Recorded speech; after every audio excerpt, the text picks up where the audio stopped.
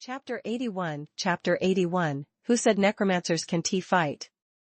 Chapter 81, Who said necromancers can fight? Translator, Lonely Tree. Withering Light was a unique ability. After activation, it was similar to a halo effect, but it could not be stacked. The HP reduction was not much, but the advantage was that it continued to reduce HP. This characteristic was very advantageous in a long tug-of-war. Another unique feature was that it was not Matthew's mana that was used to activate and maintain this ability. It was the soul fire of the chosen undead. In a sense, this was a mutual destruction. However, Matthew did not care about this flaw. Would a necromancer lack cannon fodder? He looked at the densely packed kobolds and silvermoon zombies in front of him. Matthew felt a deep sense of satisfaction. Withering Light is also a perfect ability for corpse explosion, but the casting distance is not far enough. In fact, summoning so many undead creatures at the same time, Matthew also realized that his control range was reaching its limit. This was not only related to mana but also to vision. Matthew looked around. Soon, he locked onto a tall oak tree. In the next moment, he transformed into a raven and spread his wings while he flew. At this moment, the moonlight was strong, and Matthew did not sway forward at all when he entered the wilderness form. His movements were very smooth. With a few flops, he successfully arrived at the top of the tree. After transforming back into his human form, Matthew stood still and looked ahead. His vision suddenly widened, and his control over the undead creatures returned to a steady level of proficiency. At this moment, the owl Ella flew over. She shouted nervously, "Matthew, there are too many enemies. I'm a little afraid. I don't dare to fight with you. I can only give you some help within my ability." As she spoke, a white light appeared from her body and quickly entered Matthew's body. Hint, you have received the high-level blessing of Ella, the soul of nature, elegance of the wind. Elegance of the wind, your evasion has been greatly increased. Evasion was a good attribute. Before Matthew could thank her, another white light suddenly flew over from the crown of the oak tree and sank into his body. Hint, you have received Fairy Princess Lulu's high-level blessing, good luck bang bang.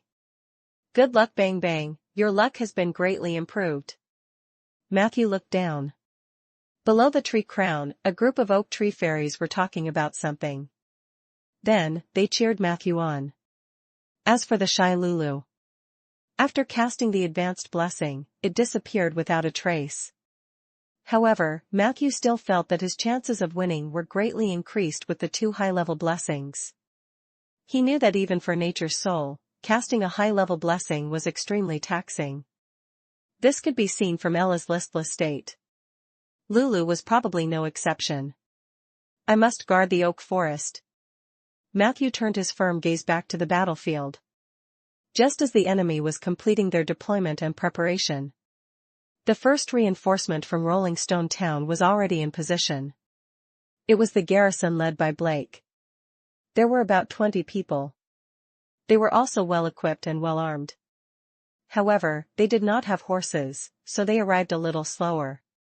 Under Matthew and Blake's communication, this group of guards was arranged behind the undead creatures, forming the second line of defense in the north of the oak forest.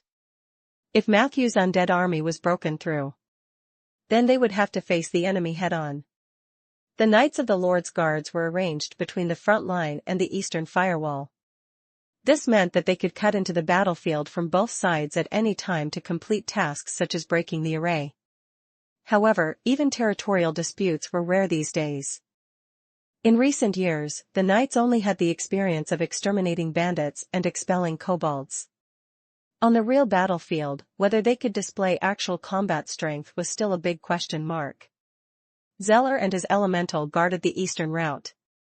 No matter what, they could not let the gnolls attack the farm area. This was the consensus of Matthew and the others. However, in this way, the pressure of the main battlefield was almost completely on Matthew. But Matthew was not afraid at all. Instead, he became even more excited. Because this was what a necromancer should be like in his dreams. One person could defend against tens of millions of enemies. Boiling. The bone dragon that was hiding among the undead lowered its head. The flickering soul fire made it look even more mysterious and majestic. It's here. Matthew's eyes narrowed. At the very front. The wild boarman warrior carrying the flag was the first to charge into the kobold zombies. Withering light. Matthew immediately ignited the soul fire of a few zombies. Gray light filled with negative energy shot out from the bodies of the undead and quickly enveloped the body of the wild boar warrior. However, the latter was not afraid at all. He did not even use the huge axe on his back. Instead, he held the flag with both hands and waved it left and right as if he was sweeping the ground. Walala! The zombies in front of the wild boarman were sent flying. The kobolds on both sides that were hit by his battle flag were also sent flying in the air like trash that had been swept away. What a powerful warrior! Matthew's eyelids twitched. The undead army was not as resilient as the human infantry. At the same time, the boarman warrior's physique was too terrifying. No one could stand up to him. Matthew noticed that he had a dark red luster similar to Anderson's. This guy's position in the order of calamity was obviously not low.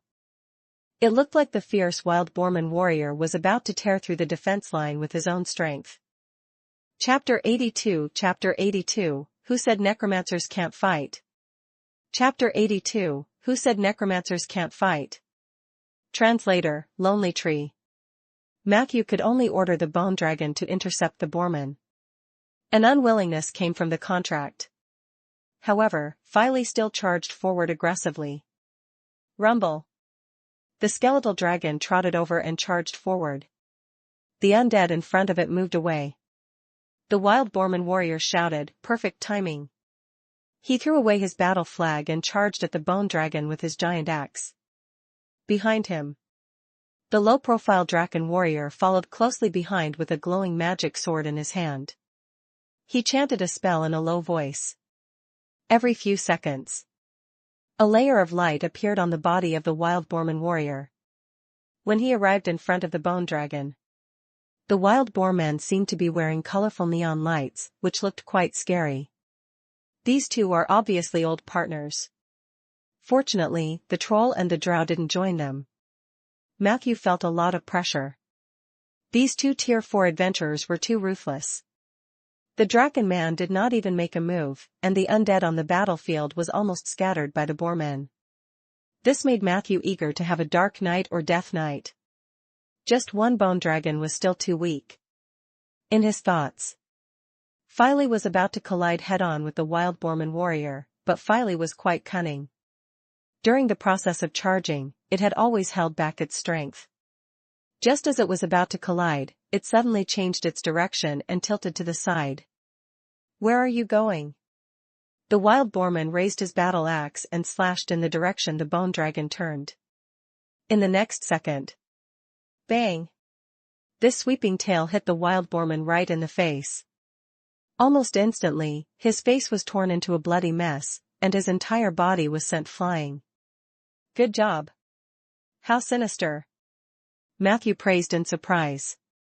From this exchange, it could be seen that Filey was not someone who only knew how to bully the weak.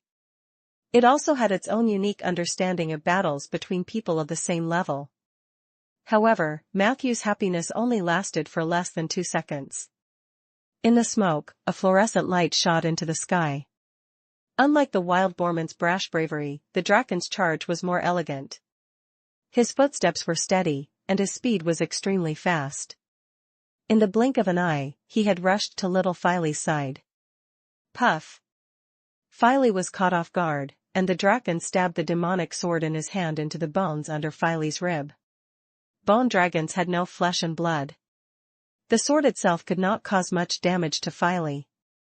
However, after the demonic sword stabbed in, bolts of light purple lightning kept pouring out.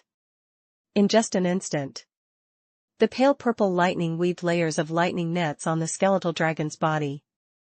Filey suddenly let out a sorrowful cry. His soul fire shook violently. His body swayed left and right, losing his balance. Warning, your bone dragon has been inflicted with the lightning bind curse of Scalona the sword. He has temporarily lost part of its ability to move. Filey struggled. His movements became slow and weak. The half-dragon man clutched the demonic sword tightly. The scales on his body became even more azure. To make matters worse, the Borman warrior, who had half of his face torn off, actually got up from the ground. He raised his axe and charged again. This time, his target was the skeletal dragon's tail. Woo-woo. Under the assault of 2 Tier 4 elite warriors, the bone dragon's decline was obvious. At the critical moment, 2 Kobold Silvermoon zombies pounced over. Bang! Bang! Spell, the last dance. The zombie's self-destruction was more powerful than the skeleton's. Although it could not cause much damage to the draken, it cut off the communication between him and the magic sword in time. Matthew was worried, so he used corpse explosion on the zombie's body. The charging wild boarman was also entangled by a zombie. Matthew used a combo of self-destruct and corpse explosion combo. Under the violent explosion, the wild boarman's axe finally cracked. The purple lightning flashed and disappeared. After getting a chance to catch his breath, the skeletal dragon stood up almost immediately. Instead of running away, he turned around and pounced. Boom! The battlefield was filled with dust again. Filey's sudden attack forced the draken and the boarman to roll to the side. The former launched another skilled sweep. Even though the 2 Tier 4 powerhouses had also dodged it, a suitable distance appeared between the two sides. Just like that, under cover of the other undead, the bone dragon fought and retreated, finally leaving the attack range of the draken and the wild boar man. On the tree crown, Matthew wiped away his cold sweat. Elite Tier 4 was indeed difficult to deal with. Whether it was Anderson or the 2 foreign warriors in front of him, their resistance, combat power, techniques, and tactics were almost impeccable. He glanced at the eastern part of the battlefield. Over there, Anderson personally led the gnolls to attack. Blake took the initiative to fight him. To Matthew's surprise, Blake, who was only at Tier 3, could actually withstand Anderson's ferocious attack head-on. This meant that Big Beard could be considered to be born with divine strength. Eli and Zeller stood behind him to provide support. Zeller was at least a 4th tier warlock. In a short period of time, both sides were in a stalemate. As long as the troll and drow warrior don't join the battle, we can still drag this on. Matthew retracted his gaze. He looked warily at the wild boarmen who were charging left and right among the undead. However, in the next second, Matthew suddenly realized that the boarman warrior in his field of vision had disappeared. His gaze suddenly shifted to the draken beside him. At this moment, the latter was holding the demonic sword high and silently muttering something, staring at him with burning eyes. A strong sense of danger struck. Matthew transformed into a raven and flew back without hesitation. However, it seemed to be too late. A blue portal appeared above the tree. The wild boarman warrior suddenly appeared. Half of his face had turned into a bloody paste, and his expression became even more ferocious. Ha ha ha ha. Good teleportation, Medes. You are the 17th mage to die under our invincible cooperation. As he spoke, he waved his huge axe and hacked at the raven. In a life and death crisis, the Moonlight Society had given him a +1 attribute to all attributes while he was in the shape-shifting form. It was enough to allow the raven he had transformed into to have extraordinary speed. Whoosh! Matthew just flapped his wings and flew away. The terrifying axe wind brushed past his feathers. The wild boarman let out an "eh" when he missed his attack. However, his reaction was also very fast. He kicked on the branch and threw his axe at the raven. The raven's path was blocked off. Matthew had no choice but to take the challenge head-on. Before the wild boarman could catch him, Matthew took the initiative to undo his shape-shifting form. Bang! The two people's heads collided, and they hugged each other in mid-air. Oh, lovely Necromancer, you don't really want to fight me in a melee, do you? The wild boarman laughed wildly. The two of them hugged each other and fell down. As soon as he landed, the wild boarman's rough hands immediately grabbed Matthew's neck. He smiled cruelly and exerted force with both hands. Just as he was about to snap Matthew's neck, he felt the air in his hands. Under the boarman's incredulous gaze, the body part above Matthew's chest had actually turned incorporeal. Who said necromancers can't fight in melee? Matthew stared at him coldly. He shook off the glove on his right hand, and a violent, uncontrollable negative energy surged out. Pah! At that moment, Matthew's right hand also grabbed the thick neck of the wild boar. Hint, you have used undead body to transform part of your body into ghost form. You have used pale hand on the wild boar warrior. Chapter 83, Unforgivable. Chapter 83, Unforgivable. Translator, Lonely Tree. Even though he felt the negative energy overflowing from the pale hand, the Boorman warrior was not afraid at all. Instant death for spells or skills below legendary tier almost never worked. This was also an important reason why there were very few mid and low-level necromancers who focused on instant death spells. The wild Boorman relied on his strong physique and could easily bypass all of this. So he ignored Matthew's actions and placed his hands on the ground, trying to get up to find his axe. Undead form did not mean that it was immune to all damage. Many enchanted weapons could cause damage to specters, and his axe happened to be one of them. You're dead, Necromancer. The wild boar warrior growled and wanted to walk to the side. However, Matthew stuck to him like gangrene. The neck of the Boorman warrior was very thick, and the pale hand could only grab a small part of it. Moreover, no matter how hard Matthew tried, he could not leave even a mark on the neck of the wild Boorman. Only the terrifying negative energy was continuously being injected into the enemy's body. Every minute and every second, the Boorman warrior was triggering the instant death check from Pale Hand. However, his physique was indeed extremely powerful. Matthew pinched him for a few seconds, but he was still safe and sound. I told you, you're dead. The Boorman warrior was extremely rough. He dragged Matthew to the side. If Matthew's body weren't in the undead state, he would have been dragged until his skin and flesh were torn apart. But Matthew was also very persistent. He just hung on to the body of the wild boar warrior. All his strength was channeled into the pale hand. In the chaos, the wild boarman dragged Matthew and rushed 7 to 8 meters away.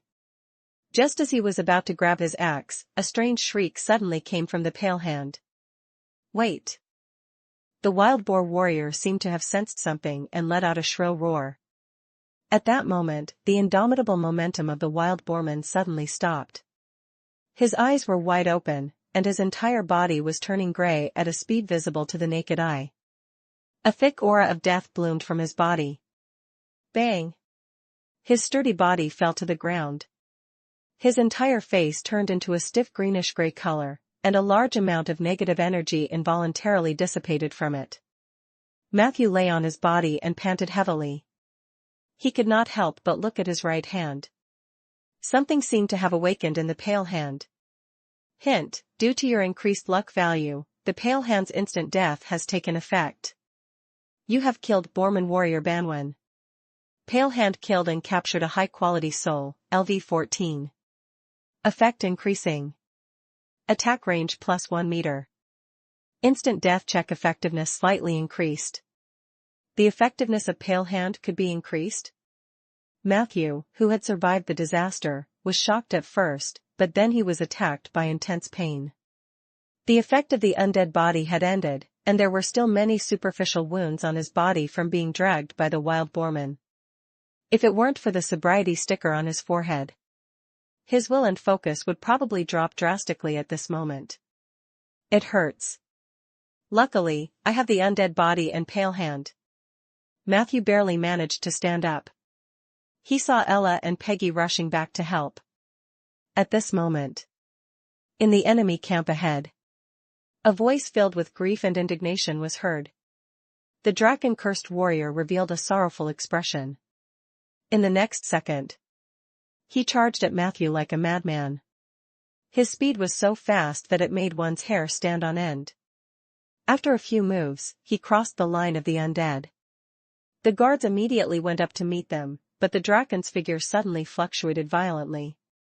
His figure disappeared from the spot. A few seconds later, he appeared again near an oak tree in a flash.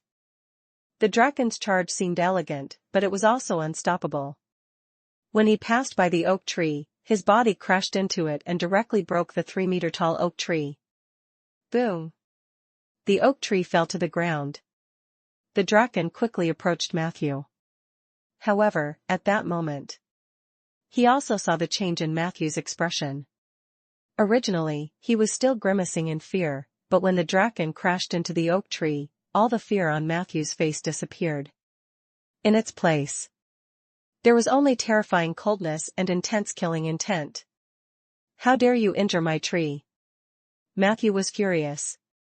His mind reacted, and then he charged at the Draken swordmaster. When the Draken saw the Necromancer coming towards him, he was stunned.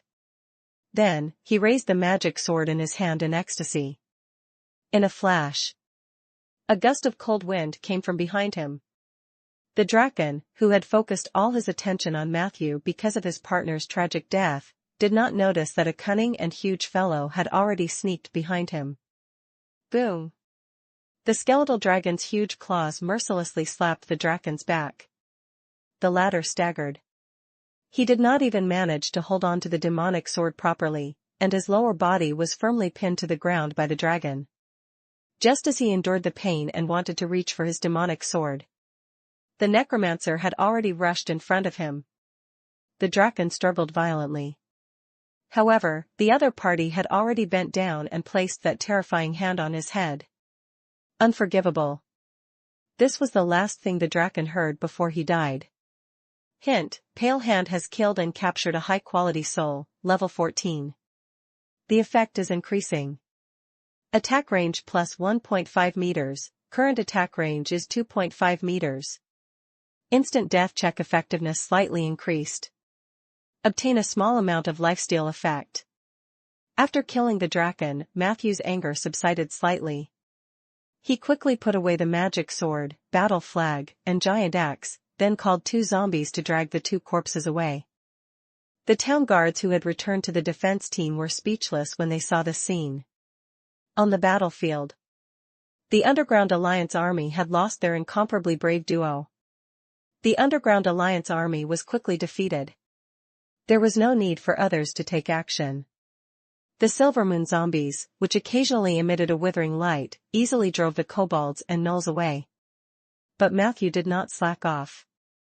He tidied himself up and climbed onto the skeletal dragon's back, finding a comfortable position to stand.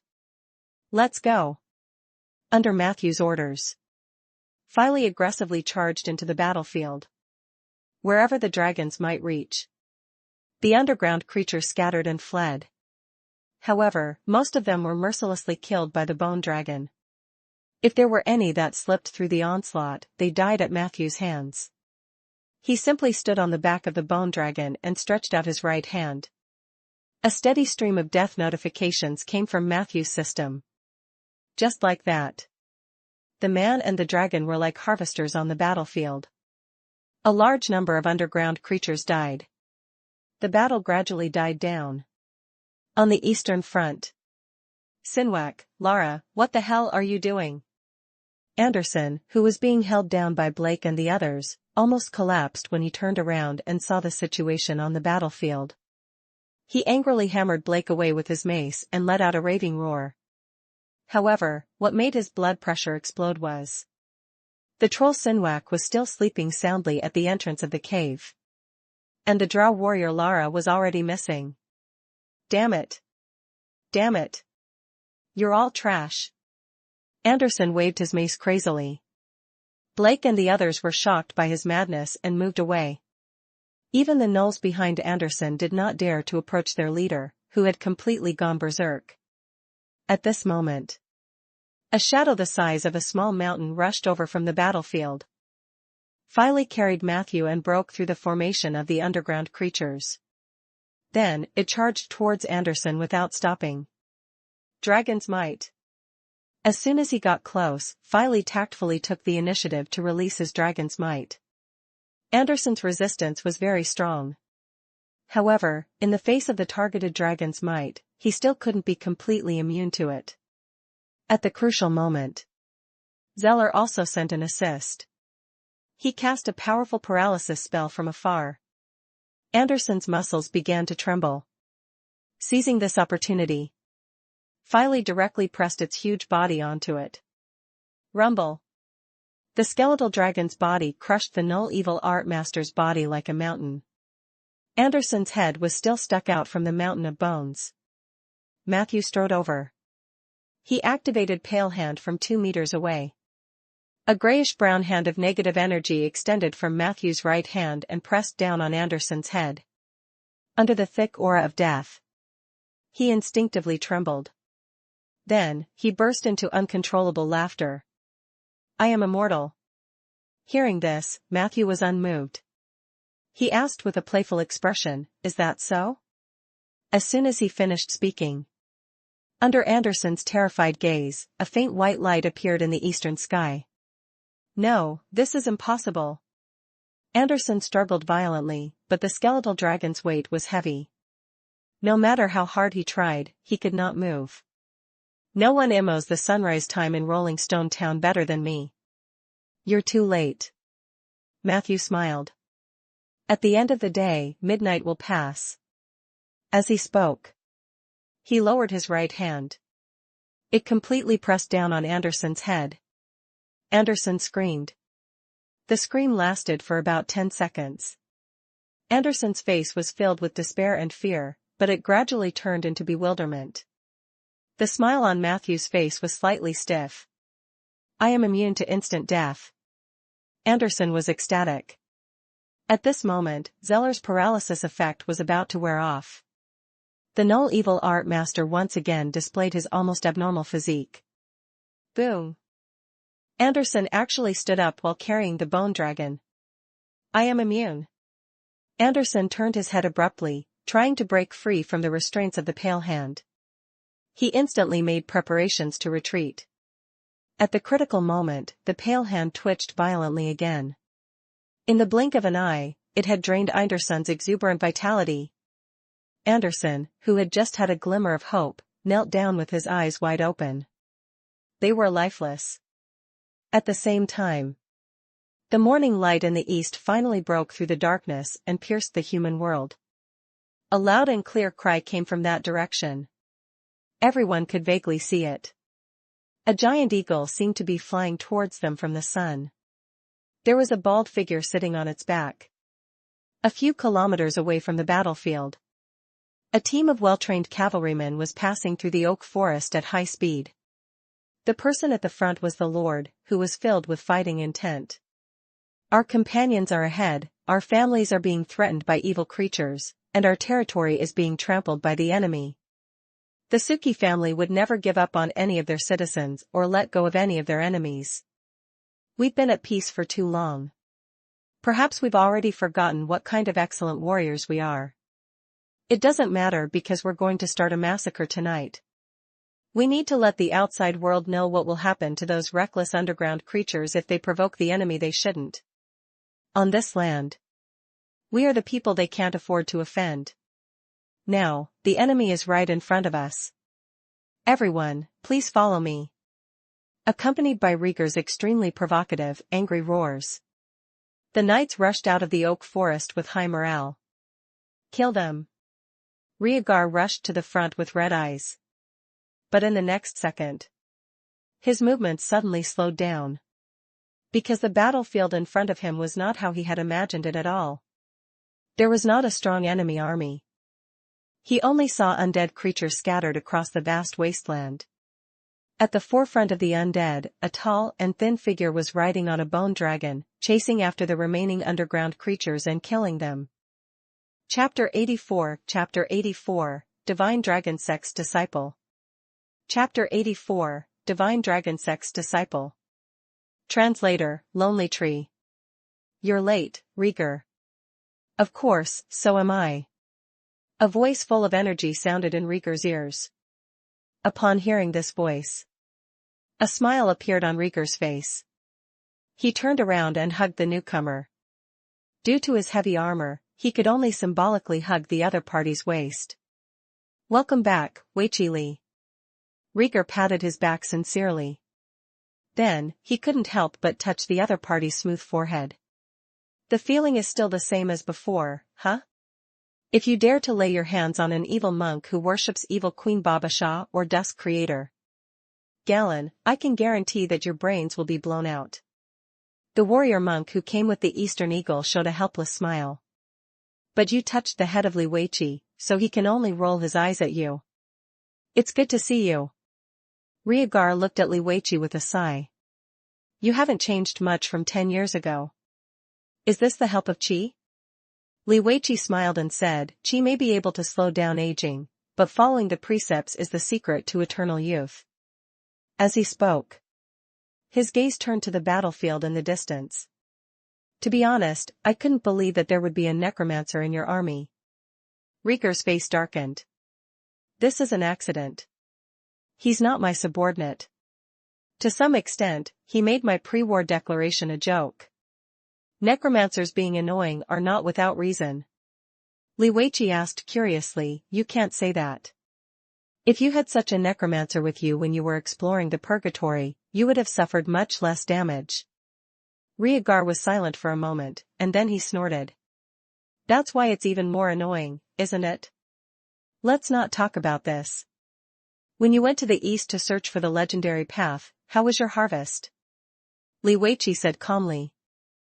I once climbed a lonely peak that was as tall as the 10 million meters and played with giant turtles and whales at the bottom of the sea, but I never found the trace I wanted.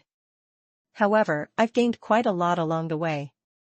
Perhaps my strength hasn't increased, but my soul has been greatly satisfied. Rieger revealed a gloating smile. So your strength is still at the 4th tier like mine? Li Weiqi glanced at him. Pretty much. It's only 4 levels higher than tier 4. This time, it was Rieger's turn to roll his eyes. Hey, how could you two forget the real hero? The Eastern Giant Eagle transformed into a human and interrupted unhappily. To be honest, Huwen, your flying speed might not be comparable to my divine steps. Li Weiqi said seriously, if you let me come back alone, I might have arrived sooner. The druid Hoven immediately became anxious. Do you think divine steps can allow you to run 3,000 miles? I let you ride me for a day and a night, and this is how you treat me? Li Weiqi, there must be something wrong with your training and commandments. Li Weiqi joked, there is no such thing as taking care of a small animal's self-esteem in my commandments. Huwen immediately turned into a sparrow and pecked at his head. However, Li Weiqi's bald head was undamaged. The sparrow pecked for a long time and almost pecked its mouth sore. Rieger snickered at the side. It wasn't until Zeller walked over that the fight that didn't match their age came to an end. Pay attention to your status and image. You are no longer the youths from 20 to 30 years ago. Zeller smiled and hugged Li Weiqi. The latter immediately said emotionally, oh, Zeller, you are still so handsome and charming. Resisting your charm is probably the hardest commandment of mine to keep. Li, your flattery is still so lame, stiff, and even a little disgusting. Leonard Nagusumps all over MS race. Huwen is right. I have never seen a monk who loves to talk more than you. Li Weiqi spread his hands. Is there a possibility that you have seen too few monks? Huwen stepped on Li Weiqi's head and flapped his wings. It's rare for everyone to gather together. We must have a good drink. Li Weiqi is treating. Li Weiqi took out his empty pocket. My commandments forbid me from drinking, and my commandments have made me poor. Rieger shook his head. What a pity. It seems that only the 3 of us can drink. Li Weiqi blinked. For this occasion I could break my commandments. The 4 of them pushed and laughed for a while. Meeting again after so many years. They were clearly old people from a turbid world. However, in front of the comrades who had fought side by side in the past, everyone saw the shadows of each other when they were young. It was as if they had returned to their high-spirited teenage years. No worries, no reservations, no burdens. There was only the hope that tomorrow would be better. On the battlefield, Matthew rode on the bone dragon and waved his pale hand wantonly. This thing could increase its effect by killing people. It was just that killing low-level enemies would only increase his strength slightly. Even so. Now, the attack range of the pale hand had reached 5.6 meters. This meant that Matthew could ride on the back of the bone dragon and sweep the enemies below easily, like cleaning up the minions. Matthew did not forget to keep his eyes and ears open. The arrival of the Eastern Eagle and the monk, as well as the reinforcements from Rhaegar, did not escape his attention. However, what happened next left Matthew confused. He had thought that these people would come over to help. But they were catching up outside the forest? Matthew could even hear their laughter. Are they embarrassed to steal my kills? Or do they think there's no need to make a move? Matthew pondered for a moment. But at this moment, he suddenly found a dense group of shadows at the entrance of the mine. Are there more underground creatures? Matthew's heart skipped a beat. He might be riding Filey, but in fact, he was already at the end of his rope. If there were another wave of enemies, he would immediately turn around and hand the situation over to Rhaegar. However, this time, the underground creatures that appeared at the entrance of the mine seemed to be afraid. They wandered around the area for a while. Pairs of red eyes were fixed on Matthew and the skeletal dragon. Both sides had a faint intention of confrontation. At this moment, a clear dragon's roar suddenly came from behind Matthew. Whoosh! A wave of air brushed past the edge of the bone dragon. The dragon's roar rushed to the entrance of the mine along with the air. The underground creatures were all knocked down to the floor. Very quickly, the new wave of underground creatures began to retreat. Their figures quickly disappeared into the cave. Matthew heaved a sigh of relief. His gaze couldn't help but glance at the data panel. Hint, you have encountered Monk, Divine Dragon Sex Disciple, Li Weiqi, level 20. Li Weiqi used the Dragon Roar airwave to force back the new underground coalition army. The mine leads to the underground area named Underdark. It seems that Dev are acting UD again. A deep voice sounded behind Matthew. The bald warrior monk was flying over. His steps were strange and did not seem fast, but in the blink of an eye, he had already arrived near Matthew. Behind him, Rhaegar and the others were also approaching quickly. Matthew got off the bone dragon and went up to him. Hello, you can call me Li Weiqi. The other party took the initiative to extend his right hand to Matthew as a symbol of friendship. Young Necromancer, I feel in you the love for nature. You are the most peculiar necromancer I have ever seen, the inheritor of the path of necromancy. Matthew subconsciously reached over. You can call me Matthew. Unexpectedly, Li Weiqi shrank back. I heard that necromancers are very friendly, but there's no need to greet others with instant death spells. Matthew smiled apologetically and switched to his left hand. Li Weiqi smiled and held his hand, then patted his shoulder in a friendly manner. I'm just kidding. I've already cultivated the diamond body and am immune to all instant death spells. At this moment, Rhaegar and Zeller also walked over. After a brief introduction, the two of them exchanged glances. Matthew found out that other than the half-legend, Li Weiqi, the druid Hwen, who could transform into the great eagle of the east, was also the son of a demigod. However, due to some special circumstances, the current Hwen could no longer participate in the battle. The enemy has not been completely eliminated. They were only scared away by me. Li Weiqi looked at the entrance of the cave and said, I can feel the evil approaching. Perhaps some force in the abyss is stirring. Rhaegar and the others revealed a solemn expression. Just as everyone was thinking. But Li Weiqi had already strode into the cave. I'll give them a small warning. As he spoke, his figure disappeared into the cave. He went in alone. Doesn't he need help? Matthew could not help but ask. He always likes to act alone. Zeller explained, don't worry, Li will be fine. He's the most special monk, but very strong. Rhaegar, who was standing at the side, looked at Matthew with a complicated expression. You surprised me. I didn't expect you to be able to kill the enemy alone and save our people from losses.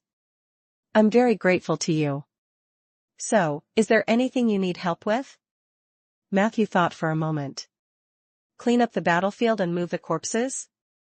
Rhaegar's face sank, but he still agreed. Oh, right, I also want to build a cemetery under the forest. You know, I have a lot of undead creatures under me now. Matthew scratched his head in embarrassment. Rhaegar's face turned completely black. He replied unhappily, that is your private land. You don't have to tell me what you want to do. Matthew was even more embarrassed. What I mean is that I don't have that much money and manpower. Rhaegar looked at Matthew in disbelief. Zeller reminded the two of them at the right time. Matthew guarded Rolling Stone Town alone. Rhaegar turned around and walked away at a clear path. How much money and manpower do you need? You can discuss it with Zeller. Matthew stopped Rhaegar in time. Wait, there's one more thing. He pointed at the source of the snoring and reminded him, there's another troll there. He's an important member of the Order of Calamity. I don't know what to do with him. The group walked around the troll. I think I have a way to wake him up. Hwen, who had returned to his human form, took out a pitch-black medicine bottle from somewhere. He pulled out the cork. An extremely smelly gas gushed out. The rest of them took a few steps back.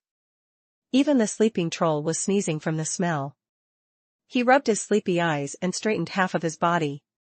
Everyone immediately took out their weapons, their faces full of vigilance. What happened? The troll looked at everyone in confusion. Your army has been defeated like a mountain. Rhaegar shouted, your companions have already been killed by us. However, the troll's face was filled with joy. So, am I captured?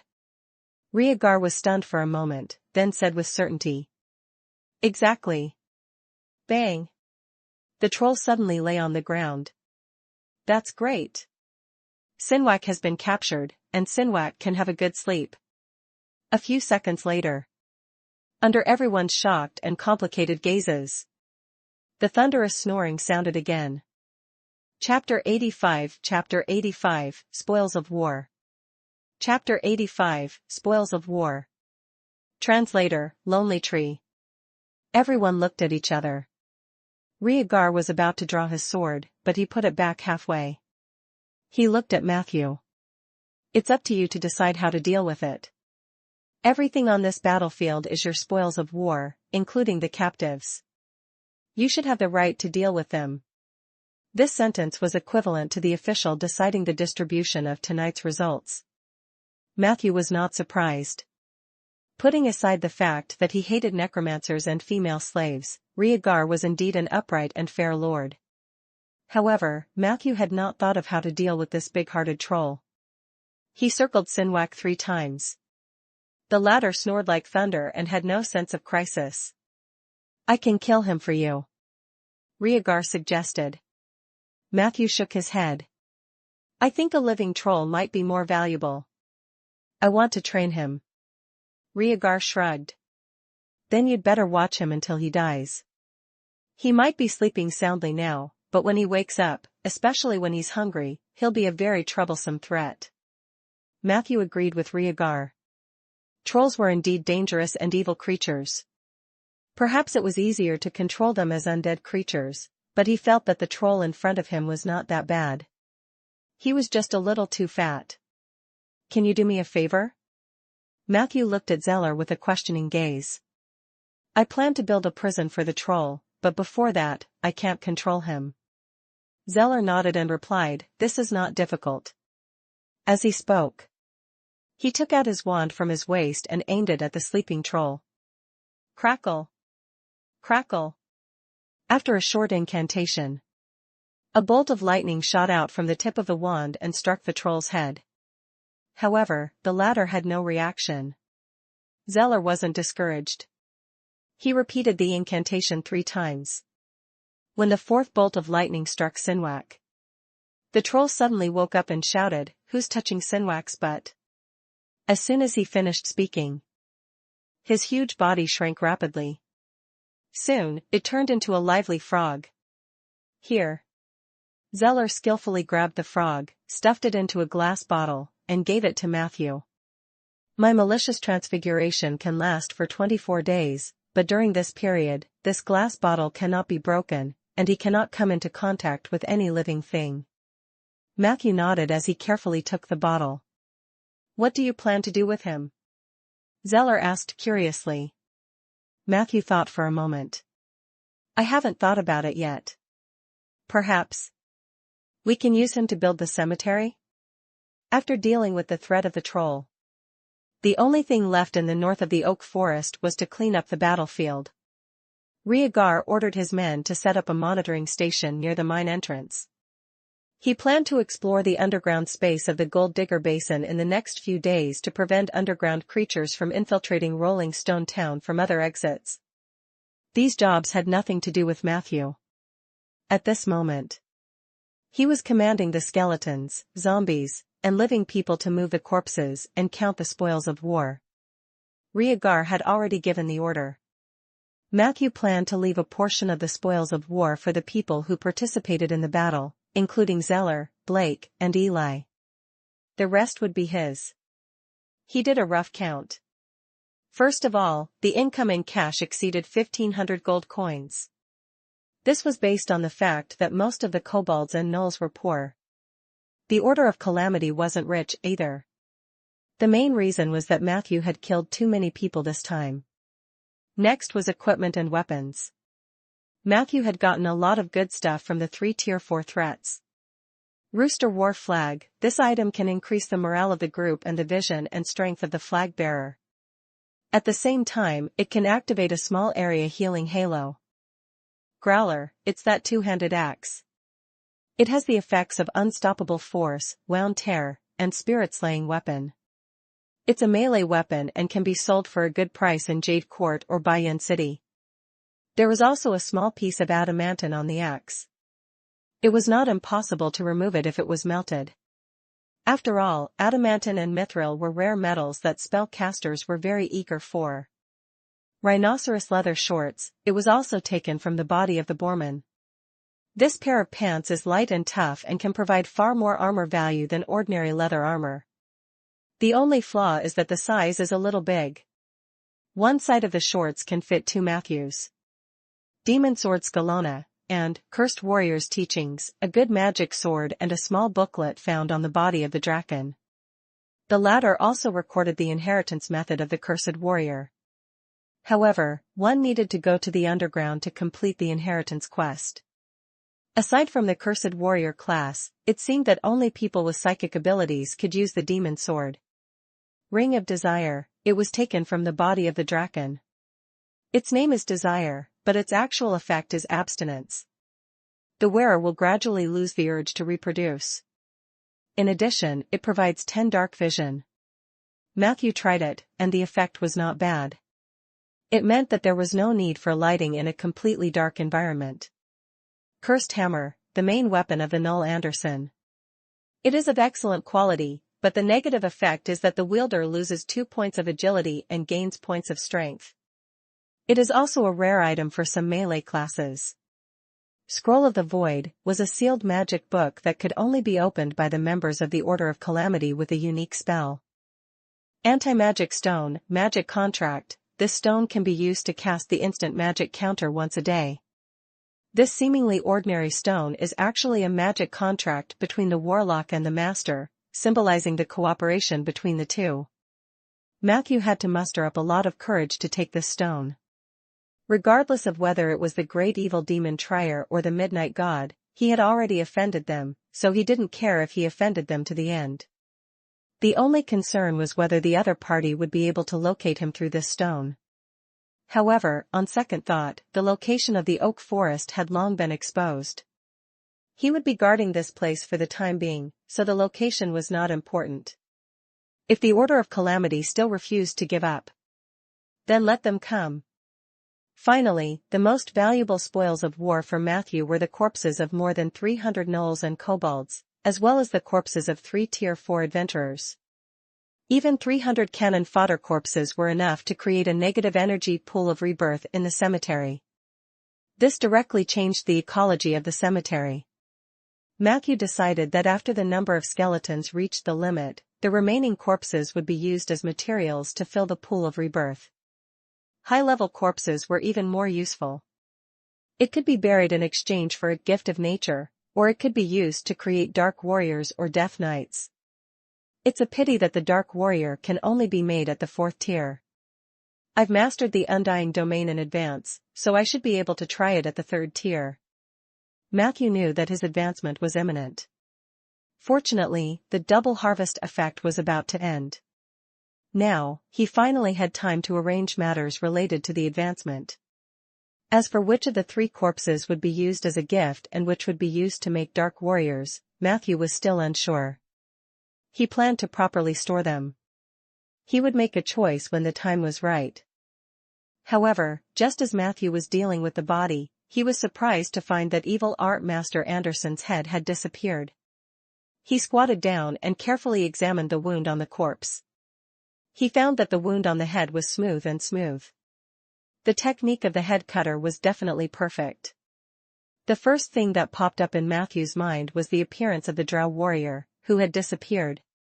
Did she steal Anderson's head? It can't be that this fellow can be resurrected, right? Matthew frowned. He was not afraid of Anderson's comeback, but he was afraid of the drow warrior's ability to appear and disappear. Anderson's corpse was surrounded by the garrison and a few circles of zombies. Since the other party could steal Anderson's head without him knowing, it meant that she could launch a similar sneak attack. Matthew immediately ordered the bone dragon to activate blind detection. Unfortunately, Filey had walked around the entire place but found nothing. It seems that while I was cleaning up the mess, she stole Anderson's head and immediately ran away. Matthew felt a little regretful. Anderson's corpse was originally the best material to make a dark knight. If it became a headless horseman, he would have to find him a mount. Forget it. It's too troublesome. Let's just bury it. Matthew picked up the shovel skillfully. He buried the gnoll's body under an oak tree. A gnoll was buried in spring. What would nature give him? Matthew was looking forward to it. After dealing with all kinds of spoils of war, Matthew finally had the time to cast his gaze into the data panel. Hint: you have successfully completed a small-scale battle and returned with a great victory. You have obtained the elements of the battle domain I: strategy, hand-to-hand combat, probing, and counterattacking.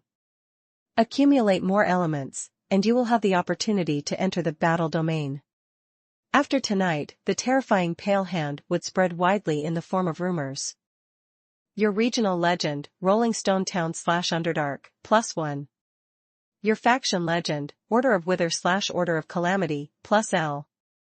The accumulation of elements and legendary points meant that Matthew had taken another steady step on the path of legendary. However, his gains tonight were not limited to this. Maintenance is also very important. Follow on mission 2 tonight. Vaughn have successfully stopped the invasion of the Order of Calamity and the Underdark Coalition against the Oak Forest. You have received the reward Shapeshifting Transformation IL. Wilderness Transformation IL. You can choose a new animal as your new shapeshifting form. Nightblade Lynx, Albatross, Brown Bear, Moonlight Enhancement. Chapter 86, Training the Same Race. Chapter 86, Training the Same Race. Translator, Lonely Tree. Looking at the 3 new forms, Matthew fell into deep thought. His gaze was mainly on the Nightblade Lynx and the Brown Bear. The albatross was not bad, but Matthew already had a raven, so it was naturally the first to be excluded. Between the remaining 2, if the Moonlight Society's exclusive enhancement description was not behind the Brown Bear, the Nightblade Lynx was undoubtedly a more tempting choice. Not only were these creatures agile and natural predators, they also had the ability to sneak and cast spells. Running fast had always been an attribute that Matthew paid more attention to. It was a pity. We can't just ignore the goddess of moonlight. Matthew hesitated for a while and finally chose the brown bear. Hint, you have obtained the wild brown bear form, Moonlight Enhancement. Your wild form has received the blessing of the goddess of moonlight, Asha. The brown bear has been renamed as Moon Bear. Compared to ordinary brown bears, moon bears have the following additional advantages. Moon bear's strength and constitution +1. Bathed in the moonlight, the moon bear's running speed was twice as fast as usual. The moon bear had gained instinct casting, vine spell. Moon bears are very attractive, so it is easier for them to attract the opposite sex. The moon bear gained the abilities of suppression, intimidation, and capture. The Moonlight Society is stronger than I thought. Matthew was glad that he had made the right choice again. Not only were the moon bears powerful, but they could also run fast under the moonlight. Their looks were not good, but their instinct casting was amazing. The so-called instinct casting referred to some wild beasts and monsters who had not experienced spellcasting training. They relied on bloodline awakening or a chance to obtain a specific spellcasting ability. It was similar to an animal version of a warlock. The difference was that instinct casting did not consume mana, and there was almost no casting throw. The casting method was also very close to instantaneous and silent casting. Therefore, the instinct casting was perfect for ambushes. Just by looking at the text description, Matthew could imagine a set of vine spell to trap the enemy and suppress them. The moon bear's basic attributes were extraordinary. He finally had the ability to fight in close combat. The only pity was that the pale hand could not be used in the wilderness form. Otherwise, the enemy would be able to taste the negative energy bear paw. Until dawn. Only then did the people in the north of the oak forest gradually become sparse. Since Matthew did not allow logging in the oak forest, Rhaegar had to go to the logging yard in the farm area to gather wood. However, he was efficient. At dawn, the sentry post at the monitoring station had already taken shape. Matthew commanded the zombies to hide the corpses in a huge underground cave. He planned to use the negative energy stone to build a ceiling array to store the corpses. This was obviously not a small project. Fortunately, zombies were much more capable than skeletons. At least Matthew's blood pressure didn't increase when he was ordering them. Later, Matthew saw a young man in a black jailer's uniform running hurriedly from the town. He looked a little anxious. Did something happen again? Matthew quietly went over. My lord. Not good. As expected, the young man reported with a bitter expression. Last night, the 3 prisoners of the Silver Frost Brotherhood secretly dug a tunnel and escaped. Hearing this, Matthew, Zeller, and Rhaegar all had serious expressions. The Silver Frost Brotherhood was full of ruthless arsonists. After they escaped from prison, they would definitely do something bad. Was there a fire in the town last night? Rhaegar asked seriously. The young man thought for a moment. I don't think so. At least I didn't hear of any fire on my way here. The 3 of them heaved a sigh of relief. Rhaegar wanted to ask again. Unexpectedly, another person in the garrison uniform ran over from the direction of the town. The man panted and said, reporting to my lord. We found a group of people in the drainage ditch in the craftsman area. Their hands were tied with a rope. They clearly had room to move, but they didn't dare to move. Later, after the vice-captain's verification, he found out that a few of them were villains who were wanted by several nearby cities. They seemed to be members of the Silver Frost Brotherhood. The young man from before widened his eyes in disbelief. He couldn't help but ask, is there a total of 3 people? Later, that person shook his head and said, not only that, there are a total of 9 of them, and one of them is even crippled. He then asked Rhaegar, my lord, what should we do now? Should we lock them all up in prison? When the 3 of them heard the report, they all had strange expressions. I'll handle it. Zeller whistled, and the horse that was resting at the side heard him. He mounted the horse and headed in the direction of the town. There were indeed a few members of the Silver Frost Brotherhood in the group of the Order of Calamity yesterday. Matthew speculated, they should have gone to prison, but why were they tied up after they successfully escaped? Rhaegar did not take it to heart. He glanced at Matthew and said meaningfully, "This is what happens when you offend someone you shouldn't. Coincidentally, there are quite a few people in Rolling Stone Town that you shouldn't offend." The image of the elegant gentleman Richard immediately appeared in Matthew's mind. "So, how do you plan to deal with them? We can't keep locking them up forever." Matthew looked curiously at Rhaegar. Rhaegar waved his hand and walked away as if he was unwilling to talk to Matthew. However, his voice still floated over. "Of course, it's to collect the bounty. I've already sent someone to inform Jade Court that their Shadow Leopard is on the way. Sometimes, clearing bounties can be a good business." Cleaning up the battlefield and storing the corpses was a big project. Even with the help of the zombies and the garrison, it took Matthew 3 days to temporarily arrange these precious spoils of war. During this time, the state of double harvest had entered its final countdown. Matthew's planting of trees naturally began to accelerate. 4 days later. Hint, your temporary state of double harvest has ended. During this period, you have planted 452 trees in total. Your nature affinity has been greatly improved. Remaining number of strengthening, 7. After the 4-hour deadline of the banishment letter, Matthew summoned Soldier back. With this 4th-tier sword dancer by his side, his sense of security doubled. Right now, he was going to strengthen Soldier for the last time. To what extent could it reach? It all depended on Soldier's luck and Matthew's. Unfortunately, the luck that Lulu gave me has disappeared. Moreover, after that blessing, she seemed to have suffered a great loss. I haven't seen her for the past few days." Matthew took a deep breath and began to strengthen without saying anything. The result was unsettling.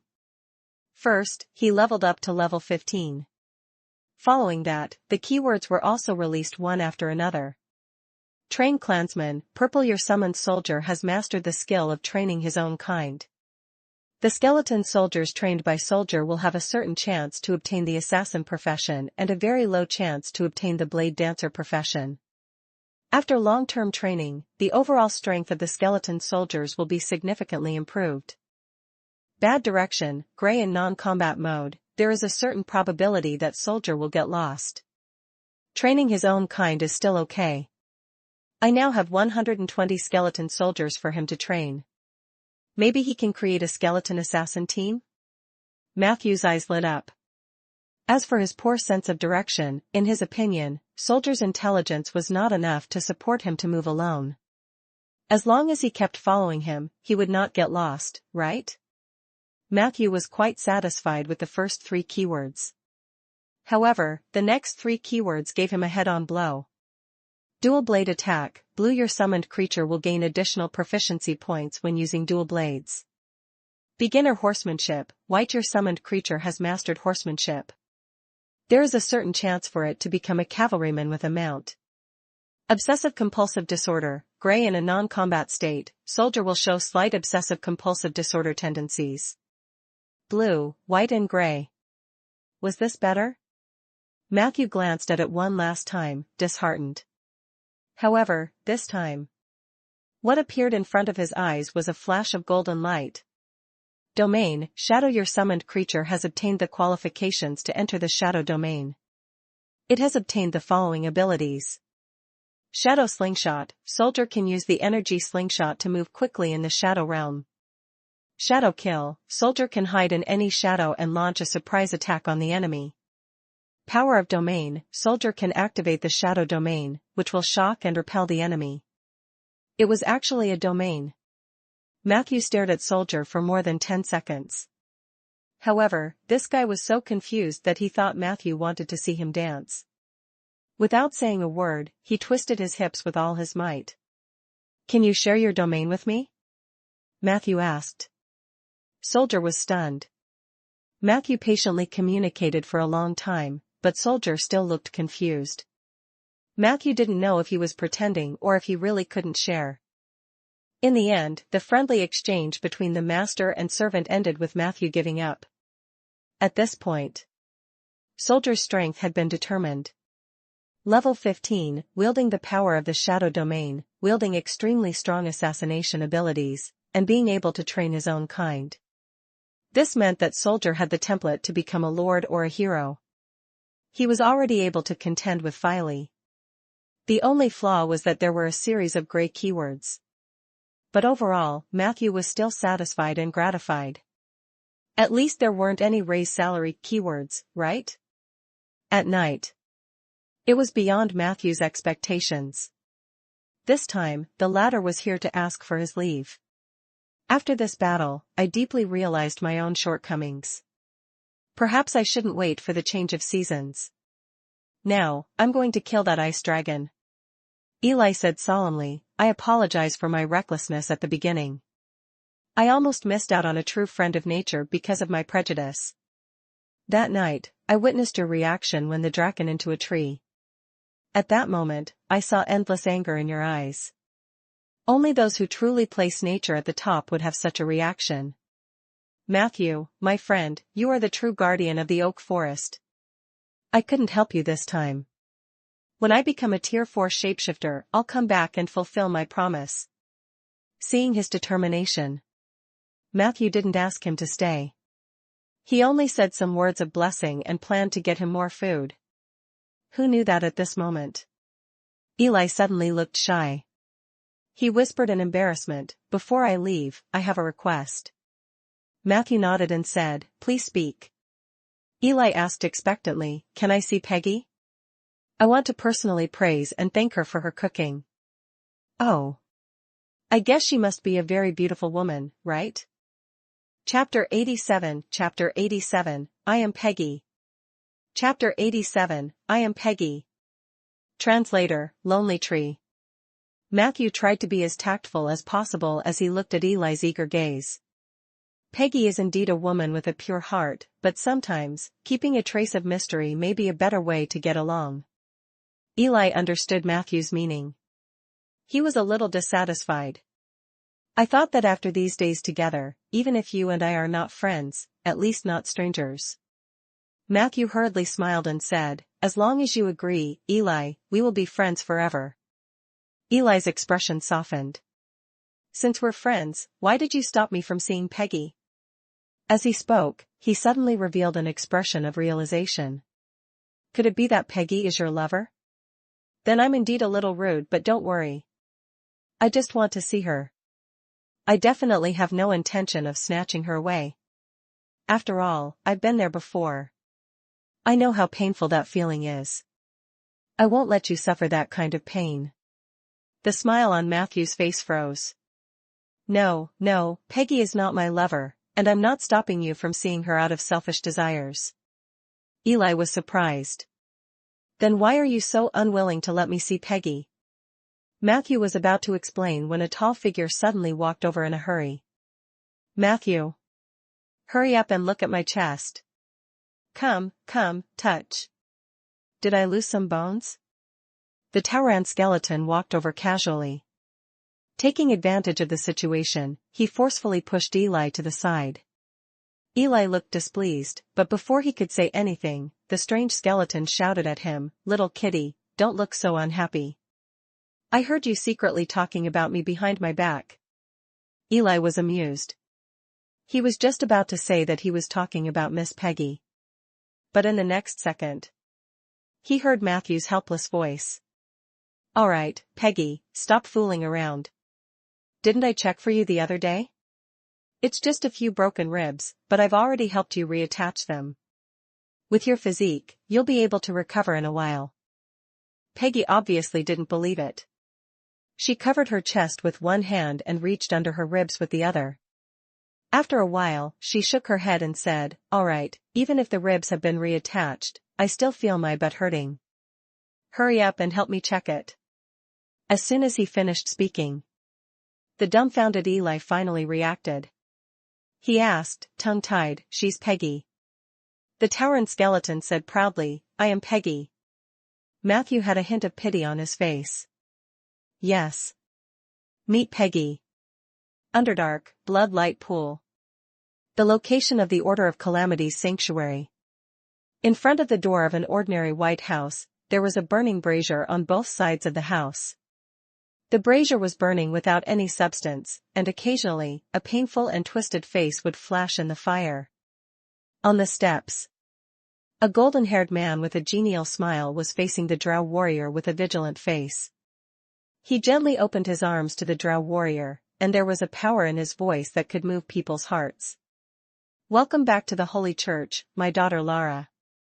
As he spoke, he leaned his arms forward, signaling Lara to come over and hug him.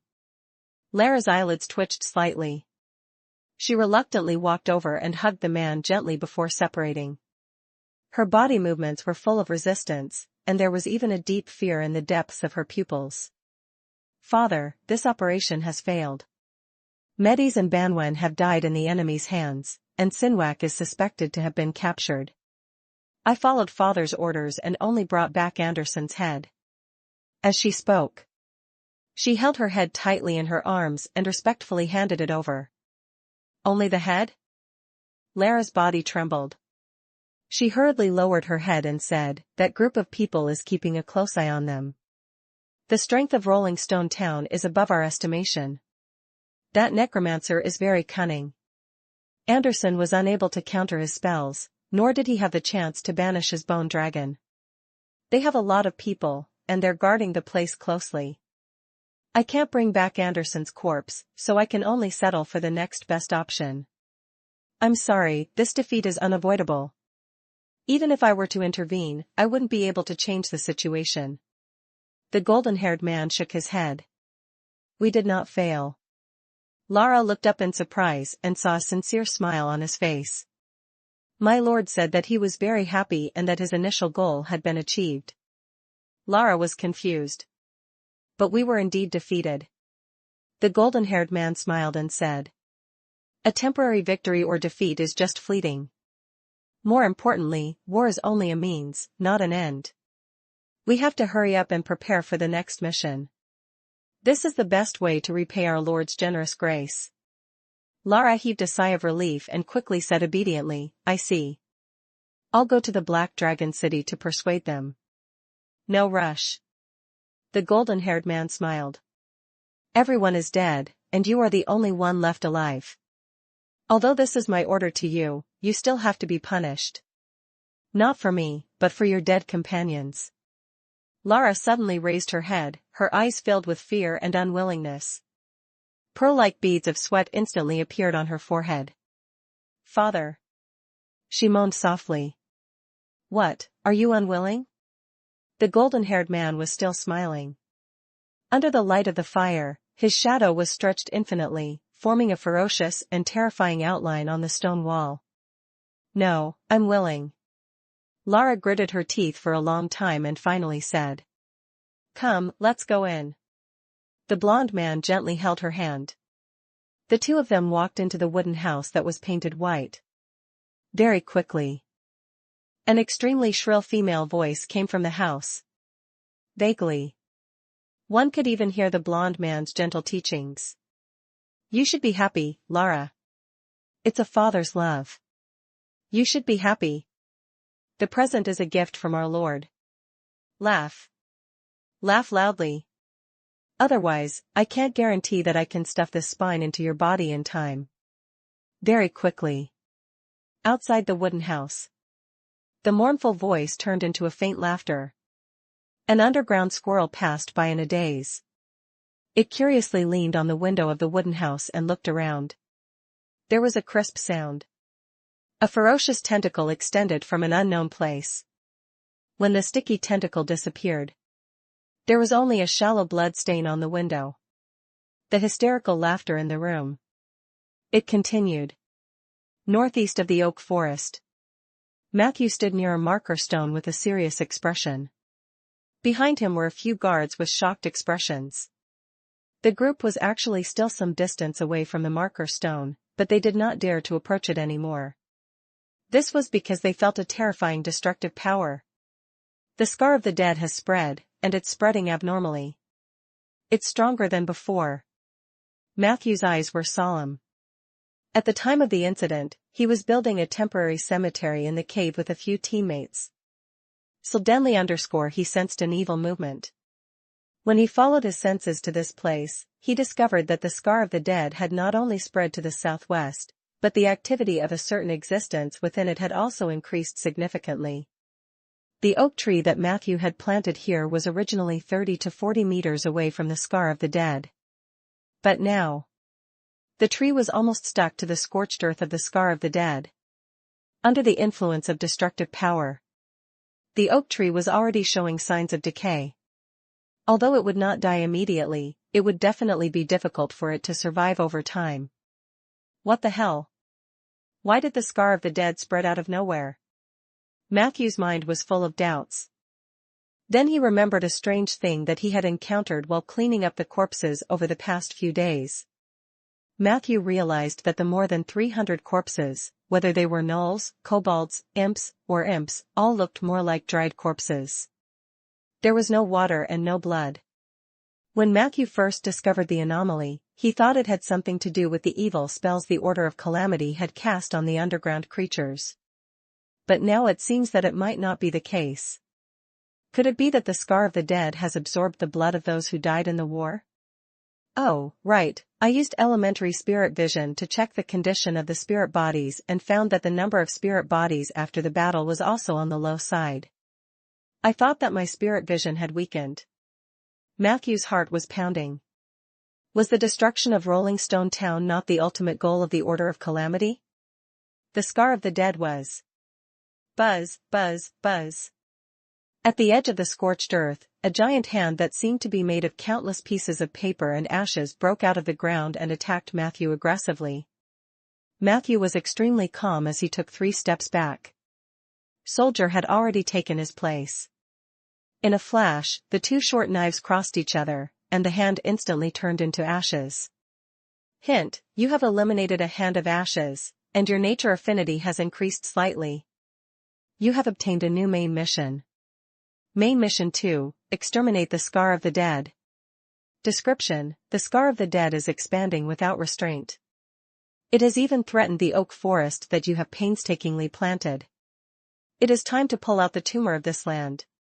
Primary objective: stop the Scar of the Dead and prevent it from spreading further to the southwest. Basic reward: demigod power, including domain, and a large amount of XP. Matthew's eyelids twitched. As expected, the main mission is connected to the Scar of the Dead. Even though he had already expected it in the depths of his heart. However, the mission content and generous rewards still surprised him. A demigod with a domain?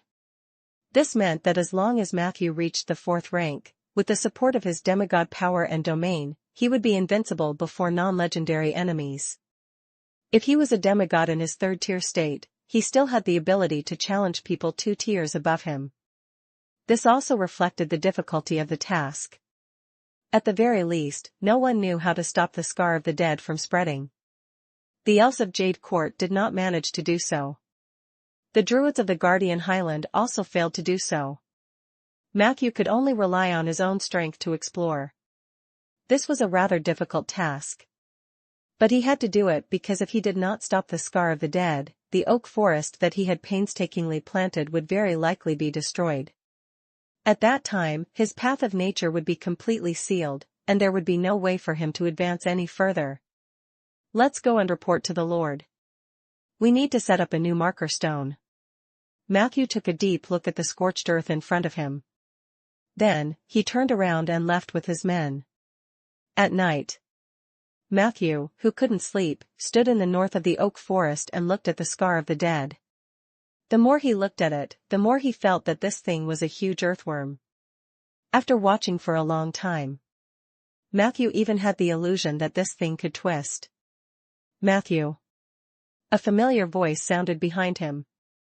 Matthew looked back. But the next second, he could not help but blurt out, "No, you're not Ella." Under the moonlight, Miss Owl flapped her wings elegantly and holily. There was a sense of majesty and holiness that she did not usually have. "You're very sharp." "Hello, Matthew. Nice to meet you. I'm Asha, the goddess of moonlight." The owl chuckled. She flew to a rock and stood still. Then, she looked at Matthew kindly. The moon is beautiful, isn't it? Chapter 88, Not Now, Matthew. Chapter 88, Not Now, Matthew. Translator, Lonely Tree. The moonlight shone through the owl's body, casting a white shadow behind her.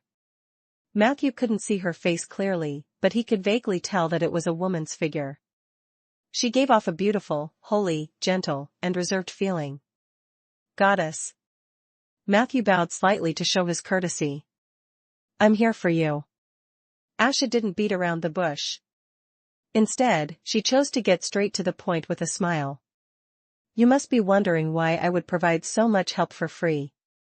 That's because I hope to get your help or even protection in the upcoming changes. Matthew nodded slightly, expressing his willingness to listen. The dark days are coming, and Ander will usher in the darkest and most turbulent period after the Age of Enlightenment. Countless evil that was sealed in ancient times are reviving, and the saddest thing for the creatures of this continent is that not only will they have to fight against the twilight creatures, abominations, and other monsters with their mortal bodies, but the gods who fought alongside them during the last dark days will also stand against them this time. When Asha talked about the gods, she did not avoid them at all, as if she were not a member of the gods. She smiled gently. To the gods, the best news is that the Calamity Mage has left. This is exactly the news that the Seven Saint Alliance and you all don't want to hear. But no matter what, this is already an established fact. Darkness and turmoil are coming. Matthew, it won't reach you overnight, but it's already on its way. Matthew asked in a deep voice, what is the Dark Age? And how did you know that the Calamity Mage had left Ander? What if she turns back and kills the gods? Asha seemed to be prepared and immediately replied. The operation of the universe follows a seemingly impermanent but traceable theorem, and so does our plane. Darkness and light always coexist. Before the Age of Enlightenment, the gods and mortals worked together to wipe out most of the dark things on this plane, but they were not completely destroyed. They just hid quietly, waiting for an opportunity to make a comeback. The dark days are coming. When that day officially arrives, the power of all evil creatures will expand to an unimaginable level, and the power that symbolizes light will also be infinitely weakened according to the law of the rise and fall. As for the Calamity Mage, it was her arrival that caused the Dark Ages. If it weren't for the unexpected ascension of the Heavenly Palace, the power of the gods would have been enough to suppress those evil creatures for at least another 1,000 years. In fact, we can't be sure if the Calamity Mage has left, but for the gods who are weak and on the verge of death and still have 100 years of anger in their hearts, this is the best time. They are ready to unite and do something that can overturn the laws of the world. Due to anti-divination, I can't tell you the details of that matter. You only need to know that the Ander continent will slowly enter an era of unrest. Everyone will be involved in the flames of war and disputes. No one will be spared. As she spoke, there was a hint of pity in her tone and expression. They? Matthew looked at Asha suspiciously. Did the goddess of moonlight mean that she was not one of the gods who caused trouble? What else? There was a hint of dissatisfaction and resentment in Asha's tone. If I was willing to join their ranks, why do you think I voluntarily gave up the domain of moon when I was forced to ascend to the throne in the Heavenly Palace, leaving myself with only the domain of moonlight? Was Asha the moon goddess? Did she voluntarily give up the moon godhood? Matthew knew that he had learned an extremely secretive piece of information. Of course, I admit that giving up that part of my godhood is the best way to preserve myself in the process of ascending to the throne in the Heavenly Palace. The Calamity Mage made the rule that the weaker one is, the closer one is to the mortal world. Moonlight is the medium that can get closest to the material world, so I became one of the few gods who can influence the mortal world. Asha continued, but I do not like what they do. I did not participate in the 3 curses, which is proof. If you doubt this, you can go to the people of the Alliance of 7 Saints to verify it. Matthew nodded. He was willing to believe Asha. After all, it was not difficult to verify such things. So, what do you want me to do for you? Matthew asked. Asha said frankly. I think that the gods' crazy plan is unlikely to succeed. If it fails, it will bring irreversible damage to the heavenly palace. I will also be affected. I hope that if that happens, you can give me a certain amount of protection. Matthew was surprised. Why me? I'm just a second-tier mage. Asha sighed softly. The first reason is that I can't find anyone else. With the heresy and efforts of the Seven Saint Alliance, the gods are completely evil in the hearts of people, especially mages. It has been many years since a new druid was born in the Moonlight Forest. My influence in the mortal world is declining day by day. Coincidentally, you appeared in front of me. The second reason is that I think you have a bright future ahead of you. You have Ronan's Patronus on you. I know that guy.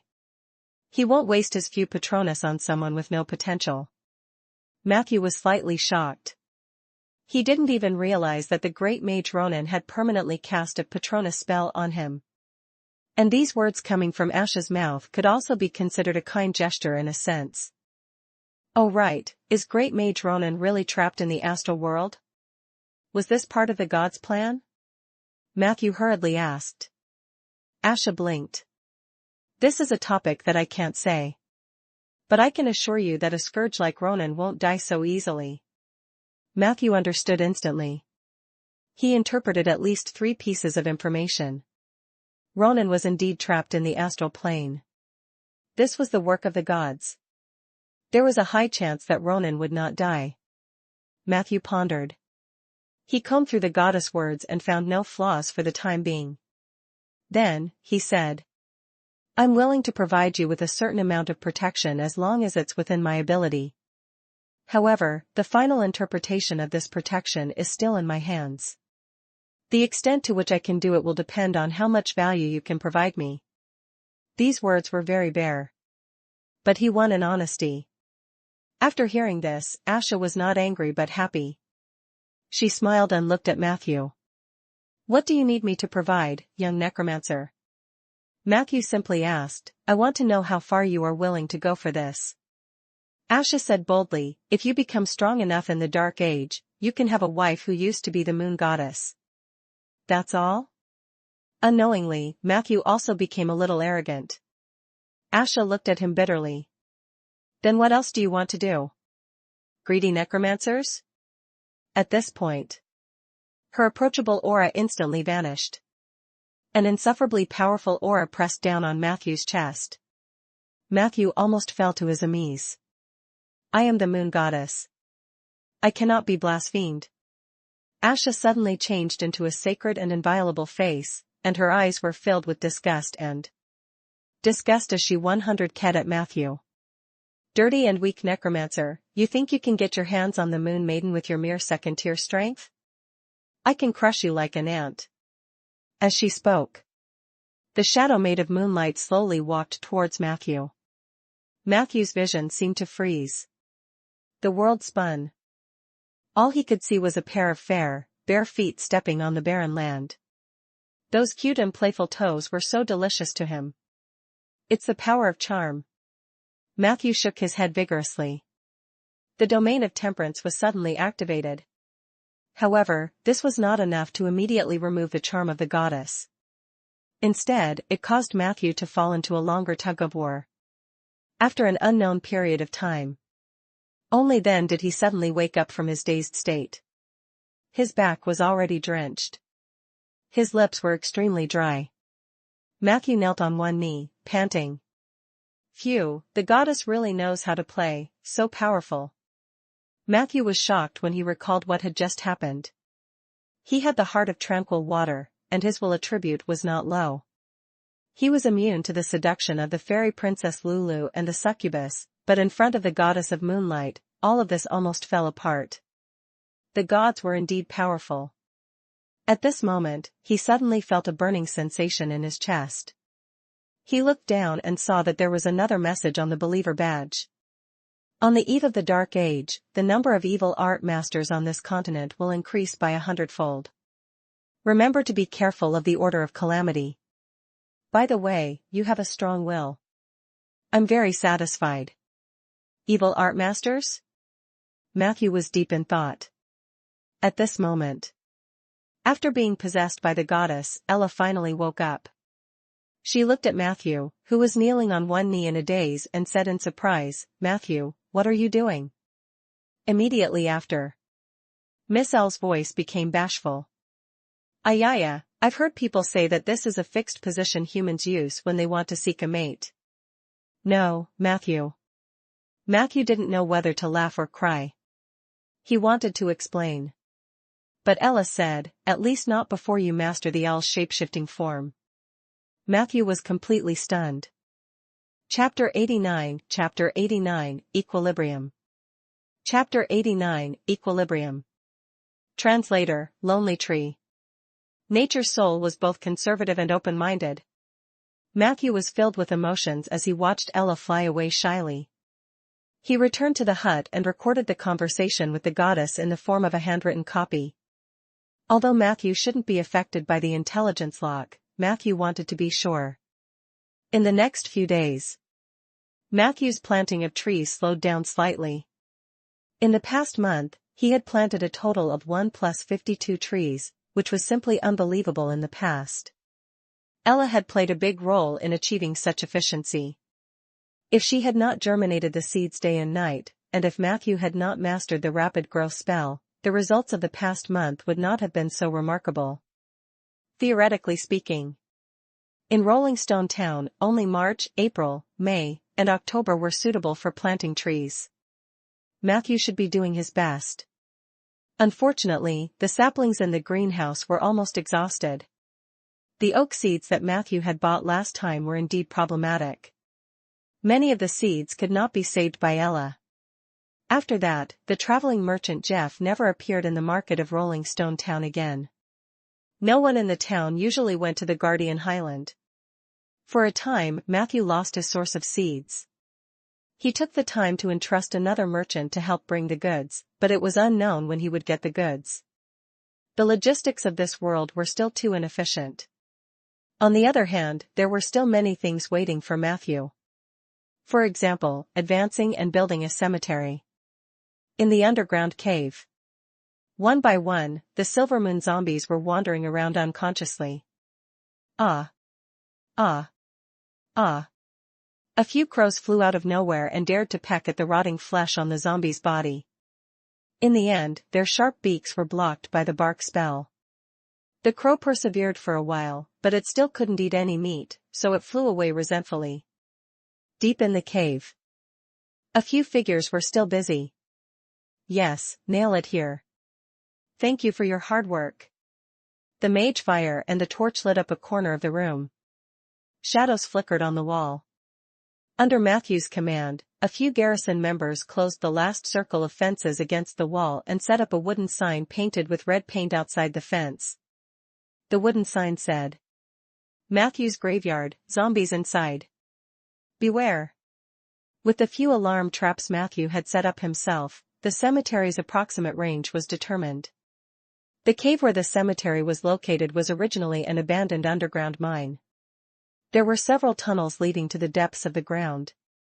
In order to prevent any more complications, Matthew not only set up warning wooden signs around the cemetery but also blew up the passages. As a result, the cemetery became a sealed underground space except for a few paths leading to the oak forest on the surface. Matthew's zombies and skeletons would be able to move freely here. Although there was no single room, it was far more spacious than the dormitories. "When I come back from Bayan City, I will plant a whole circle of black locust near the fence. At that time, the negative energy in the cemetery will have a chance to circulate automatically." He gave a small tip and sent away the garrison members who were helping with the construction. Matthew stood on the edge of the fence and thought. Behind him were the shadows of the undead.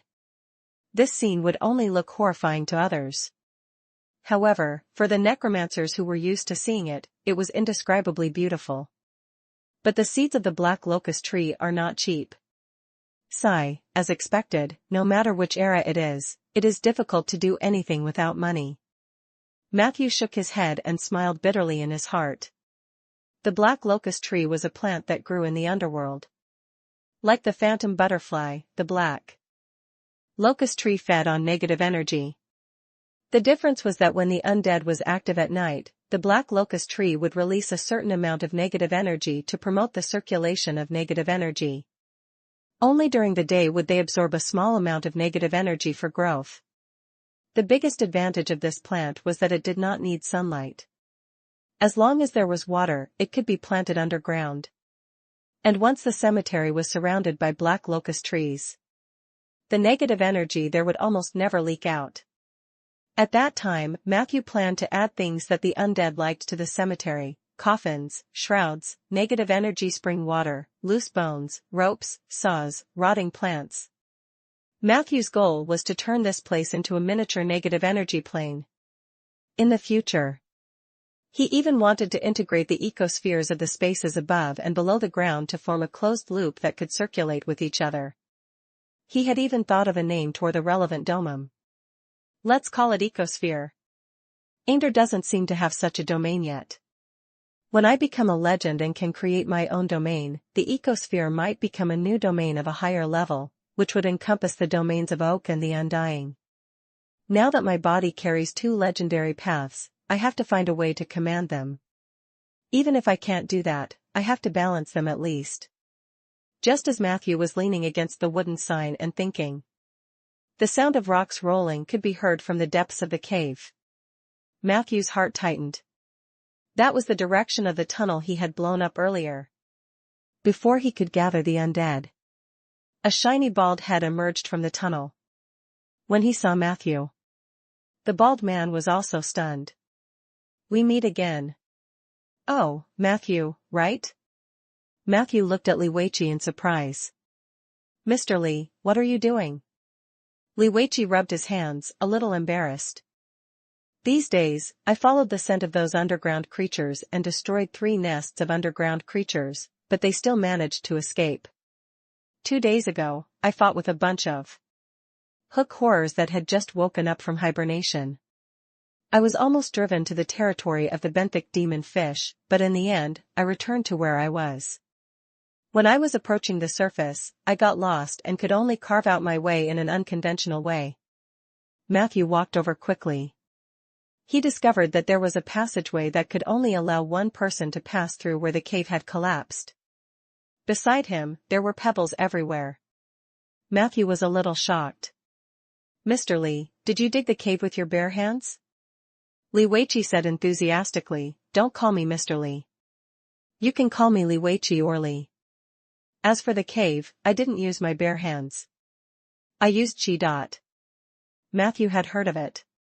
He knew that it was a IGND of extraordinary energy cultivated by martial monks, and it had a completely different nature from magic power.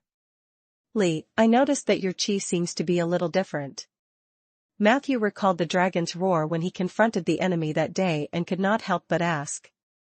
According to what he knew, ordinary monks couldn't unleash dragon roars. Liweichi's class was called Divine Dragon Sex Disciple, which meant that he was also a special case among the monks. Indeed. Liweichi didn't avoid it and introduced generously, the Divine Dragon Monastery that I was ordained at belongs to a more special branch of the monk faction. Not only do we cultivate chi, but we also strive to use chi to simulate the forms of transcendental life in the universe. The giant dragon is just one of them. There are also monks in the Divine Dragon Monastery who simulate the giant whale in the deep sea and the snake in the sky. Because of this kind of simulation, our chi often carries different temperaments and attributes. Compared to the average monk, our cultivation was even more difficult. Not only did we have to follow the precepts and cultivate our chi, but we also had to track the transcendental creatures that we simulated when necessary. At this point, a bitter smile appeared on his face. This path has its pros and cons. Simulating transcendental life forms gives us greater combat abilities, but if such transcendental life forms no longer appear in this plane, we will almost permanently lose the possibility of advancing. Matthew was stunned when he heard that. Liweichi said in a bright voice. That's why I've been running around outside all these years, hoping to find traces of the creature I simulated. Unfortunately, ever since it left a paw print in the Divine Dragon Temple 200 years ago, it has never appeared in the mortal world again. I suspect that it has already left this plane. Matthew couldn't help but ask, what is that creature? Li Weiqi said the uncommon word in the standard common language, coiling dragon. It's a peculiar dragon that was once active in the eastern continent in ancient times. It's different from the chromatic dragons, metal dragons, or rare dragons in Ander. The coiling dragon is an older and more powerful true dragon.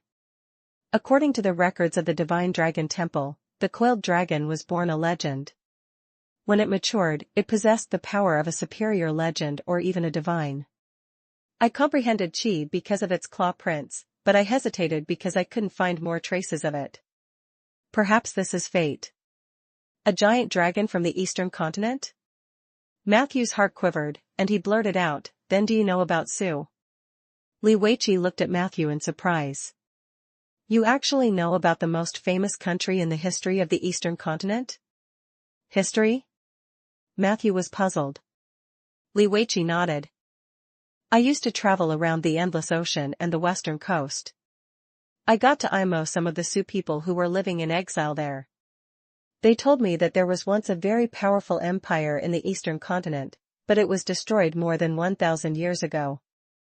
It was also because of the fall of the empire that you could see some Sioux tribes on the long coastline of the Arune Sea and the surrounding islands.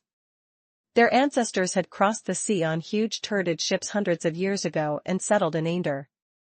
Now, they only retained the features of the Sioux, and most of them had integrated into the local life. Was it destroyed 1,000 years ago? Matthew was puzzled. If what Li Weiqi said was true. What about the ship that Samantha encountered in her childhood? Matthew wanted to ask more when Li Weiqi smiled. Are you going to let the zombies and skeletons keep watching our conversation? Matthew hurriedly took him out of the cemetery. Walking in the oak forest. Li Weiqi closed his eyes and took a deep breath. When he opened his eyes, his face was filled with curiosity. You planted this oak forest yourself? It's incredible. I can feel the love of the oak trees for you and your natural affinity. Even I, a monk, am not as popular as you in the forest. But you are clearly a necromancer, and you even built a cemetery.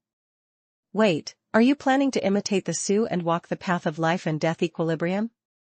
Matthew's heart jumped. The path of equilibrium? Can you tell me in detail? Li Weiqi said seriously, yes, but everything has a price. Matthew nodded and said, whatever you want, just say it. Li Weiqi blinked. Give me a mouthful of water, thank you. Chapter 90, you can watch what's next. Chapter 90, you can watch what's next. Translator, Lonely Tree. In the small room, Li Weiqi drank a cup of water and said with confidence. During the years I was pursuing the coiled dragon, I had dealings with many Sioux. Some of them had advanced professions that were different from those in Ander. An elder of the Sioux told me that in an even more ancient era, there was an elite profession in the eastern continent that had the ability to transcend life and death. Its name was Taoist. It was a pity that the group of Sioux people who came on the ship did not master all the Taoist heritage. Some of them used their professional skills and combined the power of the native shamans of the barbarian Tooth Peninsula to create a new path that balanced life and death. That high-level path was called the Envoy of Equilibrium. Among the Sioux, only adventurers above Tier 8 could advance. However, Envoy of Equilibrium are rare. I've only heard of similar professions on a remote island in the Arune Sea. The Sioux people on that island are very reclusive and live an isolated life.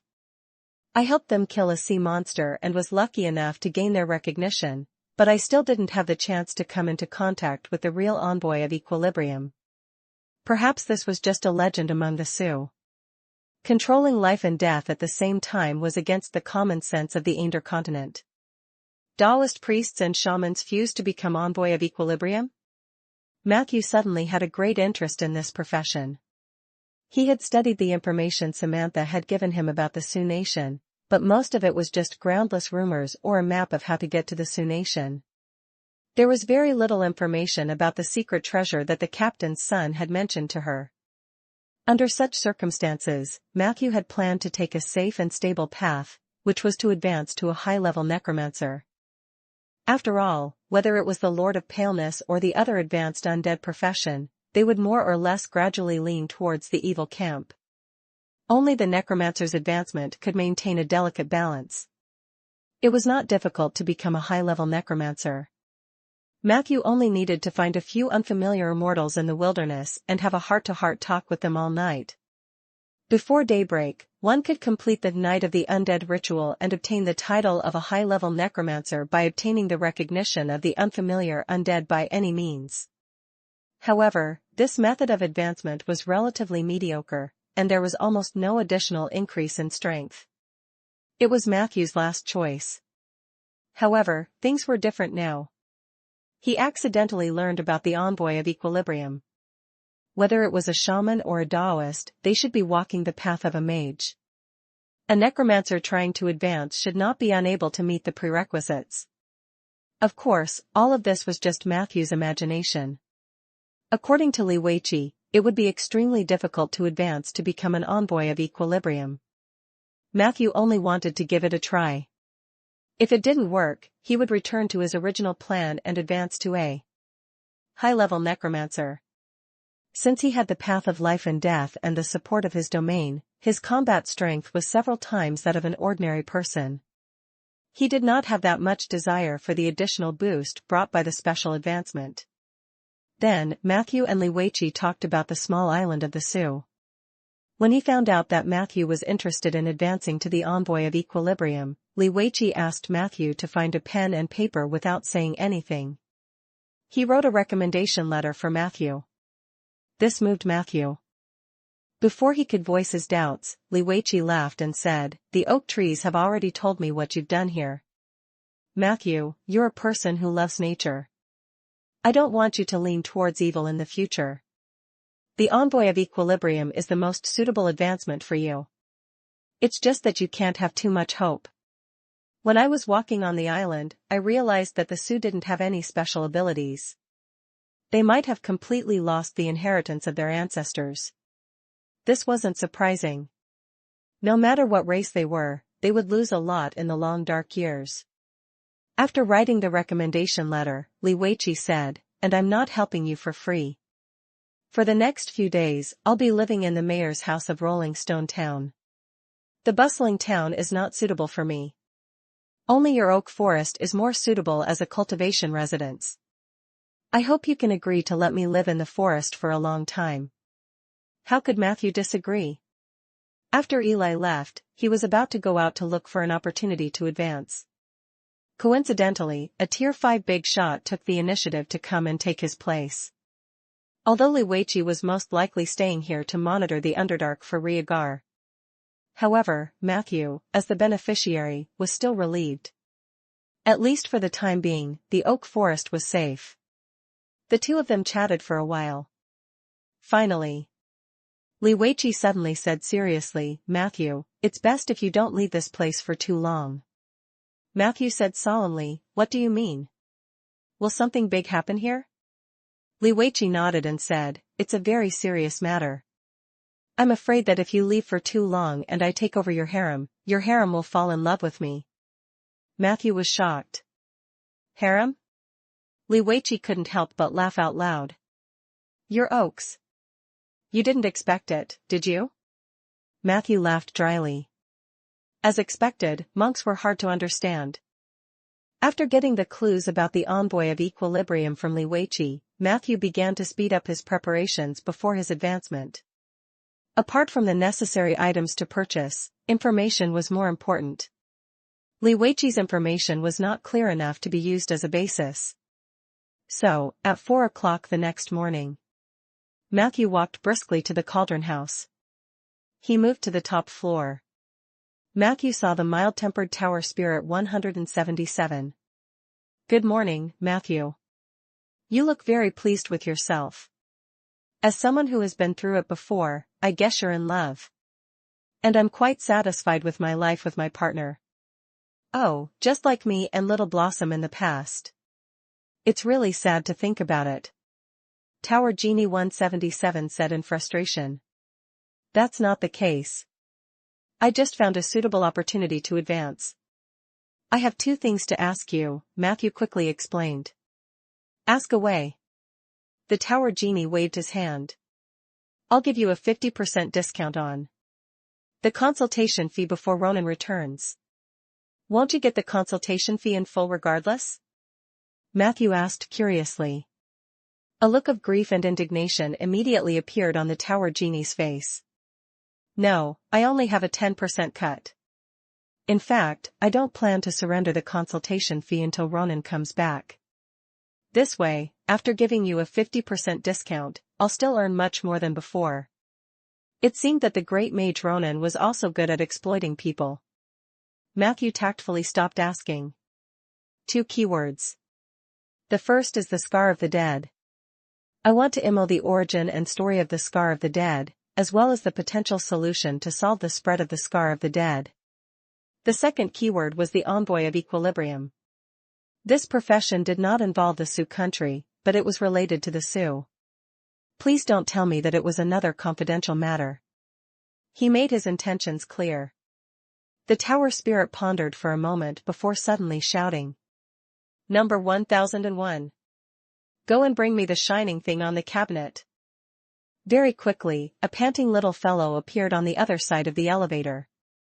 It was a construct the size of a halfling, and its body looked rather thin. At this moment, it was carrying a document bag on its back. The bag was heavy and seemed to contain a lot of content. This is all the information about the Scar of the Dead in the Seven Saint Alliance. It's free. The Alliance welcomes anyone who wants to solve the Scar of the Dead to work hard, but it's very difficult for you to find the answer you want directly. The tower genie handed the folder to Matthew. Then, he proudly introduced the small automaton. See, Matthew? This is my new son, number 1001. I've always felt too lonely.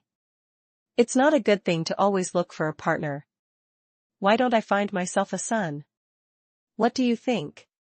Seeing the small automaton trembling, Matthew could only try his best to smile sincerely. A great child looks like he has a bright future. I agree, Matthew. The tower genie was overjoyed. I knew he had a bright future ahead of him. Look, his eyes are very similar to mine. One look and I can tell that we are father and son. There's no mistake about that. After saying that, he was about to carry number 1001 up and play with it for a while. There's still the Envoy of Equilibrium, Matthew hurriedly reminded it. The tower genie was confused. Didn't you say that just now? That's confidential information. Everything related to the Sioux country is top secret unless you can kill Ronan and replace him. But you definitely can't do it now, right, Matthew? My suggestion is that you can try your luck, but don't get too involved. I have high hopes for you. After you have successfully advanced, please come to the Cauldron House to find me immediately. I will help you with the procedures to join the Seven Saint Alliance. Me? Join the Alliance of Seven Saints? Matthew was a little surprised. The tower genie nodded. Of course, Ronan has already written you a letter. As long as you reach Tier 3, you will immediately become the existence with the highest authority among the peripheral members. However, after that, you will have to rely on your own hard work. After all, Ronan's life and death are unknown. The value of your relationship with him will be greatly reduced. The Seventh Saint Alliance was the most powerful mage organization on the Ander continent, so Matthew would not miss out on it. The various arrangements made by great mage Ronan warmed his heart. What? Are you going to leave now? The tower genie was playing with the small automaton while looking at Matthew casually. Matthew revealed an embarrassed smile. Actually, I have another request. The tower genie said straightforwardly, why the need to be so polite? We are the first 2 founders of the Ronan Must Die organization. We are inseparable. You need anything to say, just say it. Matthew directly ignored the traitor's declaration in his words. He took out the glass bottle from his bag. I know you've been lonely, so I found you a companion. Of course, I have my own requirements. I hope you can train him well. When I return to take him away from you next, I hope to get an obedient little guy. As he spoke, he smashed the bottle on the ground. Caw, caw, caw. After the bottle shattered, a frog jumped out. The tower genie said unhappily, "Hey, Matthew, what do you think I am? You want me to train some creatures? Do you think I'm a brothel's madam? Besides, I'm not willing to play with any creature. I have my own interests, hobbies, and preferences. Look at what you've brought me. A frog? I'm not interested at all." As soon as he finished speaking, the frog's body expanded rapidly, turning into a ridiculously fat troll. Who was it that woke Sinwak up from his sleep? The troll roared in dissatisfaction. There was a crisp bang. Matthew saw the tower genie smash automaton 1001 into a wall far away. "Oh, son, you're still young.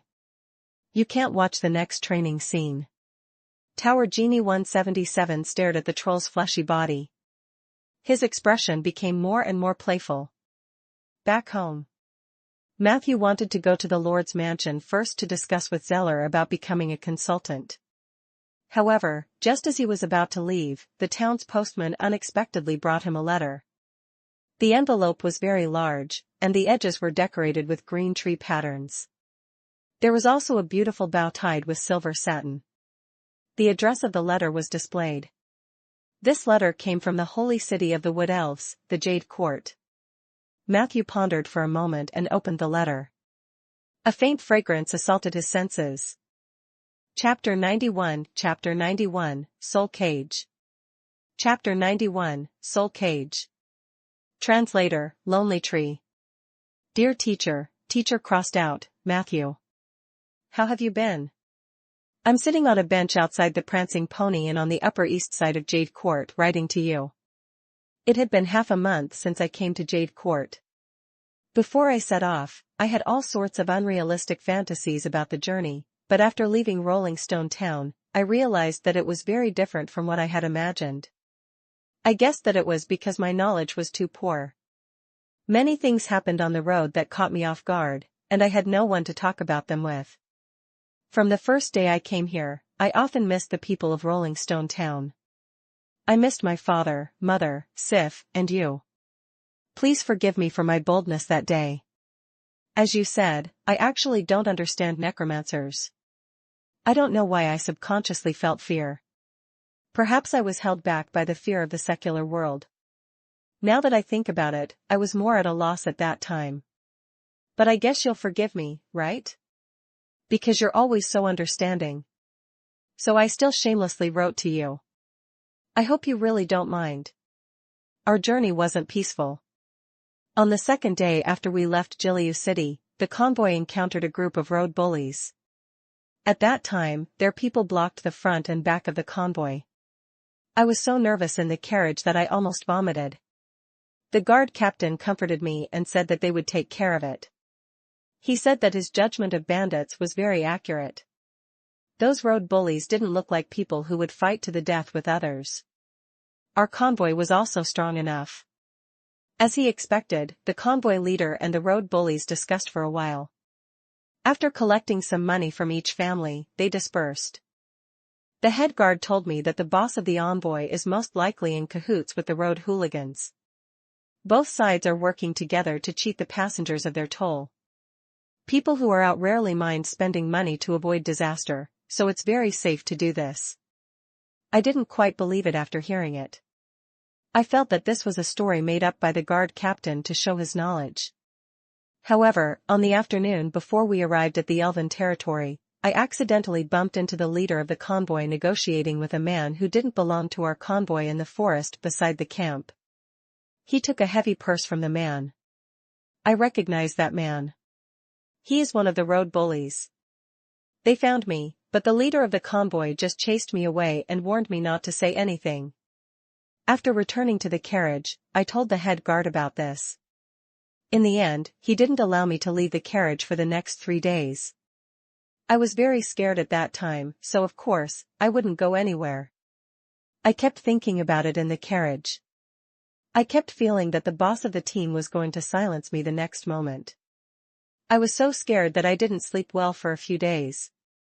However, nothing terrible happened even after we changed the leader of the convoy in the territory of the elves. When we were handing over the guide, I secretly lifted the curtain to look at the leader of the convoy from Jiliu City.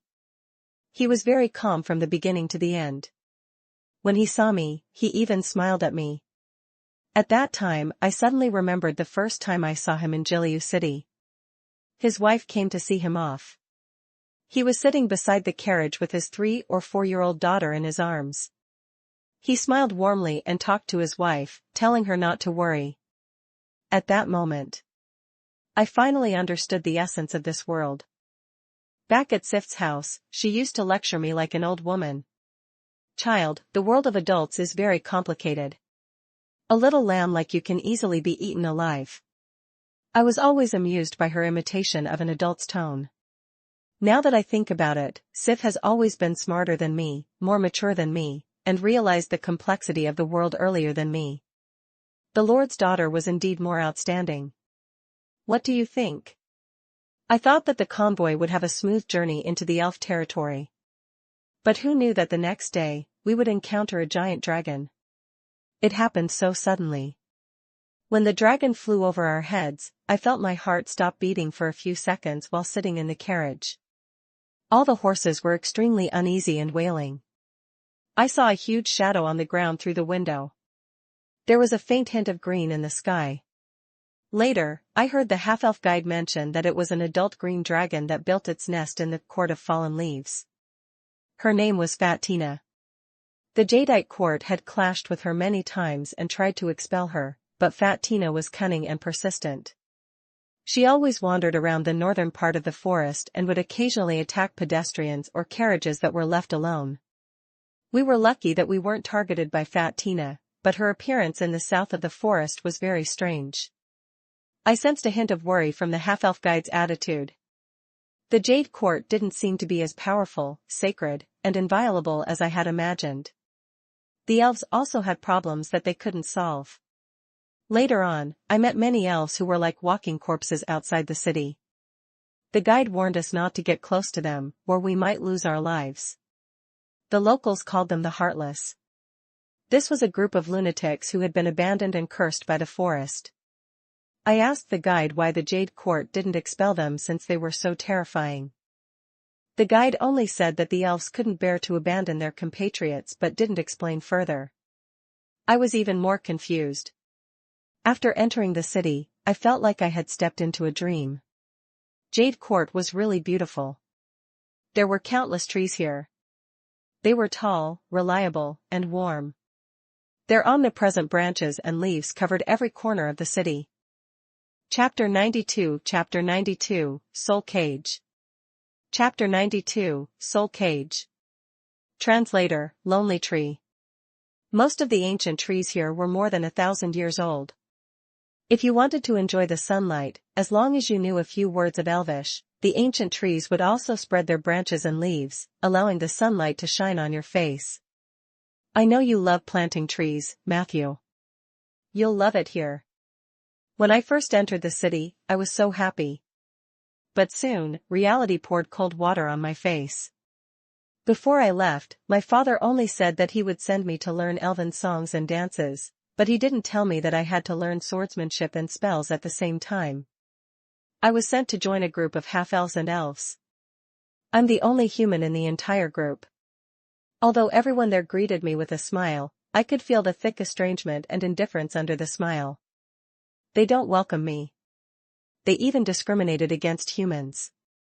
Once, after a dance class, I overheard a half-elf saying to her companion while changing clothes, "That human big-breasted girl really knows how to show off her figure, but what's the use? Her dancing was not bad. Her swordsmanship and magic were both 0 points. I don't think she can become a sword chanter at all."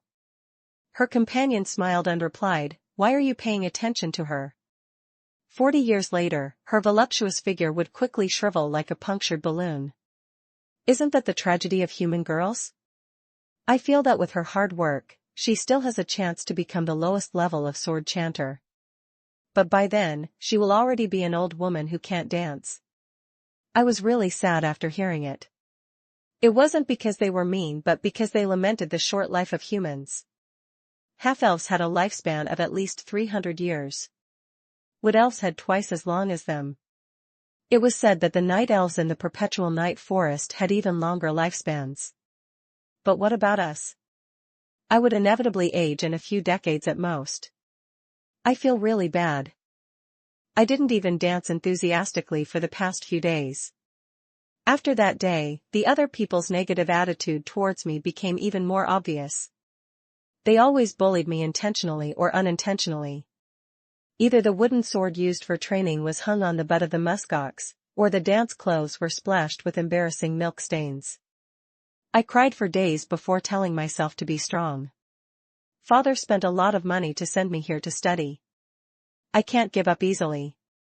I thought of Sif many times when I was in pain. I couldn't help but think that if she were here, she would definitely be able to handle these problems with ease. Unlike me, who only knows how to hide and cry alone. Speaking of crying, I actually don't reject crying. It's useless, but at least it can make me not collapse so much. A few days passed. Things took a turn for the better. Their bullying of me was witnessed by a general of the Windchasers. He scolded the others fiercely on the spot, scaring everyone. The general's name was Tarani, and he was a very handsome elven swordsman. He was very young, and it was said that he had the highest chance of becoming an elven sword saint in the entire Jade Court. Tarani treated me very well and would come to see me from time to time after class. At first, I was not used to his enthusiasm. But very quickly, I discovered a secret about Tarani. She was actually a girl, but she liked to dress up as a man. God, I was really embarrassed when I wrote this. I kept feeling like I was writing a novel by a third-rate bard, but it was all true. Very soon, Tarani announced her pursuit of me. This matter caused me more trouble than the elves bullying me. I didn't know how to reject a powerful Windseeker general, and she was a girl. I could only decline Tarani's passionate pursuit on the grounds that I was still young. Tarani didn't force me. She said that she would wait until I became an adult, but there were only less than 6 months before I became an adult. This troubled me because I had no one to talk to, so I thought of you. Matthew. If you have any brilliant suggestions, please write back and let me know. By the time I wrote this, the sky had already turned dark. The fragrance of roasted meat wafted through the inn. Not all elves were vegetarian. Their roasted meat was light and not greasy, and it had a unique flavor. However, I still missed the leaf-rolled barbecue in Rolling Stone Town more. Tomorrow will be the spring festival, and there will be fireworks in town again. Old York's family will push the last batch of pigs and wine to sell everywhere. Everyone will gather to eat cotton candy and honey strawberries. Who will win my favorite arm wrestling competition and Martin Run this time? I won't be there to see it. But I know that it must be a very lively scene. I really wanted to go home. You must reply to me. P.S. Yours, Bina, 3.28, in the Jade Court. After reading through it, Matthew felt a little emotional. He had guessed that Bina would write to him, but he hadn't expected her journey and her studies in Jade Court to be so tumultuous. Bina and Sif had always been the most outstanding students in Matthew's class. Their family backgrounds were very good. Bina's father was a great businessman with great vision and charm, and her mother was the only daughter of a great noble in the city. Compared to Sif, Bina's personality was more reserved and quiet. Therefore, her confession that day shocked Matthew. After reading the various experiences mentioned in the letter, Matthew went home and pondered for a moment before writing a long reply to her. Chapter 93, Soul Cage. Chapter 93, Soul Cage. Translator, Lonely Tree. Even though Bina's intention of deliberately crossing out the word teacher was obvious, but in Matthew's heart, she was still his student. He tried his best to analyze it from her standpoint. Your actions are wise.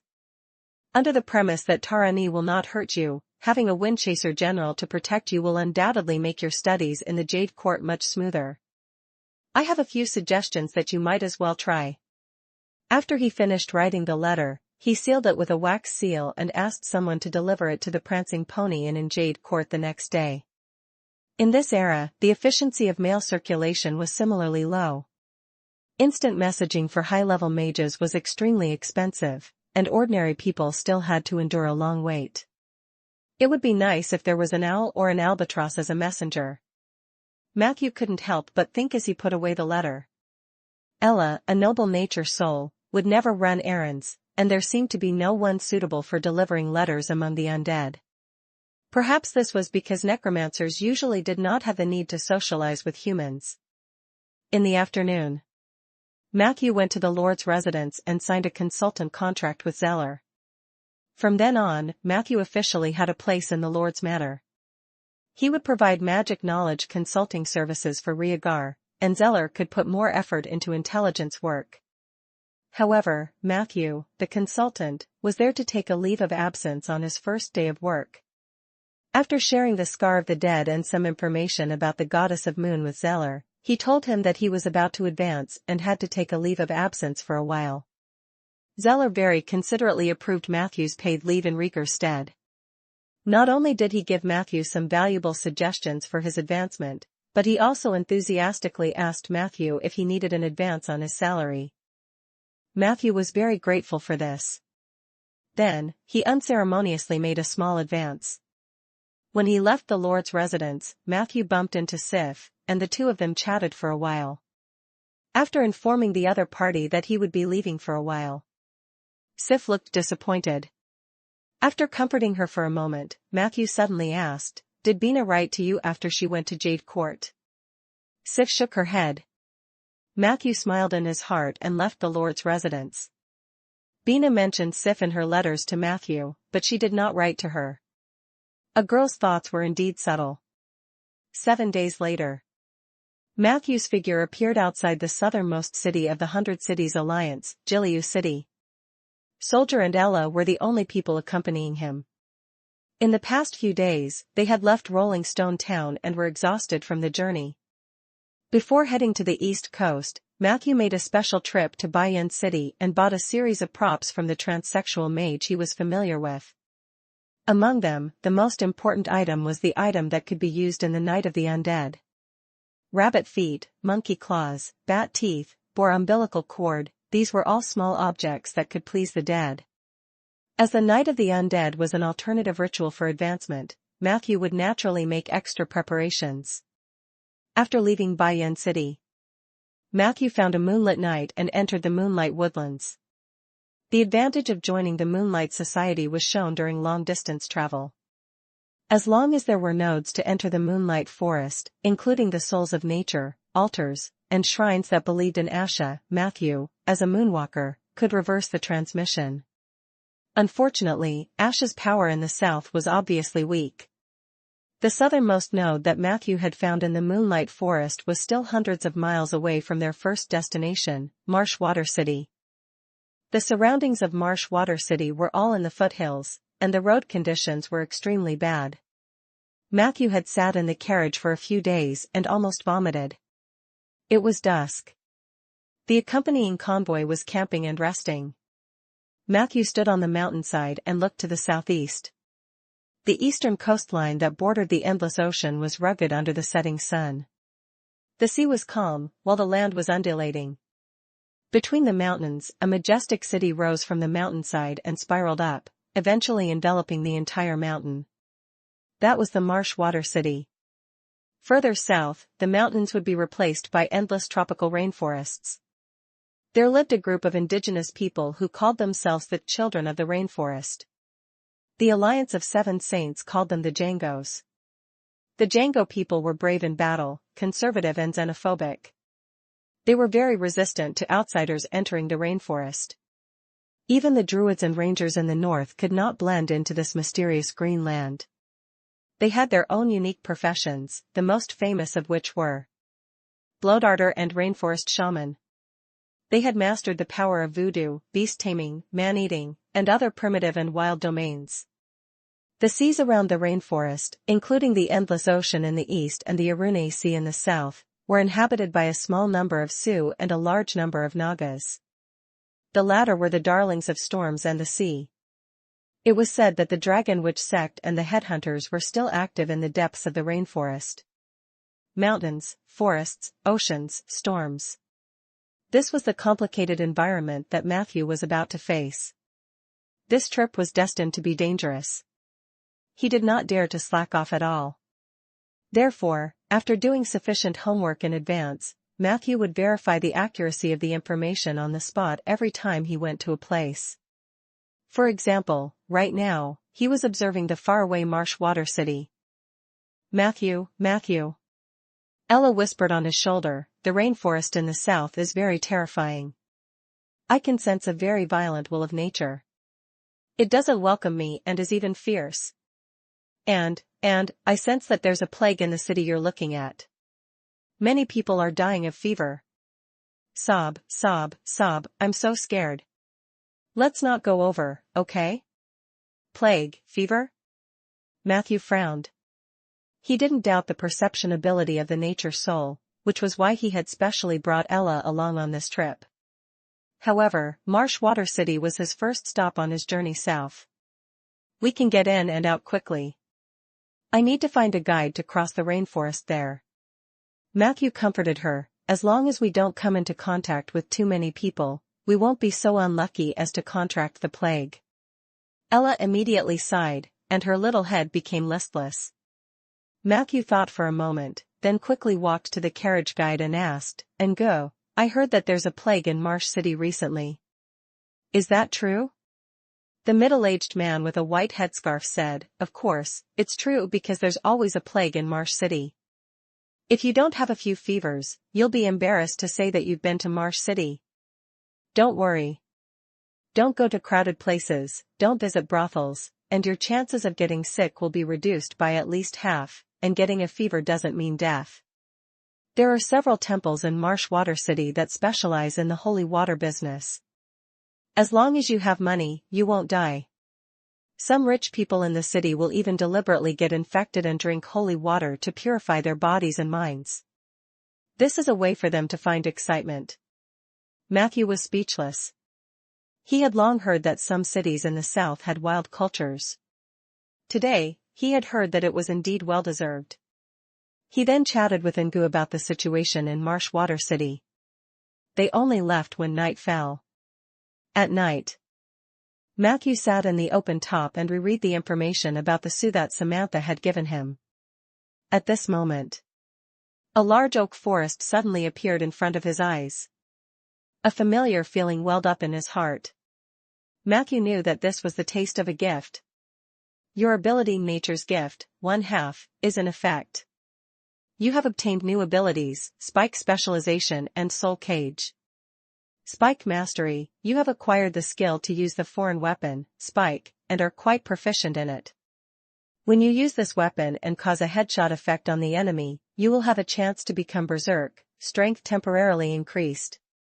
Soul Cage, you can capture the soul of a recently dead or very weak humanoid creature and lock it in one of your cages. The captured soul will remain in the cage until the end of the spell, or you destroy the cage. During this period, you can choose from the following options. Stealing lives. Soul torture. Stealing experience points, will humiliation. The Eye of the Dead. Consumption, consumes 1 heart-connecting stone, worth 100 gold coins, 4. Each use. Chapter 94, King of Plague. Chapter 94, King of Plague. Translator, Lonely Tree.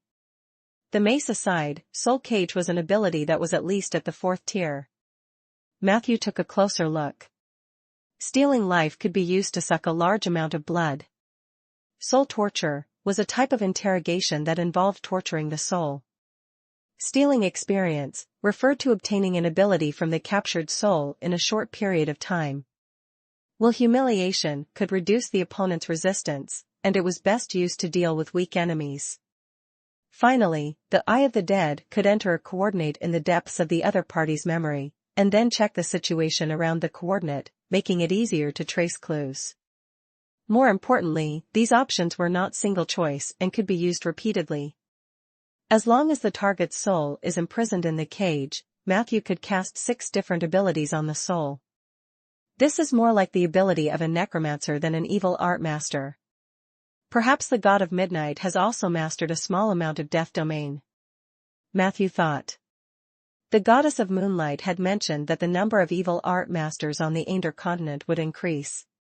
With reference to the god of midnight's situation, it was not difficult to know that many gods who hated the Calamity Mage would probably create evil avatars in the outer plane and bypass the restrictions of the heavenly palace with the identity of the evil art sect master, thus indirectly gaining influence in the mortal world. In that case, many new evil art masters were actually priests of orthodox gods. Their abilities had also started to leave the traditional evil art masters category, and their styles became strange. Matthew realized that he must not have a preconceived notion of an evil art master in the future, or else he might die a horrible death. Other than its advantages, the cost of activating the soul cage was quite high. A total of 100 gold coins. With Matthew's current wealth, he would, at most, have 1 heart-connecting stone in reserve. He could not afford more. Back then, Anderson did not use this ability.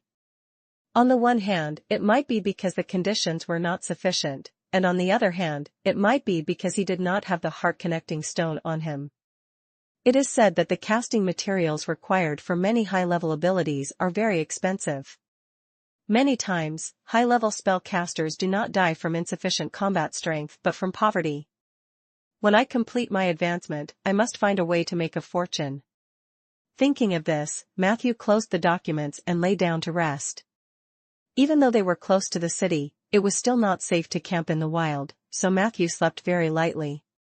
However, the night was surprisingly peaceful. The next day, the convoy set off smoothly. In the evening, the group arrived at Marshwater City. Matthew and the convoy parted ways at the city gate. Therefore, this place was also known as the City of 10,000 Gates. Most of the residents here were humans, mixed-blood Jangos, orcs, and half-orcs. Occasionally, there were traces of Sioux and sea elves. When they passed by the 4th stone door, Matthew bumped into a group of people who were coughing crazily. They looked sallow and emaciated, and their eyes were out of focus, but for some reason, they were still walking aimlessly on the street in a layer of grass woven from reeds. As they walked, they coughed violently. When the patrolling guards saw them, they did not dare to stop them. They only reprimanded them from afar and quickly avoided them. Seeing this, Matthew put on his mask and waited in the alley for a while. He waited until the group of coughing people left before he quickly walked past them. 20 minutes later, Matthew arrived at the jungle dance in between the 11th and 12th stone doors. This was the place that Li Weiqi strongly recommended. It was said that not only was the fee low, but if you really didn't have money, the hotel owner would also allow you to work in the hotel to pay off your debts. Matthew wasn't that cheap. He only trusted Li Weiqi. Not to mention this hotel provided a guide service. After brushing shoulders with the group of coughing marchers, he only wanted to find a guide as soon as possible and leave this place. That night, he settled into the jungle dance and chatted with the half-orc and boss named Trog for a while. When the latter learned that Matthew needed a guide to cross the rainforest, he patted his chest and promised that he would bring him the best guide in Marsh City the next day. Matthew heaved a sigh of relief. Seeing that there were many people coughing in the hall, he declined the enthusiastic invitation of the boss to eat in the hall and ate something alone in the room on the 2nd floor. The weather in Marshwater City was hot and humid, and Matthew had no appetite at all. However, for the sake of the rest of the journey, he still tried his best to eat a little. Night fell. Violent coughs came from the rooms next door. Upstairs, a group of men and women were enjoying their lives. When he pushed open the window, a wave of heavy smoke surged up. Matthew looked down and saw that someone was burning a plant that looked like wormwood in the courtyard on the 1st floor. The person was muttering as he burned. Beside the fire, there were several people lying on reed mats whose fate was unknown. Matthew hurriedly closed the doors and windows and forced himself to sleep. Why would Li Weiqi recommend this place? He didn't even say that there were sick patients everywhere. He covered his head with a pillow and smiled bitterly in his heart. Find a guide tomorrow and leave immediately. I can't stay in this place for another minute. The next morning. There was a crackling sound coming from the hotel toilet. A moment later. Matthew walked out with a pale face, clutching his stomach. TSK, this is the 6th time. He endured the dull pain in his lower abdomen, and his forehead and eyelashes were covered in bean-sized sweat. Warning, you have entered the domain of the Plague King. You are infected with a fever. Current symptoms are fever, diarrhea, coughing.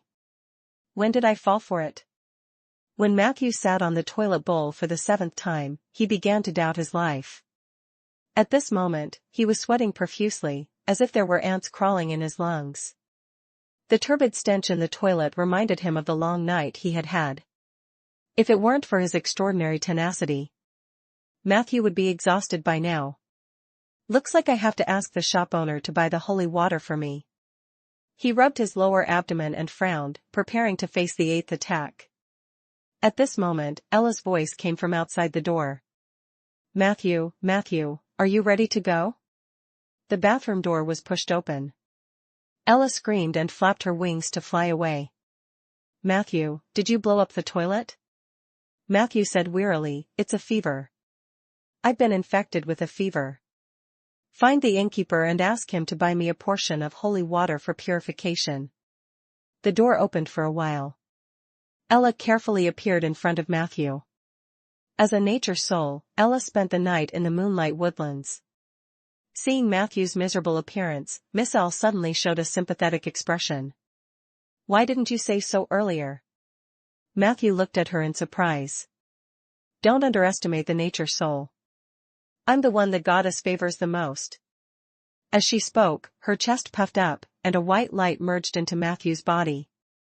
Hint, Ella has used intermediate dispel on you. Dispel failed. Ella did not believe it and tried twice in a row, but she still failed. A plague that even intermediate dispel can't drive away, she asked seriously. Matthew, someone is spreading and controlling it in the dark. I smell the power of a domain. Matthew nodded lightly. Plague King. He had never heard of this name before, but anyone who dared to have such a name was most likely a ruthless person. As expected, Marshwater City was not a good place. However, he did not have the capital to cause trouble now. I'll try advanced dispel. Ella hesitated for a while before saying, but after using this ability, my mental state will be very bad for the next 10 days. I might have to lie in your arms. Matthew nodded with difficulty. Prompt, Ella has used advanced dispel on you. Dispel successful. You have been freed from the plague. Please replenish your water and energy in time. Due to a night of diarrhea, cough, and fever, you have obtained the following elements of the plague domain: infected, sick, immune, and healed. Accumulate more elements, and you will have the opportunity to enter the plague domain. A moment later. Matthew straightened his back and walked out of the toilet, looking completely different. Matthew, I can't take it anymore. Ella fell into his arms. Matthew caught her steadily and thanked her. Then, he packed his luggage and walked downstairs. Like undying, plague is the subdomain of death. If there's a chance, I must conquer it. Matthew silently memorized the name of the Plague King in his heart. When he turned the corner, he heard someone crying downstairs. He looked out and saw that it was the person who burned the wormwood in the backyard last night. Matthew saw the person burst into tears hugging the reed mat.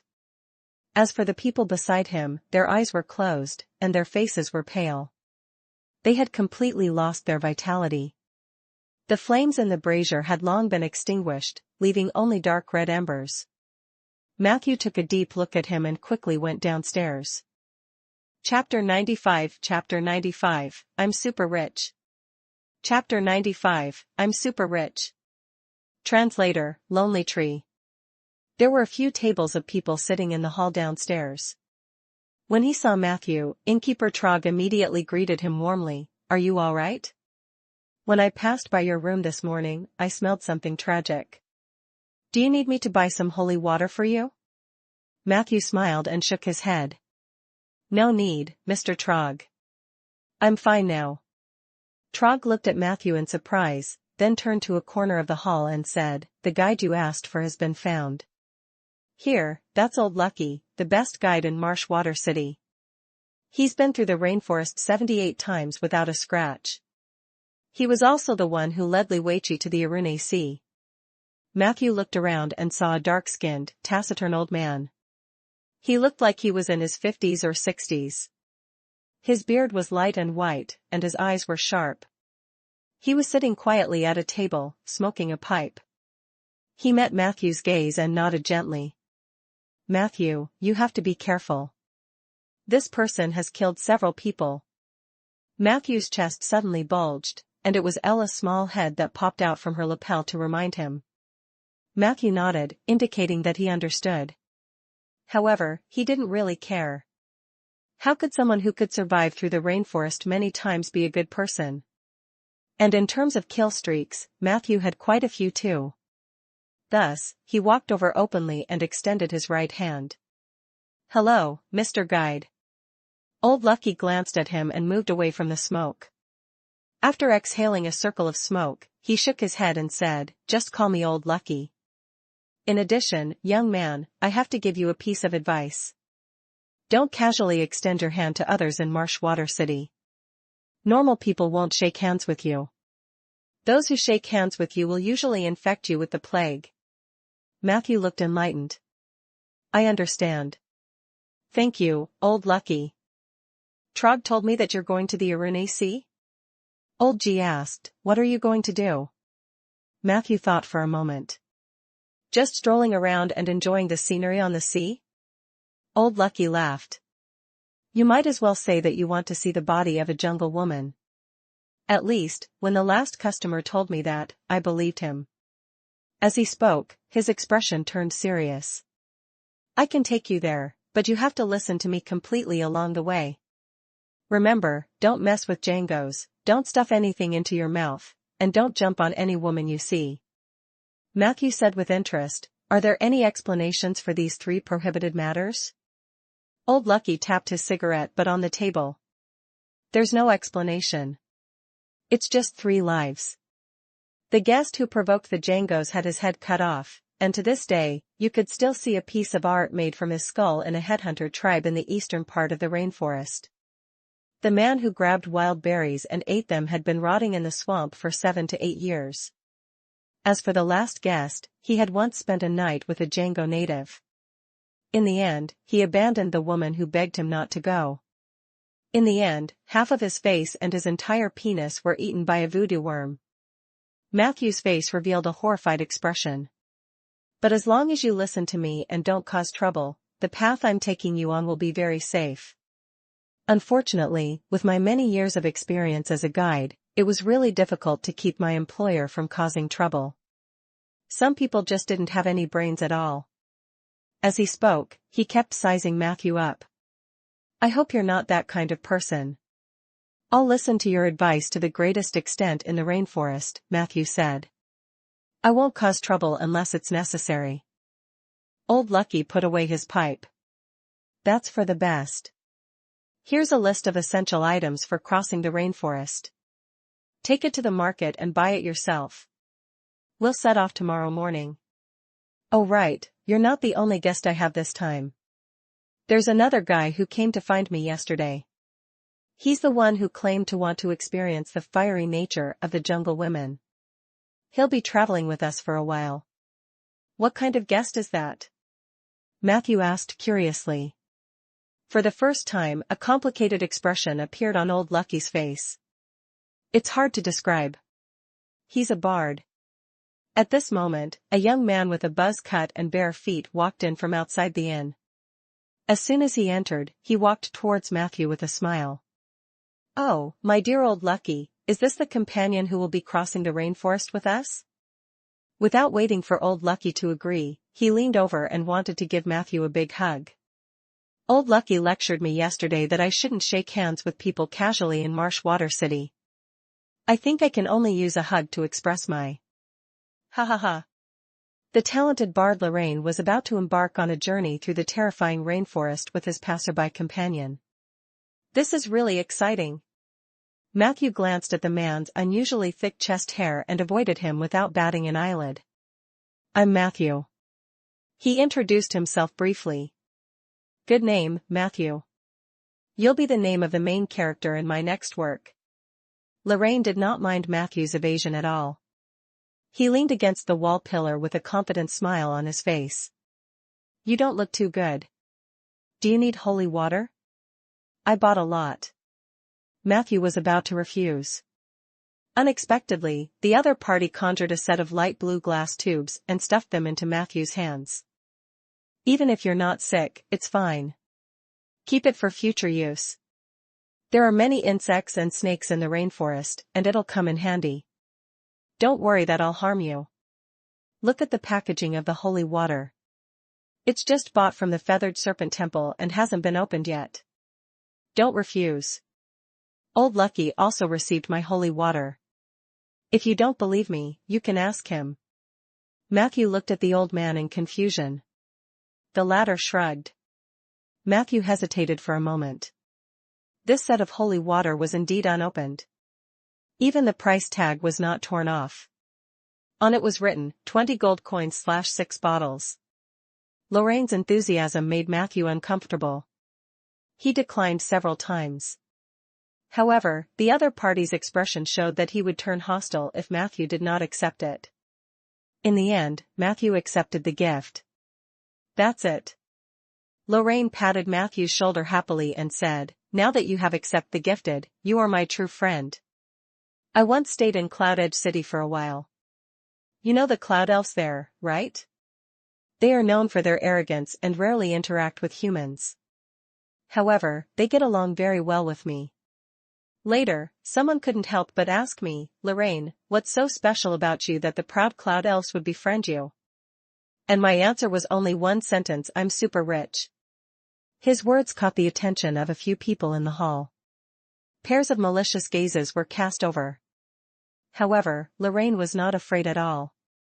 He smiled and pulled open his robe, revealing the scrolls and charms on his belt. He said to the others, everyone, don't think of attacking me just because I'm rich. Do you see that? Forbidden spell scroll and legendary talisman. Don't risk your life for a little money. It's not worth it. You have to know that a truly rich person has a lot of life-saving things. Don't use your life to test my wallet. In the hall, Old Lucky smoked his cigarette silently. The others slowly retracted their greedy gazes. Matthew looked at Lorraine curiously. Were all the rich people in this world so ostentatious? Lorraine seemed to be interested in him. He pulled Matthew to sit down and asked Trog to bring some local specialties up. Then, they started chatting non-stop. Most of the time, Lorraine was the one who was talking. Why did I become a wandering bard? Because I didn't have any talent in other aspects. I was born into a super-rich family. My grandfather was a great mage, and my father only knew how to wield knives and guns. I'm the only son of this generation, but I'm useless in both magic and strength. My mother was very worried about this. She was afraid that I would not be able to keep the family business, so she found her first love, a legendary bard who was unrestrained. She asked him how to raise her son into a powerful bard. The man replied, give your son a large sum of money and let him wander in the big city. Tell him to go in and out of women. After experiencing a lot, he will naturally become a bard. My mother believed in her first love, so when I was 17, I took a large sum of money and went to Deep Blue Harbor alone. That person was right. After more than 10 years of torment, I achieved nothing, and then I became a bard. Before I came to Marshwater City, I stayed in Smandy for a while. It was rich in perfume, spices, and beauties. It was also known as the City of 100 Flowers. I was doing well in Smandy. I have a lot of friends. To tell you the truth, I didn't want to leave. There were a lot of attractive women in Smandy. The taste of a noble lady made me linger, and the fragrance of a young girl also made me intoxicated. But the distance called me, and I met with a sign from heaven in Smandy. Afterwards, I realized that if I wanted to write better works, I had to experience more new things. So I had to reject my tearful lovers and came to this mountain city in the north of the rainforest. Speaking of which, we were about to enter the rainforest. It was really exciting. Hearing this, Matthew couldn't help but ask, a revelation from the heavens? Lorraine replied lazily, there was one time when I was having an affair with a rich lady and her daughter and was discovered by the male owner of the house. His family immediately went crazy. Matthew gasped. That scene must be very embarrassing. Matthew said. Indeed. Especially when the man questioned me in front of his wife and daughter. At that moment, I instantly realized that this was a revelation from God. It was time to leave the city of flowers. This time, it wasn't just Matthew. Even Ella, who was lying on his chest and listening with relish, was stunned. I'm just joking. Lorraine suddenly laughed. Do you really believe that I can sleep with their entire family? Even the worst bard would employ a cliffhanger at the end of a piece of work. This was a necessary move to attract the audience. As for the real reason why I left 100 Flowers City, I'll tell you next time. It's getting late. We should go to the market to buy the things on the list. Where's old Lucky? Chapter 96. Chapter 96. Do you have a problem with necromancers? Chapter 96. Do you have a problem with necromancers? Translator, Lonely Tree. However, due to Lorraine's warm invitation, Matthew went with him to the market outside of Marshwater City. The place was densely populated. Not only was there stinky water flowing on the ground, but there were also vegetable leaves, human or horse feces, and thick reeds scattered everywhere. This made Matthew's already bad impression of Marshwater City worsen. In his impression, no matter how many people there were in Rolling Stone Town, the hygiene situation would not be so bad. Perhaps this was related to the sewer project that Rhaegar had promoted in his early years. In front of a straw sandal stall, Lorraine was talking to a white-haired old woman. His image was elegant and his words were witty. In a short while, he made the other party giggle. A moment later, Lorraine successfully bought 8 pairs of straw sandals from the old woman at a price that was 30% lower than the market price. This surprised Matthew. You know how to bargain? He could not help but ask. Lorraine shrugged. I just heard that she sold them to the locals for 3 silver coins a pair, which is a little higher than the price she gave me. And why shouldn't we bargain? I'm just super rich, not super stupid. This detail once again subverted Matthew's impression of the bard in front of him. Matthew did not say a word during the subsequent purchases. He just watched Lorraine's performance from the side. In less than an hour later, Lorraine finished purchasing all the items on the list, and the price of each item was 50% to 30% lower than the initial price offered by the vendor. To achieve this effect, Lorraine's outstanding bargaining power was not the only factor. More importantly, he was very good at selecting suitable trading partners. Matthew realized that Lorraine bought almost all of her things from the female stall owners. This method of target selection maximized Lorraine's charm. However, there were a few times when he had a fiery conversation with the female stall owners, and both sides wanted to have sex on the spot. This really made Matthew blush. This guy was simply a mobile hormone, going into heat wherever he went. Furthermore, Lorraine had no qualms about his choices. From an old woman in her 70s to a shy young girl, he seemed to be able to flirt with them without hesitation. It was no wonder that he had caused such a farce in the City of Flowers. Lorraine might be more like a real warlock than Zeller. Matthew gave this evaluation in his heart. Fortunately, Lorraine still had some rationality.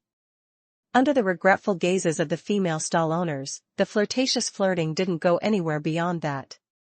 In the afternoon, the two of them found an empty space outside the market to check the items on the list. The soles of these shoes were very soft, and they would not leave a trace when walking in the rainforest. Old Lucky had asked everyone to prepare 2 pairs to wear, but Lorraine bought 8 pairs in one go, and Matthew and he each took half. 8 cans of insect repellent powder. 2 snake-chasing sticks, a certain amount of holy water. 3 specially made short knives. The path in the depths of the rainforest was often covered by lush shrubs. Only by bringing these short knives could one cut open the path ahead. Scissors, mirrors, combs. Old Lucky had specifically noted that these things were used to deal with the natives in the depths of the rainforest. They could be used to exchange for good things or to gain the favor of the indigenous tribes. If they were captured, they might even be able to exchange for their lives. So Lorraine bought 2 whole snakeskin bags. There were also dry rations, water bags, tents, flint, and other necessities for traveling. After a round of counting, the 2 of them verified that there was no mistake and divided it among themselves. Matthew paid Lorraine according to the price, and he did not refuse and gladly accepted it. During this process, Matthew also discovered that Lorraine was really rich. The magic bag on his waist was considered extremely luxurious among the middle and low-level spellcasters. However, the interspatial ring on the other party's middle finger was undoubtedly the king of all storage items. Matthew estimated that it could store at least a warehouse's worth of things. It was worth more than 4,000 gold coins, but it was impossible to estimate because this number had already exceeded Matthew's understanding, a poor mage who had lived in a remote town for a long time. It's good to be rich. Just as Matthew was sighing in his heart, a commotion suddenly came from the market behind him. The 2 of them turned around. He saw a group of people with pale faces and reeds walking unsteadily. The stall owners on both sides avoided them. Even if someone in the team reached out to take the items from the stall owners did not dare to say anything. Very quickly, the sick procession walked out of the market and headed in Matthew's direction. We have to hide. Lorraine pulled Matthew's hand and went into the alley. After the large group of patients had walked past, Lorraine poked his head out of the alley. Do you know why they are still on the streets when they are sick? Matthew shook his head, but he guessed that this was probably related to the king of plague. This group of people was clearly terminally ill, but they were still walking around on the streets, as if they were afraid that no one would inherit their disease. Who else would benefit from this except the master who controlled the plague? Quick, their route has changed. Let's follow them and take a look. Lorraine suddenly became excited. He didn't seem to move, but 2 rays of white light shot out from his left ring finger and landed on the 2 of them. It was only then that Matthew realized that Lorraine's ring finger was not as empty as it looked. There was actually a magic ring that was usually invisible. Chapter 97. Chapter 97. Do you have a problem with necromancers? Chapter 97. Do you have a problem with necromancers? Translator, Lonely Tree. Invisible enchantment? Could it be that his hands were covered with magic rings? Matthew was once again amazed by the power of the rich. Hint: Lorraine has used protection against disease on you for 4 hours. Due to the elements you have mastered in the plague domain, the duration has been increased to 12 hours. On the other side, Lorraine had already run over excitedly. Matthew hesitated for a moment and followed. Fortunately, the team did not walk out for too long. They arrived at the back of a theater-like building. There, a man in a long robe wearing a red mask was waiting quietly. The leader of the team chatted with the red-faced man for a while and took a handful of silver coins from him. He then went back and distributed them to the others. The patients then scattered and left. If you don't know how to go into stealth or hide, it's best not to track others. The red-faced man said to the alley in the opposite corner. Moreover, I can smell the stench on your body from afar. And a necromancer? Lorraine boldly appeared. Matthew followed about 5 steps behind him, his eyes alert. Did you pay them to go out on the streets? Lorraine questioned the red-faced man. Don't you know you almost passed the fever to me? The red-faced man said calmly. I'm just helping them. They're so poor that they can't afford holy water. Rather than waiting to die, they might as well accept my help. Lorraine looked domineering. Huh? Are you really spinning yarn before a bard? Do you believe that I can refute you until you are dizzy and cry? Take off your mask and let me see your face.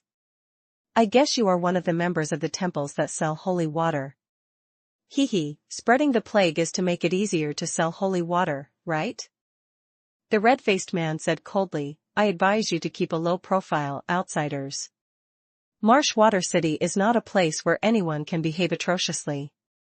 If you dare to violate the authority of the Plague King, your end will be very, very miserable. I guarantee that even death cannot describe the pain. Especially you, Bard. You might be able to live longer if you keep your mouth shut. Learn more from that necromancer behind you. Look, he has always been quiet. This shows that he is a person who understands the times. Lorraine said unhappily, my friend just doesn't like to talk. Maybe he wants to beat you up more than I do. However, the red-faced man seemed to have lost interest in continuing the conversation. He ignored Lorraine and Matthew and turned to leave. Remember my warning. Leave Marshwater City as soon as possible and get as far away as possible. This place is not suitable for you. Damn it. Lorraine clenched his fists tightly. He stared at the red-faced man for a while before he gradually loosened his grip. At this moment, Matthew looked at him strangely. Aren't you going to beat him up? I'm just bluffing, Lorraine said helplessly. Who knows what support he has behind him? Then, he looked at Matthew with dissatisfaction. Why didn't you speak up for me just now? I thought you were going to fight him to the death. Matthew shrugged. Lorraine glared at him and said, how could I be so reckless? After all, the patients didn't really infect me. At this moment, there was a commotion in the direction where the red-faced man had disappeared. Lorraine looked over. In the end, he saw a skeleton wiggling its hips and carrying a bloody head towards them. You killed him. Lorraine looked at Matthew in surprise. Matthew said calmly, yes, because he really infected me. Hint, you have killed a plague envoy, LV9. Plague domain element, infected. +1. What plague king? He's just a small fry. Matthew glanced at the kill record of Soldier and lowered his evaluation of the King of Plague. In fact, when he was sure that the Plague King actually needed to spend money to hire patients to spread the plague on the streets, he had already deduced that this guy's level and domain were not too high. After all, if they were a high-level casters, they would not rely on such a low-level infection method. So while Lorraine and the red-faced man were talking, Matthew had already expressionlessly asked Soldier to go into hiding. And the notification after killing the Plague Envoy also proved this point. If the Plague King were an evil art master, he would definitely know immediately of this transgression. Matthew would inevitably attract the attention of the Plague King. But now, the system had not been updated, which proved that the Plague King did not even know that his underling had died. What I need to find out is why the many powerful forces in Marshwater City allow such a weak Plague King to wreak havoc. Perhaps it's similar to Lorraine's conjecture. The Plague King is a puppet that the various temples pushed out to sell holy water? He came back to his senses.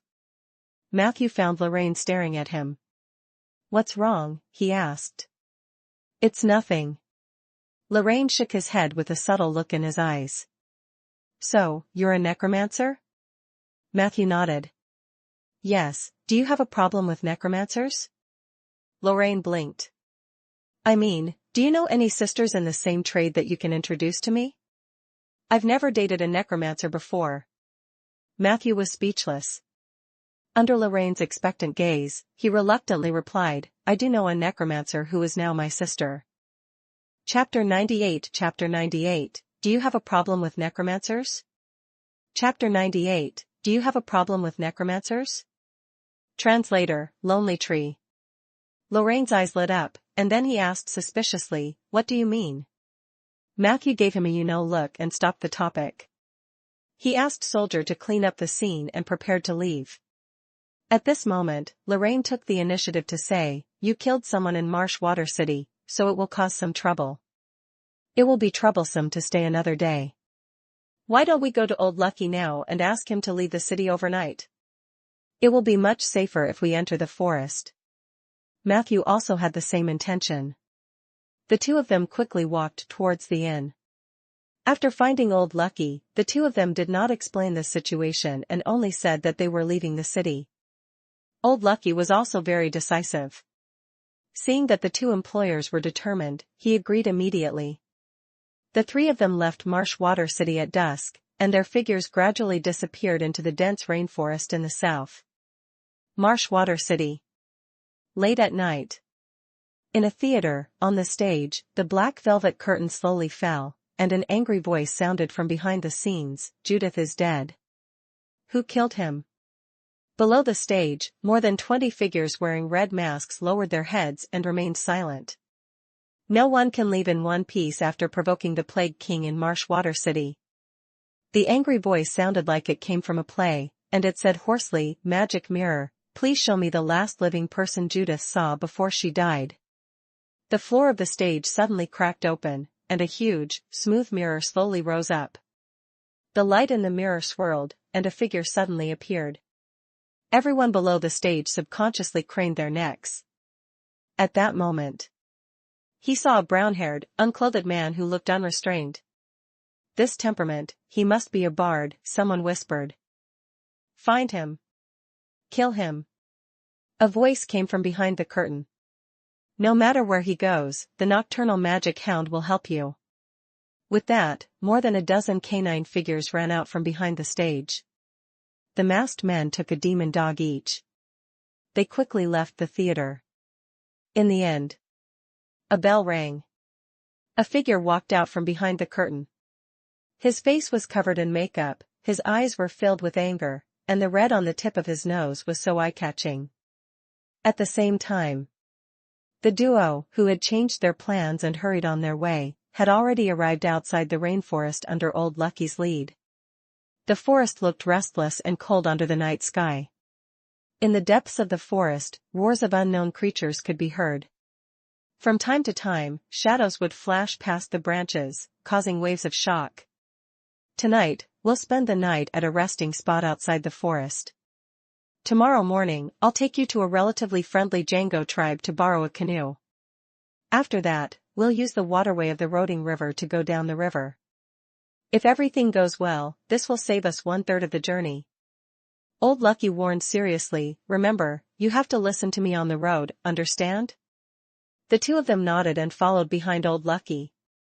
At this moment, Matthew suddenly sensed a somewhat violent and somewhat shy consciousness. Hint, due to your strong affinity with nature, you have formed a connection with the local soul of the rainforest. Oak domain in effect. You can use the oak domain as a medium to further communicate with the soul of the rainforest. After the communication is completed, you will obtain the following additional buffs. The soul of the rainforest's initial recognition. The permission to enter the Black Banyan Dream Realm. A temporary natural ability, effective only in the rainforest. Do you wish to continue communicating with the soul of the rainforest? Chapter 99, The Rage of the Rainforest Soul. Chapter 99, The Rage of the Rainforest Soul. Translator, Lonely Tree.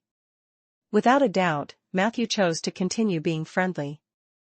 This was the benefit of having a high affinity with nature.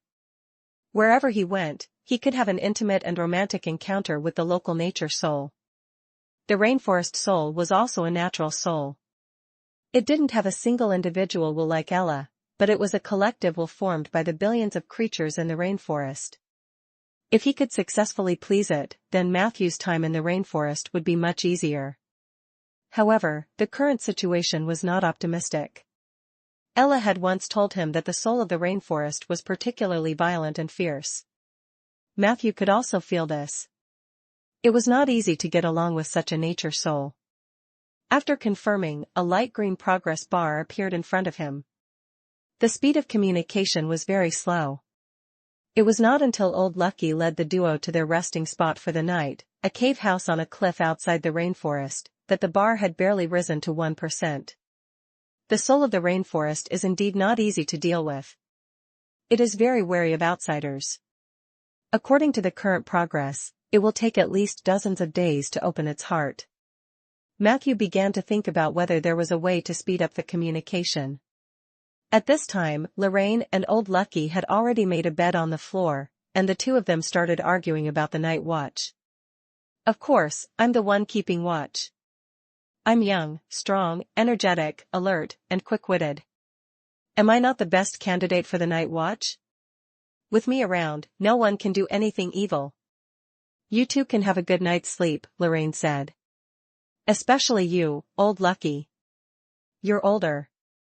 When we enter the rainforest, we'll still need you to lead the way. Old Lucky silently took out his tobacco and fiddled with it a few times. He shook his head and said, I'll guard the second half of the night, and Matthew will guard the first half of the night. Once you're on the road, you have to listen to me. What about me?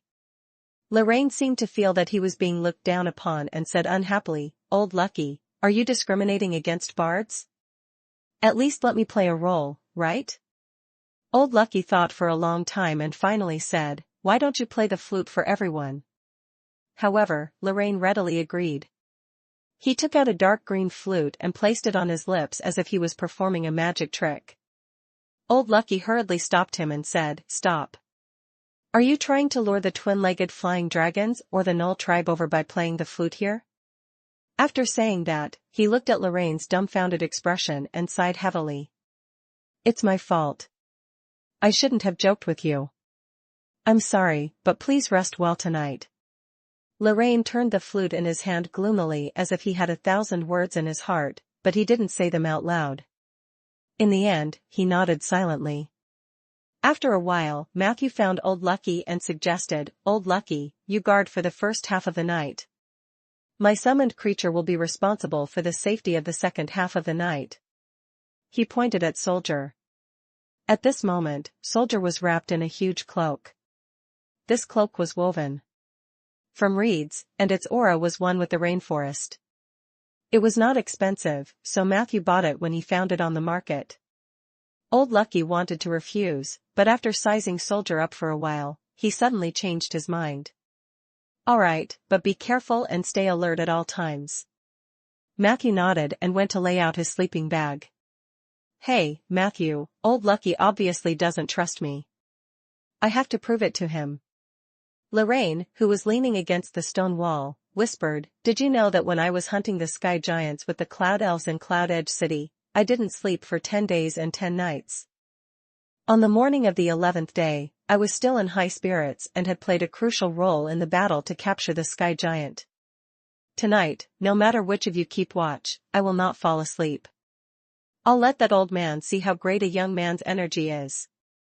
Matthew saw his excitement and asked calmly, Is this your first time camping in the wild? Lorraine thought for a moment. Something like that. There were at least luxurious carriages whenever I went out in the wild.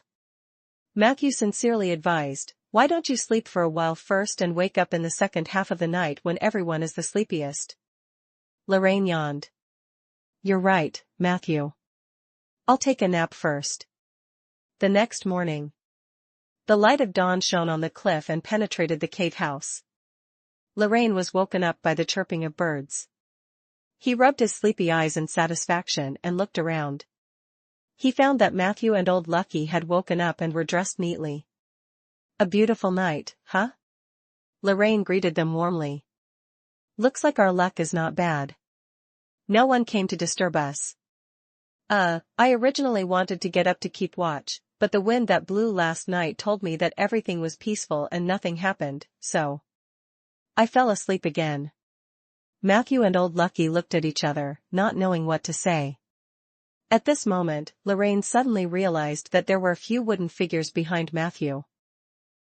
Matthew, why are there 4 skeletons beside you?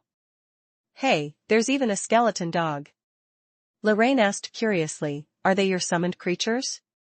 Their appearances are really unique. Before last night, they weren't my summons. Matthew smiled. As he spoke, he glanced at the data panel. Chapter 100 The Rage of the Rainforest Soul.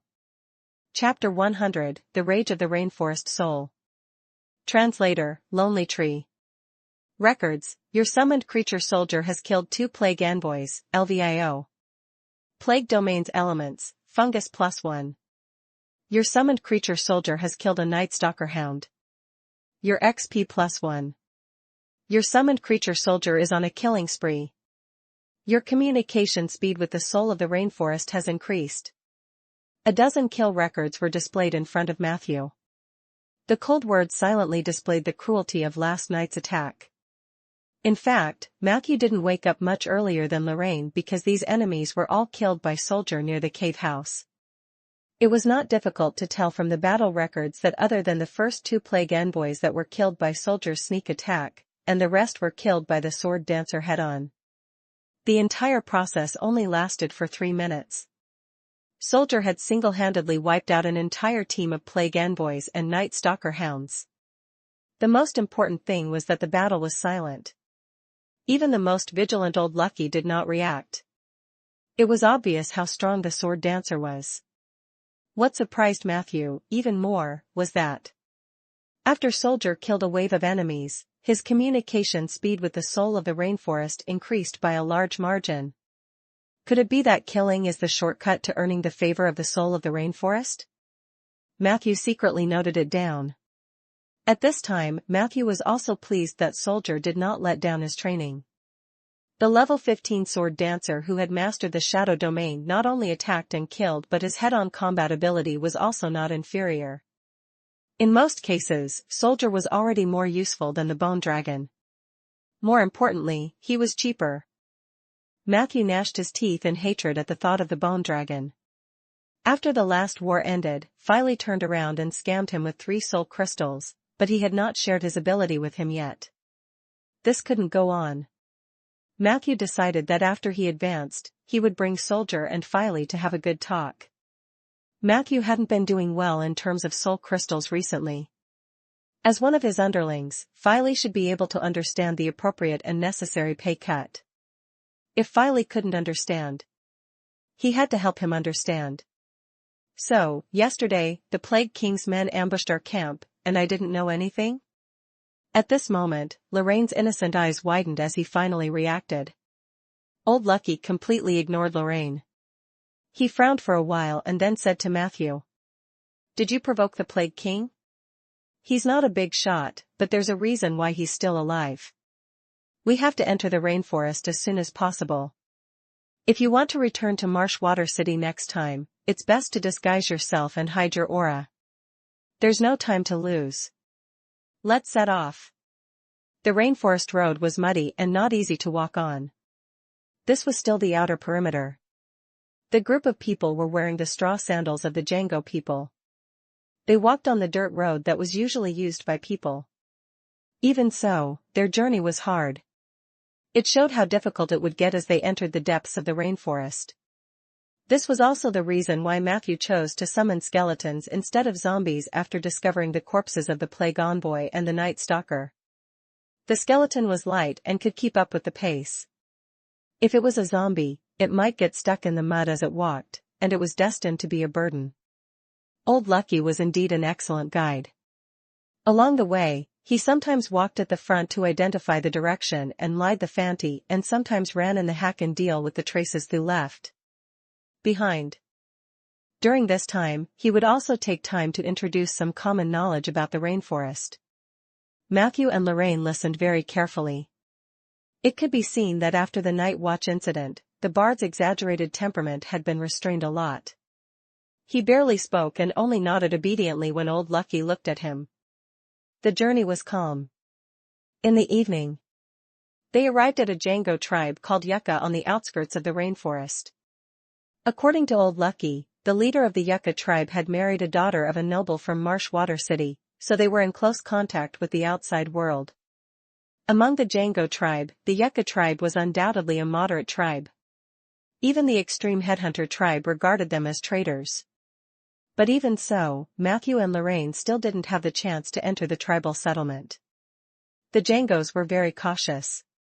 Even the moderate ones would not allow outsiders to enter for the first time. Therefore, Old Lucky was the only one who was enthusiastically brought to the settlement by a native named Wicca. Meanwhile, Matthew and Lorraine had to wait patiently under a huge banana tree outside the village. Fortunately, Old Lucky was very efficient. After a quarter of an hour, he brought a few young and middle-aged natives out of the settlement. After greeting Matthew and Lorraine, they headed east. After walking for about 2 miles, they could vaguely see an open water area ahead. This was the Roding River, which ran through half of the rainforest. It was also what many Django people considered the Mother River. There was a pier by the river.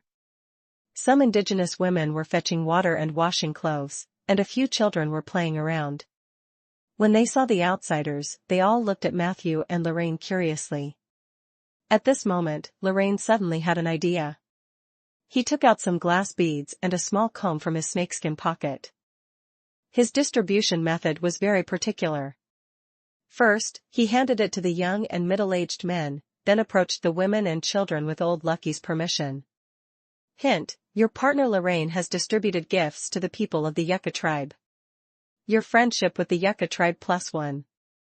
Matthew was stunned. He did not expect himself to benefit from Lorraine's act of charity. He felt the friendly gazes of the young adults and looked at Lorraine, who quickly got along with the children. Matthew was reminded that the power of money was indeed outstanding. Chapter 101 Chapter 101 The Rage of the Rainforest Soul. Chapter 101 The Rage of the Rainforest Soul. Translator, Lonely Tree. However, he soon noticed that when Lorraine was playing with the child, her gaze would always drift towards the indigenous woman. This gave Matthew a headache. Fortunately, Old Lucky had been chatting with the young men in the local language, and the latter did not notice Lorraine's presumptuous gaze from the beginning to the end.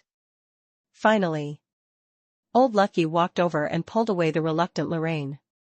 They said that you looked like a good person, so they were willing to lend us a small hunting cabin for the night. I wanted to continue on the journey, but the Roding River at night is indeed not as safe as during the day. Thus, the 3 of them rested for another night in the riverside hut. The next morning, the young men came as promised. They came to a bush outside the hut and carried out 4 canoes of different sizes. They were placed into the river from the dock one by one. This canoe was made by the Django people by burning the hollow tree hearts. Because they used young trees, it was only wide enough for one person to sit on. Matthew and the other 2 sat on one each. The remaining one was stacked with for skeleton soldiers transformed from plague envoys, and a few skeleton dogs. Fortunately, the skeleton was light, and the undead would not budge without Matthew's orders. Otherwise, they would have capsized. The group bid farewell to the Yucca tribe and went down the Roding River. The first section of the Roding River was wide and had a good view. It was also a sunny day, and the scenery along the way was beautiful. This was the first time Matthew and Lorraine had experienced the rainforest from the perspective of a canoe. The latter was in a poetic mood and could not help but want to play the flute. However, not long after crossing a shallow shoal with a gentle flow of water, the river began to narrow, and a large number of white reeds appeared on both sides. The river also became turbulent. The 2 of them did not dare to be negligent. They followed Old Lucky's instructions and balanced the canoe. After that, the canoe's speed increased significantly. The scenery on both sides of the river receded quickly. Occasionally, a few Djangos could be seen among the reeds, their faces alert. But overall, the voyage was smooth. Except for one time when Lorraine accidentally flipped over the boat because he saw a Django woman bathing among the reeds. The group arrived at their destination, Gravel Beach, before nightfall.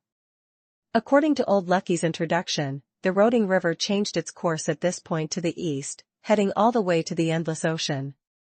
Naga territory was near the mouth of the sea, and even the Djangos were unwilling to go near there. They landed on the Gravel Beach, and the journey after that would become even more arduous. What was worth mentioning was there were many alligators near the Gravel Beach. These wild beasts made people nervous, but Old Lucky told the 2 of them that it didn't matter and that they could just drag the canoe ashore. The truth was just as he said. When they got closer, a few alligators were close to Matthew's feet, but they did not attack. After they went ashore, they dragged the canoe to the bushes according to Old Lucky's instructions. Old Lucky made a few marks and told Matthew that the Yucca tribe would come and retrieve it later. Why aren't these creatures attacking us? They look hungry. Lorraine asked. Curiously. It's just a lesson from thousands of years. Old Lucky said lightly, the Jangos are brave and good at fighting, and the adventurers who can venture deep into the rainforest are all skilled. These alligators are blessed by the soul of the rainforest, so they are especially smart. They know that the creatures that dare to attack humans are dead, so they choose to starve rather than die. Let's go, lads. We still have a long way to go. After saying this, Old Lucky pulled out the short knife from his waist and cut off a banana leaf that was in the way. A small path leading to the depths of the rainforest could be vaguely seen after the bushes were cleared away. Matthew was about to catch up when his heart suddenly throbbed. Warning, the soul of the rainforest is dissatisfied with your cowardly actions. It believes that life blooms during murder. It is disappointed with your performance since you've entered the rainforest, but it is still attracted by your natural affinity. Therefore, it intends to give you one last chance to prove yourself. Additional mission update, The Rage of the Rainforest Soul. Description: in the next 10 days, the soul of the rainforest will send out its favored primitive creatures to attack and harass you continuously. Surviving is your only goal. You can choose to leave the rainforest to appease the anger of the soul of the rainforest, but you will never be able to gain its recognition after that. You can also choose to accept the challenge head-on and defeat all enemies. Reward: one-time successful communication and shapeshifting form +1. You can choose one of the primitive creatures sent by the soul of the rainforest to shapeshift into. Chapter 102 Chapter 102, Rainforest Fever. Chapter 102, Rainforest Fever. Translator, Lonely Tree. Nature's soul was formed by geographical environment and group consciousness often had its own temperament. For example, the nature soul of the snow mountain loved to sleep and was very lazy in communicating with the outside world. It might not be willing to talk to Matthew even with Matthew's high affinity with nature. The rainforest was different. It was young, lively, cruel, and warlike. This was related to environmental factors. The rainforest was extremely rich in species and had dense ecological niches. All creatures found a path of evolution through constant killing. The law of the rainforest was the survival of the fittest. Therefore, the collective consciousness formed by these creatures was naturally violent and warlike.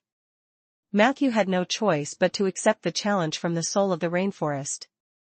If he avoided the battle, not only would he lose an opportunity to improve himself, but it might also cast a shadow over his future development in the nature domain. Wait a minute. Matthew immediately stopped after accepting the challenge. He said to Old Lucky and Lorraine, I've run into some trouble, so I won't be able to travel with you for the time being. The challenge of the soul of the rainforest was only targeted at Matthew. He did not want to drag Old Lucky and Lorraine down with him. Under the puzzled gazes of the two of them, Matthew explained, just now, I had some sparks with the nature soul of this rainforest. It has a lot of opinions about me now. It won't be long before all kinds of wild beasts and monsters will come looking for us. I don't want to implicate you. Old Lucky looked at Matthew suspiciously. You can communicate with the soul of the rainforest? Matthew didn't elaborate. He just nodded and said, it was a coincidence. Hearing this, Lorraine immediately said resolutely, how can we abandon our companions at a time like this? Matthew, no matter how many monsters come, I will fight side by side with you.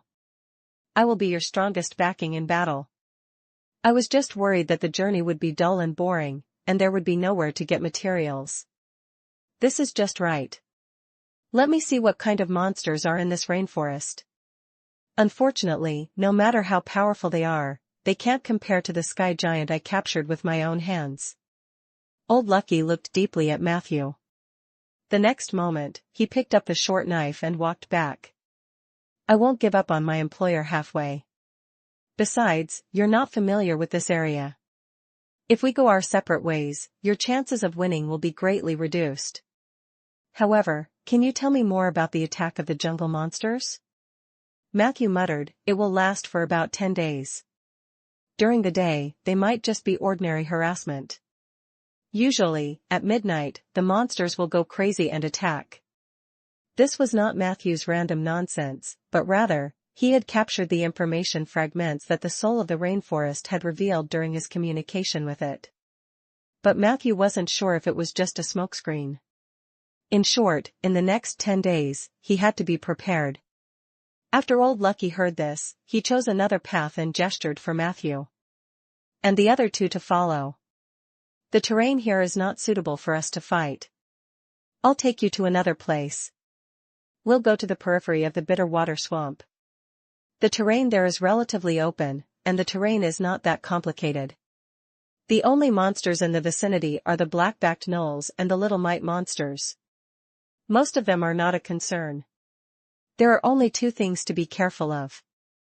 Occasionally, groups of twin-legged flying dragons will appear in that area, but the chances of us bumping into them are very low. In addition, the western part of the Bitter Water Swamp is the territory of a manticore. It had lived for a very long time, at least 200 years, so try not to get close to it. Let me make this clear. If a manticore or wyvern appears, my priority is to protect myself. Lorraine laughed disapprovingly. It's okay. I'll protect you. He suddenly became a little excited. How would the people of the future describe this experience? The legendary path of the great poet Lorraine had just begun?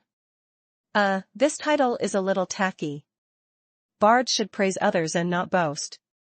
Haha, I thought of the title of the new work. It'll be called Brave Matthew / Part 1, Rainforest Fever. Perhaps it could even be adapted into a stage play.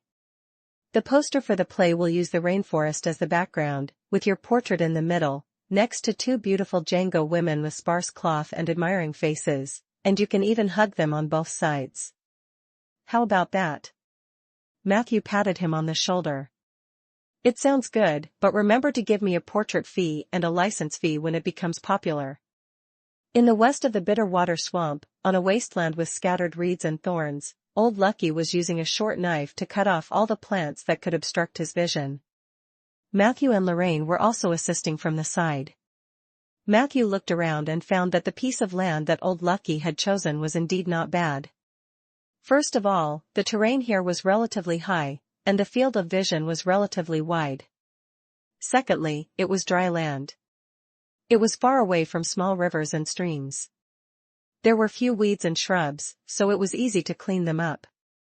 Lastly, there were not many tall trees nearby. It was equivalent to a small open space in the dense rainforest. Why is there such a place? Matthew noticed that this highland was not naturally formed, so he asked. Old Lucky meticulously chopped the thorns. In the past, there was a mage living in the depths of the Bitter Water Swamp. He was a loner and did not like to interact with others. He also hated it when others approached his territory. Therefore, when the mage first arrived, he had several conflicts with the Django tribe and some monsters in the rainforest. After a few rounds of fierce battles, the mages won the final victory. After that, no one was willing to approach this place, especially the beasts in the rainforest who had some spirituality. Chapter 103, Rainforest Fever. Chapter 103, Rainforest Fever. Translator, Lonely Tree. That mage had disappeared about 3 years ago. Some guessed that he was dead, while others guessed that he had only left for a long time. Regardless, the Bitter Water Swamp was left empty. However, due to the traps and deterrents left behind by the mage, there were not many large monster colonies here. The high ground in front of us was formed by the corpses of the earth giants that the mage summoned in a battle. I chose this place not only because of the terrain but also because of 2 other reasons. First, that mage's threat to the rainforest creatures is still there, which might help you filter out some enemies. Secondly, if the situation is really critical, I suggest that you try to escape into the depths of the swamp.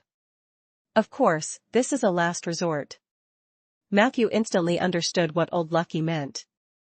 So, is that mage also a necromancer? After cutting off the last of the thorns, Old Lucky threw down his short knife and took out a dry cigarette from the bag on his back. He took a few sips and then nodded. Yes, I am. The Necromancer was very powerful and evil. He was once the nightmare of the Django tribe nearby. Half of his undead army was transformed from rainforest creatures, and the other half was Django.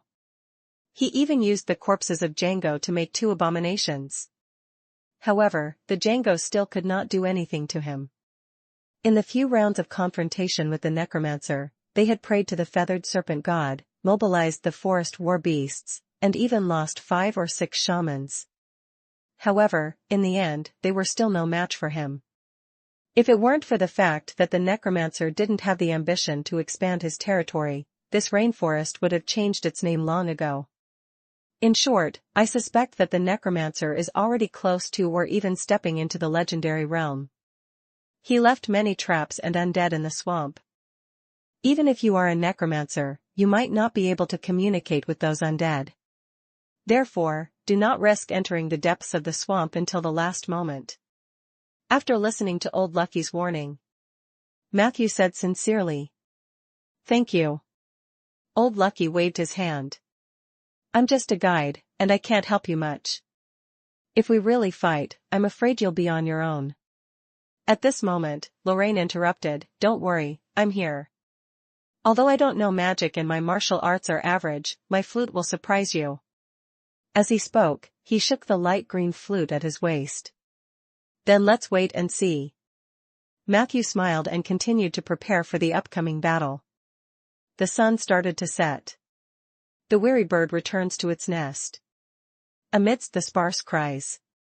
In the forest at the edge of the highlands, there were many figures with malicious intentions. "They are here," Matthew reminded in an INW voice. On the side, Old Lucky's face was filled with wariness. Lorraine was the only one who was still reading a comic book with great interest, chuckling from time to time. Until he heard Matthew's reminder. He slowly closed the book and stretched while looking around blankly. "Where?" "East. It's a group of black-backed gnolls," Matthew said calmly. "There are about 8 to 11 of them." "Is there a dungeon nearby?" Old Lucky quickly replied, "There are some, but not many. The surface exit is also very far from here." Matthew nodded. "There are 3 jungle leopards in the west. They look like females, and their average level is around level 10. There's also a level IL forest boa lurking on the banyan tree in the north. It's camouflaged, so I almost couldn't tell." Old Lucky looked at Matthew in surprise. "Did you use a detection spell?" Even with his many years of experience in traversing the rainforest and his ability to adapt to this place, he still hadn't discovered the giant forest boa. However, Matthew, a necromancer, had actually discovered it with his naked eyes. How could he not be surprised? Matthew did not explain. In fact, it was Ella, who was in his arms, who reminded him in a low voice. Nature Soul was indeed excellent at sensing wild beasts. With Ella, no creature in the rainforest could escape Matthew's eyes. "It's time to make a move." Matthew noticed the strange movements of the black-backed gnolls. "I'll go lure that forest boa away." Old Lucky quickly said, "I have a lot of experience in dealing with giant boas. You don't have to worry about me." As he spoke, he moved toward the boa alone. On the other side, the black-backed gnolls seemed to have realized that they had been exposed. They no longer concealed themselves and started to move. Black-backed gnolls were close relatives of gnolls, but they were much taller than ordinary gnolls. They had sparse black hair and were very strong, almost as powerful as beastmen. These creatures were usually active in the Undercity and were extremely rare in the rainforest. However, since they had appeared in this siege, it proved that they were part of the rainforest and were under the command of the soul of the rainforest. Matthew did not let his guard down. This group of black-backed gnolls was very high level. Each of them was above level 7, and there were a few level 9 ones. In addition, they were also motivated by the bloodthirst of the soul of the jungle, so their strength could not be underestimated. He controlled the skeleton soldiers to fight the enemy while soldiers' figures slowly disappeared into the air. At this moment, a cheerful flute sounded, and Lorraine began to play with a satisfied expression. He blew quickly and skillfully. In just a dozen seconds, the short flute sound changed from cheerful and intense to melodious and magnificent. As the sound of the flute changed, buffs were also added to Matthew. Hint: you have listened to Lorraine's song, Mountain Crossing Song, and your movement speed has increased. Chapter 104, Chapter 104, Rainforest Fever. Chapter 104, Rainforest Fever. Translator, Lonely Tree. You have listened to Lorraine's song, Numb Heart, and your resistance to charm has increased.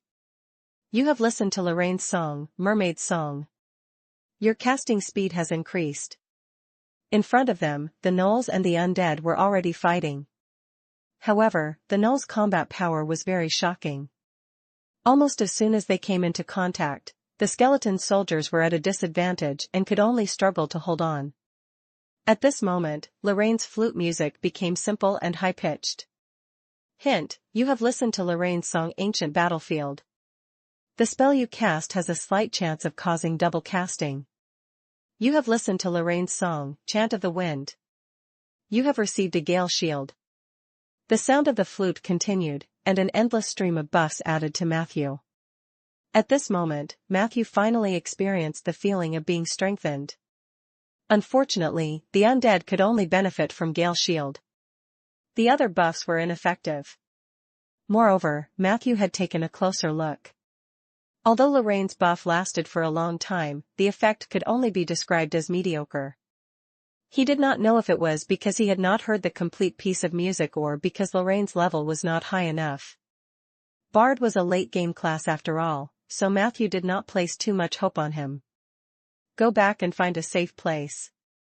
Seeing Lorraine put down his flute, Matthew took the initiative to remind him. He had thought that with the heroic spirit that the poet had shown before, he would strongly request to stay and fight side by side with him. He had even thought of how to persuade him. However, Lorraine listened to Matthew's words and was very obedient. As if he had done everything he could, he ran away. Matthew saw him find a suitable viewing spot and cheer for Matthew in the distance. What a strange fellow. Matthew didn't mind. He turned his attention back to the front. At this moment, the black-backed gnolls had the absolute upper hand. However, when the figure of the blade dancer began to appear behind them, the situation on the battlefield instantly changed. Soldier attacked. The short blades crossed, and a head fell to the ground. The other gnolls rushed towards Soldier in shock and anger. However, Soldier only took half a step back before he disappeared into the shadows, leaving no trace of the enemy. Matthew nodded in satisfaction. However, at the next moment, nature affinity had a change. Warning: the soul of the rainforest is very dissatisfied with your attitude of using your summoned creatures to kill the enemy. A truly strong person should be brave enough to fight for himself and not borrow the strength of others. Am I not allowed to use summoned creatures? Matthew frowned. That was fine, too. Judging from the monsters that had appeared so far, Matthew could deal with them himself even if he did not use the undead. So, he ordered the undead to retreat to the side while taking out a charged staff from his inventory. Arcane Missile. 5 magic energy balls smashed into the gnolls at the front. The spell did not kill them immediately but knocked them to the ground. In the next second, Matthew skillfully shot a crossbow at the enemy, who had fallen to the ground. Puff. The arrow pierced the gnoll's chin, and the gnoll let out a mournful cry before dying on the spot. Yes, my shoots are getting more and more accurate. Matthew was very satisfied with his performance. However, at this moment, the feeling of déjà vu surfaced again. Warning: the soul of the rainforest is dissatisfied with the way you are using the item to kill the enemy. A true expert should be brave enough to charge into the enemy's line of battle and not use long-range attacks insidiously. Matthew was unhappy. Again and again. Are you trying to toy with me? You're commenting even on my murder methods? This time, Matthew ignored the warning of the soul of the rainforest. Not only did he order the undead to come back and fight, but he also took out blazing glue and Molotov cocktail from his magic bag. Bang! Bang! Flames exploded. Several gnolls were hit, and they fled in all directions while screaming. soldier, who was hiding in the dark, was already thirsty for a fight. He took the initiative to appear from the shadows and began to harvest one after another. In front of the blade dancer, the black-backed gnolls were quickly defeated and were eventually annihilated. The 3 jungle leopards that had appeared before were even more alert. They only walked around the edge of the battlefield twice. When they realized that there was no chance, they retreated and left. A moment later, Matthew began to clean up the gnoll's corpse. At this moment, Old Lucky's figure appeared from the rainforest. "Where is that giant boa?" Matthew greeted from afar. "He followed me for a while and then ran away. Ulu lucky repnu looky." However, at this moment, the expression on his face changed drastically. Matthew also heard Ella's exclamation. "Matthew, run. There's something wrong with the tree on the right." Before he finished speaking, the withered tree that seemed to have been lying on the ground from the beginning suddenly sprang up. The huge body of the forest boa instantly formed a huge shadow on Matthew's body. The moon was already high up in the sky, and the moonlight was bright. The giant boa pounced fiercely at Matthew, its slippery body wrapping around him, vowing to strangle him in an instant. However, the moment it pounced forward, Matthew's body began to expand unconsciously. Roar! Under the horrified gazes of the huge boa and Old Lucky, a brown bear that seemed to be emitting moonlight appeared out of thin air. "Paw!" The moon bear grabbed the head of the forest boa and smashed it to the ground. The gentle moonlight shone on the moon bear's body, adding a lot of attributes to it. Bang! Bang! Bang! Matthew pressed down on the giant boa's head and smashed it to death. The latter did not even have the chance to resist before its head was pierced through, and it lost its life. The enemies in the first round were relatively easy. After looking around and seeing that there were no other enemies, Matthew stopped his transformation. In the next moment, a furious voice sounded in Matthew's heart. "How dare you ignore my warning?" Matthew knew that this was the soul of the rainforest's will. He thought for a moment and decided to retort bluntly, "You can send enemies over, but who I kill first and how I kill them is my business." The soul of the rainforest said angrily, "You've angered the spirits of this forest. I won't let you walk out of here alive." Matthew's previous gentleness and modesty were also gone. He even tried his best to make his tone full of violent emotions. "Up to you. I'll kill as many as you send. Send out your strongest spirits as much as you can. Let them come to me and die. Even if they don't come to me, I'll go to them and kill them. Unfortunately, you don't have a physical body, or I'll kill you too." The soul of the rainforest no longer replied. A moment later. Hint, your toughness and brutality have won the respect of the soul of the rainforest. The time you have to endure the siege of wild beasts and monsters in the rainforest has been reduced to 3 days. J. As expected, Matthew realized that the soul of the rainforest was actually the same as most. He couldn't blindly listen to the other party's coercion. Matthew didn't expect that his clumsy and violent performance would gain the other party's respect. At this moment, he finally understood Zeller's helplessness. Under certain circumstances, it was quite difficult to be a good person. But in the next second, the smile on Matthew's face froze again. Warning, the soul of the rainforest has raised its danger rating for you. In the next 3 days, it will no longer restrain itself and will go all out. It will mobilize its most powerful subordinates to surround and attack you. Treat it with caution. It seems that imitating the rainforest soul's personality is useful, but not completely useful. Matthew rubbed his chin and shook his head with a bitter smile. Matthew, hurry up and take a look. There seems to be something in the snake's stomach." Ella flew over and reminded him. Matthew immediately went over. He found that the huge boa's stomach was indeed bulging. At this moment, Old Lucky also came over. The two of them looked at each other, and Old Lucky raised his saber and slashed. In no time, he cut open the stomach of the giant boa. He mumbled. A humanoid object filled with a rotten stench rolled out. Matthew focused his eyes. He realized that it was a zombie. There was a shiny nameplate hanging on the zombie's neck. Chapter 105 Chapter 105, I had already guessed that you were a fellow cultivator. Chapter 105, I had already guessed that you were a fellow cultivator. Translator, Lonely Tree. Matthew recognized this nameplate. This thing was once very popular in Bayan City. It was used by necromancers to classify, mark, and arrange the undead. This could reduce the mental power consumption of the necromancers when they were forming an undead army. Some of the nameplates also had some secret words that could only be deciphered by necromancers who had mastered the unique interpretation method of Bayan City. This could also be considered a reward or trap left behind by a reclusive necromancer for his own kind when he was wandering alone. Matthew took off the nameplate and tried to read it. Soon, a row of dazzling words appeared in front of him. If I hadn't become a necromancer, would things have been different? Matthew frowned. The words had no context. Hilt diagonally revealed his regret after becoming a necromancer. However, at the same time, he was also curious about the owner of the nameplate.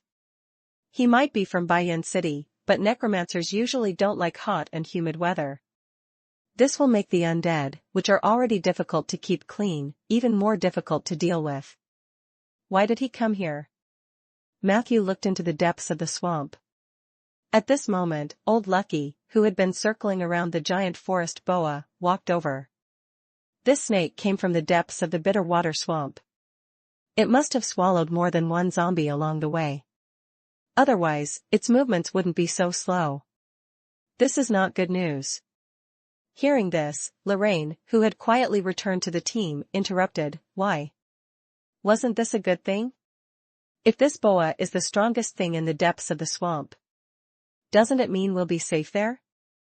Old Lucky glanced at him. It could also be a fluke.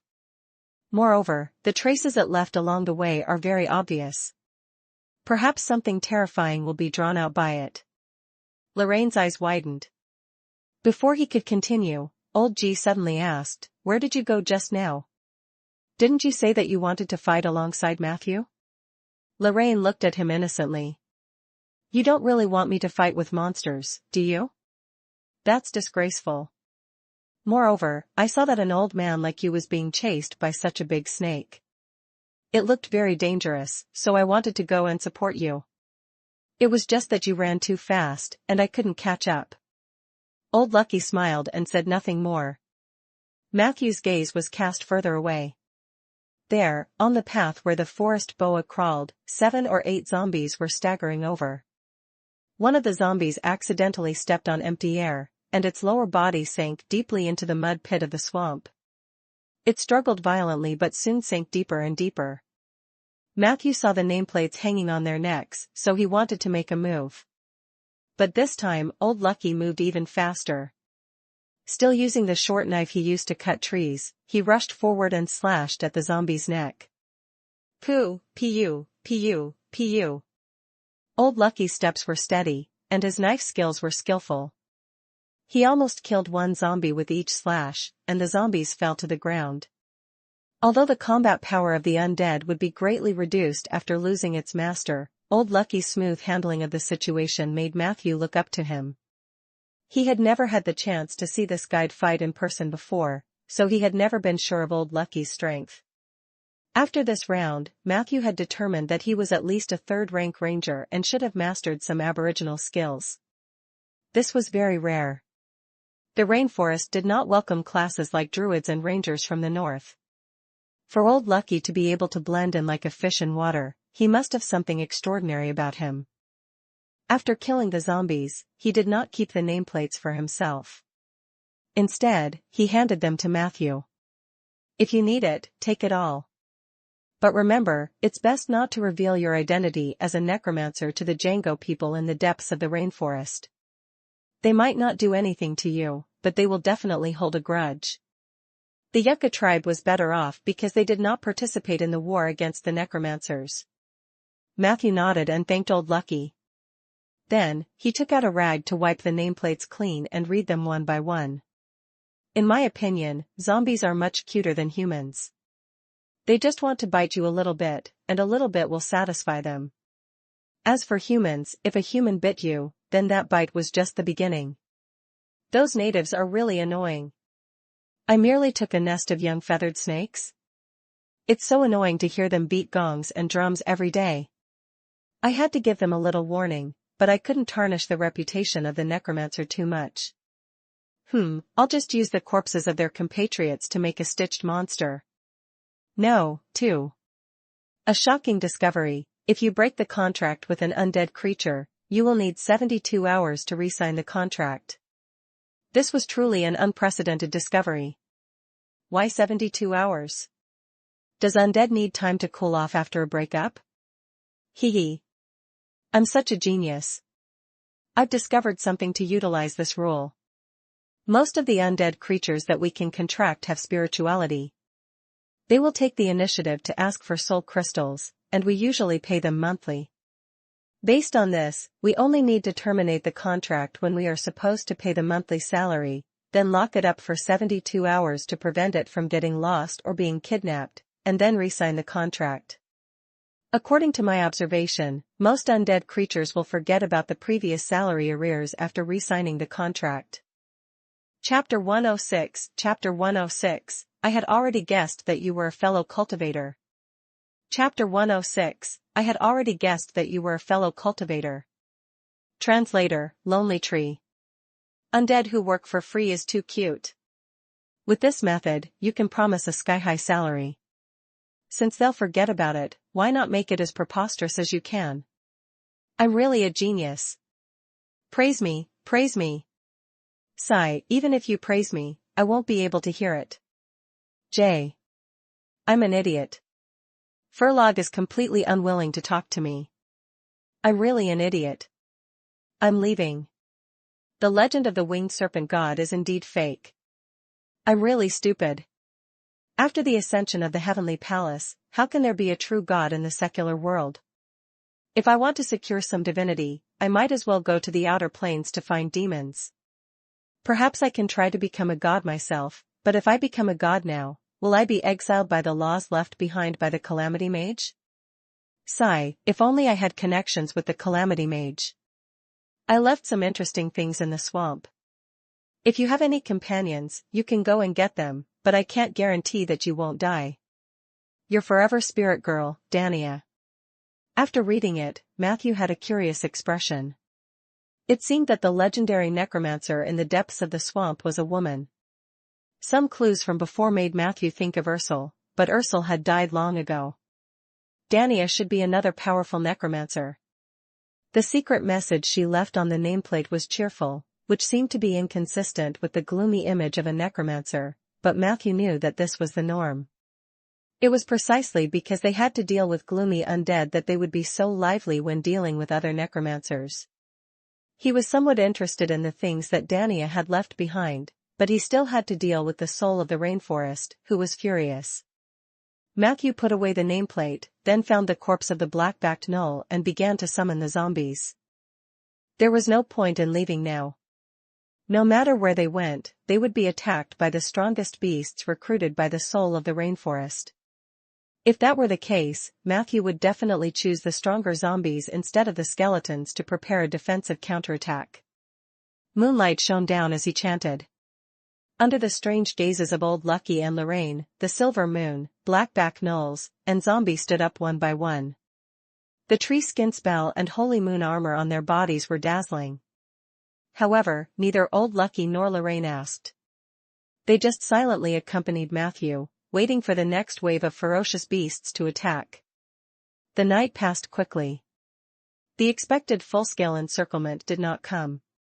Matthew only encountered a few sporadic attacks. He did not need to do anything. Soldier alone could resolve them. In the morning, the rainforest was gradually covered with dark clouds. The dull sound of thunder came from the sky as if thousands of people were beating drums in the clouds. The atmosphere on the ground became more and more oppressive. Matthew knew that the soul of the rainforest was exerting pressure on him by controlling the environment. The real attack had yet to arrive. It wanted to use all kinds of methods to make him bow his head. Unfortunately, Matthew had already figured out the soul of Rainforest's temper. It was impossible for him to lower his head. The only thing he could do now was to fight until the soul of the rainforest submitted its will. In the afternoon, more and more ferocious beasts gathered around the highland. Most of the ferocious beasts were still watching. However, there were also a few who could not hold back and had conflicts with Matthew. After a few rounds of fierce battle, the beasts suffered heavy losses, but Matthew became more and more courageous as he fought. He had just come to the rainforest and was already lacking material. With creatures throwing themselves at him, the number of undead he ruled grew. That's why. For the entire afternoon, the chanting on the high ground did not stop. At dusk, he looked at the densely packed undead figures at the edge of the highland. The surrounding ferocious beasts all stopped. Hint, you have summoned a Silvermoon zombie tiger with the undead. Summoning spell. Current zombies, 56/skeletons, 22. Matthew was actually not very satisfied with this number. He still had mana and negative energy left, so he could summon more. However, the beasts that lived in the rainforest all year round were not fools. After seeing the first wave become the Necromancer's puppets, these tigers, leopards, crocodiles, and snakes did not dare to approach. However, they did not go far. Instead, they hid nearby as if waiting for an opportunity. Matthew was also very calm. He would seize every interval between the ferocious beasts' attacks to rest. For example, now. Crackling. The bonfire in the middle of the highland was emitting black smoke. The rainforest had a humid climate, and this was the scene of wet firewood burning. Originally, Old Lucky did not allow them to start a fire in the forest, saying that doing so would attract real ferocious beasts, but now it clearly did not matter. Looking at the dense crowd of undead around them, the two of them had a clear understanding of Matthew's strength. So, if I want to deal with a necromancer like you, do I have to kill you in one fell swoop? If we just send people to encircle and suppress you, would we be providing you with help instead? Beside the fire, Lorraine was holding his booklet. He would occasionally glance at it and occasionally chat with Matthew. Matthew nodded. As long as they don't exceed the necromancer's threshold, then the necromancers are the least afraid of human wave tactics. The more powerful the necromancer is, the more so. I will remember your words and write them into my works in the future. Yes. Braveheart Matthew once said that necromancers are fearless. Chapter 107 Chapter 107, I had already guessed that you were a fellow cultivator. Chapter 107, I had already guessed that you were a fellow cultivator. Translator, Lonely Tree. Lorraine replied casually. Matthew looked at his casual appearance in the face of a powerful enemy and couldn't help but feel curious. At the end of the day, Matthew managed to see Lorraine fight with a beast. To Matthew's surprise, the bard was not only good at playing the flute. His close combat skills were also quite impressive. In the afternoon, Matthew saw him take down a tiger with his bare hands. The bard showed a kind of ease when he was attacked by the beasts. Even if he was surrounded, he could quickly find a breakthrough and pull away to protect himself. The only thing that puzzled Matthew was Lorraine had never used a melee weapon. To be exact, he had never used any other weapon except for the light green flute. This also led to him not killing a single ferocious beast. At most, he would only be severely injured them. Is this the principle of the wandering bard? No killing? Matthew complained in his heart. Besides, he also noticed that Lorraine loved reading that booklet. He was always focused on it. However, according to Matthew's observation, the booklet was very thin. It looked like it had no more than 10 pages. Lorraine had been reading it for the past few days. No matter how slow he was, she should have finished reading it, right? But he did not. He was still reading. Matthew was even more curious. Therefore, he took advantage of the moment when the ferocious beast stopped and asked, Lorraine, I have 2 questions for you. If it's a private matter and you don't want to answer them, just pretend I didn't ask. Lorraine was instantly interested. Oh? Matthew, after pretending to give me the cold shoulder for so many days, are you finally willing to admit that you're interested in me? Matthew didn't say anything. Old Lucky coughed. The two of them looked over. Old Lucky stood up with a pipe in his hand and said, "I'll go to the side. You guys chat." Although he said that, he did not walk far. He turned sideways to face the two of them, his ears slightly pricked up. Matthew smiled. "I'm very curious. You clearly had several chances to kill the ferocious beast in the afternoon, but you didn't do so. Why? And that book in your hand, what is so interesting that it attracts you so much?" Lorraine thought for a moment. "These are indeed my two secrets, but if it's Matthew who asked, it's not impossible to tell you. But secrets between friends should be exchanged. I will ask you 2 questions later, and you must answer them truthfully." Without waiting for Matthew to agree, Lorraine said in embarrassment, "The reason why I don't kill is not because I'm compassionate, but because I have a slight blood phobia. It's not that serious, but it will still affect my concentration and thinking. When I saw the head of the plague envoy in Marshwater City, I was completely stunned. To tell you the truth, seeing blood will only make my concentration drop slightly. However, if I were to kill a ferocious beast with my own hands and see the scene of blood splattering, I might directly faint. As for this booklet, it's actually a priceless magical tool that can help me stay focused." As he spoke, he generously handed over the booklet. Matthew flipped it open and found that every page was a beautiful portrait. The portraits were all of women with their upper bodies naked. These women were either laughing or angry, and their expressions were different. They might not be very good-looking, but they had one thing in common. They all had rather full breasts. "Do you think this thing can maintain focus?" Matthew couldn't believe it. However, in the next second. Hint, you have read Lorraine's Book of Fullness, your focus +1, your spellcasting success rate has greatly increased. Matthew fell silent. This magic tool is quite special. He handed the booklet over. Lorraine smiled gently and asked excitedly, "Now, it's my turn. First question, what's the situation with that owl on your chest?"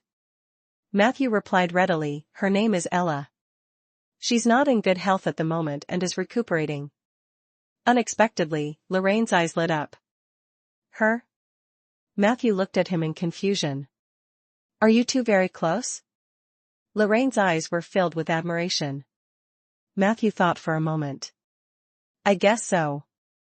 Lorraine slapped his thigh and praised, "I knew we were on the same path. You can even go down with owls." "Not bad, Matthew." As expected of a necromancer. "This is amazing." Matthew's face darkened. He was about to explain. However, at this moment, the sky suddenly darkened completely. A piercing screech came from the distant horizon. A black shadow flew across the sky. The high ground was instantly ravaged by a strong wind.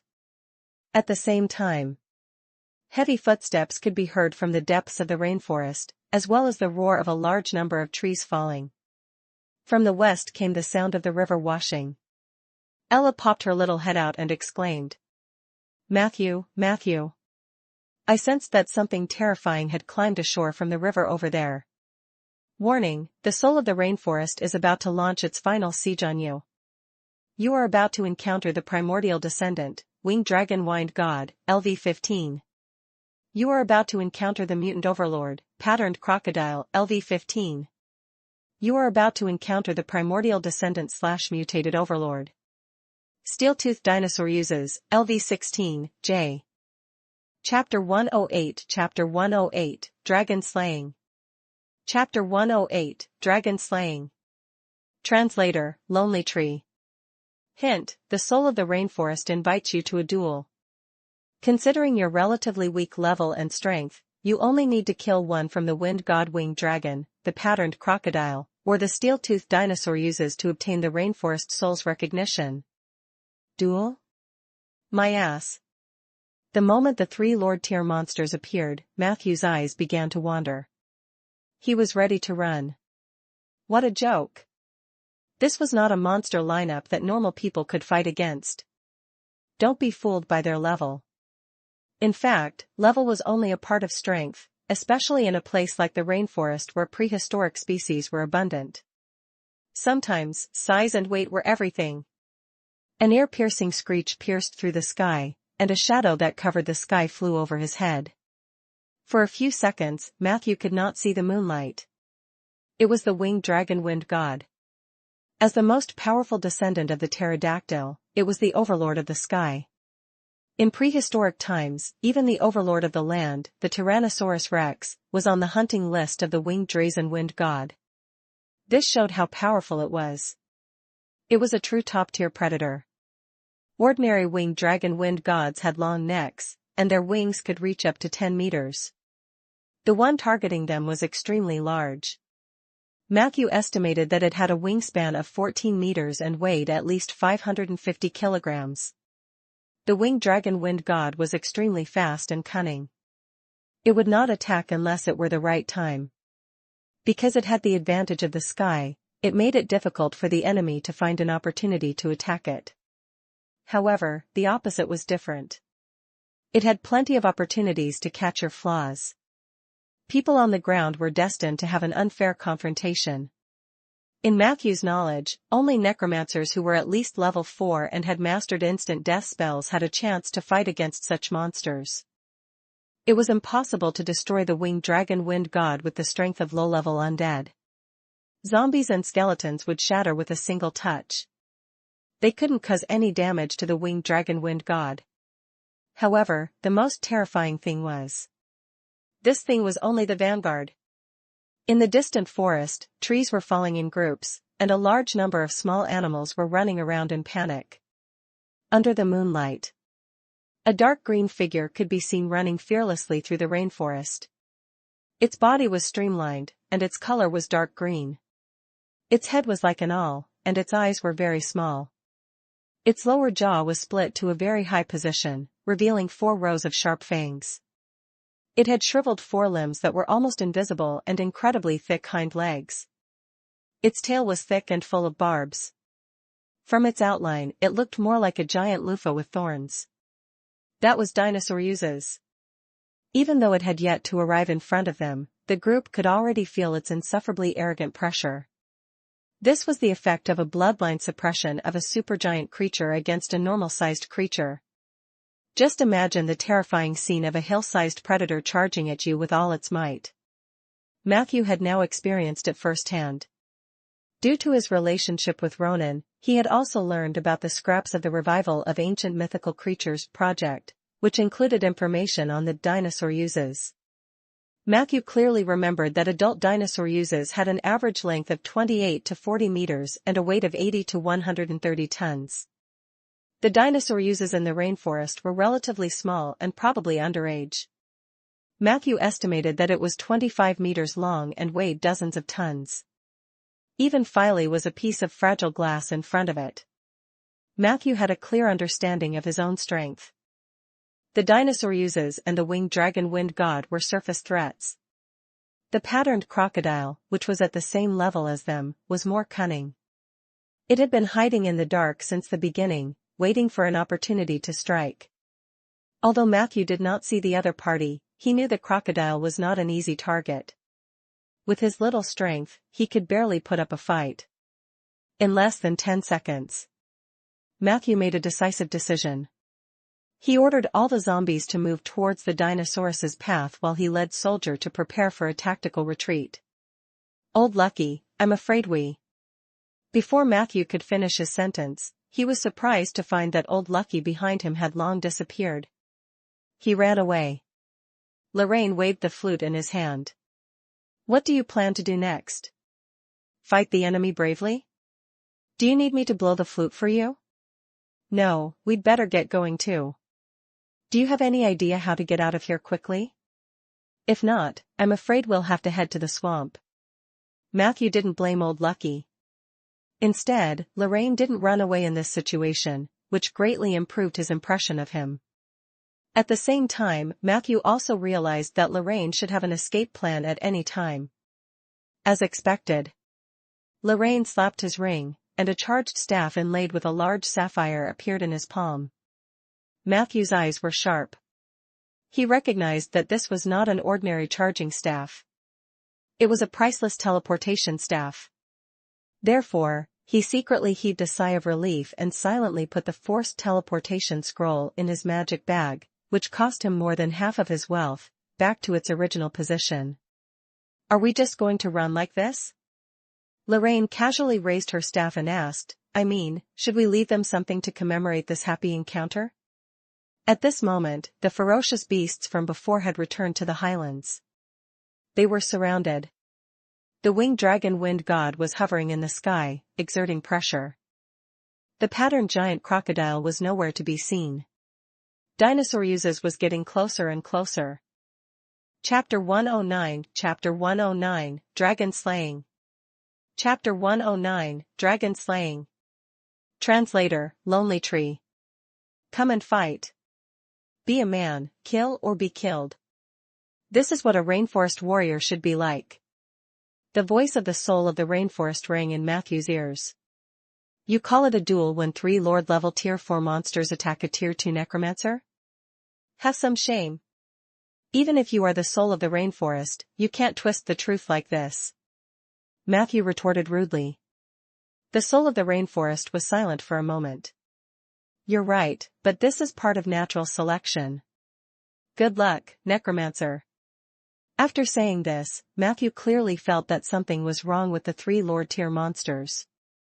If the soul of the rainforest had restrained them before, then now, they were beasts that had lost their reins and were ready to unleash their ferocity. Let's go. Matthew urged. In an instant, all the Silver Moon zombies that were already in position self-destructed. Roar. Dinosaur Uses charged forward ferociously, and in the blink of an eye, it was less than 10 meters away from the 2 of them. A foul smell accompanied by saliva assaulted their faces. From this angle, Matthew could see the swelling on the other party's tongue. At the critical moment, Lorraine raised his staff and a blue portal opened before the 2 of them. The 2 of them didn't waste any time and went in. Puff. As soon as they landed, Dinosaurus's tongue came from the portal. If Soldier hadn't followed closely behind and slashed at the tongue, Matthew and Lorraine would have been swept back by the tongue. Lorraine's face turned ashen. He quickly closed the portal and began to pant heavily. Matthew was still in shock. However, he forced himself to stand up and look around. Where is this place? Is it a random teleportation? He found that the surroundings were still the same as the rainforest, and there were many trees that had been tripped on the right side. There are 2 modes of teleportation. One of them is pseudo-random. It can bring us to a relatively safe place within a 5-kilometer radius. The other method was to specify a location, but the premise was that the location had to be visible to the naked eye. Lorraine explained slowly. Matthew nodded and reached out to Lorraine, who was lying on the ground. Thank you. I didn't expect you to be willing to fight with me under these circumstances. Lorraine held Matthew's hand and quickly stood up. Matthew felt that his hand was a little cold. He was probably really scared. However, the next second, Lorraine smiled casually. Where else do you think I got so many friends? Did you really think that one could make good friends by spending money? Money can get your fake friends, but real friends are made with sincerity. Although Matthew didn't completely agree with his idea, he just owed him a favor and naturally wouldn't refute it. He observed the direction in which the tree had fallen, then pointed in the opposite direction and said, "We have to leave quickly. It's not safe here. The creatures in the rainforest are all experts at tracking." Lorraine was about to answer when a familiar and ear-piercing screech suddenly sounded from the sky. Whoosh! A black shadow that blotted out the sun flew over their heads. It was the winged dragon wind god. Their expressions changed. The winged dragon wind god turned around and charged at the 2 of them. In the nick of time, Matthew opened his hand and threw a capture ball into the air. In an instant, a huge gray net formed in the air. The cost of this item was not cheap, and it was often used by mages to capture small and medium-sized pets. It was naturally impossible to capture the winged dragon wind god, but it could greatly hinder its progress. As expected, the cautious winged dragon wind god flipped over and dodged the huge net. Then, it circled in the air and wanted to do the same thing again. But at this moment, Matthew and Lorraine had already run into the depths of the forest. Whoosh! A strong wind blew, and the two of them staggered, almost falling. The winged dragon wind god was in hot pursuit. It was obviously more familiar with the rainforest. Even though Matthew and Lorraine were smart enough to start running around the trees, the latter was able to lock onto its target again after a few seconds. Seeing that he couldn't shake it off with ordinary methods, Matthew decisively took out a bottle from his magic bag and handed it to Lorraine. "Drink half and leave the other half for me." Lorraine did not suspect anything. He took the bottle and drank it. After drinking half of it, he stopped and frowned. He handed it back to Matthew. "The taste is strange, as if someone else had drunk it before." Matthew did not have time to explain and drank the last quarter of the potion in one gulp. Hint: you have consumed the advanced sprint potion. Your running speed has greatly increased. Warning: the winged dragon wind god is about to launch a new dive. "Let's go!" Matthew shouted and ran. This time, he ran much faster. Not only did he leave an afterimage in the open space of the rainforest, but he also almost crashed into the surrounding trees. Lorraine quickly followed. With the help of the advanced sprint potion, the two of them ran at a rare speed and finally left the winged dragon wind god behind. However, the crisis did not disappear.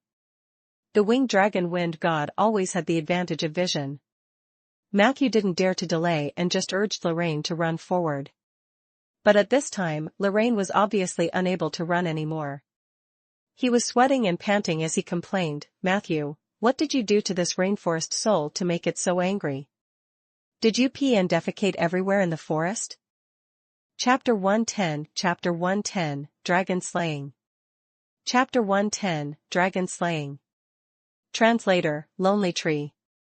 Matthew smiled and did not argue with him. He asked Ella to help him identify the direction and then avoided the pursuit of the winged dragon wind god and the other two Lord-tier monsters. After running for about half an hour, even Matthew was winded, let alone Lorraine. The two of them were forced to rest in a natural treehouse. However, not long after, the annoying clamor of the winged dragon wind god rang in their ears again. Fortunately, this time, the cry lasted for a few minutes before it gradually faded away. "Looks like it didn't notice us this time." Lorraine looked relieved. He collapsed on the ground like a pile of mud. "Not necessarily.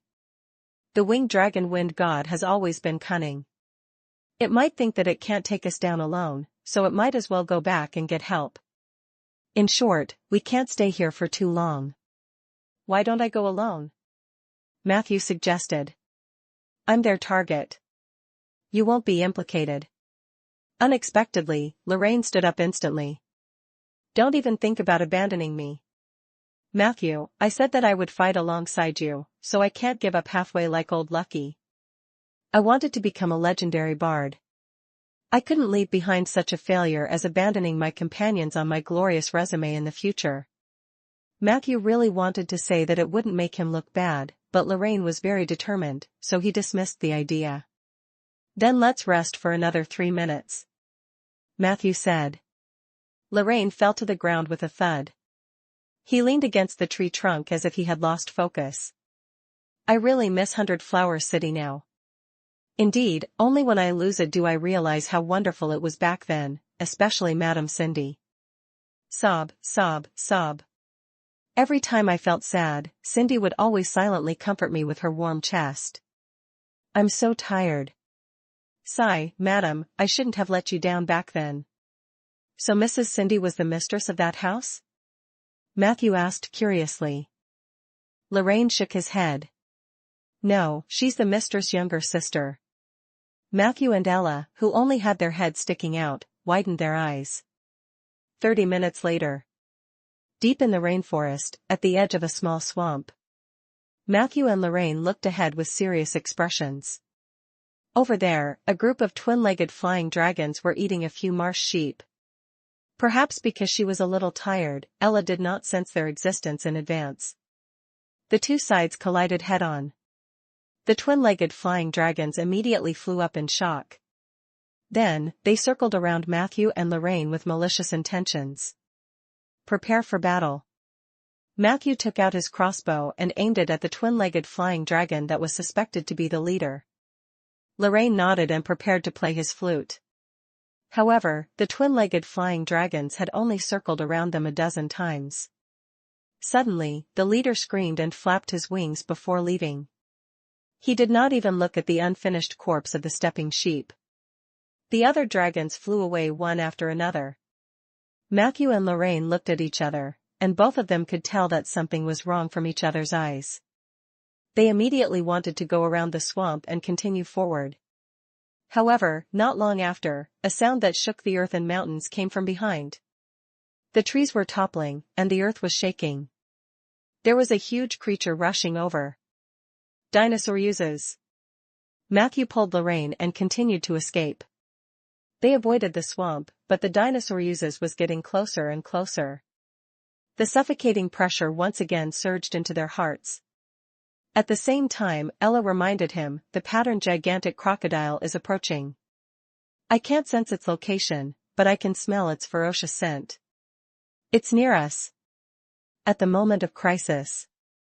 Matthew's eyes searched the surroundings. At this moment, a voice suddenly came from the tree above them.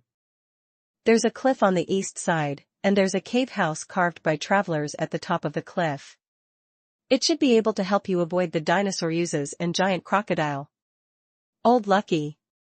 Lorraine looked up in surprise and saw Old Lucky clinging to the banyan tree like an ape. His face was painted with oil paint.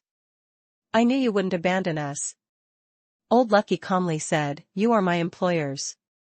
Even if you die, I will collect your corpses.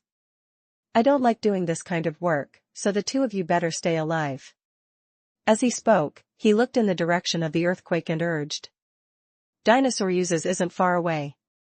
With that, he leapt up, and in a few breaths, his figure disappeared from their sight. The two of them did not dare to delay and quickly walked in the direction that Old Lucky had pointed out. After a while, a lone peak appeared in front of him. The cliff on the west side was extremely smooth and difficult for monkeys to climb. Matthew looked into the distance for a moment and successfully found the cave house that Old Lucky had mentioned. Let's go. Lorraine raised his teleportation staff again. This time, the destination was visible to the naked eye, so he could teleport directly. The two of them went through the portal and arrived at the cave house high up on the cliff. The environment here was dry and undisturbed. It was a good place to avoid enemies. The only drawback was that the space was too narrow. Matthew and Lorraine were squeezed together, making it a little crowded. However, in order to avoid accidentally falling from the edge, they had to squeeze close to each other. Even so, the two of them were unprecedentedly relaxed. It had only been less than 2 hours since they had been surrounded by the three monsters, but these 2 hours felt like an entire day. The fear of being hunted down was torturous. Now that they had relaxed, sleepiness naturally crept into their hearts. Chapter 111, Dragon Slaying. Chapter 111, Dragon Slaying. Translator, Lonely Tree. Night gradually fell. The roars of dinosaur uses came from the bottom of the cliff. Rumble. It seemed to be doing something to the mountain root. The entire cliff began to shake slightly, scaring the two who had almost fallen asleep. Outside the cave, a faint moonlight shone in. Matthew, who felt uncomfortable, changed his position. As a result, he was face to face with Lorraine, and their foreheads were almost touching. Oh, Matthew, are you sure you want to sleep like this? Let me warn you in advance that anyone who sleeps with me for a night will fall in love with me without exception. Lorraine blinked and said in a showy manner. Matthew was expressionless and silent. After a while, Lorraine couldn't help but pull up his collar. I'm a little hot. Why don't I? His words were mercilessly interrupted by Matthew. Lorraine, I suggest you take care of your vocal cords for a while. Lorraine said innocently, what do you mean? Matthew rolled his eyes. Shut up. Lorraine pursed his lips. After a moment of silence, he twisted his body again. Matthew, why are you saying one thing and doing another behind my back? Hey, don't touch my chest. Matthew looked at him in shock. What are you talking about? At this moment, Miss L stuck her head out and whispered, sorry, it's me. I didn't know that was your chest. I thought it was Matthew's. Lorraine shrugged. It looks like I'm the third wheel. He was about to turn around, but he hesitated for a while and didn't dare to. Ella whispered to Matthew, Matthew, the moon is out. I can take you to the moonlight woodlands to seek the help of the goddess. Matthew shook his head firmly. I know you mean well, but there's no need for that for now. He couldn't ask Asha for help at this time. The foundation of the cooperation between the two sides had always been that the goddess was weak. If Matthew took the initiative to ask her for help, the balance of the cooperation would be different. Although the current situation was a little difficult, Matthew did not feel that he had reached a dead end. When he was squeezed together with Lorraine, he was constantly thinking about how to deal with the enemy. The dinosaur uses definitely couldn't be killed. Its HP was unbelievably thick. Even a legendary mage would take a long time to grind it down with an instant death spell. After all, the dinosaurus's physique was too shocking, and their exuberant HP meant that they had extremely strong immunity against instant death. I need to reach rank 4 first. Then, I'll come back. Matthew silently blacklisted dinosaur uses. Matthew silently blacklisted dinosaur uses. The same was true for the patterned crocodile.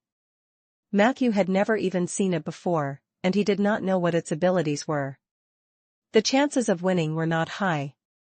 Among the 3 Lord-tier monsters, Matthew could only deal with one. In his thoughts, the sound of rapid flight came from the sky outside the cave. It's the winged dragon wind god. It can't stand the loneliness and wants to attack at night. Lorraine tensed up. It's fine. It came just in time. Matthew's eyes were filled with killing intent. Do you have any plans? Lorraine asked. Matthew shook his head. It's not that fancy. It's just a small plan. The law of the rainforest is natural selection. However, he added, but I might need your help later. As he spoke, he handed the cough magic staff to Lorraine. After telling him how to use the staff, he shared his little plan. Along the way, Lorraine had won Matthew's trust. If Lorraine was not trustworthy, Matthew felt that there was no one in the world that he could trust. I understand. Lorraine nodded solemnly. He took out the booklet without hesitation and handed it to Matthew. Take it and come back alive. Matthew looked at Lorraine in surprise. The latter's eyes were open as he gestured for Matthew to bring the book with him. Matthew did as he was told. Hint, you have equipped the strange item Book of Fullness, your focus +3. Continue reading the Book of Fullness, and you will gain more focus. At the edge of the cave house, Matthew's mind was unprecedentedly calm. He could hear the sound of airflow fluctuations. He knew that the winged dragon wind god was nearby. It was very cunning and would not take the initiative to attack, but Matthew's next choice would make it lose the right to choose. Because it was the guardian of the soul of the rainforest, it could be cunning, but it could not lose the courage to seize the opportunity. And Matthew was going to give it such a great opportunity. In the next moment, he transformed into a raven and flew out gently. As soon as he came out of the cave, he saw the winged dragon wind god hovering above his head. Matthew flapped his wings and flew away. The latter was also stunned when it saw Raven. It did smell like a conspiracy, but the soul of the rainforest's ruthless nature did not allow it to hesitate. If it could be said that it was cautious before, then now, it could not find any reason to reject the open opportunity. Whoosh! The winged dragon wind god made a decision and pounced on Raven. In the sky, the airflow swayed. The raven flew unsteadily in the wind and was caught up by the winged dragon wind god in the blink of an eye. The latter's sharp claws were about to scratch Matthew's head. In the next moment, the raven used his last bit of strength and moved half an inch up. During this process, its body began to undergo rapid changes. Wilderness form, moon bear. Due to the moonlight, Matthew did not even need to pause when he switched forms. Everything happened in a flash, and even the winged dragon wind god, the overlord of the sky, did not have time to react. In a hurry, it suddenly leaned to the side. Unfortunately, it was too late. The moon bear grabbed the winged dragon wind god's wings, exerted strength in its waist, and mounted it. The winged dragon wind god let out a sorrowful cry. It flapped its wings with all its might, and its natural ability to cast spells began to show. With the help of the airflow, it managed to maintain its balance and soar downward at a relatively low speed. At the critical moment, Lorraine's help finally arrived. He stood at the edge of the cliff and aimed his staff at the whining winged dragon wind god. Puff! A gray light shot out and accurately hit the winged dragon. The latter began to cough violently. This time it could no longer maintain its balance and fell down together with the moon bear. Matthew took advantage of the situation. He frantically slapped the back of the dragon with his bare paw. In the next moment, he seized the opportunity to twist the dragon's slender neck. The chaotic melee in the sky made it impossible for him to distinguish his direction. He could only rely on the wild instinct in his bones to use all his strength to twist. Gotcha! Matthew vaguely heard such a voice. The ground was getting closer and closer. The surrounding scenery became more and more dazzling. His heart began to beat faster, and he could only react instinctively. At the critical moment, a gentle female voice sounded in his ear, "Fly." For some reason, Matthew instinctively followed the other party's reminder and turned into a raven. He flapped his wings and barely maintained his balance when he was less than 20 meters from the ground. The winged dragon wind god wasn't so lucky. The weight it was bearing was even greater, and it fell to the ground with its face plastered. Rumble! Several trees were smashed into pieces by the dragon. In the end, the dragon hung on a tree stump, dying. Matthew folded his wings and transformed into a human. There were abnormal movements on both sides of the rainforest. On the left, the dinosaur Uzes was still running over. A giant crocodile's head silently emerged from the river on the right. Hiss! The winged dragon wind god used its last bit of strength to pounce at Matthew. However, Matthew's reaction was faster. He instantly transformed into a moon bear and slapped the winged dragon's head, shattering it into pieces. In order to prevent the dragon from attacking, Matthew grabbed its neck and beat its head and body crazily. A few minutes later. Only then did this brutal massacre come to an end. At this moment. It was only then that Matthew realized that the dinosaur Uzes had stopped in its tracks. The giant crocodile in the river had also disappeared without a trace. Hint, you have single-handedly killed the winged dragon wind god. You have obtained the opportunity to enter the subdomain of the dragon domain, dragon slaying. Dragon Slayer, Pterodactyl. Your legend rating +1, Pterodactyl. You have obtained territory ability, Dragon Slayer Hero. Your resistance to dragons might has been significantly increased. You have defeated the winged dragon wind god and passed the trial of the soul of the rainforest. You have obtained the opportunity to enter the Black Banyan Dream Realm. Chapter 112. Chapter 112, This is what I call a threat. Chapter 112, This is what I call a threat. Translator, Lonely Tree. The surroundings suddenly quieted down. The rainforest had always been very lively. But at that moment, Matthew felt peace. It was as if all sound had been swallowed. With his hearing blocked, Matthew's other senses became unprecedentedly sensitive.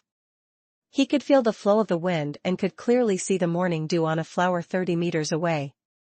Under the effect of the eye of the jungle, he could see the situation in other directions without turning around. It was a wonderful feeling. Matthew seemed to be looking at the grass and trees in his 360-degree field of vision. He saw dinosaur Uzes turn around and leave in disappointment. He saw the huge splash caused by the patterned crocodile when it sank into the water. He saw a few flying squirrels fly away from the tree crown. He saw a Django native standing on the top of the banyan tree and looking at them warily. He saw 2 piranha flowers fighting over territory. He saw a few large blue morphing butterflies flying around the ground. He saw a nest of transparent glass frogs patiently waiting for food. He saw a giant otter flip over by the river and accidentally fall into the water. Ah! Rainforest. This is the rainforest. The warm and humid wind blew past Matthew's face. He suddenly came back to his senses from that mysterious state. At this moment, 2 bright rays of light shot down from above, piercing through the lush branches and leaves. The first beam of light landed on the winged dragon wind god's corpse, and it quickly disappeared. The second ray of light shone on Matthew. Hint: the soul of the rainforest has invited you to enter the Black Banyan Dream. Do you wish to enter? Matthew was not in a hurry to receive the soul of the rainforest. He was still replaying the battle with the winged dragon wind god in his mind. He decided to strike while the iron was hot and relive the seemingly simple but thrilling battle. This was Matthew's first time experiencing such an exciting fight. This was also the source of his shock. Although the entire process did not last long, Matthew seemed to have easily killed the winged dragon wind god. However, it was indeed an extremely difficult process for a rank 2 necromancer to kill a rank 4 winged dragon. Matthew closed his eyes and focused on the replay of the battle. Soon, he concluded 2 key points and something worth reflecting on. The first key point was that he had successfully surprised the winged dragon wind god in the form of a moon bear. The winged dragon wind god was the overlord of the sky. With the control of the air, it would inevitably lose some of the advantages that other Tier 4 lords had. For example, an unbelievably exuberant vitality or an extremely high biological armor. Matthew speculated. With the dinosaur uses and the patterned gigantic crocodile's large HP, even if he were to attack them, he would need to stab them for more than 10 minutes before he could seriously injure them. What was even more terrifying was that if ordinary weapons were used, he might not even be able to break through their defenses. This was due to the Lord-tier supergiant monsters' biological armor. They were like a moving biological fortress. Not only were their destructive powers shocking, but their skin was also indestructible. This was also an important reason why Matthew did not dare to challenge those 2. However, the winged dragon wind god was different. The darling of the sky was destined not to have the high biological armor similar to the overlords of the land, which gave Matthew an opportunity. Back when they were fighting in the sky, Matthew discovered that his moon bear transformation could break through the pterosaur's biological armor. The moon bear's level was LVII. The winged dragon wind god was quite fragile. This was probably the reason why it was so cautious. Once it lost control of the air, the winged dragon wind god was no different from an ordinary Tier 3 monster. Nature was fair. It wouldn't make you strong in all aspects. All in all, when the moon bear rode on the winged dragon's back, the outcome of the battle was already decided.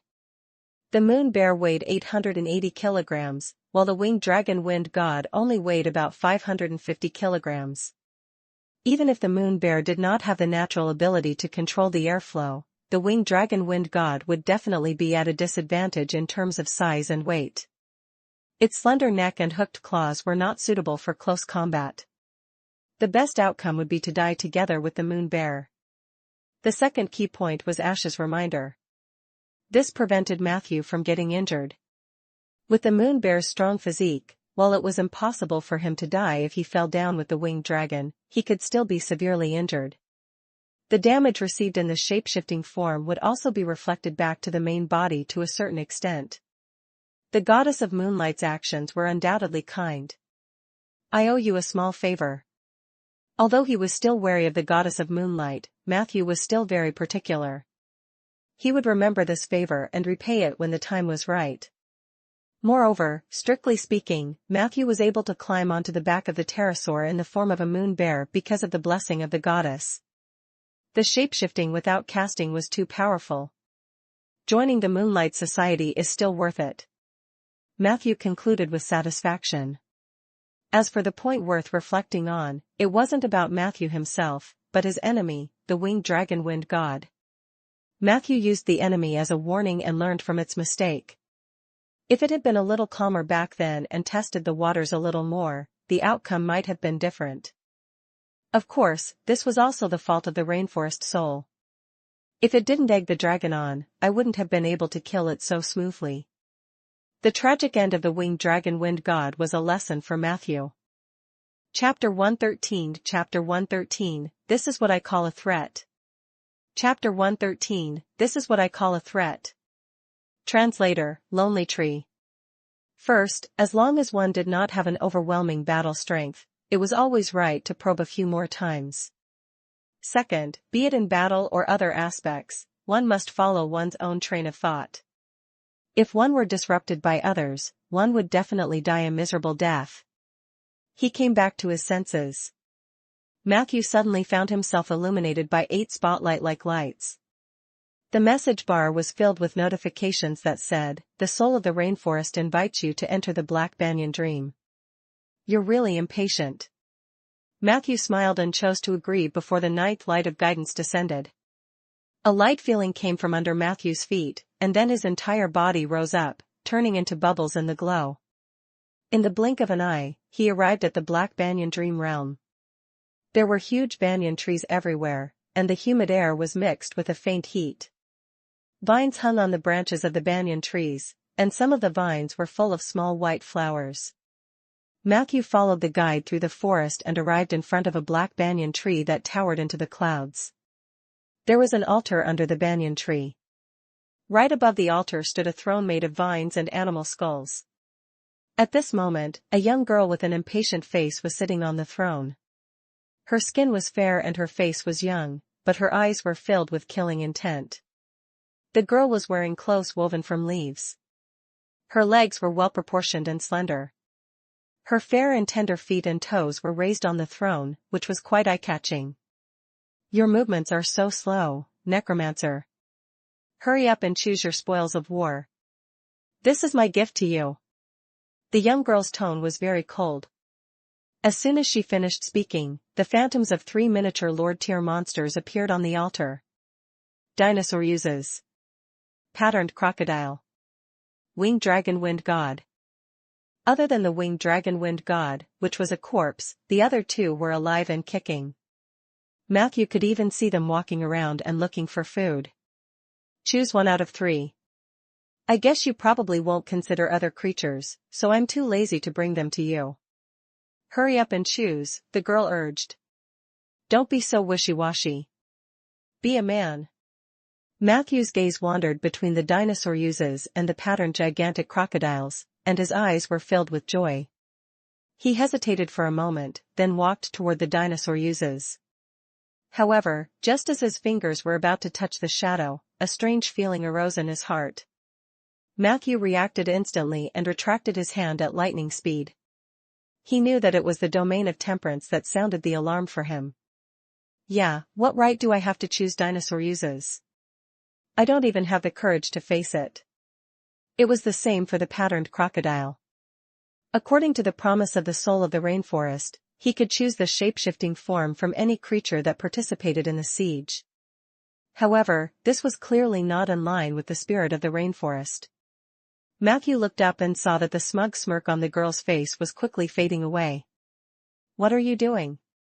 Hurry up and choose. The rainforest soul's impatience confirmed Matthew's guess. Thinking of this, he didn't hesitate anymore. He walked past the dinosaur uses and the patterned crocodile and reached out to touch the winged dragon wind god. I choose this. In the next second, Matthew's fingertips touched the phantom of the winged dragon wind god. A vast memory surged into his mind. He saw the blue sky, white clouds, cliffs, and strong winds. He saw the dense rainforest on the ground, the rivers that were like silver belts, and the Tyrannosaurus rex that was wreaking havoc in the forest. Immediately after, his vision lowered, and a black shadow quickly swept across the rainforest. In an instant, he felt something heavy on his hooked claw. Matthew lowered his head to take a look. It was a baby Tyrannosaurus rex. Very quickly, the furious roar of an adult Tyrannosaurus rex came from the depths of the rainforest. However, the pterosaur that Matthew possessed had already spread its wings and disappeared into the sky. Hint: you have obtained the shape-shifting form of the winged dragon wind god. Winged dragon wind god, prehistoric descendant / true dragon bloodline, light / overlord of the sky / descendant of Gale. The winged dragon wind god has the ability to dominate the sky, but remember, you are not truly invincible. The winged dragon wind god had mastered the instinctive spells of air control and wind force. Due to the fact that the winged dragon wind god is a first-generation dinosaur species, it is not recognized by the true dragon. It will even be despised by the giant dragon species. Some giant dragons will actively hunt for dinosaur species, so please be vigilant in areas where giant dragons appear.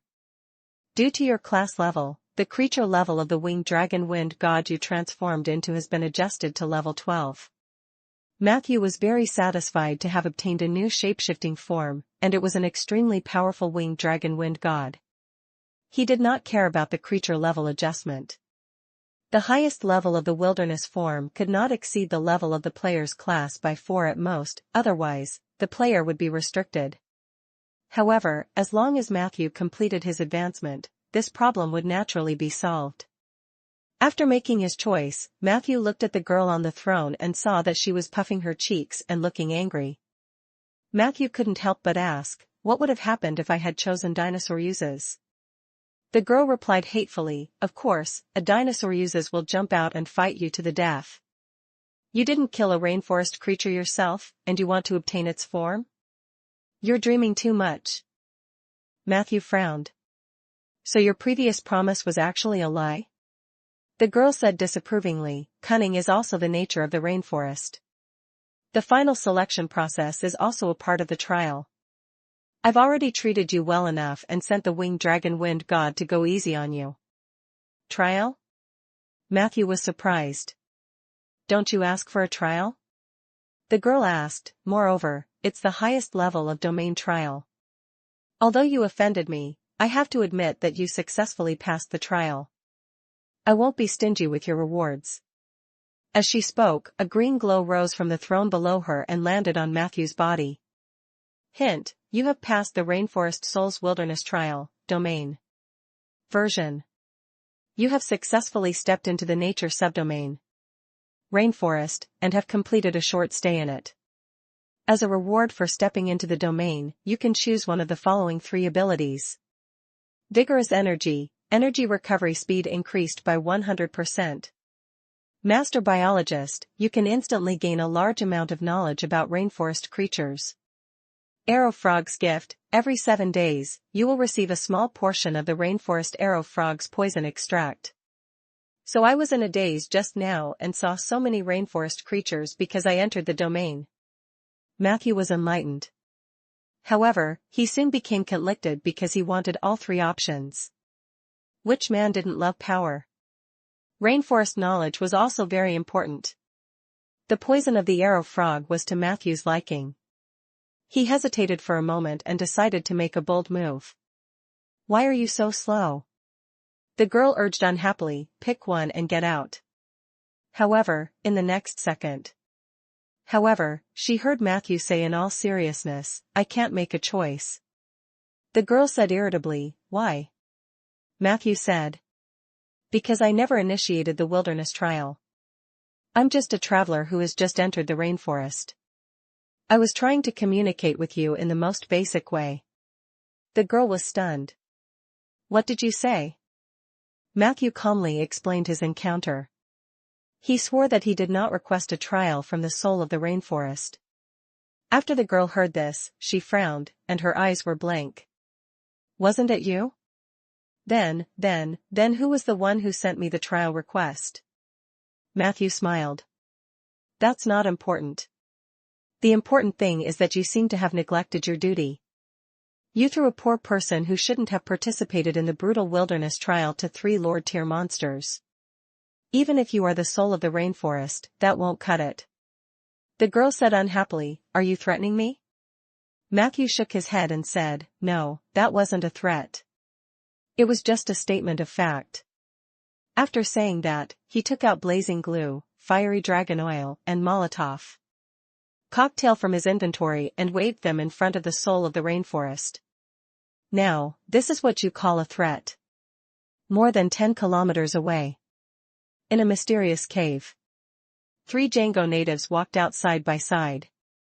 One of them was an old rainforest shaman with a face full of oil paint. He looked into the depths of the rainforest in confusion and said to the tall man beside him, "Why didn't our ritual receive a response from the soul of the rainforest? Has it really abandoned us?" Chapter 114 Chapter 114, He smells like oak tree. Chapter 114, He smells like oak tree. Translator, Lonely Tree. This is already the second time we've held a sacrificial ritual recently. There was clearly a fluctuation the first time, but there was no reaction this time. The wrinkles on the old shaman's face were almost squeezed together. "This is the first time I've encountered such a situation in my life." A skinny young man next to him said worriedly, "The people in the tribe have always been dissatisfied with the sacrifice of resources to Lumiere. After 2 consecutive failures, I'm afraid the second elder and the others will not give in anymore." The old shaman nodded solemnly. "I'll think of a way later." The old man turned around and looked at the cave that was filled with candles. Then, he let out a long sigh. "You can stop, Azaros. This is my advancement ritual. There's no need to use the tribe's resources."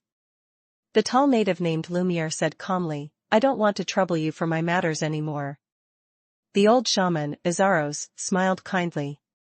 "Silly child, you are the future of the Black Banyan tribe.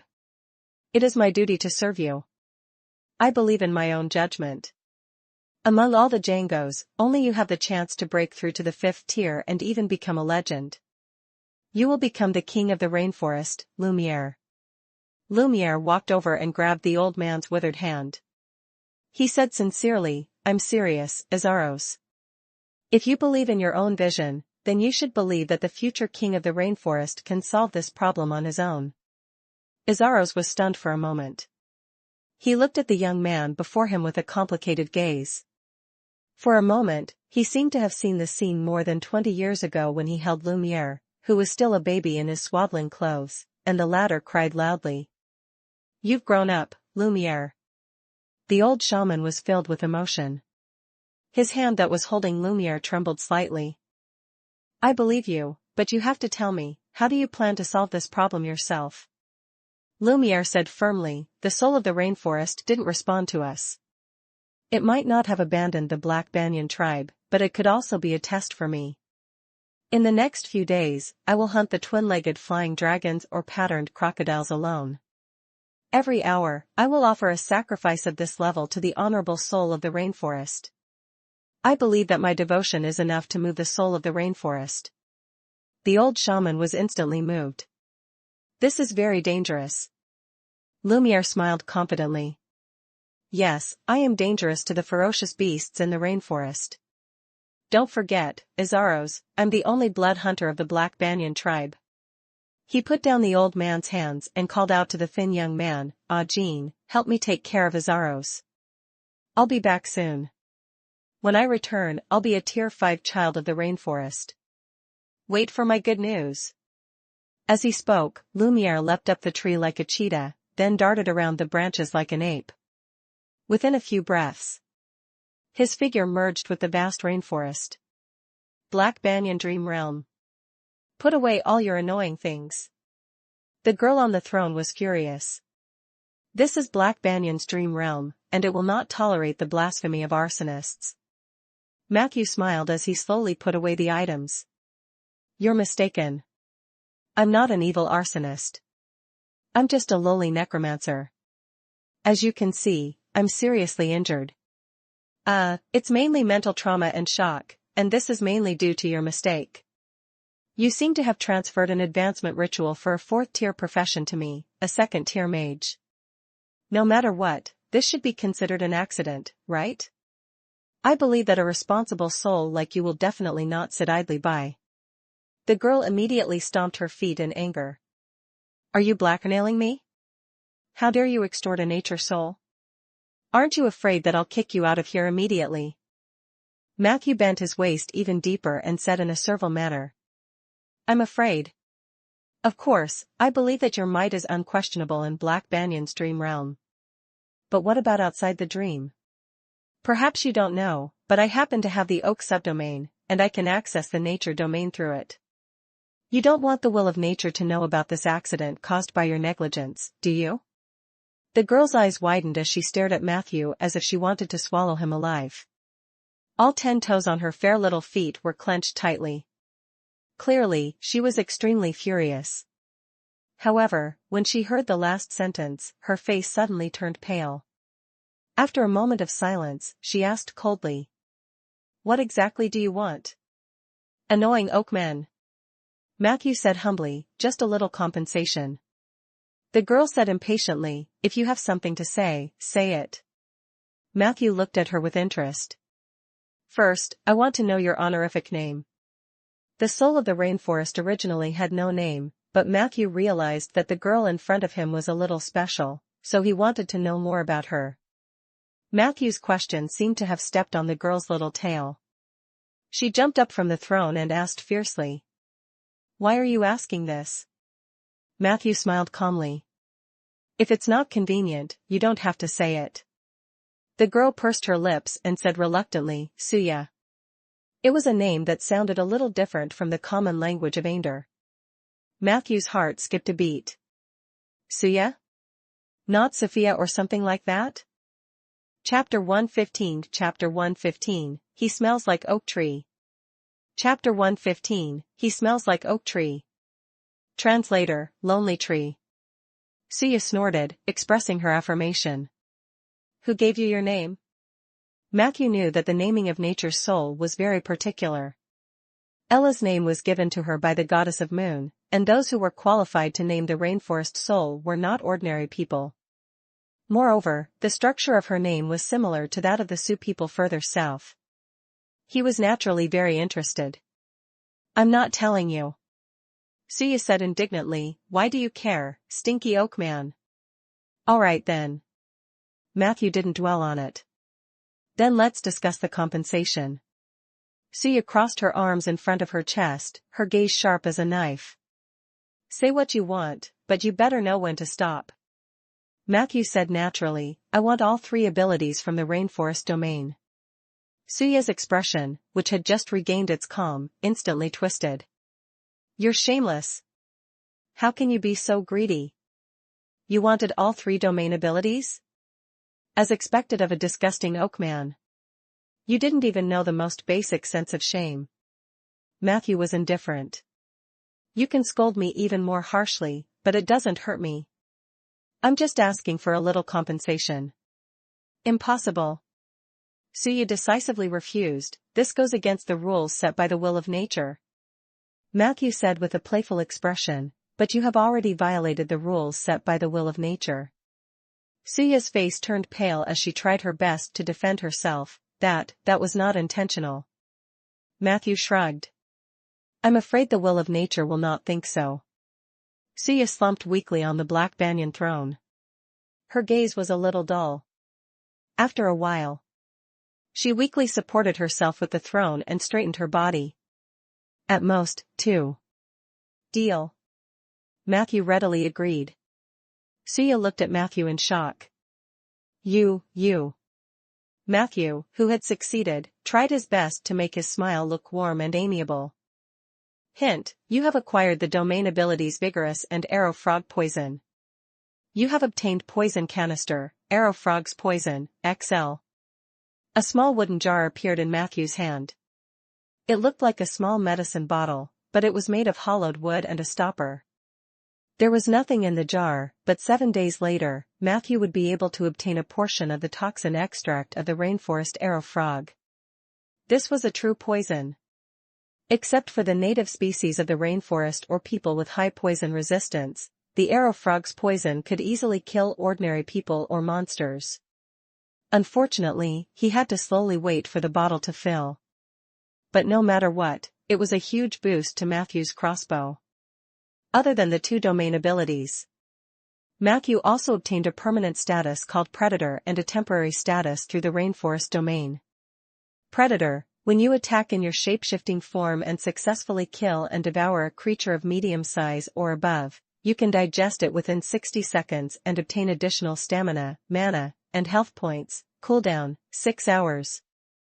Irascible Soul: when you are in a state of anger, anger will also return your strength, all attributes +1 in anger. You can also transfer this power to your summoned creature.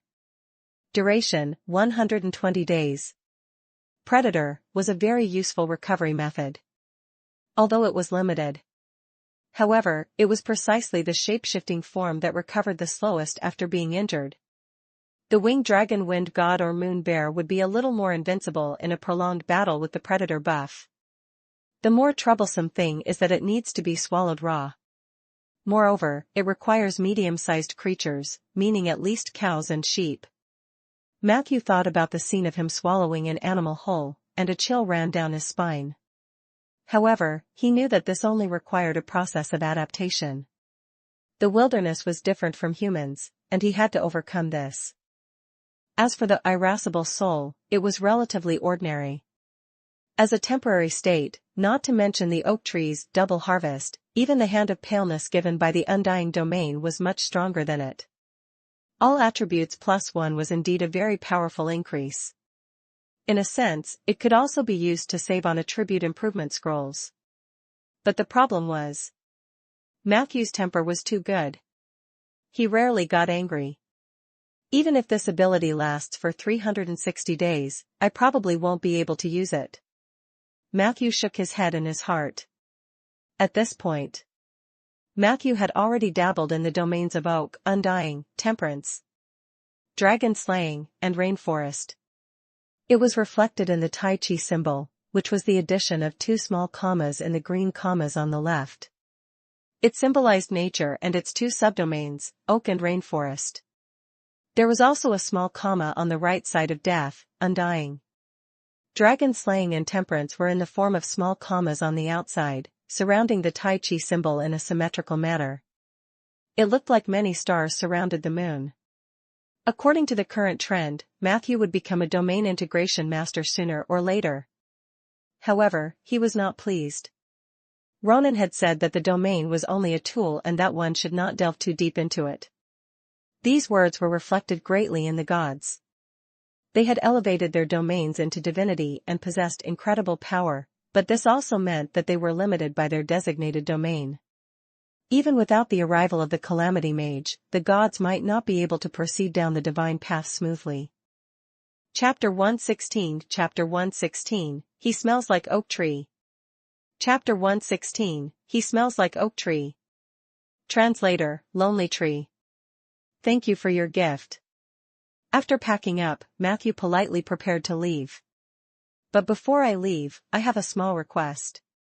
Suya, who was seated on the throne, had long lost her initial vigor. She replied weakly, "Speak." Next, I'm going to pass through the rainforest. Although I've just entered the domain, it's not safe, so I hope to obtain a little blessing. Matthew's attitude was quite frank. Suya stared at him in disbelief. What do you think I am to you? Do you think you can take anything you want? Matthew sighed. You're making me too sad by saying that. I happen to have the oak domain. Pa. A white light flew out from Suya's body and quickly entered Matthew's body. Hint, you have received the blessing of the soul of the rainforest, Suya, Suya's joy.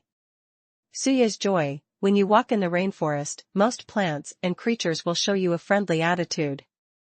Duration, 18 days. Now, get lost. The girl gritted her teeth and shouted. Matthew had no reason to refuse. As you wish.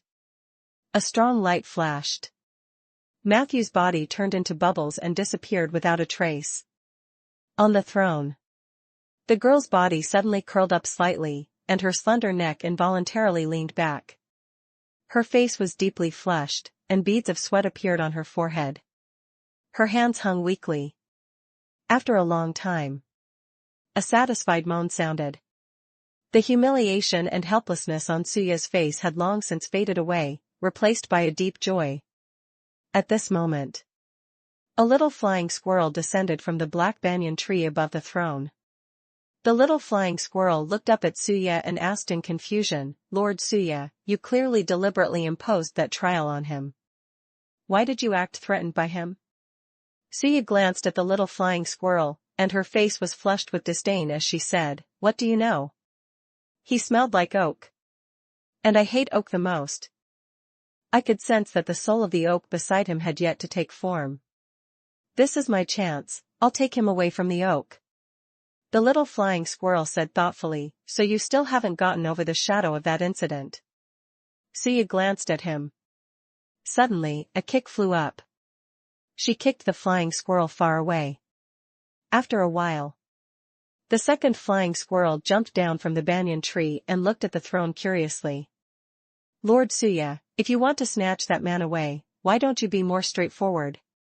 Suya held her chin with one hand and said in a tone full of disdain, "What do you imo?" A truly brilliant hunter usually appeared in the form of his prey. Besides, I'm the soul of the rainforest. If I want to snatch a man, I'll either conquer him or be conquered by him. There's no third possibility. Little flying squirrel number 2 nodded affirmatively. Then you've probably been conquered. Bang! Suya skillfully launched a powerful volley and kicked flying squirrel number 2 to the horizon. After a while, the third flying squirrel landed. This little flying squirrel looked rather honest and was only reporting diligently. "Lord Suya, the people of the Black Banyan tribe have held 2 sacrificial ceremonies. They are begging you to hold an advancement ceremony for the blow archer named Lumiere." Suya's big eyes rolled up. "Let him wait. I am not free." Little flying squirrel number 3 said awkwardly, "But that Lumiere is determined. In the past few hours, he has killed and sacrificed 8 wyverns or monsters of the same level. It's not good for you to neglect your duties like this. Besides, what's so good about that man? Why don't you take a look at me? Is there something that man has that I don't?" Little flying squirrel number 3 suddenly puffed out its chest and looked at Suya with a burning gaze. Suya sized up little flying squirrel number 3 and immediately sneered, "You're too small." As she spoke, she stood up with an unfriendly look in her eyes. Don't kick. I can fly away by myself." Before flying squirrel number 3 could finish its sentence, it heard a whoosh. It was kicked into a black shadow and flew far away. It was even kicked out of Black Banyan's dream realm. Suya stood on the throne, her gaze gradually becoming sharp. "No one or anything can stop me from snatching a man. Do you hear that?" Accompanied by her energetic declaration, more and more flying squirrels jumped down from the banyan tree, forming a waterfall of flying squirrels. "We heard it. We'll go and get some information for you now." For a moment, all the little flying squirrels in the Black Banyan dream realm swarmed out of their nests and into the rainforest. Deep in the rainforest, by the river, Matthew met up with Lorraine through Ella. The moment the latter saw Matthew, he gave him a big hug. This made Matthew feel a little touched. "It's great that you're alive. I'm really worried that if you die like this, I won't be able to get an answer to my second question." Lorraine joked. Matthew simply asked, "So what is your second question?" Lorraine shrugged. "You're a necromancer." "I have confirmed that. But I noticed that you can use several shape-shifting forms. This can't be explained by coincidence, right?" "Of course, I'm just curious. If this involves your secret, you can refuse to answer." Matthew smiled. "This is indeed my secret. However, I would have told you this secret later, so there's no harm in telling you now. I yearn for life, but I also chase death. I know the undead, and I stand with the oak forest. This might seem like a deviant act to others, but to me, it's my way of equilibrium. This is my path of legend." Lorraine looked at Matthew in surprise. However, before he could speak, a trembling voice came from the forest beside him. "Wait. Are there still practitioners of the art of equilibrium in this world?" Matthew turned around. Old Lucky was wearing a forest disguise and was looking at him with a complicated expression. Chapter 117, Gold Coast. Chapter 117, Gold Coast. Translator, Lonely Tree. You know the art of equilibrium? Matthew looked at Old Lucky in surprise. Old Lucky patted the branches on his body and walked out from the bushes. I've met an envoy of equilibrium several times. He saved my life twice. A very great man. Matthew hurriedly asked, where is the envoy of equilibrium now? Is it convenient for you to reveal more? Old Lucky said regretfully, I don't know where he went either. In fact, I only know a little about the art of equilibrium. I only know that it's a path created by the Sioux in the south. About 100 years ago, when the Sioux and Django were still friendly, the Django shamans and the Sioux elders had a very deep exchange of knowledge. At that time, the two sides had built many houses on the Gold Coast, and they were very close. It was said that the Sioux was also encouraging the Djangos to build a ship that could cross the sea with them. They claimed that as long as the ship was built, they could bring back the wealth hidden in the depths of the sea and share it with the Djangos. Many of the Djangos were tempted. They yearned for the Sioux's superb technology. The two sides were working together more closely, and the art of equilibrium was probably a product of that time. But when the feathered serpent god got angry, the Djangos had to cut off all contact with the Sioux. Later on, there were no more practitioners of the art of equilibrium in the rainforest. I heard that the Sioux themselves lost the complete inheritance of the art of equilibrium. The one I met when I was young was probably the last envoy of equilibrium of the Sioux. His final destination seems to be the sea. I'm not sure. Matthew was slightly disappointed. So, you're here for the art of equilibrium? Old Lucky unconsciously rubbed his tobacco leaves. Matthew nodded. Then I advise you to lower your expectations. Old Lucky sighed and said. The number of the Sioux has been greatly reduced. A considerable number of the Sioux are only willing to believe that the other side of the sea is their home. They are unwilling to integrate into the life of this continent. These people's final destination is the sea. A small number of Sioux who were willing to integrate here lost their ancestral skills and became island natives, not much stronger than the Djangos. Matthew quickly adjusted his state of mind. Thank you for your reminder, but since I'm already here, I should continue to try. Old Lucky didn't say anything else. Lorraine, who was beside him, asked curiously, what do you mean by their final destination is the sea? Did they turn into Nagas? Old Lucky coughed twice. He didn't want to answer, but when he saw Matthew's curious expression, he said, it's a secret ritual of the Sioux. They firmly believe that the souls of their ancestors on the other side of the sea will guide them on their way back. Therefore, before they die, or when they feel a strong calling, they will step into the sea empty-handed. Lorraine was shocked. Is that not suicide? Old Lucky frowned. In our opinion, this is no different from sending themselves to their deaths. However, it has an extraordinary meaning to them. They consider themselves to be wanderers who were abandoned by their homeland.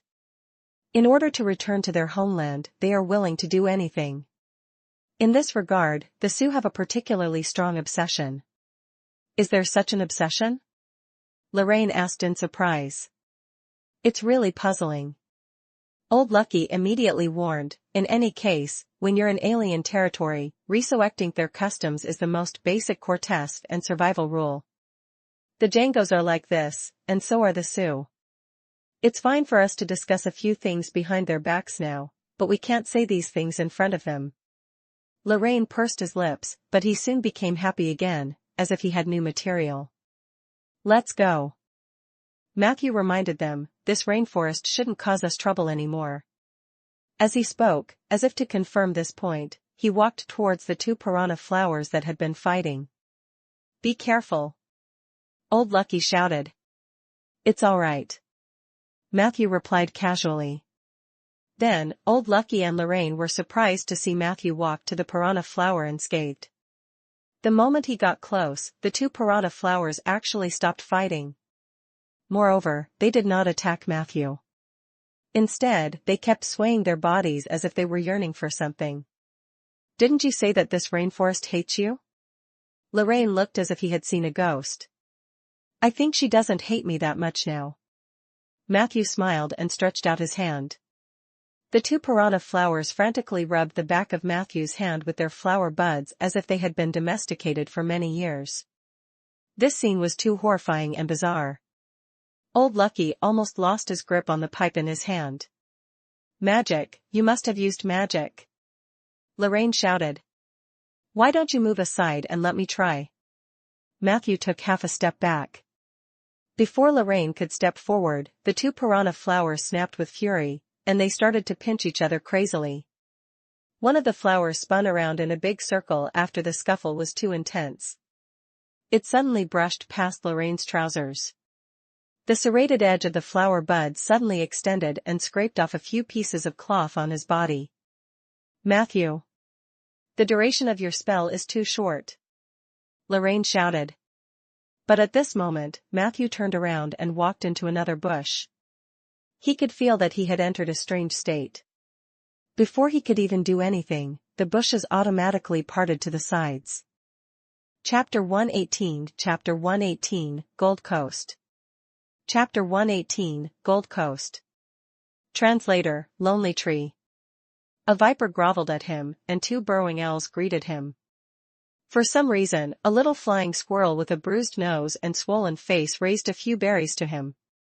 He could clearly feel the direction he was heading in. The path would be smooth and unobstructed. From then on, even without Old Lucky as a guide, Matthew could successfully cross the rainforest. "Suya's joy is indeed delightful," Matthew thought. Recalling the encounter in Black Banyan Dream, the corners of his mouth could not help but curl into a smile. Mistake? Who would believe that? The process of transferring the advancement ritual that originally belonged to a Tier 4 adventurer to a Tier 2 mage was like forcefully stuffing a utility pole into a Coke bottle. This process was extremely rough. It couldn't be a mistake. Suya definitely did it on purpose. The rainforest soul's temperament was unpredictable, but Matthew guessed that it was most likely related to his high affinity with nature. In the Black Banyan Dream realm, although Suya's attitude towards him was very bad, scolding and fierce, her gaze never left Matthew, not even for a moment. Matthew understood that look too well. In short, boys had to protect themselves when they were alone outside. He knew that once his high affinity with nature established a connection with nature's souls and spiritual creatures, they would involuntarily want to get close to him. It was fine for people like Lulu and Ella. However, the soul of the rainforest, Suya, was no pushover. Her possessiveness was even more obvious. Conquering the soul of the rainforest was not an easy task. Matthew did not have that level of self-conceit, so he would rather believe that Suya was acting. It's sometimes quite troublesome to have a high affinity with nature. However, on second thought, it was better to be high than low, right? It would take a lot of effort for people with low affinity to communicate with the soul of the rainforest. Thinking of this, Matthew turned around and urged, "Let's go." The two of them, who were stunned by the unbelievable scene in front of them, finally came back to their senses. Practitioners of the art of equilibrium are indeed born unusual. Old Lucky sighed and then silently followed Matthew's footsteps. Lorraine spread his hands. "So, should I change the title of my work? Matthew the Equilibrium Master. What do you think?" 2.5 days later. The group passed through layers of rainforest and arrived at a large lake that stretched as far as the eye could see. This is Dalong Lake. Plesiosaurs often appear by the lake. Someone once saw a prehistoric thunder dragon in the center of the lake, but that was a legend from a long time ago. The further they went to the center of the lake, the lower the temperature became. Old Lucky leisurely introduced, "However, we won't stay at the Dalong Lake for too long. Next, we'll walk along the rainforest on the eastern shore of the lake. It'll take us at most 2.5 days to leave the rainforest and arrive at our destination, the Gold Coast." He had been very relaxed as a guide for the past 2 days. Even a fool could see the love the rainforest soul had for Matthew. Wherever he was, no rainforest creature would dare to offend him. Old Lucky only needed to lead the way in peace.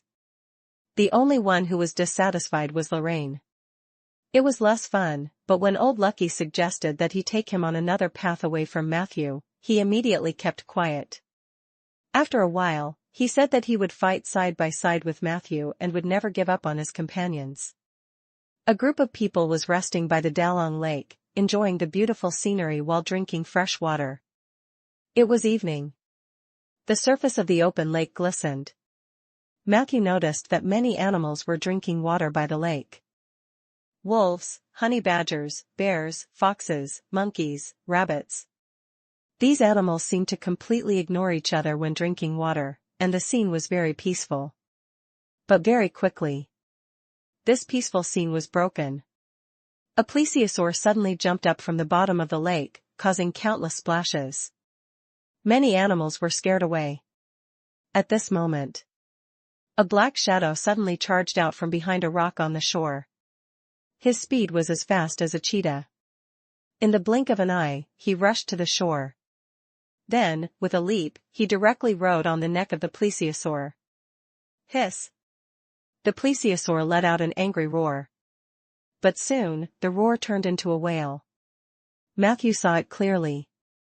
The half-naked Django native with a few blow darts hanging from his waist suddenly grabbed the neck of the plesiosaur.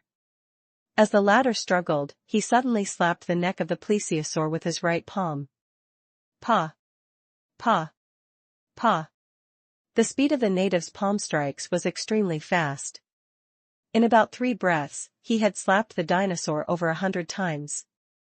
Immediately after, the 3 of them saw the plesiosaur's neck seemingly lose its support as it fell weakly to the shore. All the beasts on the shore fled in fear, and the sand and dust flew everywhere. When the 3 of them passed through the sand and approached the shore, they found that the overly strong native was dragging the plesiosaur's neck into the rainforest. The plesiosaur was already dead. Not to mention Matthew and Lorraine, even Old Lucky had never seen such a strange and effective dragon hunting technique. He's a blow dart user, but he doesn't use blow darts. His strength is astonishing. Old Lucky speculated. It's also possible that a monster of this level isn't worth him using his weapon. Killing a level 13 plesiosaur with his bare hands, this person was too strong. The 3 of them looked at the native warily. Chapter 119 Chapter 119, Gold Coast. Chapter 119, Gold Coast. Translator, Lonely Tree. On the contrary, the latter greeted them generously. Hey, outsiders. You'd better not stay too long by the lake. There's a nest of plesiosaurs here. They're very vengeful, but they often can't recognize humans, so they'll attack you indiscriminately. Hurry up and leave this place. Old Lucky took a few steps forward. Hello, child of the rainforest. May I ask which tribe you are from? The man smiled and said, Hello, my name is Lumiere. I'm from the Black Banyan tribe. But don't worry, I'm different from them. I'm not as xenophobic as the old guys in the tribe. I'm a man who wants to become the king of the rainforest. I know how to improve. If there's a chance, I'd like to see the outside world. Seeing that his attitude was not bad, Lorraine also went over and asked curiously, What are you doing? I'm trying to please the soul of the rainforest, Lumiere explained patiently. I'm asking her to help me organize an advancement ritual. Advancement ritual? Lorraine was intrigued. Can we watch? I haven't seen the advancement process of the rainforest warrior. Lumiere smiled embarrassedly. That won't do. It's not that I'm xenophobic, but this is our tribe's tradition. It's not convenient for outsiders to visit. Moreover, for your safety, you'd better leave quickly. Although most adventurers who could enter the depths of the rainforest had some skills, the Dalong Lake is different. There is a completely different ecology here from the rainforest. Even the soul of the rainforest could not control this place, so we had to be careful. Old Lucky nodded, indicating that he would leave as soon as possible. Seeing the other party's sincere attitude, Lorraine felt embarrassed to continue pestering him. Only Matthew had a complicated look in his eyes. At this moment, he had already guessed that this native in front of him was the unlucky fellow who had prayed to Suya for the advancement ritual. Although this matter had nothing to do with Matthew, and he was even a victim himself, he still wanted to get Lumiere's help as much as possible. "How many high-level monsters have you killed?" he asked. Lumiere thought for a moment. 21 wyverns, 13 patterned crocodiles, 2 jungle leopards, and some other miscellaneous prey. I've almost cleared the rainforest in the north of Dalong Lake. I was forced to come to Dalong Lake to hunt. Matthew thought to himself, I knew it. Suya was not in the mood to hold an advancement ceremony for others. Matthew felt a chill run down his spine when he thought about how the soul of the rainforest had been staring at him for the past few days. He wanted to help Lumiere even more. Matthew said, "How can you be sure that you can move the soul of the rainforest in this way? You've killed so many wild beasts, but she's still indifferent. Don't you think there's something wrong?" Lumiere was stunned for a moment, and for the first time an unhappy expression appeared on his face. "Do you know more about the soul of the rainforest than I do? Outsider, I grew up here. I know her better than you do. I am certain that killing is the only way to please the soul of the rainforest." "Maybe you're right," Matthew said with a smile. "But why don't you change your mind? In the past, it was always one person holding a sacrificial ritual, right? You're still hunting a plesiosaur, which means that the soul of the rainforest has not responded to you. Why don't you let the 3 of us outsiders accompany you this time? Perhaps we can bring you good luck?" Lorraine also tried to persuade him. "What he said is not without reason. Perhaps you're just lacking a little bit of luck. Coincidentally, I'm known as the Bard of Good Luck by the Cloud Elves in Cloud Edge City. With me watching, your rainforest soul might even respond to you." Old Lucky frowned. He wanted to stop the 2 of them from acting rashly, but when he thought of Matthew's peculiarity, he swallowed the words that were about to come out of his mouth. Lumiere hesitated. Matthew struck while the iron was hot. "Tradition is meant to be broken. If you agree to let us watch, then one day, if you leave the rainforest and can't integrate into human civilization, you can come to Rolling Stone Town to find me. I'll give you some help." Lorraine waved his hand and said, "Hell. You can go to any city. As long as you say Lorraine's name, you'll have a lot of friends. Well, it might bring you a little trouble. There will be a lot of women looking for you. You just have to tell them that Lorraine has been buried in the sea." Lumiere looked hesitantly at the 2 in front of him. After a while, he finally agreed. "All right, I do need a change of luck, but you can't make any noise during the ritual. You can't offend the soul of the rainforest. She is my goddess." The 2 nodded in agreement. Lumiere was swift and decisive. He soon brought them to the place where he was holding the sacrificial ceremony. It was a damp crypt. Beside the crypt, there were piles of wyverns and other creatures' corpses. Some of the corpses had already rotted and stank. The sacrificial ritual was quite simple. Lumiere was soon ready. He stabbed 3 wooden stakes into the plesiosaur's head from 3 different angles. Then he lay on the body of the plesiosaur and took a big bite. Then he chanted a long chant in Django language that no one else could understand. A few minutes later, Lumiere spat out the scales from his mouth. His eyes were filled with disappointment. "As expected, it still doesn't work." Matthew walked over and gently stroked the plesiosaur's corpse. Suddenly, a dark red light emerged from the corpse. Matthew immediately ran away. Lumiere, on the other hand, pounced on it happily. Whoosh! The red light entered Lumiere's chest. The rainforest in the distance began to tremble violently. "I feel it, I feel it. The soul of the rainforest has given me a response." He knelt on the ground with tears in his eyes. "I knew my devotion would move my goddess. I'm going to hunt that dinosaur now. After killing it, I'll become the true king of the rainforest." In addition to joy, from the corner of his eye, Lumiere saw Matthew fleeing. He couldn't help but shout, "Hey, foreigner, I still don't know your name." "Matthew, my name is Matthew." Remember, Matthew of Rolling Stone Town. His voice came through the thick leaves of the rainforest. Lumiere repeated the name in his mind. Then, he stood up with a determined look in his eyes. He roared and ran in the direction of the earthquake. I'll go take a look at the outside world after I conquer the rainforest. Tremble, dinosaur uses, the king of the rainforest is here. Even if he ran far away in one breath. Matthew and the other two also heard Lumiere's long howl. The king of the rainforest, huh? Lorraine didn't seem to like this title. There's still a hint of barbarism in it. Matthew revealed an appreciative smile. I quite like him. After all, who doesn't like a confident man? 2 days later. The group finally left the rainforest. The lush scenery along the way was left behind by them. The sea breeze with a salty smell greeted them.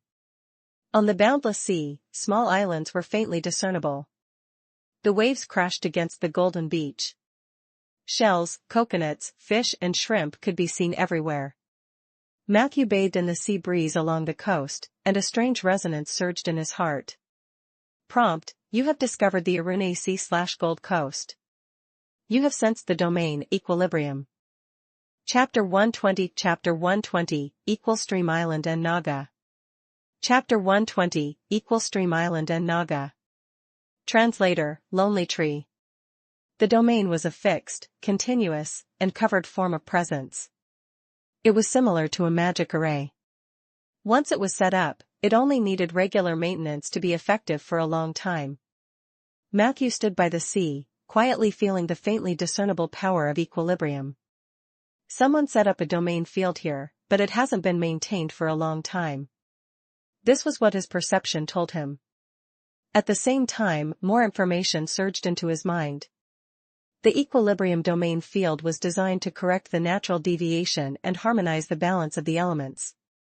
Those who lived here for a long time would have their bodies and minds balanced and would be healthier and happier than living elsewhere. Other than that, what other uses did the domain have? Matthew could not sense it. The domain was temporarily unable to resonate with Matthew. Being able to grasp this fleeting opportunity was already a manifestation of his agile reaction.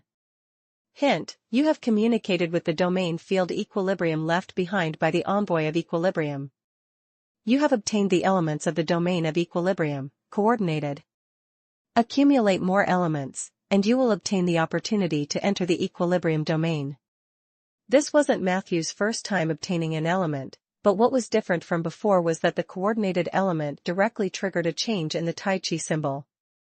Matthew saw that the two large commas nature and undying had sunk a certain distance. A trace outlined by a dotted line appeared in the empty space above. It was a large comma that was exactly the same size and shape as nature and undying. Equilibrium. Matthew knew what it meant even without the words. At that moment, he could feel that there was a force that filled the last piece of the puzzle for him. As expected, it's not easy to master undying and nature at the same time. Only by introducing a third party's equilibrium can the path of legend be complete. Matthew's heart was filled with an uncontrollable sense of satisfaction, as if a missing piece of his heart had suddenly been filled. That feeling was indescribable. However, he did not stay in that feeling for too long. Because in reality, it was time for the trio to bid farewell as they traversed the rainforest. In front of you is the Evening Wind Pier. You can recruit boatmen there to head to any island in the Arune Sea. I will stay in the nearby forest for 15 days. If I don't see you within 15 days, I will return to the rainforest. After saying these 2 sentences, Old Lucky contentedly filled his pipe with tobacco leaves and stopped to watch the 2 leave. Thank you. You are the most reliable guide I have ever met. Matthew thanked him politely. Old Lucky laughed. Have you met many guides? Matthew said honestly, you are the first. Old Lucky nodded. Then what you said is not bad. As they spoke, the 2 of them looked at each other and smiled. At this moment, Lorraine walked over while stretching. Dear Matthew, I'm afraid I won't be able to travel with you anymore. Old Lucky looked at him curiously. From your attitude on the way here, I thought you would keep pestering him until you succeeded. Lorraine widened her eyes and said unhappily. Hey, old Lucky, what nonsense are you talking about? Matthew is my brother. I'm not the kind of guy who would take advantage of his brother. Old Lucky raised his hands in surrender. Then what is your real purpose in crossing the rainforest? Matthew asked. Lorraine said with a beaming face. You didn't expect this, did you? I had actually successfully deceived old Lucky. The Django women were never my intention. The women in the jungle had a wild beauty, but I was a little obsessed with cleanliness and could not accept their dirty bodies. The reason why I was willing to go through all the hardships to come here was because a friend asked me to go to St. G Island to play. He said that there were moderate Nagas, sea elf women, and stone elemental beauties who were willing to have sex with humans. One had to know that it was too dangerous to take a boat to St. G Island from the sea. It would pass through the territory of the radical Naga. Therefore, I specially thought of a genius plan. I would reach the Arune Sea through the less dangerous rainforest. After that, I would head all the way east and meet up with my friends at the agreed location. After that, it would be a good day for me to go out to sea. Matthew's expression turned strange. That friend of yours, have you met him in real life? Lorraine shook his head decisively. No, we mainly communicate through messengers and confide in each other. He has a good personality and is an upright person. Matthew couldn't help but ask, so, you believed everything he said unconditionally? Lorraine smiled and gave Matthew a big hug. Don't worry about me, Matthew. You have to know that I've also trusted you unconditionally these days. Matthew wanted to say something, but he stopped. He only wished Lorraine a smooth journey and hoped that she could sleep with a few more foreign women. He recalled Lorraine's actions along the way. Matthew knew that he was not the playboy he looked like. Lorraine's true strength might be much higher than his own, and this did not include the magical tools in his hands. It was indeed unnecessary to worry about this guy. Take care, Matthew. Just wait to hear the story of my return from the sea. Chapter 121 Chapter 121 Stream Island and the Naga. Chapter 121 Stream Island and the Naga. Translator, Lonely Tree. Finally, Matthew waved Lorraine off. Then, he walked alone towards the Evening Wind Pier in the west of the Gold Coast. At this moment, suddenly, there was a flash of light behind Matthew. The image of the sword dancer slowly appeared. What's wrong? Recently, he had been acting solo so much more than before. Matthew turned to look at Soldier. The latter didn't say anything.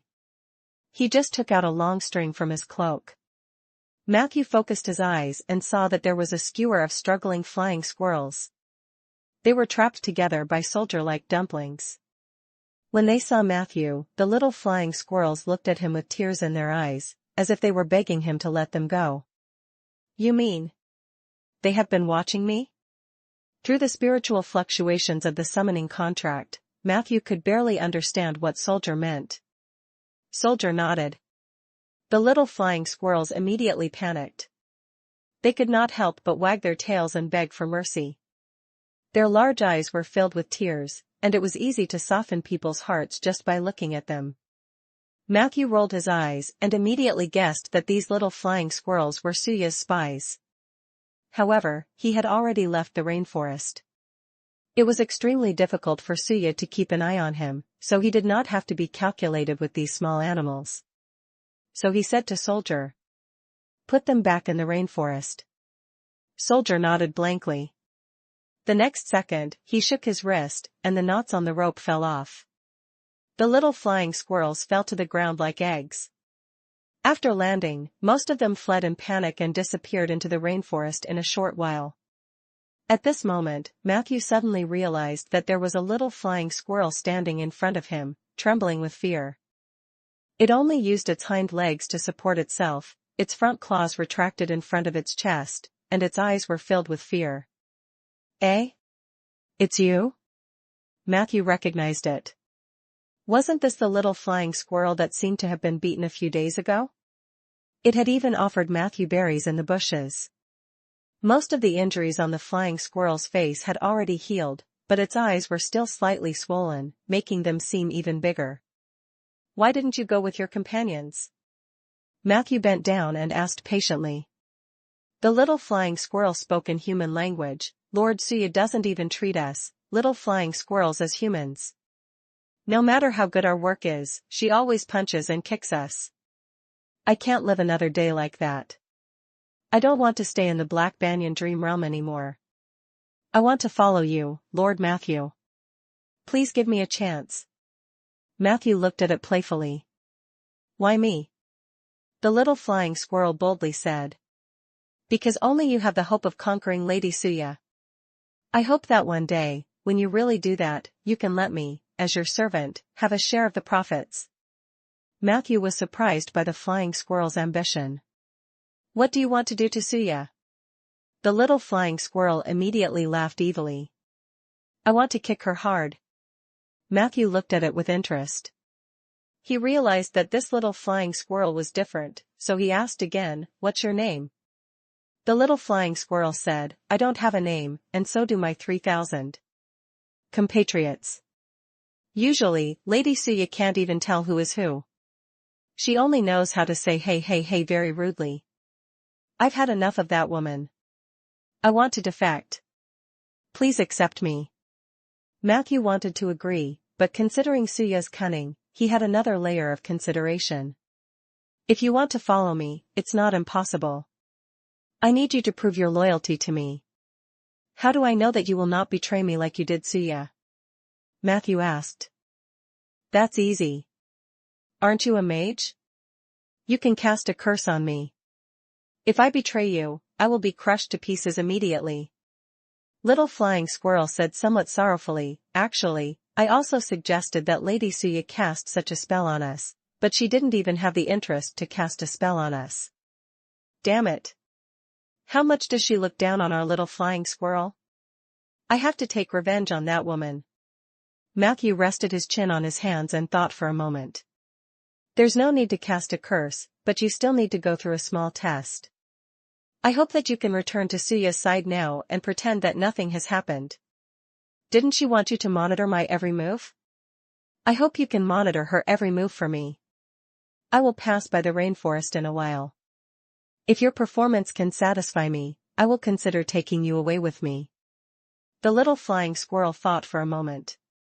Sure, but how should I pass the information to you? There's no rush. Remember it first. On the day I return to the rainforest, find an opportunity to pretend to have been captured and report the information you've gathered over the past few days to me.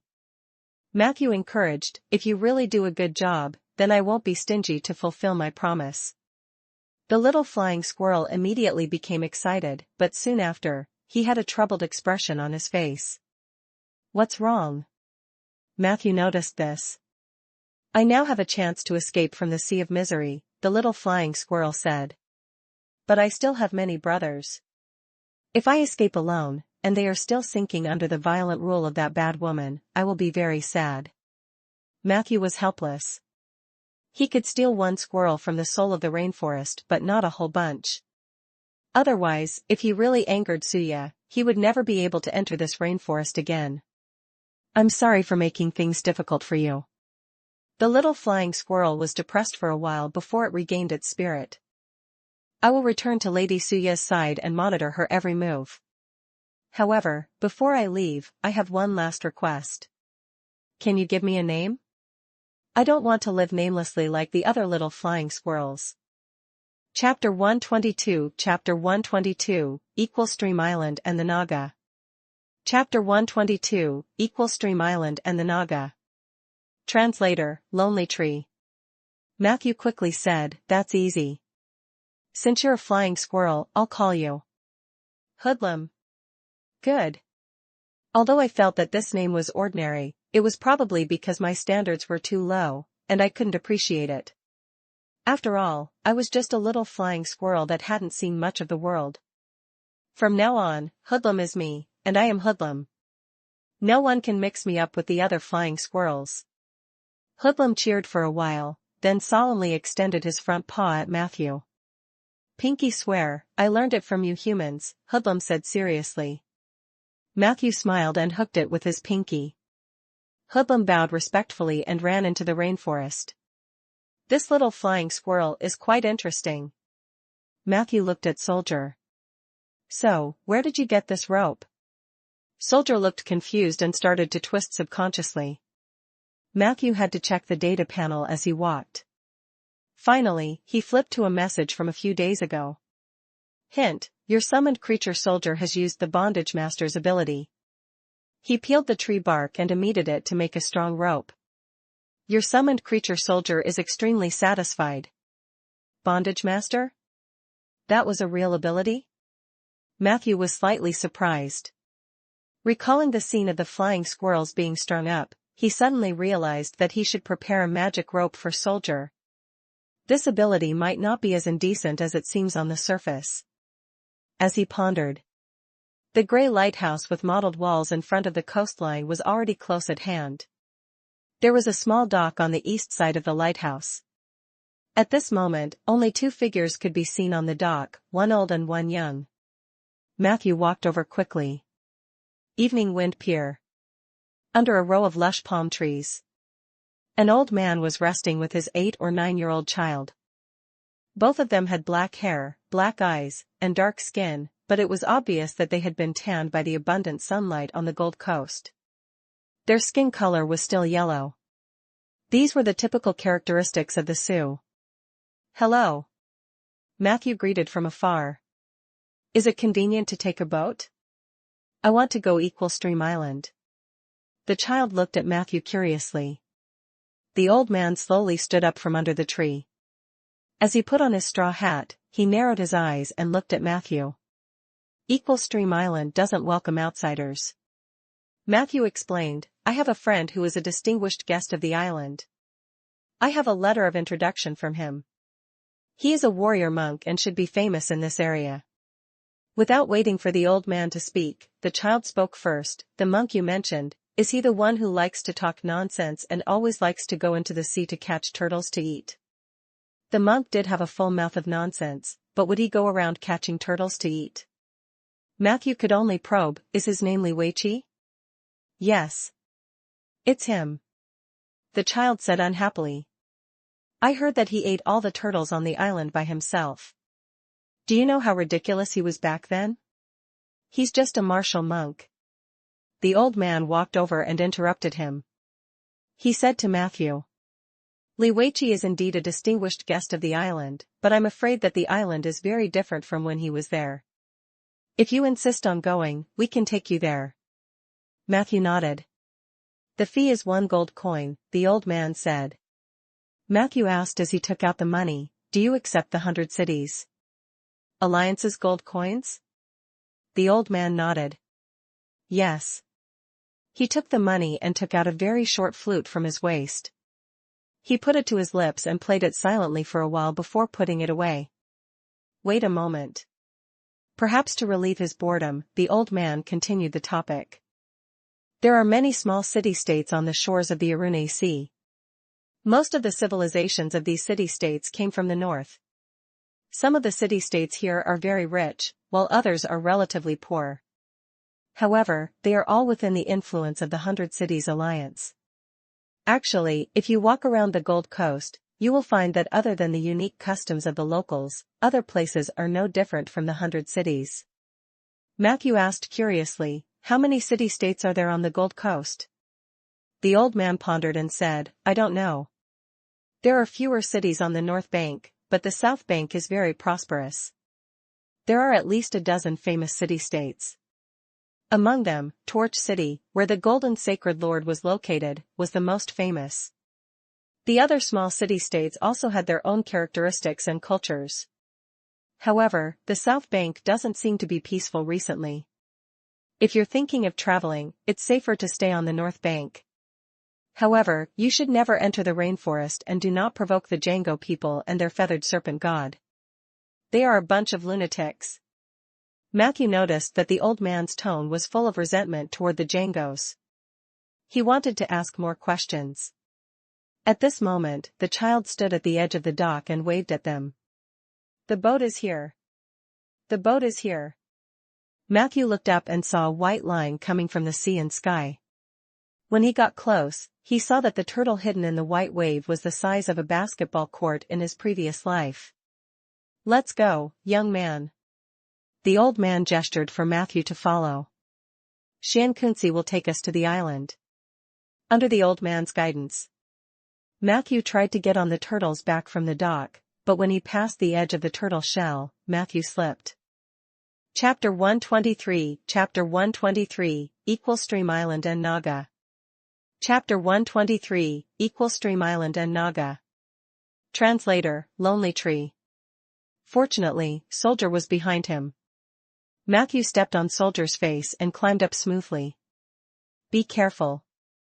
At this moment, a gentle voice sounded in his ear. Recently, I've had a lot of strange creatures growing on my body. Although Old Ollie and Little Stone helped me get rid of them, there's always some slippery mucus left behind. It had a nice voice, but the only drawback was that it spoke very slowly. Matthew knew that it was the turtle under his feet talking, so he replied curiously, Are you Shankunsi? Yes, this is the name my master gave me. Oh, he said that this is a Taoist name. Unfortunately, my comprehension is not high, and I have not achieved much, so he did not bring me along when he left. The turtle said gently, however, I'm not interested in the balance of heaven and earth that he talked about. Being able to sleep in the warm seawater every day is the happiest thing in my life. Matthew asked, Is your master an envoy of equilibrium? Shankunsi replied. Yes, but I haven't seen him for 30 years. Perhaps he has returned to the east, the land he has always been longing for. Perhaps he had died in the depths of the sea, just like the other Sioux. Sometimes, I feel that the Sioux's obsession with their homeland is actually a curse. What do you think, Old Ollie? Old Ollie was silent. After a while, he said, When I'm older, I'll walk towards the sea, just like my compatriots. I don't care if it's a curse or not. I only know that this is not my home, never. As they spoke, the turtle slowly left the dock and swam toward the depths of the Arune Sea. It was noon, the sun was shining brightly, and the sky was blue. A few small islands could be vaguely seen scattered on the surface of the sea in front of them. The milky white beach reflected the bright sunlight. A tall coconut tree grew in the middle of Shankunsi's turtle shell. A group of people was currently sitting under the coconut tree, enjoying the shade. Matthew, Shankunsi, and Old Ollie were chatting casually while the child named Little Stone was curiously walking around Soldier. Soldier, who had always been dull, was very patient at this moment. He played with Little Rock for a while and suddenly disappeared from the spot. Wow! Little Rock cried out in surprise, attracting everyone's attention. In the next second, Soldier reappeared with a big coconut in his hand. Are there coconuts on my back? Shankunsi exclaimed. Speaking of which, my master is really unreliable. Back then, in order to make it convenient for him to ride me, he actually planted a coconut tree on my back. Can you believe it? Everyone laughed. Soldier cut the coconut with a short knife in front of Little Stone. Then, he handed it to him. No, I can't take it. Little Rock seemed a little reserved. My grandfather said that we can't take things from guests. Soldier was dumbfounded. He only knew how to offer the opened coconut. Matthew was about to help him out. However, at this moment, Shankunsi's voice sounded with a hint of unease. I think we might not be able to go to the island today. Old Ollie asked, Are you getting lazy again, Shankunsi? You haven't reached the standard for exercise this month. Shankunsi said slowly. No, it is not me. It's the Naga. Matthew immediately stood up. On the surface of the sea in front of him, there were layers of white waves. On each layer of white waves, there was a Naga holding a sword. Recently, the Nagas have been very restless and have been patrolling the sea. I'll try to speed up and shake them off, Shankunsi said with great effort. However, 5 minutes later, the turtle was surrounded by a group of Naga warriors. Sigh, if I hadn't been lazy when I was in class with my master and learned a few more tricks, I wouldn't have been caught up by the Naga. Xiankunzi let out a long sigh. Now that things have come to this, we can only surrender. I hope they can arrange a more comfortable sea prison for me. As they spoke, a small leader who was taller than ordinary Nagas approached. Where are you guys from? Where are you going? Answer quickly. Chapter 124, Chapter 124, Gravestone. Chapter 124, Gravestone. Translator, Lonely Tree. Nagas were a strange and evil humanoid creature that lived in the deep sea for a long time. They had the ability to walk on the waves and had a strong concept of territory. They would often mercilessly expel or destroy human ships that passed by. Matthew had heard about this race when he was chatting with Master Ronan. It was said that the appearance of the Naga race was related to a twilight creature who was sealed by the gods in the early days of the Age of Enlightenment. The twilight creature hated the gods, so he wanted to steal humanity from the gods. He lured some humans into the sea and taught them evil cannibalism rituals. During the cannibalistic ritual, humans who believed in the twilight creature mixed themselves with a large number of snakes. The power of the ritual made the flesh of humans and snakes indistinguishable. In the pain, excitement, and unclear ravings, the first Nagas were born. They were known as the original Nagas. The original Nagas were highly praised by the twilight creature and inherited the most evil power from the latter. Every original Naga had the power of a lord. Then, under the orders of the twilight creature, they went to different seas and established huge Naga tribes at the bottom of the sea. However, the Nagas that were born later did not have the chance to receive the blessings of the twilight creature. Although they also had strength and qualities far beyond humans, they were far inferior to the original Nagas. The Naga that was born later was called the derivative Naga. The Nagas that were now dominating the many seas of Aender were mostly derivative Naga. As the original intention of the twilight creature was to transform more humans into Nagas, the Nagas often left the underwater tribes to plunder the population. Because the Nagas were matriarchal, over time, there was a saying that the Nagas liked to snatch men. Of course, this was not a rumor. Due to the influence of the twilight creature, the proportion of females in the Naga race was extremely high. After losing the inheritance of the cannibalistic ritual, the Naga tribe had to ensure that a fixed number of foreign males integrated into it every year, or the tribe would be at risk of extinction. Other than that, Nagas were generally strong and good at using weapons. They also had several natural spellcasting abilities. On the sea, if one encountered a group of Nagas, fleeing was the best choice. At this moment, in front of Matthew, the number of Nagas surrounding Xiankunzi had already exceeded 30. They had seaweed-like green hair that reached their waists. Regardless of gender, the upper body of the Nagas was always naked, except for the waist, where the human part joined with the snake tail had a large string of colorful shells. Below the shell was the snake-like lower body of the Naga, but at this moment, it was blocked by the white waves below, making it difficult to see clearly. I'm a traveler from the Gold Coast, and I want to visit Equal Stream Island. Matthew said kindly, they're just sending me there. The Naga leader narrowed his slender eyes and said, this is the territory of the Naga kingdom. Outsider, your appearance here means that you have offended the Naga queen. I'm afraid that the Endless Sea Prison is your only destination. At this moment, a female Naga behind him reminded him, the Endless Sea Prison is full. There are only a few empty seats next to Big Mouth August. Isn't that even more interesting? Bring them to see August. The male Naga revealed a cruel smile. Matthew noticed that Little Stone's face turned pale when he heard the name August. He asked a few questions in a low voice and found out that August was a sea beast that had once caused trouble in the Arune Sea. He was known for his greed and gluttony.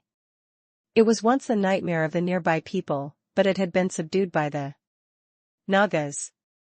Throw your weapons over. The Naga leader ordered. There's no need for that. We can talk. Matthew's face was full of smiles.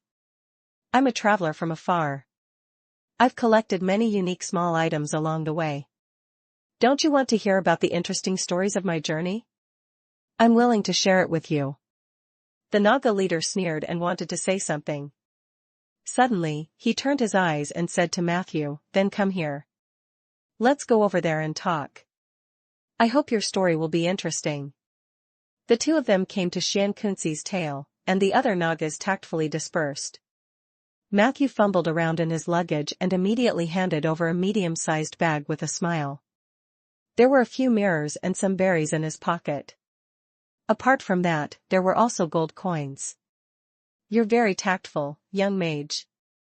The Naga leader snatched the bag from Matthew's hand and said with satisfaction, "I can let you leave, but you must remember that the great Naga queen is about to unify the Arune Sea. Our Naga kingdom is taking shape, and this is unstoppable. If you want to travel on the sea, a few interesting stories might not be enough. You had to go to see the queen, bow to her, and beg her for special permission. Only then could you travel on the sea without any problem." Matthew pretended to be grateful. Thank you very much. If I have the chance, I will definitely visit the queen personally." The leader was even more satisfied. He could not help but say a few more words, "A traveler like you must control your curiosity and not wander around." It was inevitable that there would be bloodshed in the process of unifying the Naga kingdom, but it did not mean that you'd be safe once you leave the sea. Chapter 125 Gravestone. Chapter 125, Gravestone. Translator, Lonely Tree. As far as I know, the south isn't peaceful either. The Golden Sacred Lord wants to unify the cities on the south bank, and a group of people who call themselves the Order of Calamity want to do some evil ritual. A lone traveler like you will easily become their target. Matthew nodded again and again after hearing that. He flattered the Naga leader until he was on cloud 9. However, he was puzzled. The Naga queen wanted to unify the Arune Sea, and the Golden Sacred Lord wanted to control the southern cities. This was an unprecedented sign in history. Could it be that the civilization lock is failing? Or is this part of the heavenly change? Matthew was puzzled. As for the Order of Calamity, it also gave him a déjà vu of "Why are you guys everywhere?" Taking this opportunity, Matthew chatted with the leader for a while and learned about some of the recent events in the Arune Sea. As he spoke, the leader suddenly glared at Soldier, who was behind Matthew. "Skeleton, why do you look like your brain isn't working well?" He kept staring at me, and I didn't like it. Matthew was stunned. Then, he realized something and quickly ordered Soldier to restrain himself. In the undying contract, a faint sense of grievance and anger was transmitted over. Matthew glanced at the data panel. Hint, you have successfully avoided a prison sentence by bribing the Naga leader. You have obtained the elements of the bluff domain, bribe, flatter, and accumulate more elements. You will obtain the opportunity to enter the domain for the first time. Warning, your summoned creature Soldier is extremely eager to kill this group of Nagas. Because of this encounter, he had awakened a portion of his memories from his previous life. Soldier is dissatisfied with your orders, but he understands your concerns, so he's just a little aggrieved. Did Soldier have a grudge against the Nagas in his previous life? Matthew comforted through the contract. Now is not the best time to act. We still need to stay in the Arune Sea for a while. When things are done, I won't stop you. Soldier nodded blankly. Soon after, Matthew watched as the arrogant leader led the other Nagas away on the waves. Not long after, a faint sense of direction appeared in his perception. He knew that the spell mark he left on the gold coin and pocket was taking effect. Equal Stream Island. On the beach, Xiankunzi lazily stretched his limbs. On the side, old Ollie handed Matthew a firecracker-like object that was as thick as an index finger and as long as a palm. This is the soaring sparrow. It's a small toy that we, the Sioux, made ourselves. We light it with fire and release it into the sky. It can be seen from very far away on the sea. If you want to leave, just fire it. Even if we don't see it, the other boatmen will come and pick you up. But be careful. It seems that the situation in the sea area has become quite tense. I'm not sure if this will attract the Nagas again. In fact, they should not have appeared here. Previously, they were mainly active in the deep sea. The old man sighed deeply. Matthew took the sky sparrow and watched as the old and young boarded Shin Kunsi and left. Only then did he turn his gaze to the slightly dilapidated island in front of him. In the next moment, he turned into a raven and looked down at the island from the sky. A spindle-shaped island appeared in front of him. It was long from east to west and narrow from north to south. The tip of the eastern island happened to meet an ocean current. The cliff there divided the ocean current from the east into two, one facing northwest and the other facing southwest. Perhaps the name of the island came from this. The island was high, and the trees were flourishing. There were many seabirds living on the eastern cliff, and there were many wild animals in the forest on the mountain. The sandy beach on the southwest side was relatively flat, and there was a small bay. Matthew saw a dock there, and there were a few dilapidated fishing boats docked there. The natural conditions of this island are not good. It's not very suitable for humans to survive. Matthew found that the human buildings on the island were mainly concentrated on the two large flatlands on the southeast and southwest sides. There were a few other places, but the mountain was too steep and not conducive for starting a settlement. The Sioux people gave up settling there after trying for not long. Along the way, he saw many islands with better geological conditions than Equal Stream Island, but they were empty. This meant that when the original Sioux people chose a place to live, they discovered other mysteries on this island despite its harsh geographical conditions. Matthew flew around the island. He could sense that the domain here was stronger than in other places. Living here, even if he did not successfully advance to the Equilibrium Envoy, he would still have the opportunity to continuously accumulate the elements of the Equilibrium domain. The power of the domain is truly magical. Matthew transformed into his human form and stopped near a stone house that looked like a ruin. This should be the village of return that Li Weiqi had mentioned. Although he was mentally prepared, Matthew was also depressed by the dilapidated scene in front of him. There were rows of stone houses, but as he walked, he found that at least 1/3 of the houses had collapsed. If a house collapsed, the house next door would be affected. Therefore, the area around the collapsed stone house was uninhabited. There were few people in the village. Matthew walked for a short distance and saw an old man squatting at the door of a stone house, smoking silently. His face was full of wrinkles, and his eyes were numb. Chapter 126, Gravestone. Chapter 126, Gravestone. Translator, Lonely Tree. Matthew tried to greet him, but he did not get any response from the old man. He did not even look at him.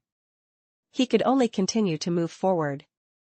Finally, when they passed by an intersection, Matthew heard painful moans coming from a larger stone house.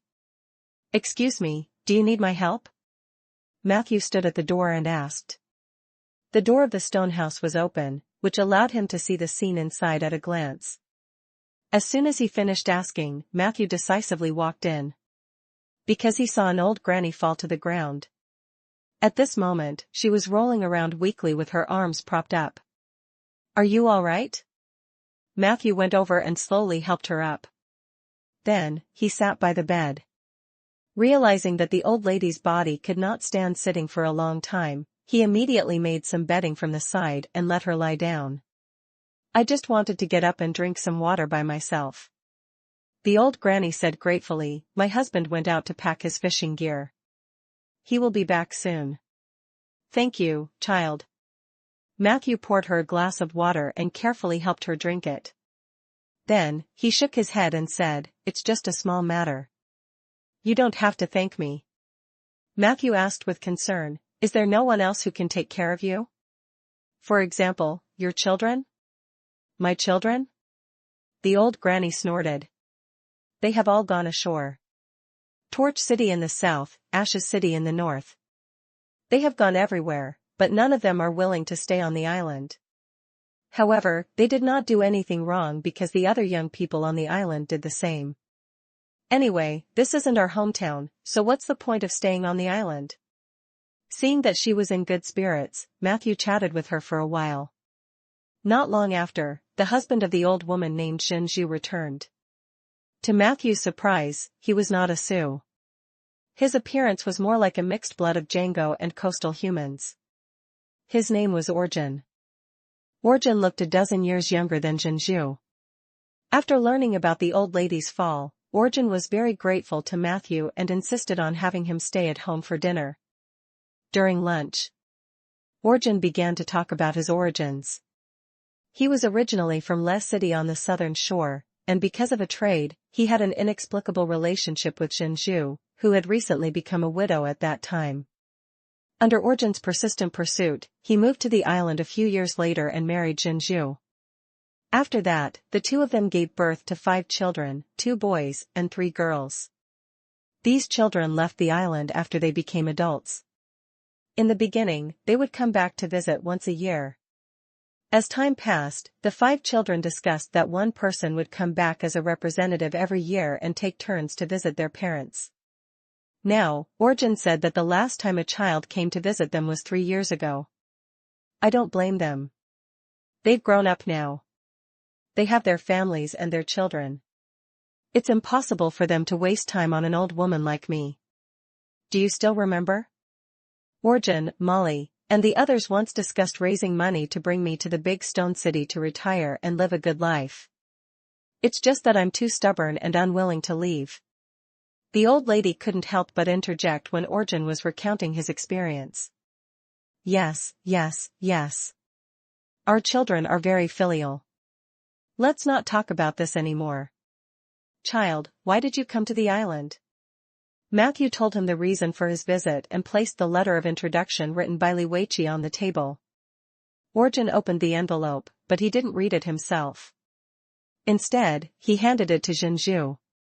After reading it, Jinju sighed and said, "You're late. Village chief returned to the embrace of the sea last year. No one in the entire island knows about the inheritance of the art of equilibrium." Matthew had already expected this. Although he was depressed when he heard the news, he was not too upset. "It's fine. I'm just here to try my luck." He tried to make his smile look more relaxed. Jinju returned the letter to him. "If you're not in a hurry, you can stay on the island for a few more days. There are many empty houses here. I'll get Orjin to clean them for you. Leave after the Lantern Festival, child." Matthew had read about this festival from the information Samantha had collected. However, she did not explain it in detail. She only noted that this was a very important festival for the Sioux. Matthew thought about it. Since he had no other clues, it would be good to stay on the island for a while. He could experience the island's scenery, continue to perceive the domain, and even tutor himself on spells when he had time. Hence, he agreed. In the next few days, Matthew found a stone house not far from Jinju and Orjin's home. It had to be said that the climate of the island was very pleasant. According to Orjin, even in winter, it was still warm as spring. This made Matthew think of Peggy while enjoying the climate here. Back in Rolling Stone Town, every winter, Peggy would complain that she was freezing to death and ask Matthew to keep her warm. Matthew had touched her bones before. She was indeed freezing. It was useless to add more clothes or burn the fireplace. Of course, what puzzled him more was how could a skeleton feel cold. This was also the first time he noticed there was something unusual about Peggy. Matthew couldn't help but feel sad when he thought of Peggy. During this journey, he had eaten very poorly. It was either dry rations or exotic food that could not be eaten. The food on the island was better. Orjin's cooking was not bad, but Matthew couldn't be so thick-skinned as to freeload on the old couple's food every day, right? Days passed. The Lantern Festival was getting closer and closer. One evening, Matthew strolled alone on the beach in the south.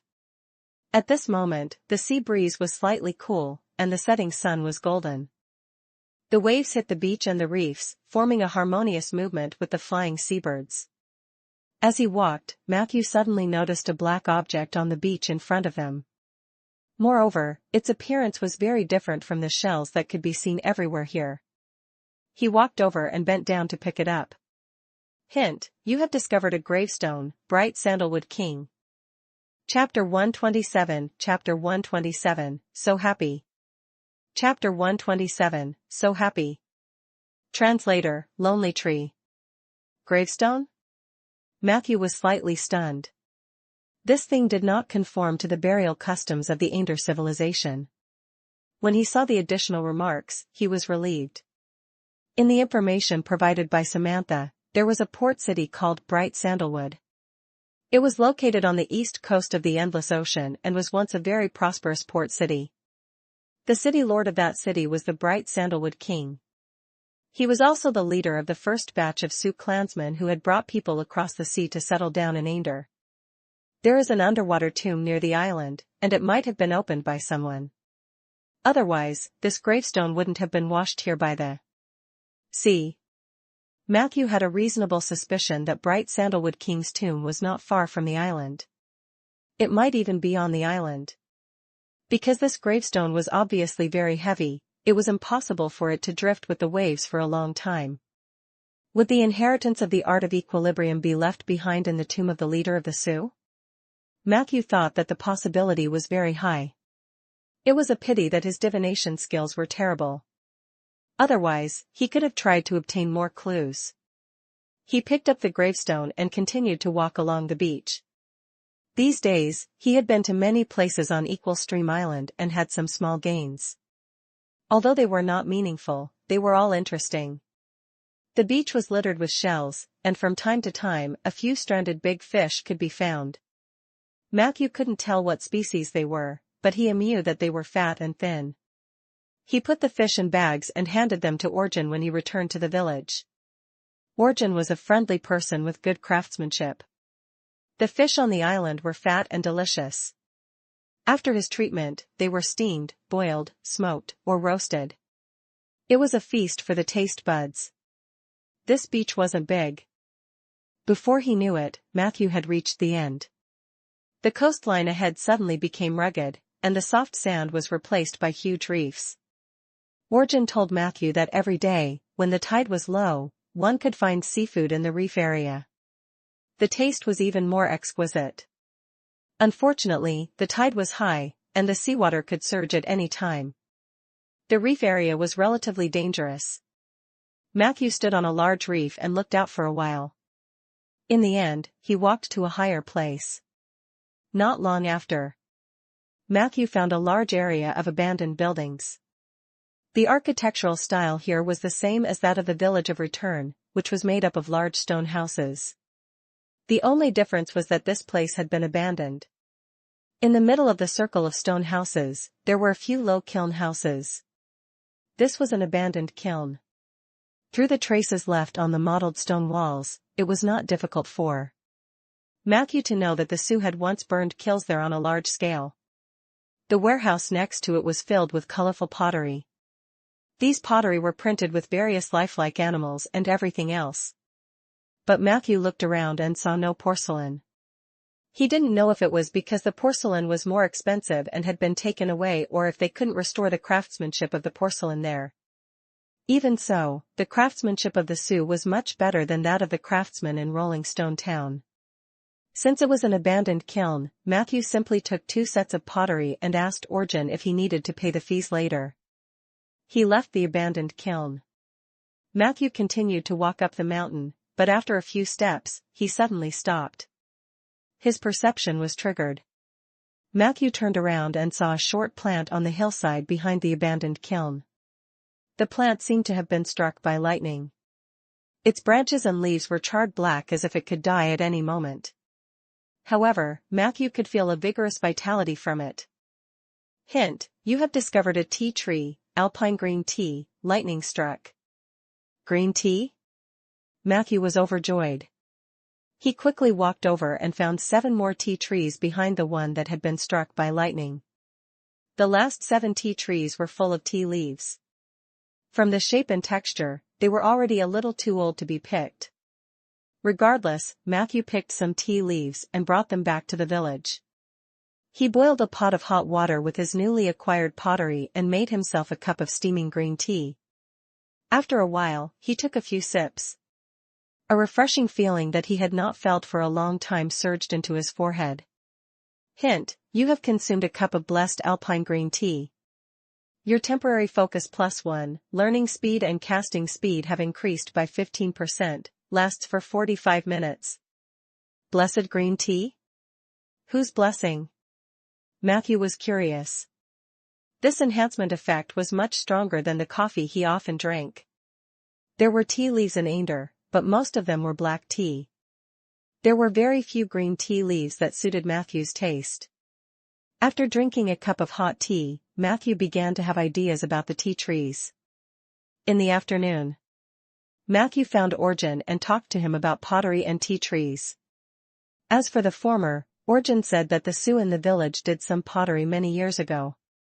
For some magical reason, those who used the pottery would have their rate of aging greatly slowed. Matthew could take some for free for his own use, but he could not use it for personal gain. Otherwise, the pottery would soon be damaged. This was also the reason why the young people on the island did not take the pottery with them when they left. As for the tea tree, Orjan's reaction was blank. It was not until Matthew showed him the tea leaves and described the exact location of the tea tree that he finally reacted. You mean that row of short trees? Are those considered tea plants? Matthew nodded. Orjan sighed. I'm sorry, I'm afraid that even Jinju and the other elders in the village don't know the effects of these trees. Perhaps the village chief knows, but he didn't take care of them when he was alive. Chapter 128 Chapter 128, So Happy. Chapter 128, So Happy. Translator, Lonely Tree. The people of the Sioux on the island have forgotten too many things. At this rate, they will soon forget themselves. Maybe it's because they don't belong here, and drifting here was just an accident, but I'm grateful for the accident. Without it, I wouldn't have had the chance to meet my true love. Then, he said that if Matthew was interested and had the ability, he could transplant those trees. The elders in the village would not stop him. Matthew was naturally happy to get permission, but he quickly asked about Jinju. In the past 2 days, he had occasionally visited the old lady. The conclusion he came to was not optimistic. She looked like her life could end at any time. However, Orjan was very positive. He smiled and said, "She's been in good spirits these days. I think she'll be in this state at least until the Lantern Festival." Matthew sensed something else from Orjan's laughter. He patted Orjan's back gently. Then, he returned to his room to learn spells. 11 days later, the Lantern Festival arrived as scheduled. On this day, a red lantern was hung in front of every stone house on the island, adding a festive atmosphere. Matthew noticed that the old man who ignored him on his first day had also hung lanterns in front of the door. He went over to greet the other party, and the latter actually responded with a faint smile on his face. In the past few days, Matthew had greeted all the old people in the village. Perhaps it was because there were few young people in the village, but the old people were all very friendly to him. Only this one had always been indifferent to him. Matthew had thought that the old man had a mental problem or was unable to speak. He did not expect a response today. He immediately chatted with the old man, but he did not expect the latter's reaction to be even more intense. The old man patiently told Matthew about the process of their sea fishing. Later on, the old man even told Matthew that he would take him out to sea in a few days when the weather was better. There was no logical problem with the entire conversation, but the contrast between the old man before and the old man after was amazing. On the day of the Lantern Festival, Matthew's 2 main meals were at the old couple's house. Contrary to usual, not only was Jinju wearing beautiful clothes today, but she was also in high spirits. On the other hand, Orjan, who had always been enthusiastic, was silent. He even injured his finger twice in a row when he was cutting vegetables, and the blood kept flowing. Fortunately, Matthew had a hemostatic ointment with him. The small episode quickly passed. The dining table was also filled with joy. But Matthew had already realized what was going to happen next. Sure enough, in the evening, Orjan found him. "Let's go to the eastern beach. LNE Real Lantern Festival ISA'd out to Digern. Matthew noticed that he was holding an oval-shaped pottery in his arms. There were many holes in it. It was a musical instrument called sun. Matthew didn't say anything. He followed Origin to the eastern beach, which was adjacent to the easternmost cliff. A large number of seabirds wandered in the sky. They often built their nests on the cliff to avoid sneak attacks from enemies such as poisonous snakes. The two of them found a reef and sat down. The tide gently slapped the beach under their feet. The twilight gradually deepened, and the evening had passed. Bright lights began to light up in the forest by the shore. They were old men carrying big red lanterns. They looked like they were trembling, but their footsteps were very firm. They walked very slowly, but their eyes were firm, and their faces were calm. The first person to walk was the one who had ignored Matthew before and invited him to go out to sea to fish earlier that day. The old man walked past Matthew with a lantern and smiled at him. "This day has finally come, hasn't it? I'm about to return to my homeland, where the grass is full of fragrance. I can't wait." He was the first to walk into the sea with his lantern. The tide gently patted the old man's body. His steps began to stagger, but his direction remained firm. East. He faced the east and walked into the sea. The waves were turbulent, and the seagulls were silent. Gradually, the old man's figure completely disappeared from Matthew's sight.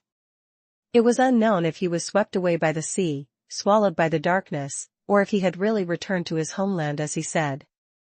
After that, the dying old men walked out of the forest one by one. Their expressions were very calm. Some had tears in their eyes, while others were filled with yearning. They all had a deep desire for the East. One by one, they walked into the sea.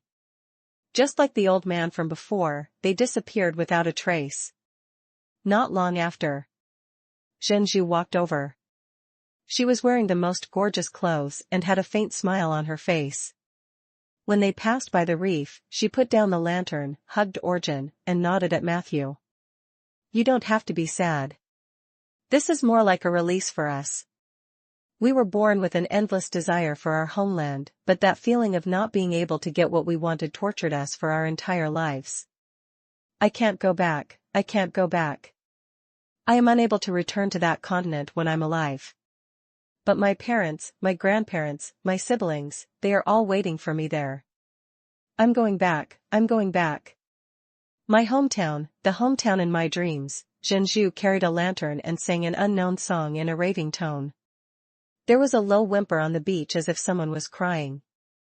Chapter 129, Chapter 129, So Happy. Chapter 129, So Happy. Translator, Lonely Tree. Matthew knew that it was Origin blowing the sun. A faint sorrow surged into his heart. He watched as Zhenju's figure disappeared into the waves. His eyes couldn't help but feel warm. "Hey, Matthew, why are you crying?" Ella poked her head out of his chest and asked. Matthew shook his head. He did not deny it completely. "It's just that the sea breeze is too strong, and I think of my hometown." At this moment, he finally understood. It was inevitable that the Sioux who had drifted here would wither. The young people took off their burdens and integrated into the Ander life. The elders could not do so, and their only option was to die at the bottom of the sea. They faced the east until they died. In a few years, when the last old man walked into the sea with a lantern, the island would become a deserted island, and the story of the Sioux would gradually become a legend. They didn't belong there, so they should leave. The sound of Origin's sun gradually died down. Matthew suddenly felt that he was enveloped by a large mass of darkness. In the endless space-time, he seemed to have lost control of his body. For a moment, he broke out in a cold sweat. However, when he came back to his senses, he realized that nothing had happened. Only the data column recorded everything faithfully. Hint: you have witnessed the entire process of the Lantern Festival. Your knowledge plus 50, Sioux. You have obtained the mark of the Lantern Festival, plus 10 Sioux friendliness. Warning: you are immune to calls from the bottom of the sea. Will plus 1. You have successfully avoided the high-intensity charm multiple times in a row. You have automatically mastered a new ability, Unmovable Rock. Unmovable Rock. After entering this state, you will gain extremely strong resistance to any mental attack, including charm, fear, intimidation, bluff, singing, mental pierce, etc. At the same time, your thinking speed and speech speed will be reduced to 1/10 of your usual speed. Please use this ability with caution. Matthew was shocked before he could check his new ability. He didn't expect Xian Kunzi to be right. The Sioux didn't enter the sea because of the curse but because of a charm. Where did this charm come from? What kind of creature was hidden in the vast sea that was calling out to the Sioux? What would become of the Sioux after being charmed? Matthew had no answers to these questions. He was just a little scared. He didn't expect the ceremony to be so dangerous. Fortunately, his resistance to charm was maxed out. Heart of Tranquil Water and high willpower were enough to give him close to legendary resistance. I have to be more careful in the future, not only during rituals but also festivals. But why is Orjan fine? He should have participated in several lantern festivities already. Could it be that this charm was only targeted at the Sioux? Then what about me? After some puzzling thoughts, Matthew finally couldn't help but glance at his new ability. He was quite satisfied. Unmovable Rock's advantage lay in its all-round increase in mental resistance. Heart like still water could only resist the charm, so its application was still a little narrow. The only problem was that he had never tried to slow down his thinking. It seemed that he needed to train for a period of time. Otherwise, it would be easy to make mistakes if he used the ability. At this moment, a tear-stained Orjan walked over with a sun in his arms. Child, you have witnessed the entire process of the Lantern Festival. In the tradition of the Sioux people, you are one of us from now on. Orjan's voice was very low, and it was obvious that he was trying his best to speak. I'm very sorry that Jinju deceived you before. The art of equilibrium has not been completely cut off. The last equilibrium envoy still has a relative alive. That's his grandson, Yu Lian. You can find him at the casino in Quarter City on the North Shore. Take the letter from Li Weiqi, and he might be willing to help you. Matthew frowned and asked, so, is he a gambler? Orjan's tone became calmer. No, he's the boss of the casino. 2 days later, north of the Gold Coast, Quarter City. Happy Casino. As night fell, the casino was bustling with noise. A short man wearing a beret, a huge backpack, and heavy armor that obviously did not match his body size walked through the crowd of gamblers. He was only slightly taller than the table, and he might not be able to see everything on the table even if he stood on his tiptoes. The waiters almost bumped into him several times. In the end, he miraculously resolved all the troubles he had encountered. He was so huge horizontally, but when he walked through the crowd, it was as if he had activated stealth, and no one noticed him. Shorty passed through the hall and came to a pitch-black door guarded by guards. At this moment, there was still a queue in front of him. There was someone standing at the door to greet the queue. It was a slender woman with slightly raised eyebrows. She did see Shorty, but she quickly ignored him. Yu Lian, come out. The short one spoke in a childish voice. She seemed to be quite angry. She came up and pushed the tall and thin figure in front of her. Make way. Make way. Mage, I'm not cutting the queue. I'm going to blow up this casino. If you listen to my advice, either cast a few explosion protection spells on yourself or leave this place immediately. Although Shorty's voice was tender, it was full of energy. Everyone near the door heard it. Everyone was stunned for about 3 to 4 seconds before bursting into laughter. The tall and thin man turned around. He didn't see anyone at first, but after a while, he lowered his head to follow the gazes of others and found the person he was talking to. Hello, sir. Are you talking to me? Eh? Are you a dwarf? The mage's eyes were filled with interest as if it was the first time he had encountered such a miniature race. However, Shorty's eyes immediately became very fierce. He said expressionlessly, Mage. You're in danger now. I can add you to my revenge list at any time. In order to prevent you from dying for no reason, I have to tell you a few things. First, I'm not a sir, I'm a lady. Is it that difficult to tell? Matthew was stunned. His gaze swept across the other party's ordinary chest and then he looked up along the neck that was tightly wrapped in an iron sheet. Helmet, short hair, big eyes. It was indeed not that easy to tell. Secondly, I'm not a dwarf.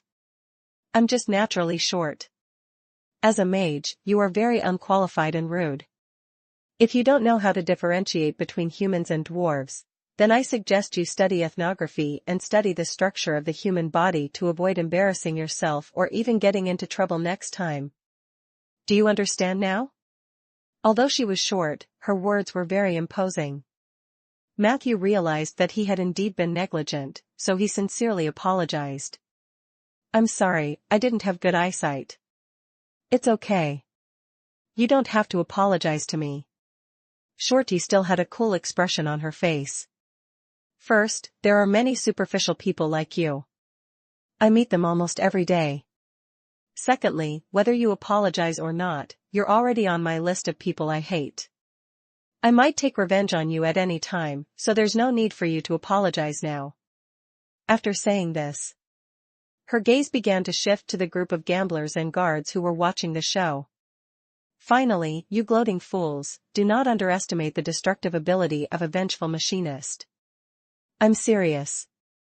Yu Lian, get out now. The guards began to realize the seriousness of the matter.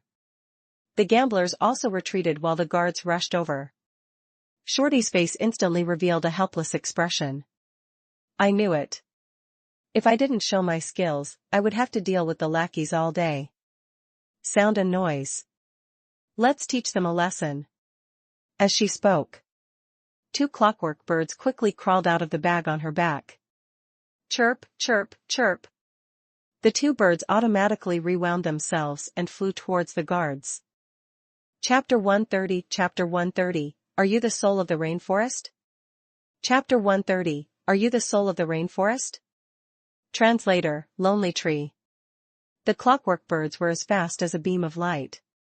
They brushed past the shoulders of the 2 guards and hovered above their heads for a while. Suddenly, they let out an ear-piercing shriek. The sound was so loud that it almost deafened the people nearby. The guards immediately looked pained.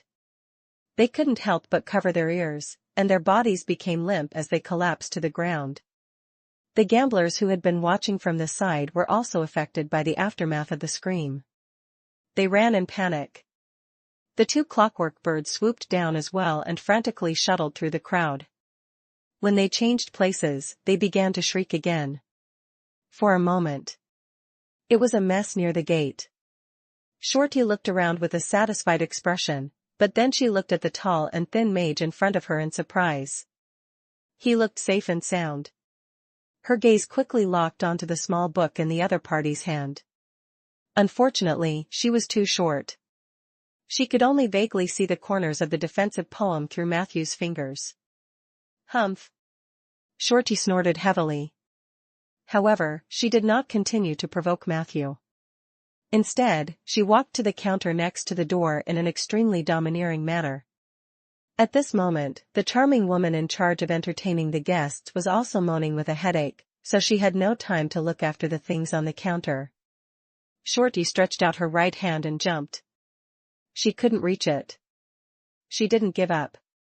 She got closer and jumped again. She got it this time. Matthew saw her take a chip wrapped in iron. She didn't seem to make any extra movements, but her right hand suddenly emitted a burst of red light, and even the chip lit up. Hint, you have noticed that the machinist in front of you is performing item injection on the chips. Item injection, one of the basic abilities of a machinist. The item that is injected will change its basic properties. There is a certain degree of chance involved. In the next second, Shorty threw the chip with all her might.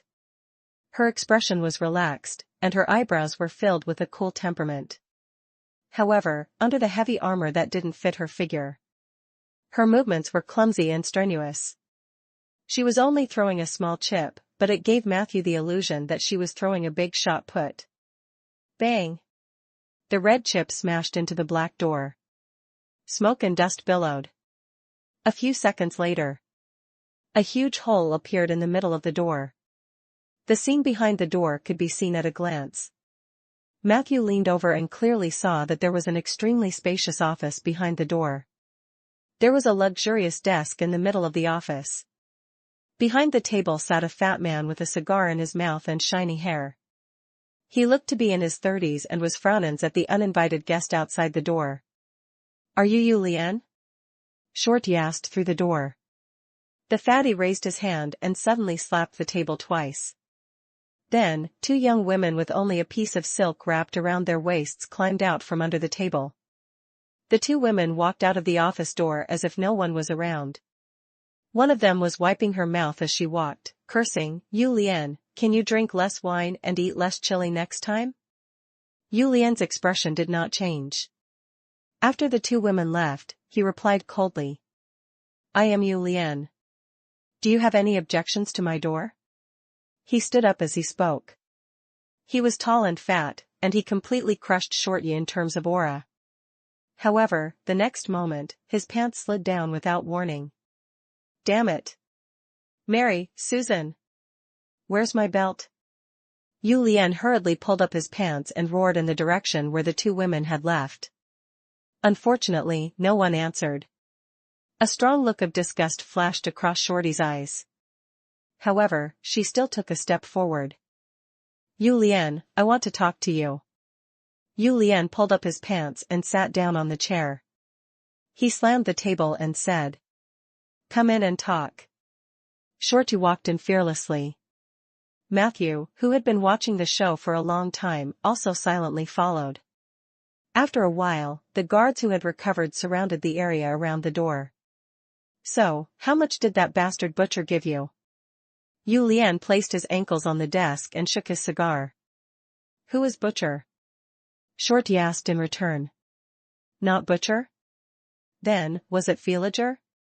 "That damned guy. I even treated him to a meal last month, and he actually dared to find someone to come and ruin my place."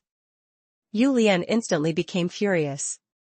Shorty said coldly, "I don't know what you're talking about, but the names you mentioned have nothing to do with me. I'm here for a woman." Julian immediately revealed an expression of disbelief. Women. There are hundreds of women coming and going to my casino every day.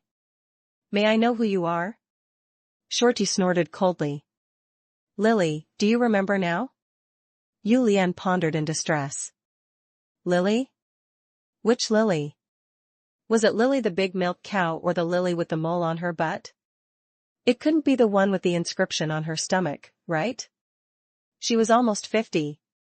Shorty's expression was cold as if she had seen through Julian's acting. She continued, "You lied to Lily.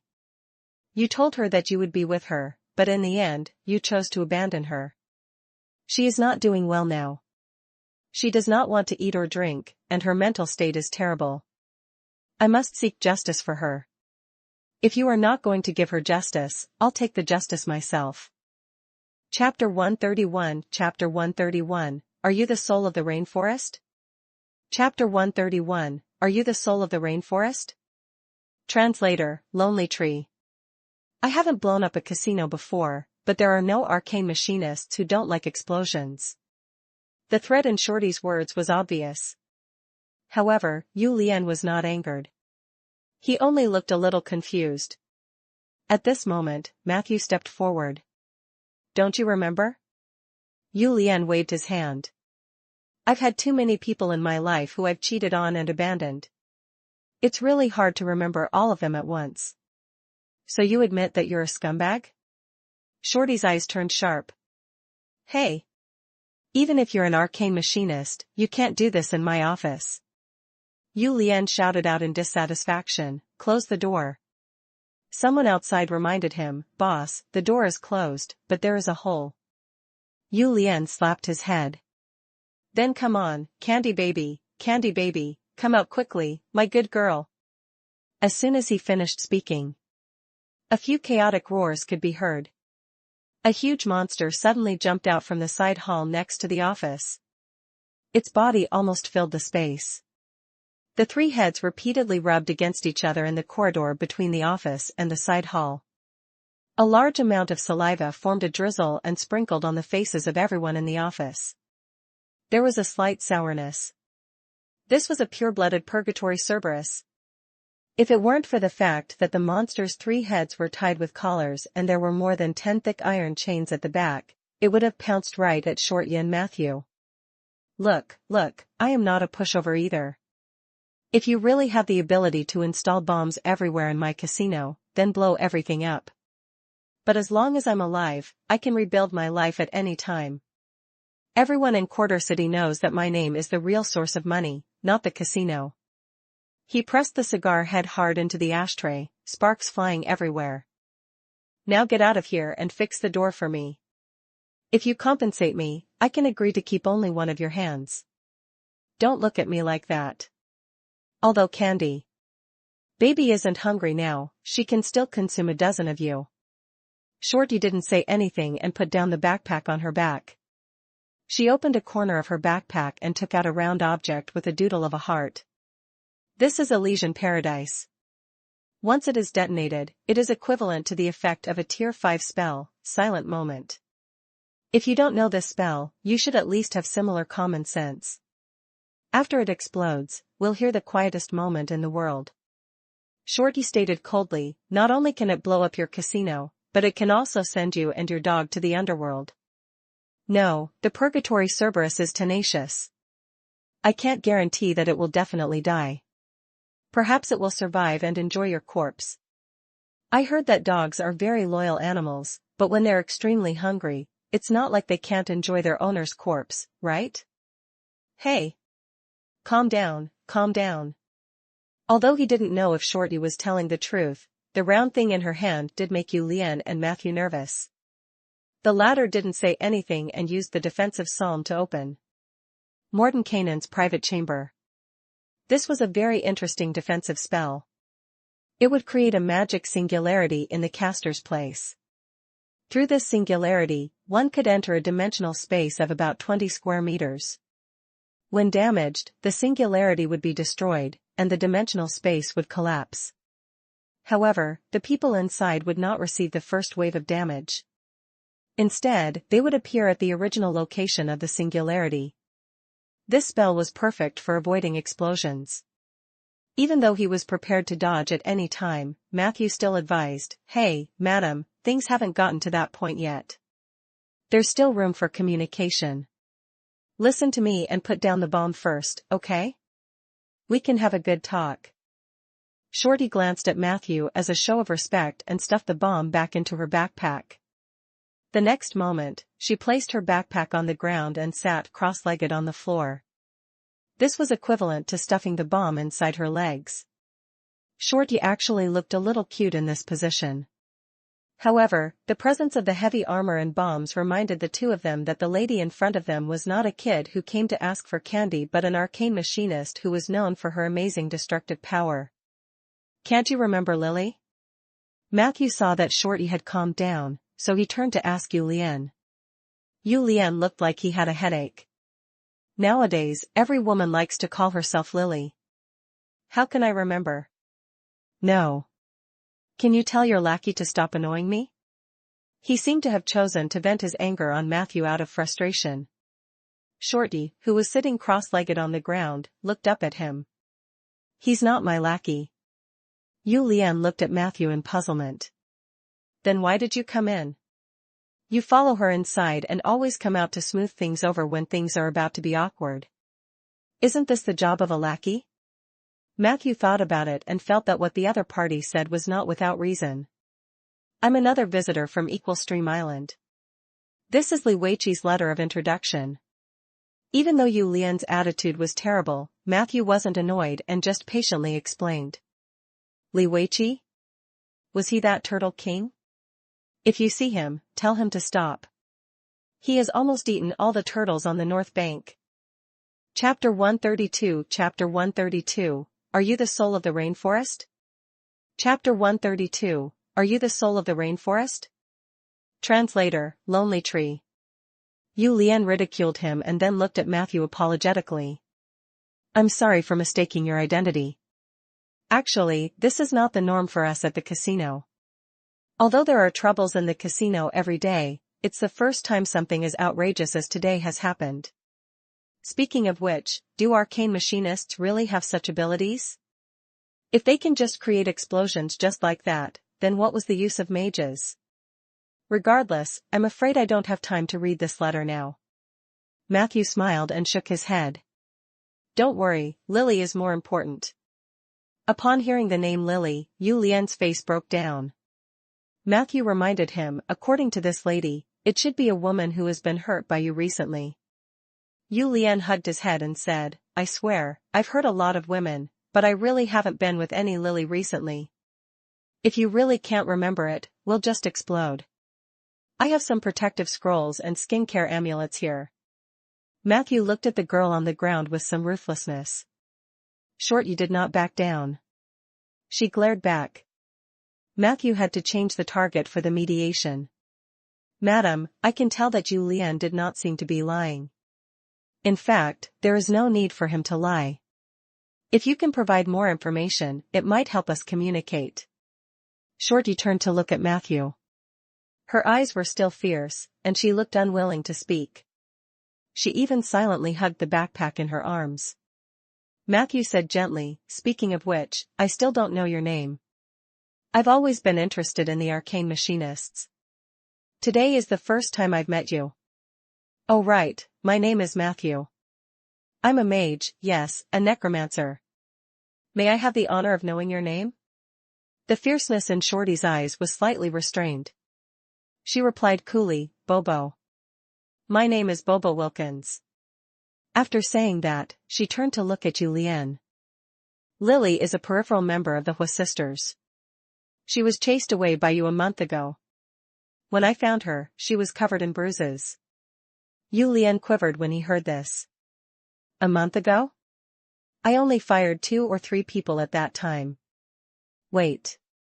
Could it be Berlin? Bobo asked in confusion.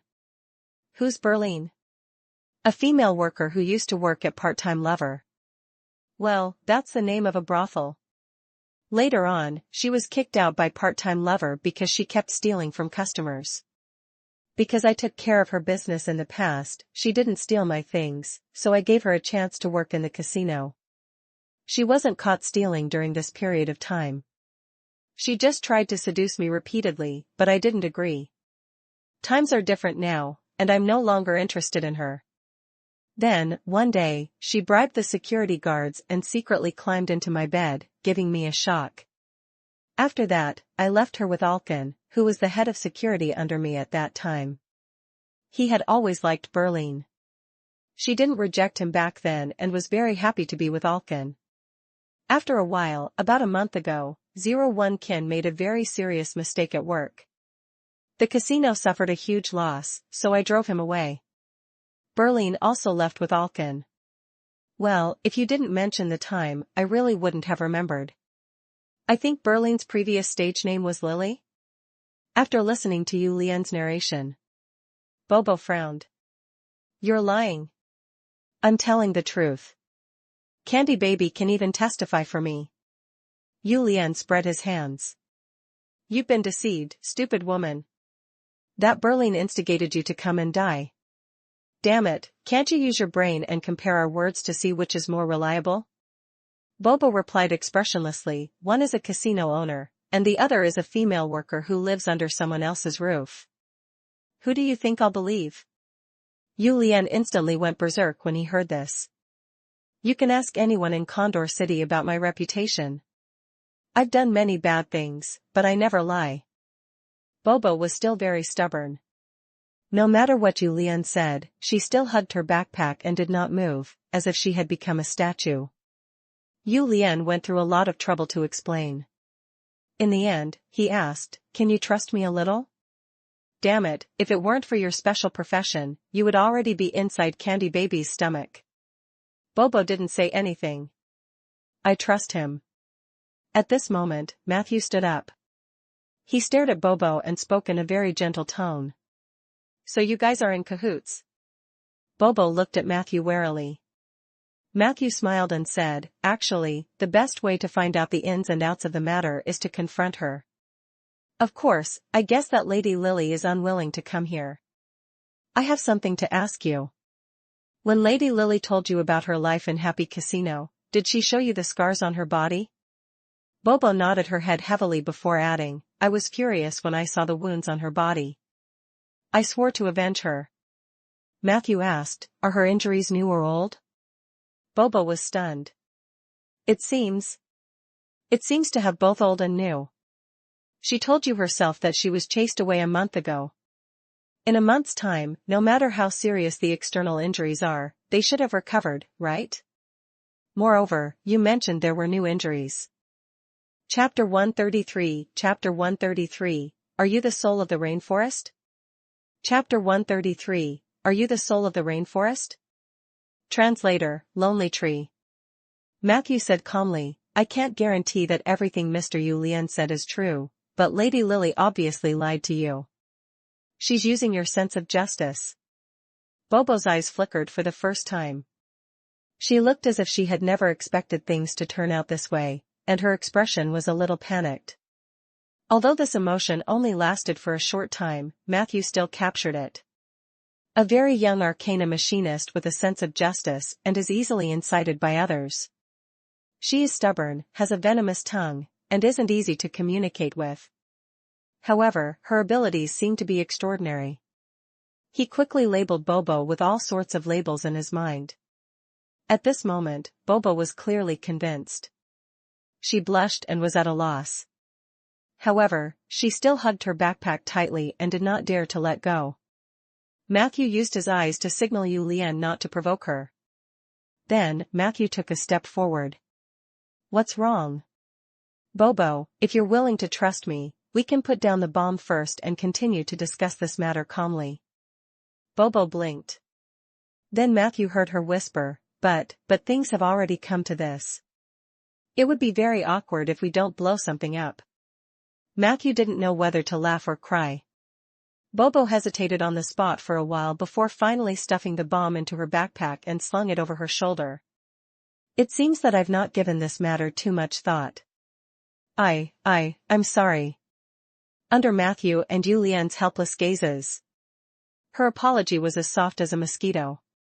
Prompt, you have successfully resolved an almost unavoidable conflict. You have obtained the essence of the domain of equilibrium, harmony XIO. Element accumulation completed. You have obtained the opportunity to enter the equilibrium domain. Do you wish to enter? Deep in the rainforest. In a narrow valley. With a mournful wail, the green mountain-like monster finally fell at the entrance of the valley.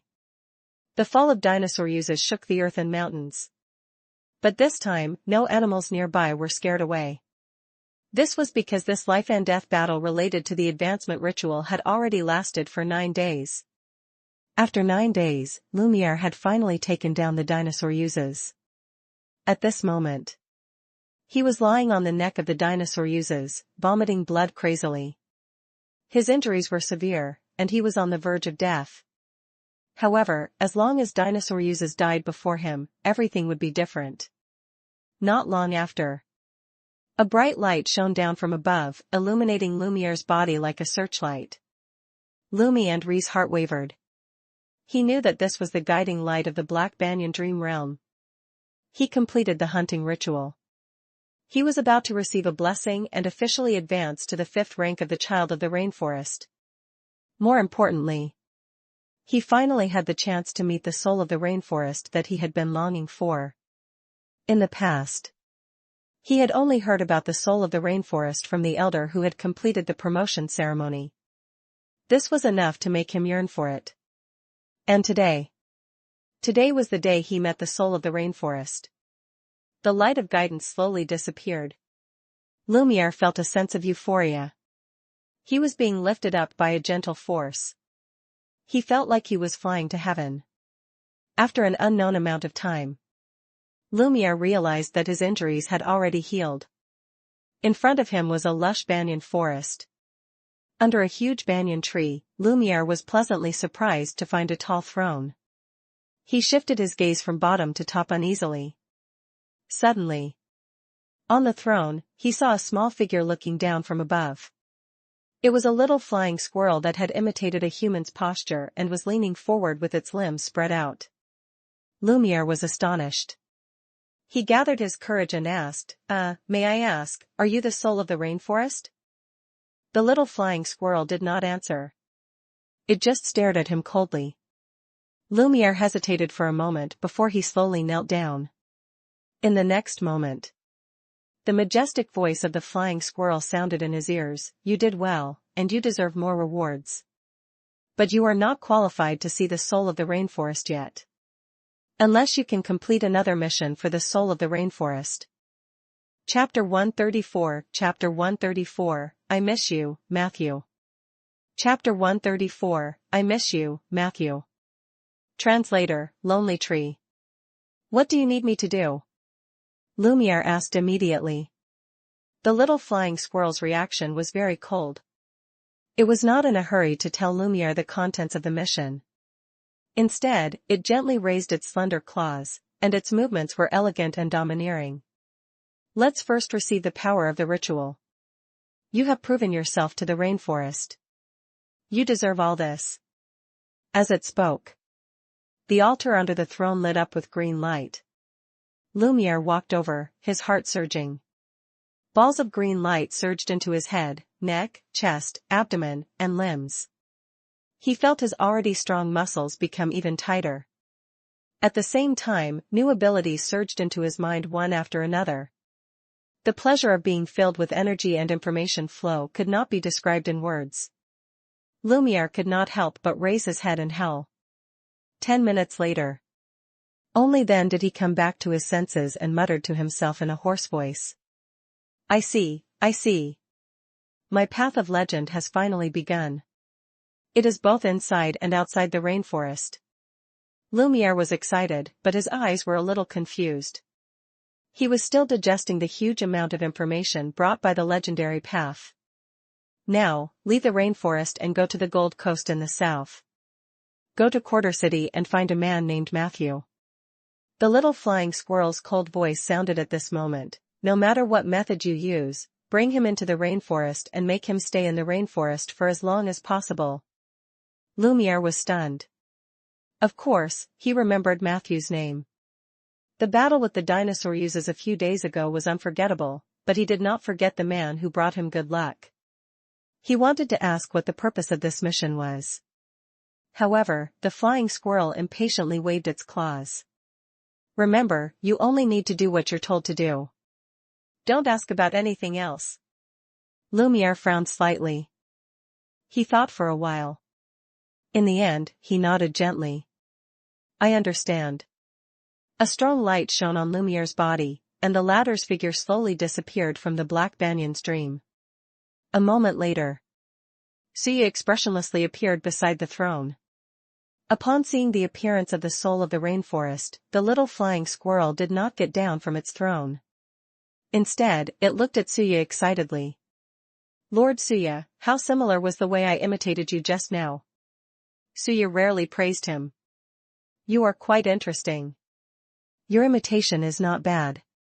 But if it weren't for the fact that I was too lazy to see this guy who wasted almost 10 days of my time, I wouldn't have allowed you to sit here. Hey, haven't I seen you before? Are you that little flying squirrel who likes to brag no matter what happens? There were tears in the little flying squirrel's eyes. You finally remember me. Then he boldly suggested, why don't you go and rest? Leave this to me. I think I'm very talented in imitating the soul of the rainforest. Seeing this familiar smile, before Suya could even lift her foot, the little flying squirrel nimbly climbed down from the throne and stuck out its butt. Be gentle this time. Before it finished speaking, the little flying squirrel had already been kicked to the horizon. Happy Casino. In Yulian's office. Matthew's gaze quickly scanned the data panel. After a few seconds of silence, he chose, no. Harmony was only one of the elements in the domain of equilibrium. Although he had accidentally accumulated enough single elements in this way, Matthew wasn't prepared to use harmony to enter equilibrium. There were at least two drawbacks to entering the domain using a single element. First, the ability obtained after entering the first realm was highly related to that single element. Take Matthew, for example. The domain ability he could obtain was mostly related to resolving conflicts. The best-case scenario was to obtain the ability to improve his eloquence. This was not what Matthew wanted. Secondly, doing so would leave Matthew with the mark of harmony in the domain of equilibrium too early, which would affect his future development in the domain of equilibrium. Everyone knew that the first entry was very important. He needed to leave a good impression on the domain the first time he entered. It would be more convenient and smooth the next time he entered. Mr. Yu Lian, I didn't think it through. I'll go back and verify the situation with Lily. If it's really a misunderstanding, I'll apologize to you. I'll also compensate the money for the door. Bobo carried her backpack and came to his desk, whispering. Yu Lian's desk was very high. Matthew reckoned that from his angle, he could only see Bobo's helmet. For some reason, he wanted to laugh when he thought of the scene. Yu Lian looked very serious. There's no need for compensation, Miss Machinist. As long as you agree to remove the bomb installed in the casino immediately, we can forget about this matter. Bobo tried to stand on her tiptoes, trying to look at Yu Lian, who was sitting on the chair. Matthew thoughtfully handed her a chair from the side. She thanked him softly and stood on it. This time, her aura increased quite a bit. I will pay for what I have damaged. If you are worried about those non-existent bombs, please rest assured that I only brought one bomb today. It is in my backpack. What I said just now was to scare you. Bobo said seriously. Really? Yu Lian had a look of disbelief. Will an arcane machinist really bring one bomb with them? Bobo crossed her arms and said condescendingly. I knew it. People don't know much about the arcane machinists, and it will always lead to misunderstandings. Do you think that we're just a bunch of people who only know how to create explosions? Chapter 135 Chapter 135, I miss you, Matthew. Chapter 135, I miss you, Matthew. Translator, Lonely Tree. Yu Lian spread his hands and lit another cigar for himself. Bobo looked at Matthew. Matthew shrugged. My knowledge is shallow, and I know very little about the arcane machinists. However, my impression is that machinists are indeed highly related to the various explosions. Matthew was actually quite tactful. In the literature books he had read, the arcane machinists were usually described as walking bomb depots. There's no guarantee that their armor or weapons won't explode. This was the most frequently quoted summary of the impression of the arcane machinists. Preconceptions, those are all prejudices. Bobo tried to explain, we often do good things. A few years ago, the Cloud Elves and the Sky Giants fought over a ruin on the clouds. It quickly became a tug-of-war, and both sides suffered countless casualties. Because these two races were our neighbors. Whether it was Cloud Edge City, where the Cloud Elves lived, or the Heavenly Island, where the Sky Giants lived, they were both located in the same sky as the headquarters of the arcane machinists, the Cyber Dragon. Well, Cyber Dragon is a great floating city. If you haven't heard of it, you should go and study geography. All in all, the battle between the two neighbors had the arcane machinists on the cyborgs worried. We began to wonder if we could stop the war in our own way. We did manage to do that. We found an opportunity to blow up the cause of the dispute between the two sides, the ruins on the clouds that were said to have been left behind from the beginning of the Enlightenment era. We blew it up completely, turning it into ashes without leaving any dust behind.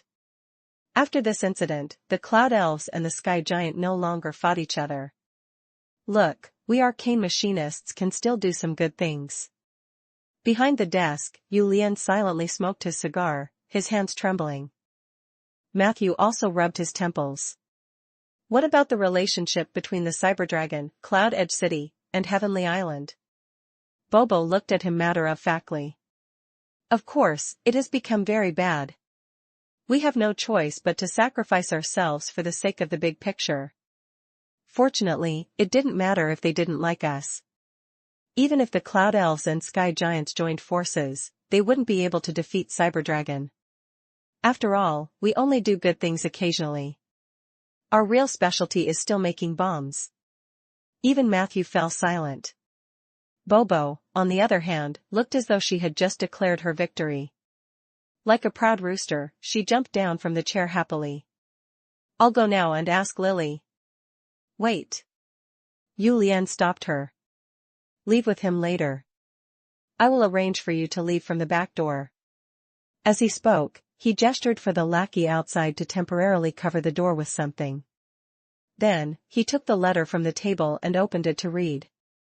This time, Bobo did not object. She brought a small stool from the side and sat down obediently.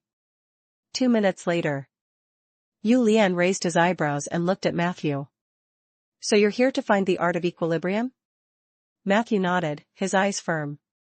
However, he did not have high expectations. After leaving the island, Matthew regarded Quarter City as his last stop in the south. If he couldn't find the inheritance of the art of equilibrium here, he planned to find a few unfamiliar undead and have a night of the undead until he got drunk. Unexpectedly, Yulian said very easily. I do know where the art of equilibrium can be inherited. This information is supposed to be charged, but since you've helped me today, I'll tell you for free. To be honest, you're really lucky. When I sold this information to a grave robber, I received a total of 1,000 gold coins. Grave robbers? Matthew was puzzled. That's right. The last inheritance of the art of equilibrium is in the underwater tomb of the bright sandalwood king. The tomb raiders on the Gold Coast have long been restless about this. They tried to rob the bright sandalwood king's tomb several times but failed. Later, for some reason, they actually found me. I told them a path leading to the underwater tomb. Yulian flicked his cigar as if he were describing a very successful business deal. Matthew's heart sank. As expected, someone had opened the tomb of the bright sandalwood king already. Otherwise, he would not have found that gravestone on the beach of the island. Sir, you are also a member of the Sioux. The Sioux have always valued burial graves, right? Isn't bright sandalwood king your ancestor? He looked at Yulian in confusion. Hearing this, Yulian could not help but laugh. Ancestor? I don't care. I heard that they had accumulated a lot of family property, but they didn't leave any for me. I came out to make a living before I was 13 years old. I relied on myself to get to where I am today. My grandfather might have taught me some self-defense techniques, but I don't understand his art of equilibrium at all. In short, I started from scratch.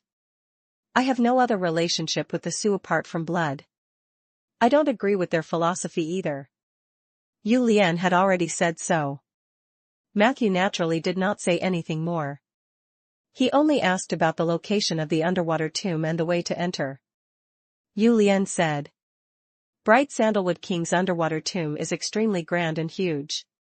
It is located in a half-plane and has only 2 entrances to the outside world. What I pointed out to the grave robbers was actually a dead end. As for you, you have the mark of the Sioux on your body. I believe that you have been to the island and even observed the Lantern Festival there. You are still alive and kicking, which means that you do have the potential to become an envoy of equilibrium. Chapter 136, Chapter 136, I miss you, Matthew. Chapter 136, I miss you, Matthew. Translator, Lonely Tree. Remember, after you leave Condor City, head northeast and enter the rainforest.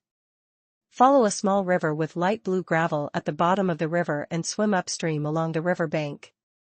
After about 2 days of walking, you will find a lake. The lake is called Dalong Lake.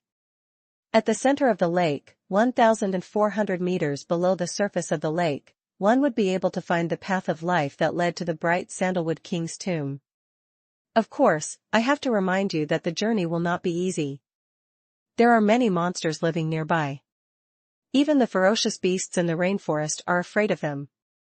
It is said that there are also lightning dragons in the center of the lake. Anyway, I have never been there, so I don't know. You can only rely on yourself. Dalong Lake. The scene of Lumiere hunting a plesiosaur by the lake immediately appeared in Matthew's mind. At that time, he felt that this lake was a little mysterious. So the Dalong Lake is related to the bright sandalwood king's tomb. No wonder the ecology there is unique. Even the soul of the rainforest can't do anything to it. Matthew's mind suddenly became clear. If you want to explore the tomb at the bottom of the lake, it's best to go early. It's been an eventful autumn recently, and even the city of Condor is a little restless. Yu Lian reminded. Troubled times? Matthew used his gaze to signal for the other party to explain in more detail. Yu Lian was straightforward. The Golden Sacred Lord intends to unify the South Bank. Many merchants and castellans from small cities have come to the north to seek refuge. A large number of them have come to Condor City. The more people seek refuge, the more people will take advantage of the situation. Who knows how chaotic the security of Condor City will be in the next few months. Actually, the North Bank isn't peaceful either. The Sandstorm bandits are fighting internally, and they're assassinating people outside the city every day. The worst thing is that these stupid bandits often make mistakes in their assassination targets. I've already lost quite a few customers to them. There was also a group of cultists who used the Order of Calamity's name to spread the faith of Yurkus in the city. They seemed to be the most well-behaved of them all and even gave bread to those who took refuge when they preached. However, based on my experience, these people were the most difficult to deal with. I even suspected that the grave robber who had asked me for information was working for them. If you encounter them in the wild, you have to be careful. Of course, these are not the worst.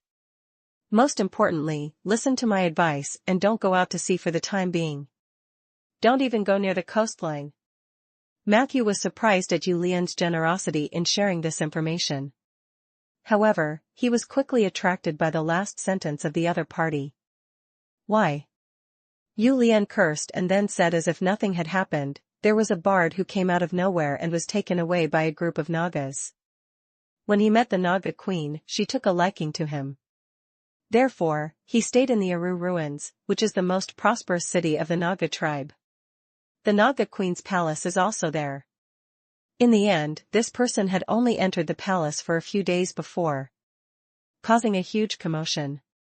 The news I heard was that not only did he sleep with the Naga queen, but he also slept with her 3 daughters, her mother, and even the Naga general who guarded the palace. Although those cold-blooded Nagas were extremely abnormal, they valued the loyalty of their partners. There was a rumor that the Naga queen had even wanted to make him a prince. Now, the mother and daughters had turned against each other, and the Naga tribe had fallen into a civil war. Moreover, they fought from the bottom of the sea to the surface of the sea. Whether it was the Naga queen, the general who led the troops, or the other princesses, their tempers were not good. After suffering a loss from their own people, they naturally had to vent their anger on others first. The atmosphere in the Arune Sea had been very tense for the past 2 days, and this was the root of it. The most ridiculous thing about this matter was that after the bard with a rotten crotch caused this trouble in the Naga palace, he disappeared without a trace. No one had heard of him falling into anyone's hands. Hearing Yu Lian's complaints, Matthew's expression gradually became subtle. A bard in the Naga royal palace? Why did this sound so familiar? It's indeed ridiculous. Matthew didn't reveal that he knew Lorraine. He only thanked Yu Lian for his reminder. The two of them chatted for a while more. After confirming some details about the underwater tomb, Matthew said goodbye. Bobo, who was sitting on the bench, immediately stood up. Yu Lian called for a lackey to lead them out through the secret door behind the office. After a while, the body of the Cerberus lying in the corridor slowly changed. From a terrifying monster, she turned into a tall and lovely girl with dark red skin and a slender tail on her back. The girl was wearing a leather jacket, looking sexy and hot. If Matthew were present, he would immediately be able to tell that this was a tiefling. Why didn't you take care of them, Yu Lian? This doesn't suit your personality. The girl took off the collar around her neck and obediently wrapped herself around Julien's body. However, the latter did not dare to move. He looked straight ahead as if he had become a gentleman. I run a casino, and I'm not an assassin. Besides, those two people are not to be trifled with. Never mind the arcane machinist who will explode at any time, but that necromancer is a practitioner of the art of equilibrium. It's okay if you don't understand what this means, but you have to remember that those who can trigger the domain of equilibrium are all freaks. Yulian looked a little tired. Is this the reason why you sent away the troublemakers respectfully and shared the information with them for free? Chapter 137, I miss you, Matthew. Chapter 137, I miss you, Matthew. Translator, Lonely Tree. The girl gently licked Yulian's earlobe. I almost don't recognize you anymore. Yulian forced a smile. Sometimes we have to endure some losses. If this information can quickly send these two gods of plague away, I'm willing to say more. We'll grab a dwarf among the slaves and kill him. That way, no one will doubt Happy Casino's strength. Hiss, Dolores, don't touch that, ugh. The tiefling giggled. Don't be so guarded against me. I'm just here to remind you of your current identity. You spoke so passionately just now that even I almost believed that you started from scratch. Yulian immediately revealed a flattering expression. That was just an excuse to fool them. I know very well that I'm just a dog in purgatory. Purgatory? Dolores raised her eyebrows. No, I'm only the mother of all laws, Swanna's dog. Yulian hurriedly tried to salvage the situation. It's good that you know. Dolores giggled as she used her small hand to brush every inch of Yulian's skin. I really don't have any ill intentions. I'm just afraid that you'll remember something you shouldn't remember after meeting that necromancer. Yulian looked at the huge sea map hanging on the side of the office with a complicated expression and sighed deeply. What is it? Do you miss the Sioux? Don't worry, Dolores. I'm no longer one. In the alley outside the secret passage. Matthew slowly retracted his gaze. He only relaxed a little when he successfully walked out of the alley. Is this your first time dealing with an arcane machinist? They wouldn't dare to make a move against us. Bobo was very confident about this. They always think that we will explode when they touch us, but in fact, we won't. Matthew didn't believe her. She could not help but stop and look up. Touch my helmet if you don't believe me. Matthew hesitated for a moment and deliberately reached out his left hand to touch it. Thrust. Immediately, a blue-white electric current rushed up, causing Matthew's fair and clean left hand to tremble. The tips of his index finger and middle finger, which were the first to come into contact with the electric current, had charred black spots appear. Hiss. Matthew retracted his hand at lightning speed and looked at Bobo in shock. The latter raised her helmet with both hands in confusion. Is there an electrical leakage somewhere? Why don't I feel anything? Oh, here.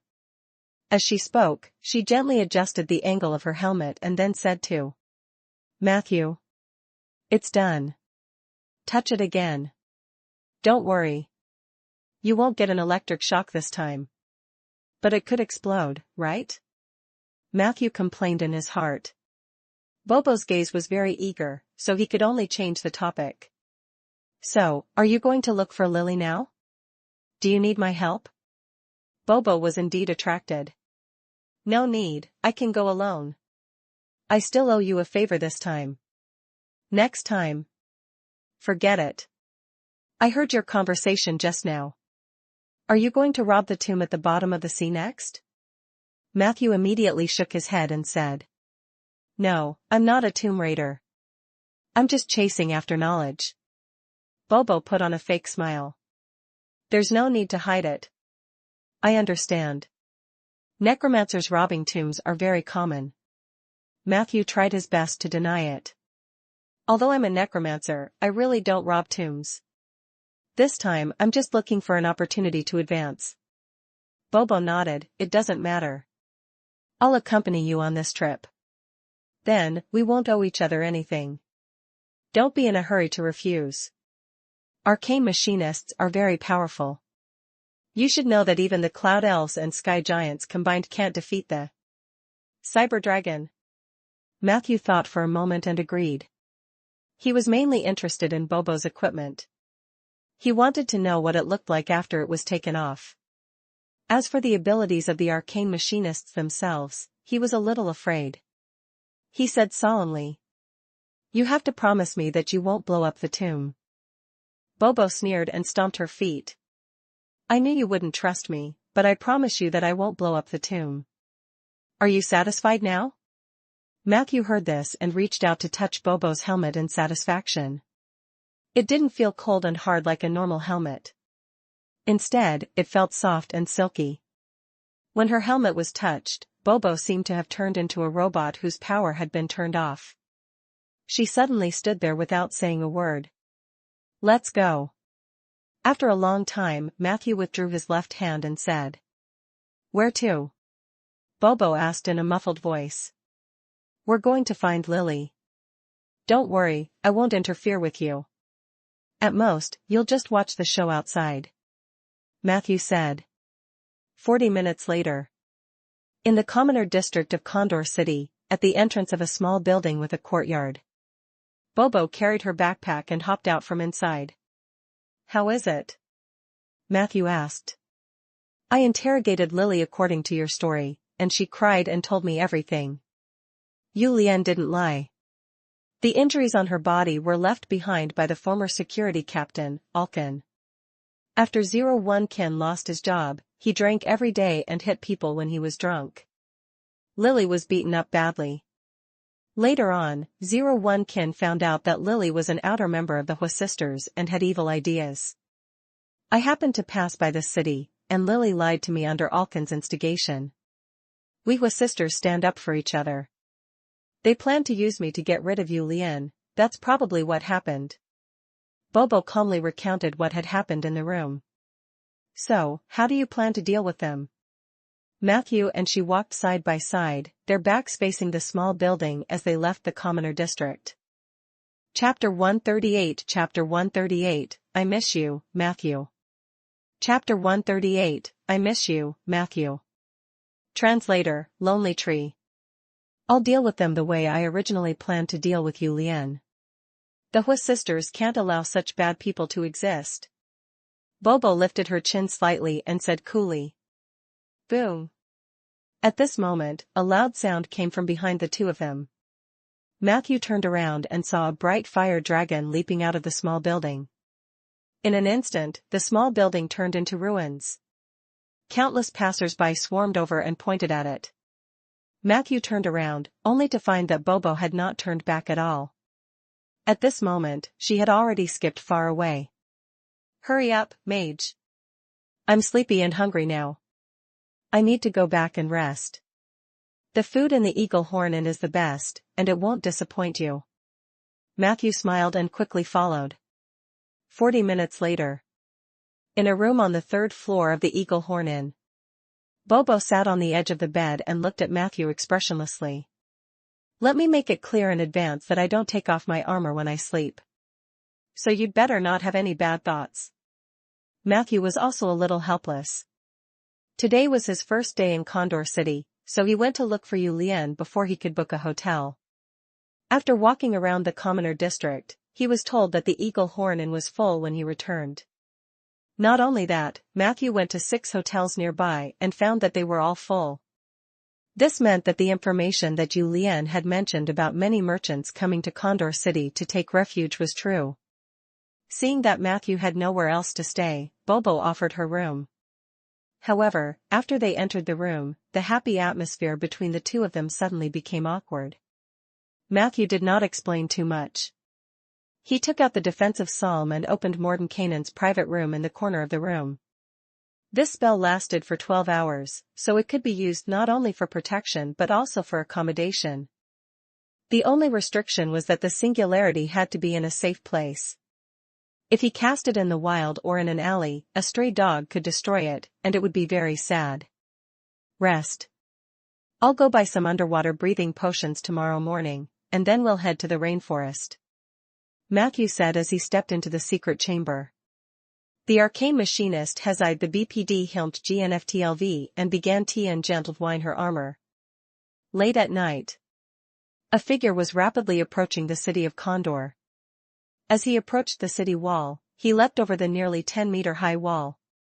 After landing, the man sniffed the air and rushed towards the urban area. Not long after, he arrived outside the Eagle Horn Inn. Found it. The last scent is here, on the 3rd floor. That room. Lumiere gazed excitedly at the dark windows of the 3rd floor. In the next moment, without thinking, he jumped to the 3rd floor of the hotel.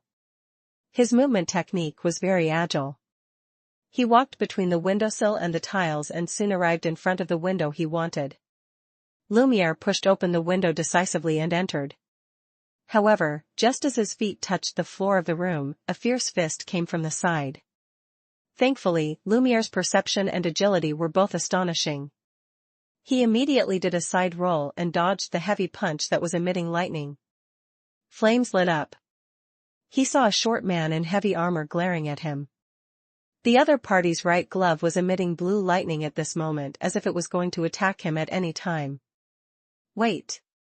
I'm not a bad person, Lumiere explained hastily. Bobo scolded fiercely, climbing through someone else's window in the middle of the night, and you say you're not a bad person? As she spoke, she was about to punch. Lumiere immediately shouted. Matthew. I smelled Matthew. I'm here for him. Buzz. Buzz.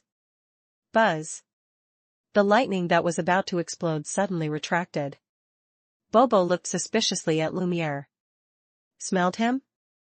At this moment, Matthew, who was awakened by the alarm spell, finally walked out of his private room. What happened? When he saw the face of the uninvited guest, he could not help but be a little surprised. Why are you here, Lumiere?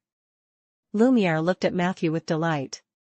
He was about to say something when he suddenly froze. Because he realized that he didn't know what to say.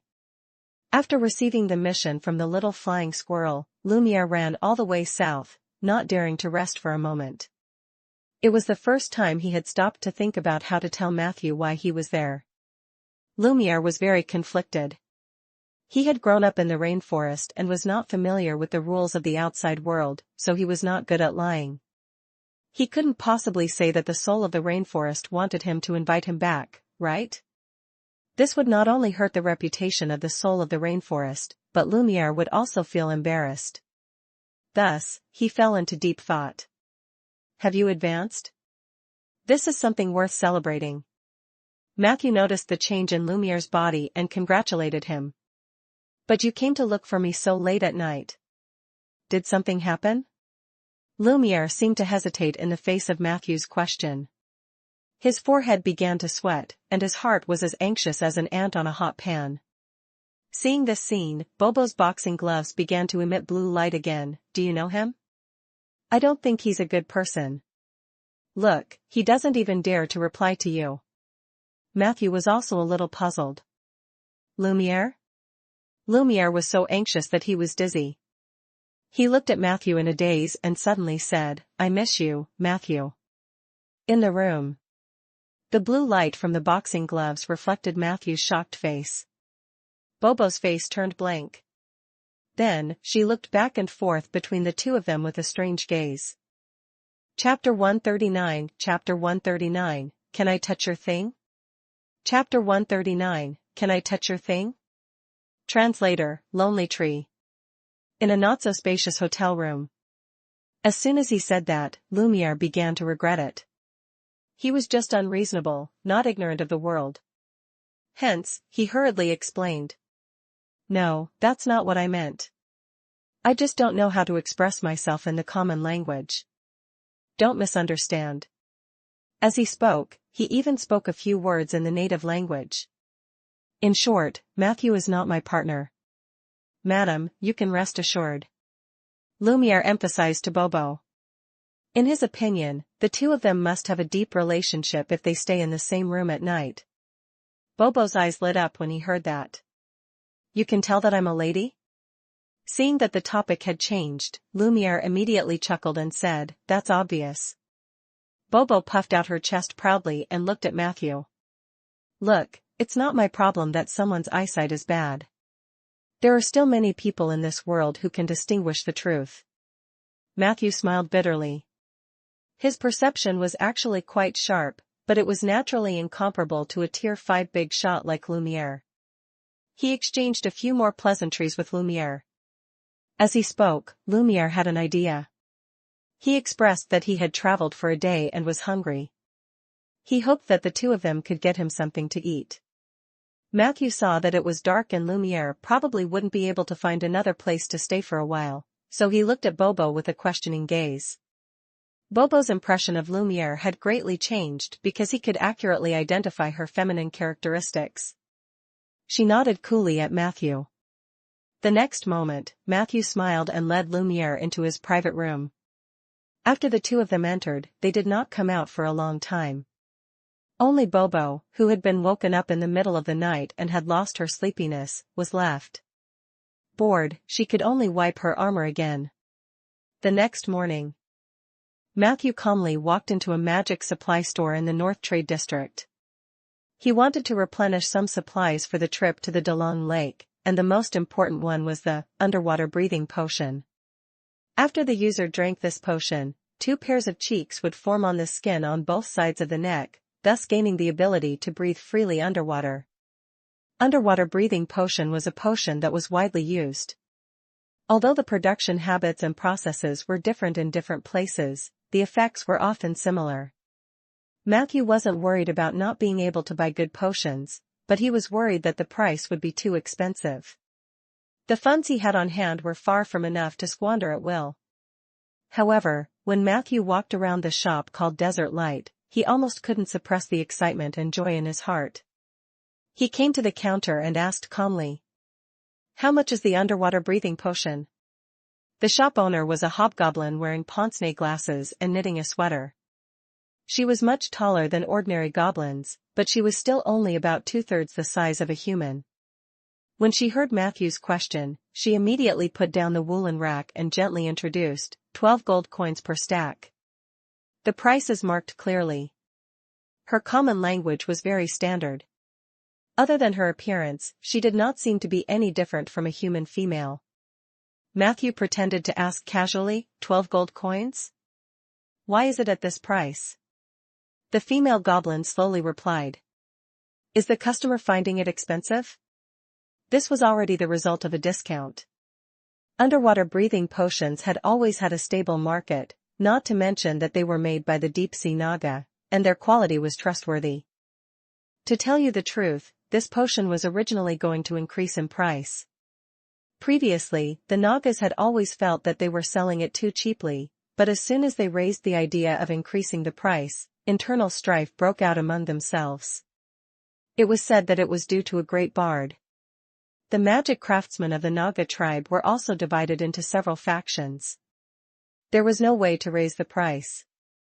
And in order to seize the market, our shop even lowered some prices yesterday. If you want to buy more, I can give you a discount. The discount is not much. It's just to express our gratitude for your support of the Eternal Night tribe. Matthew took a bottle of underwater breathing potion from the shelf and found that the label of Eternal Tribe was indeed pasted on its back. At this moment, his heart was suddenly enlightened. No wonder they're selling so cheaply. It turns out that foreign products have flooded into the market. The original monopoly of mages and a small number of alchemists has been destroyed. Not only are the Naga products cheap and effective, but the local mages probably won't be able to compete with their prices anymore. Also, why do I hear news of Lorraine everywhere I go? Matthew found it funny. He calculated in his mind for a while, and then, with a wave of his hand, he bought 20 sets of underwater breathing potions and 10 sets of the more powerful Frogman potion, which cost 18 gold coins.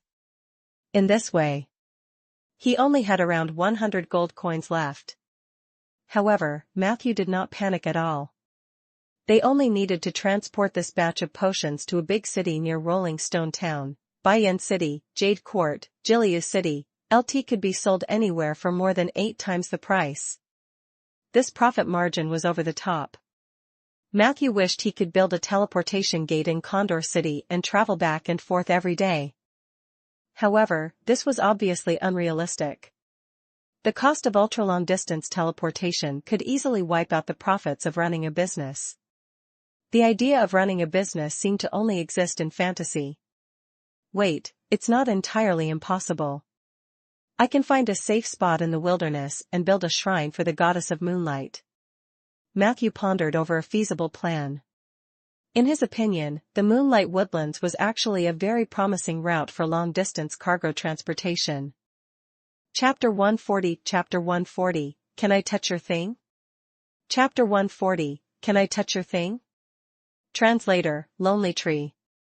It was a pity that the southernmost part of the area covered by Ash's divine power had not reached Marsh City yet. A high-level blessed creature like Ella could return to the Moonlight Woodlands under the moonlight from any location in the prime material plane, but that didn't mean that she could return at will. Without a shrine or altar as an anchor point, returning to the Moonlight Woodlands under the moonlight was destined to be a one-way ticket. Matthew seriously considered the feasibility of building a shrine in Condor City. The geographical location of Condor City was actually very advantageous. It was the central section of the north shore of the Gold Coast. Whether it was on the sea or on land, the flow of people was very large. At the same time, it was located in the middle of the 4 terrains. To the north were the mountains. The mountains were Mount Elgoxiang and the Millennium Mountain Range. The latter was a natural barrier that stretched for nearly 1,000 miles, dividing the vast land in the south into 2 parts. The Millennium Mountains were a dangerous place that many high-level adventurers hated. In addition to the terrifying and dangerous terrain, the mountains were also unevenly distributed with the habitat of eagle men, air elementals, mountain giants, green-footed dragon snakes, salamander men, specters, and red-robed monsters. It was said that there were also traces of liches and twilight creatures. In short, it was very dangerous. To the south was the sea, and the sea was the Arune Sea. The port of Condor City was very large, and it was very suitable for doing business with the Naga, the overlord of the deep sea. To the east was the rainforest, the Django world. To the west was the endless poplar desert, where there were many oases. These oases fed 99% of the desert population. The merchants of Condor City were willing to go to the oases to do business, but later, someone claimed that there was an adult blue dragon living in the poplar desert who liked to rob people. Gradually, the trade route that traversed the desert and connected to the oasis became deserted. There was no need to mention the main road that ran from east to west along the coastline. The geographical superiority of Condor City was obvious. When Ella comes back from her long break in the Moonlight Woodlands, I'll ask her about the method of building an altar. Matthew secretly made up his mind. His thoughts were set. While the hobgoblin lady boss was packing the goods, Matthew casually asked, "Are you knitting sweaters for your family?" However, the weather in Condor City was so hot. Who would wear a sweater here? The other party smiled and replied, "My son, Quint, is the vanguard of the Black Dragon Lord in the extreme Frost City in the north. I haven't seen him for many years. This year, I received a letter from him saying that he has a child. My husband and I plan to save some money so that we can visit them. I knitted this sweater for my grandson, whom I haven't met yet. For this reason, I specially learned some exquisite skills from the Sioux people next door." Matthew took the packaged box. After confirming that there was no mistake, he said goodbye to the lady boss and left. It could be seen that the hobgoblins had lived in human society for a long time and had basically been assimilated. They also cherished the things that humans cherished, and the customs of humans gradually became their customs. When dealing with them, one could indeed ignore their race to a certain extent. They left the shop. Lumiere followed at once. Lumiere had been thinking of an excuse since last night. Now, his thoughts were finally clear. He decided to stay by Matthew's side first. After gaining his trust, he would think of a way to lure him back to the rainforest without disturbing him.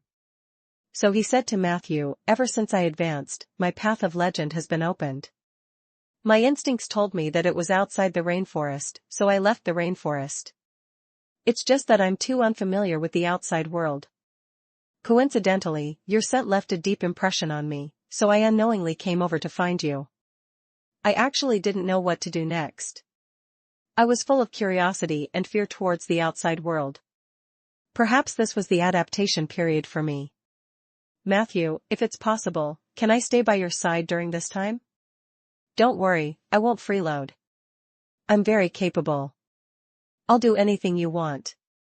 Matthew looked regretful after hearing this. "So that's how it is? Lumiere, I'm happy to help you. Unfortunately, I'm afraid I won't be able to travel with you for the time being." Lumiere asked in shock, "Why?" Matthew said regretfully, "Because I'm about to enter the rainforest, and your legendary path is outside the rainforest. I'm afraid we'll have to go our separate ways." He then walked towards the hotel. Lumiere was left alone, dumbfounded. Back in the guest room, Matthew smelled a burning smell. He looked down and saw Shorty sitting on the floor, playing with a brick meticulously. "Where did you get the brick?" Matthew asked curiously. It's best not to distract an arcane machinist when they are injecting the item so as to avoid creating an explosion tragedy. Bobo didn't even raise her head, and her tone was icy cold. After a while, Matthew saw that the brick began to emit red light crazily. His eyelids twitched, and he was about to retreat. Fortunately, the red light disappeared in an instant, but there was an additional irritable smell inside the brick. Hint, your machinist partner Bobo has successfully created a brick bomb. Matthew's expression changed. "Are you making a bomb?" Bobo snorted softly, "What do you think? I can't possibly go out on an adventure with a bomb on my back. That would be too insecure. How can an arcane machinist go out so perfunctorily?" Chapter 141 Chapter 141, Can I touch your thing? Chapter 141, Can I touch your thing? Translator, Lonely Tree. Matthew said in a deep voice, "You promised me that you wouldn't blow up the tomb." Bobo looked at him in confusion. "Yes. But what about the outer area and the blind monsters inside the tomb? Can't I use bombs?" Matthew rubbed his temples. He suddenly understood Julian's headache yesterday. It's not that bombs can't be used, but there aren't that many occasions where they can be used. As if he was coaxing a child, he said gently, "My summons and spells are enough to deal with most situations. Moreover, we have strong reinforcements. Although the man you saw yesterday's behavior was a little strange, he's actually not bad and is very strong. Just take this brick with you. There's no need to make more." Upon hearing this, Bobo's expression did not change. However, two antennae suddenly stood on both sides of her helmet, and the top of the antennae flickered with a faint red light. "What is the meaning of this?" Matthew stared at the antenna. "It means I'm very happy," Bobo replied coldly. Immediately, her voice was a little shy. "If you can promise me one thing, I can turn the red light that symbolizes happiness into an even happier yellow light." Matthew asked, "What is it? Can I touch you?" Bobo raised her head and widened her eyes, which were filled with desire. She pointed at Matthew's right hand and said, "It's this glove. I can feel the wondrous power it gives off. It has a terrifying power that can destroy everything, but it also makes me excited. Let me touch it, and I won't argue with you." Matthew realized that the negative energy emitted by the hand of paleness had corroded part of the glove. In the eyes of the arcane machinists, anything could be injected. Item injection was their most basic professional ability. Each item would produce a different reaction after being injected. Of course, the most common reaction would be an explosion. If Bobo had wanted an ordinary item, it would have been fine, but this glove was a first-class dangerous item. Matthew shook his head and refused. "Sorry, this glove concerns my privacy. I can't give it to you." Bobo's little face immediately fell, and the red light on the antenna became even more dazzling. Seeing this, Matthew quickly took out a biscuit from his bag and handed it over. "Why don't you try this?" Bobo looked at Biscuit with disdain, but she still took it. She placed the biscuit in her palm. After a slight arcane wave, the biscuit emitted a blue light. Hint: your machinist partner Bobo has injected the biscuit. Bobo has successfully created a magic biscuit. After consumption, instantly recovers 20% of mana. The mana standard is taken from the average value of a Tier 3 mage. Cookie that instantly recovered mana? Matthew was stunned. Bobo placed the biscuit in her palm and asked Matthew expressionlessly, "Do you want it?" Matthew nodded. "Gotcha." She quickly stuffed the biscuit into her mouth and chewed it in large mouthfuls. She even provoked him vaguely, "And it's gone." Matthew was stunned at first, but then he smiled helplessly. Hint: you have seen through Bobo's cantrip, crossing the heavens. You have discovered that Bobo has hidden the real magic biscuit in her palm. Matthew didn't ask for the biscuit. He knew that although Bobo's way of thinking was unique, she wasn't someone who couldn't be communicated with. If there were a situation that needed the biscuit, she would definitely be willing to take it out. The two of them prepared for a while. Lumiere arrived late. He looked for Matthew with a conflicted expression. Matthew, I think I might have remembered wrongly. My legend path seems to be in the rainforest." Matthew, who had long noticed Lumiere's various abnormalities, went straight to the point. "Did the soul of the rainforest send you to find me?" Lumiere was shocked, but he soon said with relief, "You guessed it yourself, so you can't blame me, right? It was indeed a mission given by the soul of the rainforest. I couldn't understand it either." Then, he described the mission he received from the flying squirrel in detail. Matthew smiled after listening. "It's okay. Just stay by my side." No matter what the soul of the rainforest was planning. Now that Matthew was about to go to the dangerous Dalong Lake to rob a tomb. To seek an opportunity to advance, how could he not accept a Tier 5 blowdarter who had delivered himself to his doorstep? After lunch, the three of them left Condor City and headed towards the rainforest. When they left Condor City, they also encountered a few ruffians with unfriendly expressions. Unfortunately, before they could even get close, they were sent flying by Bobo's lightning gloves. At that time, many people had seen this scene. Therefore, the rest of the journey became very comfortable. Nothing happened until they entered the rainforest. After entering the rainforest, it was even safer. Lumiere was a true child of the rainforest, and Matthew Suya's joy had not expired yet. The two of them walked forward hand in hand. This gave Bobo the illusion that this rainforest was quite safe. A day and a half later, the group arrived at the Dalong Lake. However, before he could get close, Lumiere said solemnly, "There's the sound of fighting." The three of them walked forward quietly. Not long after, they discovered two groups of people fighting by the Dalong Lake. There were 40 to 50 of them, and they were all of high levels. They didn't look like good people. "It's the Sandstorm Bandits and the Order of Calamity." Among the three of them, Bobo was the one with the most information. She excitedly took out the big bomb from her backpack. "What do you think? Shall we break up the fight?" Matthew shook his head. He brought the two of them around the main battlefield where the two sides were fighting and approached the Dalong Lake from another angle. Then, he took out 3 frogman potions and signaled for them to enter the water. Lumiere and Matthew had both taken the potion. Very soon, gills grew out of their necks, and their leg strength was greatly enhanced. In the water, they only needed to kick lightly, and they would be able to jump far away. Only Bobo refused to take the medicine. She hopped to the shore and jumped. With a bang, she sank into the water like an iron lump.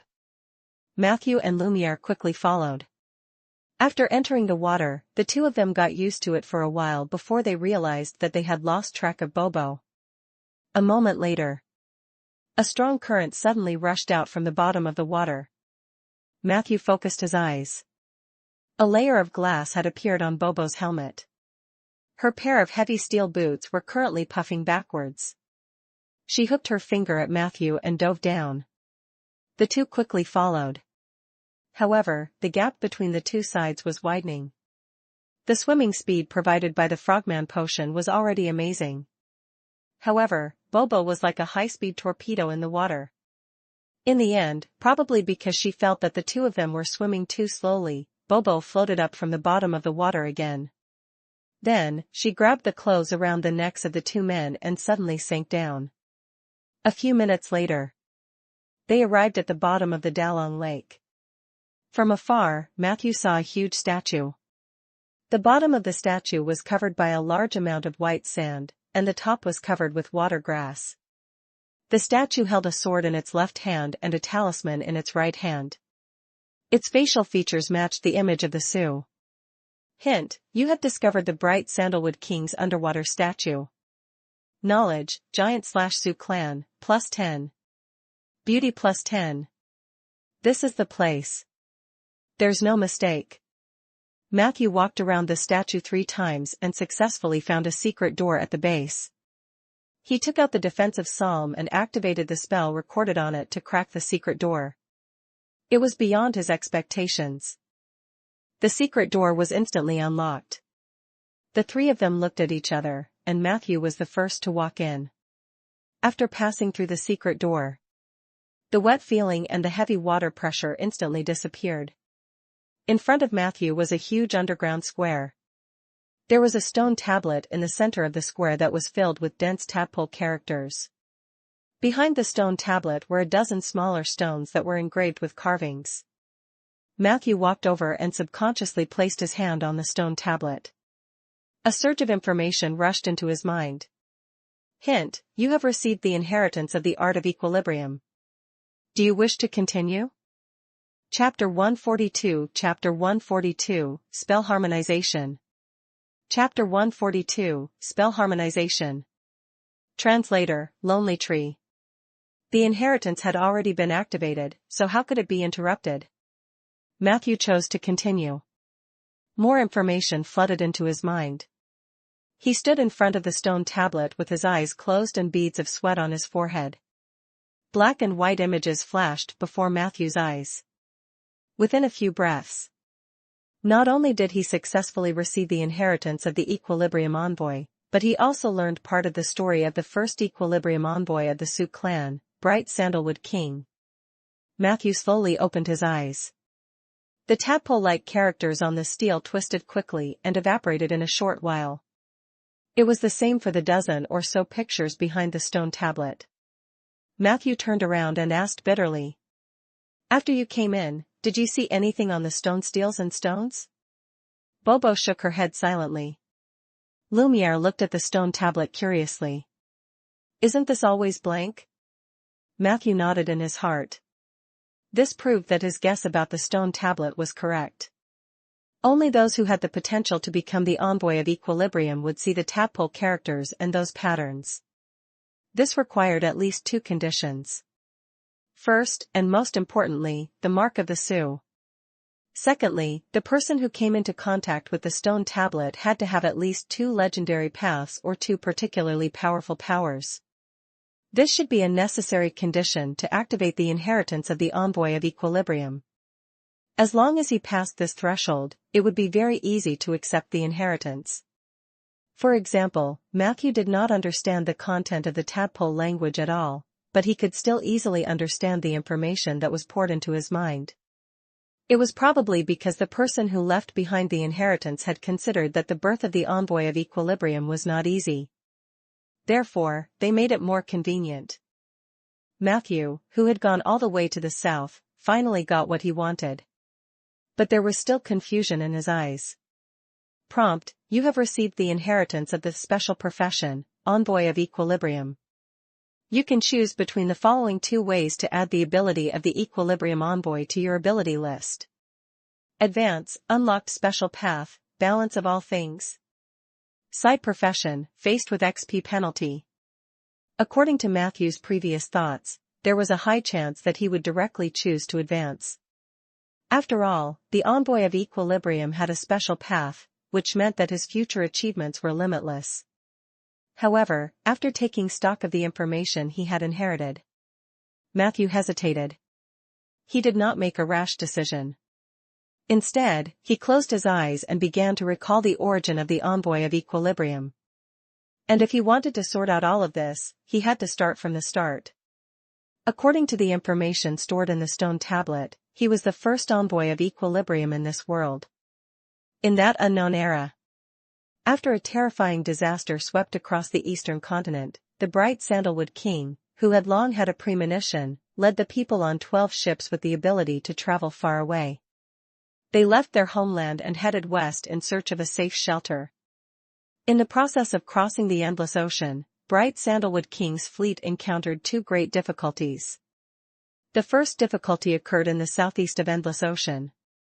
There was a trench at the bottom of the sea that led straight to the abyss. A sea monster that could destroy the world lived in the trench. Legend had it that it was also a member of the Twilight creatures. When the Bright Sandalwood King's fleet passed by the top of the trench, they were ambushed by the sea monster. The latter swallowed the ship at the front in one gulp. The sea monster was extremely huge, almost as wide as the land, and its body was so long that one could not see the end. At that moment, everyone on the ship was shocked. Only Bright Sandalwood King stepped forward. He left the ship alone and flew to the belly of the sea monster with a flying spell, asking for a negotiation. The sea monster admired Bright Sandalwood King's courage and expressed that it was willing to give him a chance. However, the sea monster also said that the location of the negotiation could not be at sea but at the bottom of the sea. Thus, Bright Sandalwood King followed the sea monster to the bottom of the sea. The negotiation lasted for about 72 hours. At that time, the sea was covered with dark clouds and stormy winds. The scene was very scary. A few captains with weak wills secretly drove the ship away. When the negotiations between the Bright Sandalwood King and the sea monster ended, and he returned to the surface of the sea, he discovered that there were only 5 ships left waiting for him. He did not get angry. He only sighed and said, "Those who stayed could still survive, but how could those who left quietly survive?" As expected. When everyone cheered and welcomed Bright Sandalwood King back onto the ship, the fleet successfully sailed through the rainy sea area. They quickly saw the wreckage left behind by the ships that had escaped in advance. Bright Sandalwood King told the others. The people on these ships were also eaten by the sea monsters like the first ship. Fortunately, he had already negotiated with the sea monster, and the other party would not make things difficult for the rest of the people. The rest of the crew cheered. There were also people who were curious as to what the Bright Sandalwood King and the sea monster had discussed and what method the Bright Sandalwood King had used to dispel the sea monster's thoughts of devouring them. Unfortunately, the Bright Sandalwood King was tight-lipped about this topic. Until his death, no one knew the contents of the negotiation. After that, the fleet headed west. A few months later, they arrived at the west side of the Endless Ocean. According to their calculations, it was less than 3 days' journey from there to the Barbarian Tooth Peninsula, which belonged to the Ander continent. Here, the Bright Sandalwood King fleet encountered a second extremely troublesome problem. A plague broke out on the ship. This plague was very strange, and everyone had different symptoms. The Bright Sandalwood King discovered that the stronger the Sioux clansmen, the more serious the plague would be. Especially the high-level professionals led by the Taoist priest, each one was sicker than the other. Chapter 143 Spell Harmonization. Chapter 143 Spell Harmonization. Translator, Lonely Tree. The herbs and spells they had mastered were useless against it. The Sioux began to die in large numbers. Even though Bright Sandalwood King tried his best to solve the problem, he was unable to do anything. Not long after, he also fell ill. Fortunately, there were still some healthy people on the ship. They continued sailing under Bright Sandalwood King's orders and finally arrived at Barbarian Tooth Peninsula after a period of time. The fleet of the Sioux had docked here for nearly half a year. The people who died from the plague eventually accounted for 2/3 of the population on the ship, especially the Taoist priests. This was also the fundamental reason why this special profession gradually lost its inheritance. During this period, the Sioux began to frequently contact the local Aborigines in order to save themselves, and both sides began a large amount of trade. Not long after, the seriously ill Bright Sandalwood King sent people to learn some voodoo techniques from the native shamans. Under the strong suggestion of the shaman, the Bright Sandalwood King made a desperate attempt and fed the remaining patients, including himself, a powerful hex poison. As a result, something magical happened. After the hex poison entered the body, the symptoms of the plague were greatly reduced. Although it was not completely eradicated, at least it could save people's lives. At that time, Bright Sandalwood King was very emotional. If they had arrived at the peninsula earlier, perhaps even more people would have been saved. Unfortunately, fate had already been cast, and no one could change it. The Bright Sandalwood King, who had barely managed to survive, began to study the plague in his body. He was a true genius. When he was in the Sioux country, he was once the leader of the Great Wall Mages. He was rewarded for his meritorious service in resisting the demons. When he arrived at the barbarian Tooth Peninsula, his class level was a level 16 Great Wall Mage and a level 4 Daoist. He was a half-step legendary mage. Very quickly, his research had some preliminary results. Bright Sandalwood King's research showed that the plague itself was only a fuse. A large number of Sioux clansmen on the ship died because of the differences in the laws and domains of existence between the East and West continents. Why did so many Daoist priests die? This was because most of these Daoist priests in the Sioux country had mastered the power of two domains at the same time. Controlling wind, rain, lightning, and summoning zombies and ghosts were actually from the same domain in the eastern continent. However, the concepts and mastery of these powers on the western continent had long been divided by the gods. If they were to encroach on different territories, they would inevitably incur the backlash of the laws. In comparison, the plague was only a symptom amplifier. What killed a large number of Sioux people was actually their own power. The voodoo poison given by the native shaman happened to have the effect of weakening strength, so it could greatly alleviate the symptoms. This discovery made the Bright Sandalwood King extremely depressed. He knew that the gods didn't even take the initiative to attack. This was the natural reaction of the domains that had been deeply imprinted by them. This meant that the western continent was not an ideal place for the eastern people to take refuge. However, they had no other choice. It was difficult to return to their homeland, so they could only choose to adapt. The information about the inheritance after that was a little vague.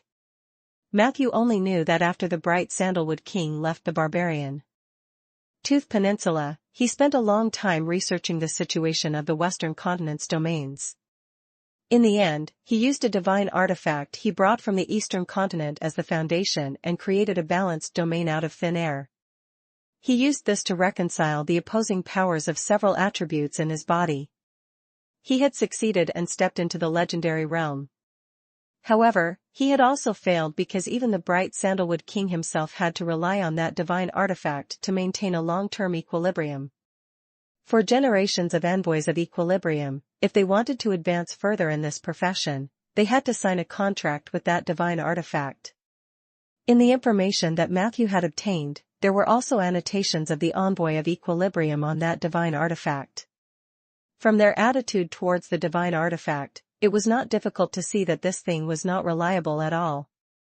For example, the second-generation messenger of equilibrium, who was also the fourth son of Bright Sandalwood King, left behind a note like this: "Heavenly artifacts are unpredictable, and the heavenly Tao is unfathomable." These words were tactful. When it came to the seventh generation of the envoy of equilibrium, the style gradually began to deviate. The legendary path of the envoy of equilibrium consists of capturing artifact spirits. One could never tell where a spirit is hiding. You would remember the contract you signed with the divine artifacts always, and you'd want to slap yourself. When the last envoy of equilibrium was about to die out, he left a note. "Stupid artifact spirit, it only knows how to neglect its duties every day. It can't fulfill its original promise at all." The art of equilibrium was wrong from the very beginning. Everything is biased, so how can there be equilibrium? Unless it is the harmony of the two most primordial powers. But how could a mortal do this? It's too difficult. All envoys of equilibrium should die. From this, it could be seen that the envoy of equilibrium profession was filled with uncertainty. It was a brand new profession that the bright sandalwood king had created to save himself. However, the situation was different for Matthew because he already had half a foot in the equilibrium domain. The king and the others are quite pitiful. From the time they arrived at the barbarian Tooth Peninsula, the ascension of the heavenly palace had not happened yet. The domain's concept would subconsciously try to please the gods. This was the reason why the plague occurred. If they had come after the ascension of the heavenly palace, things might have been different. The gods would have been exiled by the calamity mage. The power of domains within them would not have taken the initiative to oppose the Sioux. Chapter 144, Balance Envoy and Spell Harmonization. Chapter 144, Balance Envoy and Spell Harmonization. Translator, Lonely Tree. According to the description in the Inheritance, the profession of Taoist priest is mainly to control wind, rain, lightning, and summon zombies and ghosts. This is equivalent to the combination of evocation mages and necromancers. In this era, these two domains do not conflict.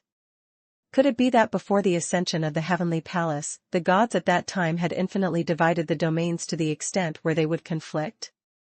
Matthew sighed softly, feeling somewhat incredulous. To him, there was too much useful information hidden in this inheritance. This information might even be more valuable than the class of equilibrium envoy. However, it also left him with many doubts. How did Bright Sandalwood King negotiate with the sea monster that was created by Twilight? Was the content of the negotiation related to the strange ritual of the Sioux walking into the sea before they died? Were the Taoist priests really killed in large numbers because of the conflict of domain power? And what was the divine artifact that Bright Sandalwood King used to establish the equilibrium domain? Where was it now? These were all things that Matthew was very interested in. However, he was also very clear that not every question in this world could be answered. Many mysteries were destined to disappear in the fog of history. If he were too persistent, he would easily kill himself. Most importantly, he had to make a choice now. My path is already very clear. Nature and undying, this is a path that cannot be changed. I don't need an overly powerful advancement. What I need more is stability. Most of the random factors in the advancement process must be eliminated. I need the power of balance to balance the two paths. Even my system name has been messed up by undying in nature. When they grow stronger, it's hard to guarantee that the two domains won't fight in my body. Therefore, I need this power, but at the same time, there's no need to pay too much for the class of envoy of equilibrium. After figuring out what he needed, Matthew's thoughts were extremely clear. Hint, you have chosen side profession. You have consumed a large amount of XP. You have obtained Envoy of Equilibrium Level 1 Second Profession. Warning, when upgrading your second profession, Envoy of Equilibrium, you will face the penalty of having a side profession. You will need to consume an additional 50% of your XP to advance. You have obtained the class characteristic of Envoy of Equilibrium, Supreme Harmony. Supreme Harmony, you can harmonize the various powers in your body together so that they are in a balanced and stable state without conflict. At the same time, you have also obtained the ability to harmonize spells. Harmonize spell, through a spell action, cannot be omitted. You can choose 2 spells or abilities that belong to different domains from the list of abilities you have mastered to harmonize. After the harmony is completed, you can upgrade one of the spells or abilities to an enhanced spell, ability. The spell or ability will have a stronger effect when released. The other spell or ability that had been tempered would automatically enter cooldown. Note 1, different spells will have different strengthening effects after being harmonized. Note 2, you can now use harmonize twice a day. After obtaining the supreme harmony, Matthew could clearly feel that the power in his body had become more balanced. Above the Taiji symbol, the art of equilibrium, which was originally a dotted line, became a solid line. Matthew could see many green and gray spots of light pouring into the balance from nature and undying, eventually mixing into dark green spots of light. However, the dark green dots of light did not stay in the equilibrium for long. They quickly dispersed into the domains of nature and undying. Soon, the dark green light spots that entered the life and undying domain split into gray and green again, and they expelled each other back to their own territories. This repeated. Although the number of light spots in the three paths varied, it also formed a dynamic balance. The hidden danger that had been buried in his heart had finally been alleviated. This made Matthew extremely happy. What he was more interested in was the ability to harmonize spells. It could actually harmonize abilities from different domains, allowing one of them to exert greater power. The key was that different combinations could produce different strengthening effects. This was very interesting. Matthew couldn't help but use one on the spot. This ability required a standard spell action and lasted for about 5 seconds. After the blending was completed. Of the two abilities Matthew had chosen, one was available, and the other was on cooldown. Hint: you have used the spell Harmony. The target of the Harmony is Wild Form, Raven, and Rotten Sack Mastery. After the reconciliation, the Wild Form, Raven, was strengthened to the Wild Form, Corrupted Raven. The size of the Raven you have transformed into is expected to increase slightly. Perception and Agility +1, and it has a powerful infection ability of the Sack of Decay. This is fun. If it weren't for the limited number of times, Matthew would probably play with it every day.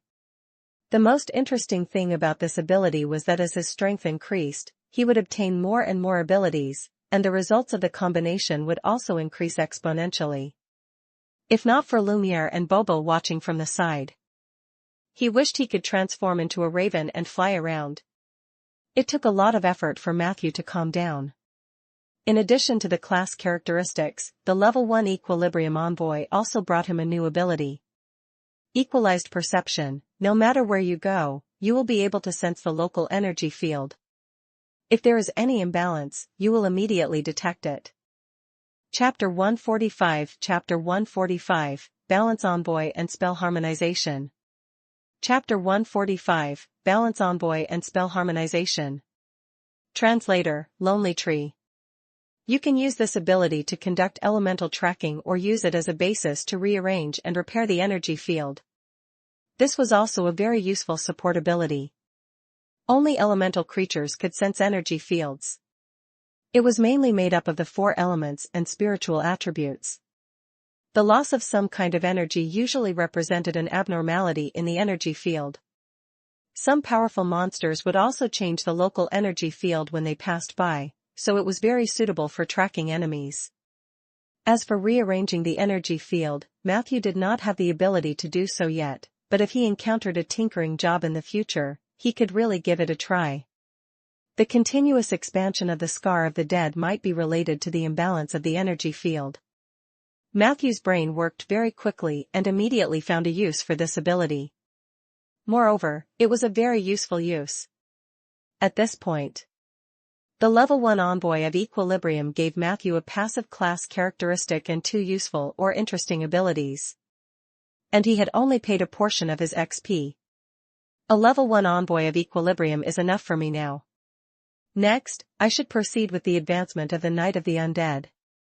If the Envoy of Equilibrium could show a certain degree of stability in the future and prove that this path is more promising, it is not impossible to develop the secondary class into a main class.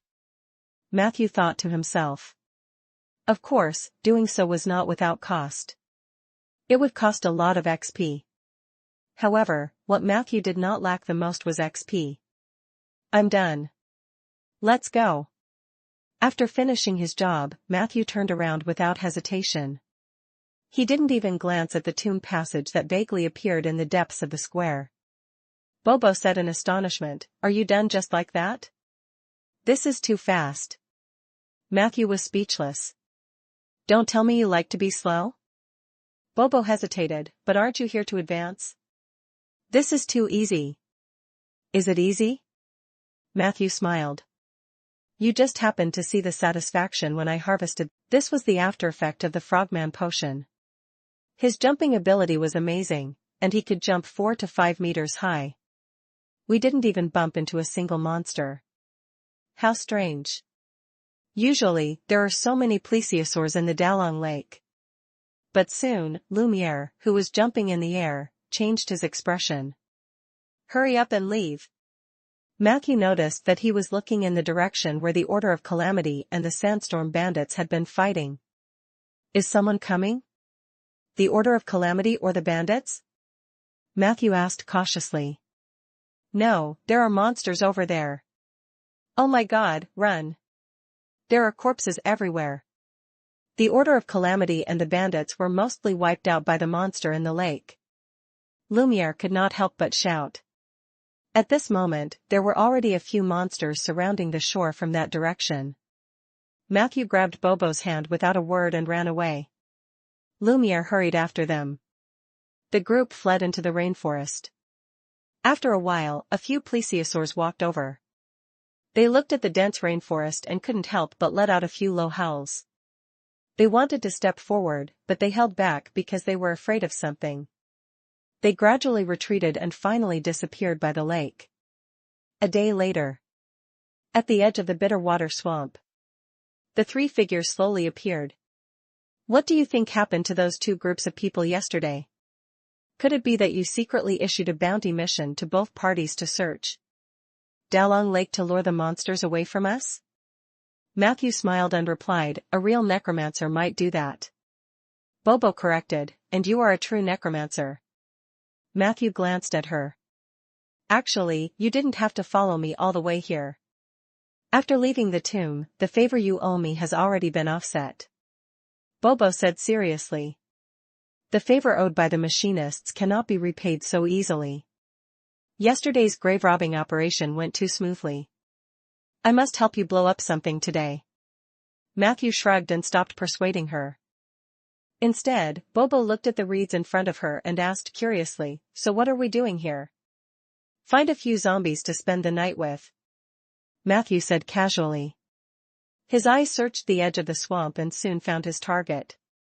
They were two zombies trapped in the reeds and mud. There was even a shiny nameplate hanging around their necks. Found them. Matthew turned around happily. In the end, he met Bobo's disdainful gaze. You can even sleep with zombies. Necromancers are really unexpectedly disgusting. Matthew didn't know whether to laugh or cry. He was about to explain that it was a misunderstanding. At this moment, Lumiere, who had been watching from the side, suddenly said, there's a fight up ahead. Haha, I love watching people fight. Let me see which fools are acting so presumptuously in my territory. Hee, one of the idiots belongs to the bandit gang from yesterday. The other group of idiots, seems a little familiar, fuck. That's my tribe. Chapter 146, Night of the Undead. Chapter 146, Night of the Undead. Translator, Lonely Tree. Noticing that his clansmen were being beaten, Lumiere immediately pounced forward like a mad dog. At this moment. Only then did Matthew realize how terrifying this guy's physical body was. Lumiere dashed into the forest at the speed of a bullet and swiped at the nearest bandit. Puff. The latter's neck was instantly torn apart, and a large amount of blood spurted out, spraying the bushes beside him everywhere. No. No. No. The bandit's eyes were wide open as he clutched his neck and staggered to the ground. Lumiere ignored him and pounced on the others with a low growl. Lumiere was completely different from his usual self when he was in combat mode. It was as if the polite, embarrassed, and smiling boy had disappeared the moment he smelled blood. What replaced it was a real killing machine. He was like a nimble cheetah but also like a violent tiger. He pounced, bit, scratched, and slapped. No one in the bandit gang could withstand a single move from him. 20 seconds later. The ground was covered in blood. The 20-man bandit gang was wiped out. Lumiere raised his head from a corpse, his lower face covered in blood. The sight of it sent shivers down the spines of the other Jangos, let alone Matthew. This guy might really become the king of the rainforest or even an even more amazing figure. In addition to his shock, Matthew also admired him. For a moment, he saw Suya's shadow in Lumiere. That wild and violent killing stance was definitely not an act. It was Lumiere's desire for blood from the bottom of his heart, as well as his hunting instinct that had been trained hard. What was even rarer was that even though he had the potential to become the king of the rainforest, he had always maintained an approachable attitude and was full of curiosity about the outside world. This was rare in conservative indigenous tribes. After the battle, Lumiere was already negotiating with his clansmen. Matthew did not go over. He did not want to trouble Lumiere.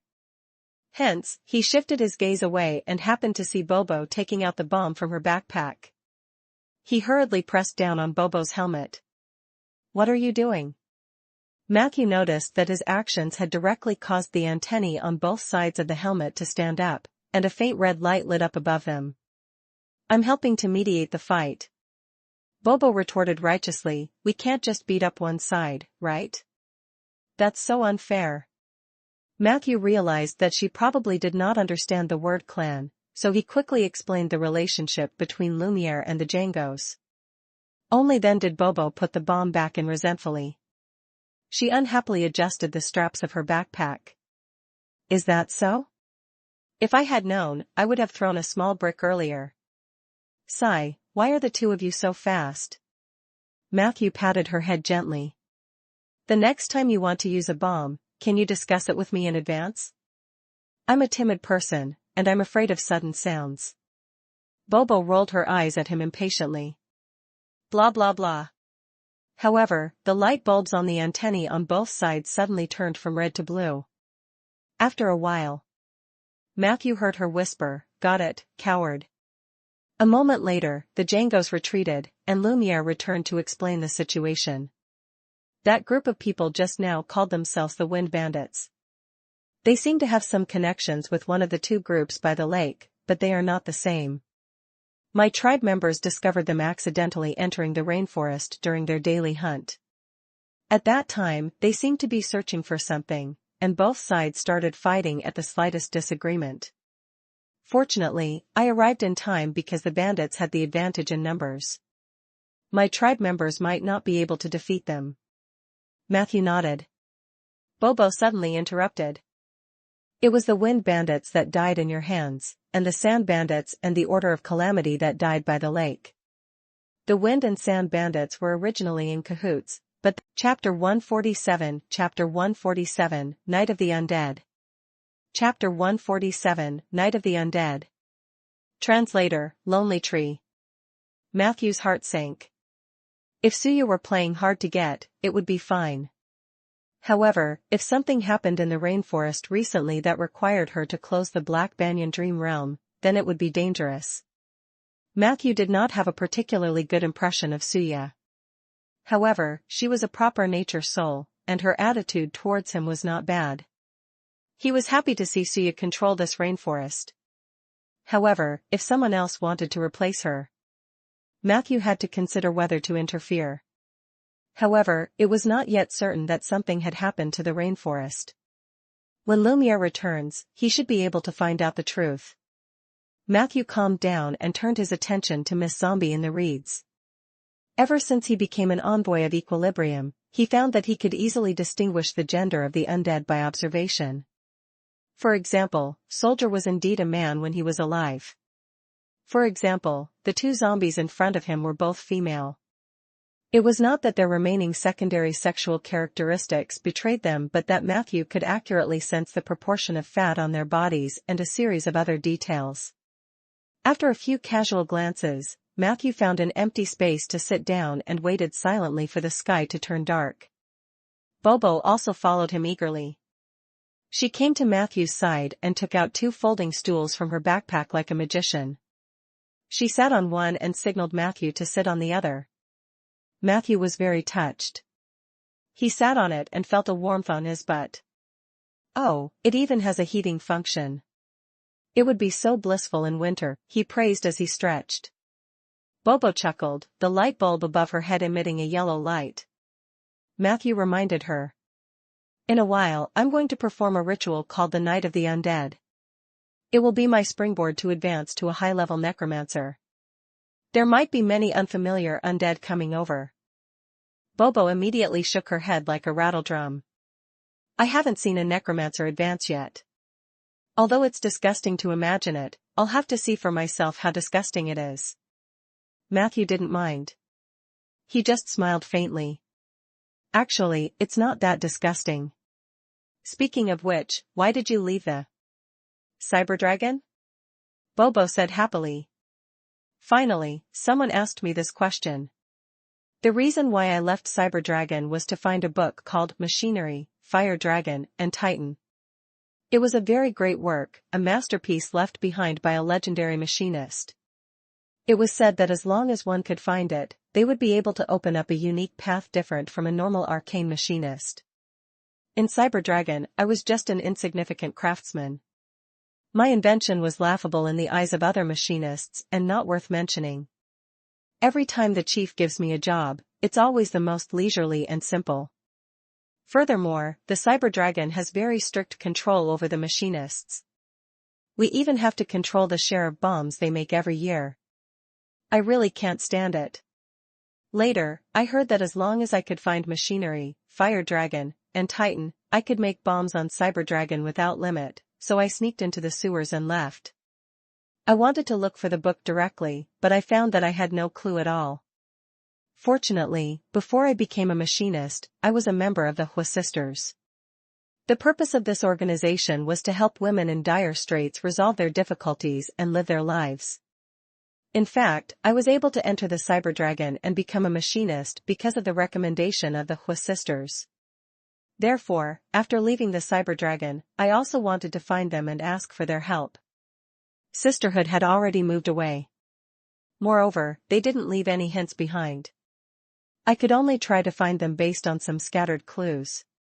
In the end, I met Lily in Condor City. She claimed to be an outer member of the Sisterhood, and I fell for it. Actually, she wasn't one of them at all. She had only come into contact with people from the Sisterhood before. She said all of this in one breath. Bobo's eyes were filled with confusion. So I don't know where to go next. Do you have any good suggestions? Matthew guessed that Bobo probably didn't have many relatives in this world, so he asked gently, "So, is your dream to find that book?" Bobo shook her head, her eyes filled with determination. My dream is to become the world's most powerful arcane machinist. I'll ride a super titan that can cover the sky and the sea and then pour my magic power into the Heavenly Family Palace to see if it will explode. Blow up Heavenly Palace? Matthew's mouth twitched. This idea is very creative. Bobo chuckled. Do you think so, too? A saint once said that the significance of being an arcane machinist was to make the gods tremble. I felt that she was right, so this sentence became my motto. Matthew asked curiously, which saint is it? Bobo's little face turned red, and the orange light on her forehead flickered. I'm not telling you. Matthew chuckled, thinking that if she could really blow up the Heavenly Family Palace, it was not impossible for her to become Saint Bobo. The two of them continued chatting. Bobo was obviously the kind of person who looked cold at first, but after getting familiar with her, she became extremely talkative. She chattered nonstop. Matthew also learned some gossip about the legendary city of Cyberdragon, which was built on the clouds. But gradually, Matthew's reply was somewhat perfunctory. Chapter 148 Chapter 148, Night of the Undead. Chapter 148, Night of the Undead. Translator, Lonely Tree. Bobo didn't notice it at first, but she did eventually. She was a little embarrassed. What's wrong, Matthew? Are you tired? I've been talking too much. Matthew smiled and shook his head. He pointed to the sky and said, It's getting dark. Hint, you have ignited the incense burner of the past, high imitation. Your advancement ritual, the Night of the Undead, has already begun. In the open space, a faint scent of incense overflowed from the small incense burner. Matthew sat on a small stool, and a lot of things were spread out in front of him like a stall. lucky rabbit feet, cursed monkey claw, bat teeth, boar umbral vein, goat's placenta, water buffalo horn, human's liver stones, small inferior demon's eyeballs. The fuel in the incense burner was a mixture of rhinoceros horn, ghoul liver fat, and a small amount of butter. This ointment could make the living groggy and wake up the undead. Some of the undead could even recover their wisdom and memories for a short period of time. It could attract the nearby undead to join this party that belonged to the undead. Matthew sat there with a mint leaf in his mouth and a small handful of chili in his left hand, ready to use physical methods to keep himself awake at any time. Fortunately, his willpower was high, so the incense burner had little effect on him. Chili shouldn't be of any use. Soon, some of the undead were attracted. The first to come over were the two zombie ladies who were originally trapped in the reeds. Attracted by the incense, they crawled out of the mud pit with difficulty and walked to Matthew's side. Matthew silently put on a boxing glove-like equipment in his right hand. There was also a short stick and a pole on the ground. During the night of the undead, he couldn't use any spells or abilities. He could only rely on his eloquence or strength to make friendly contact with the undead. Even though Matthew was extremely charming, he couldn't rule out the possibility that some of the undead would harbor malicious intentions towards him. Boxing gloves, short sticks, and poles were prepared for them. Matthew couldn't hurt them. He could only send them away. This was perhaps the most difficult part of the night of the undead ritual. Under Matthew's slightly nervous gaze, Miss Zombie slowly approached. A faint stench assaulted him. Matthew was highly focused.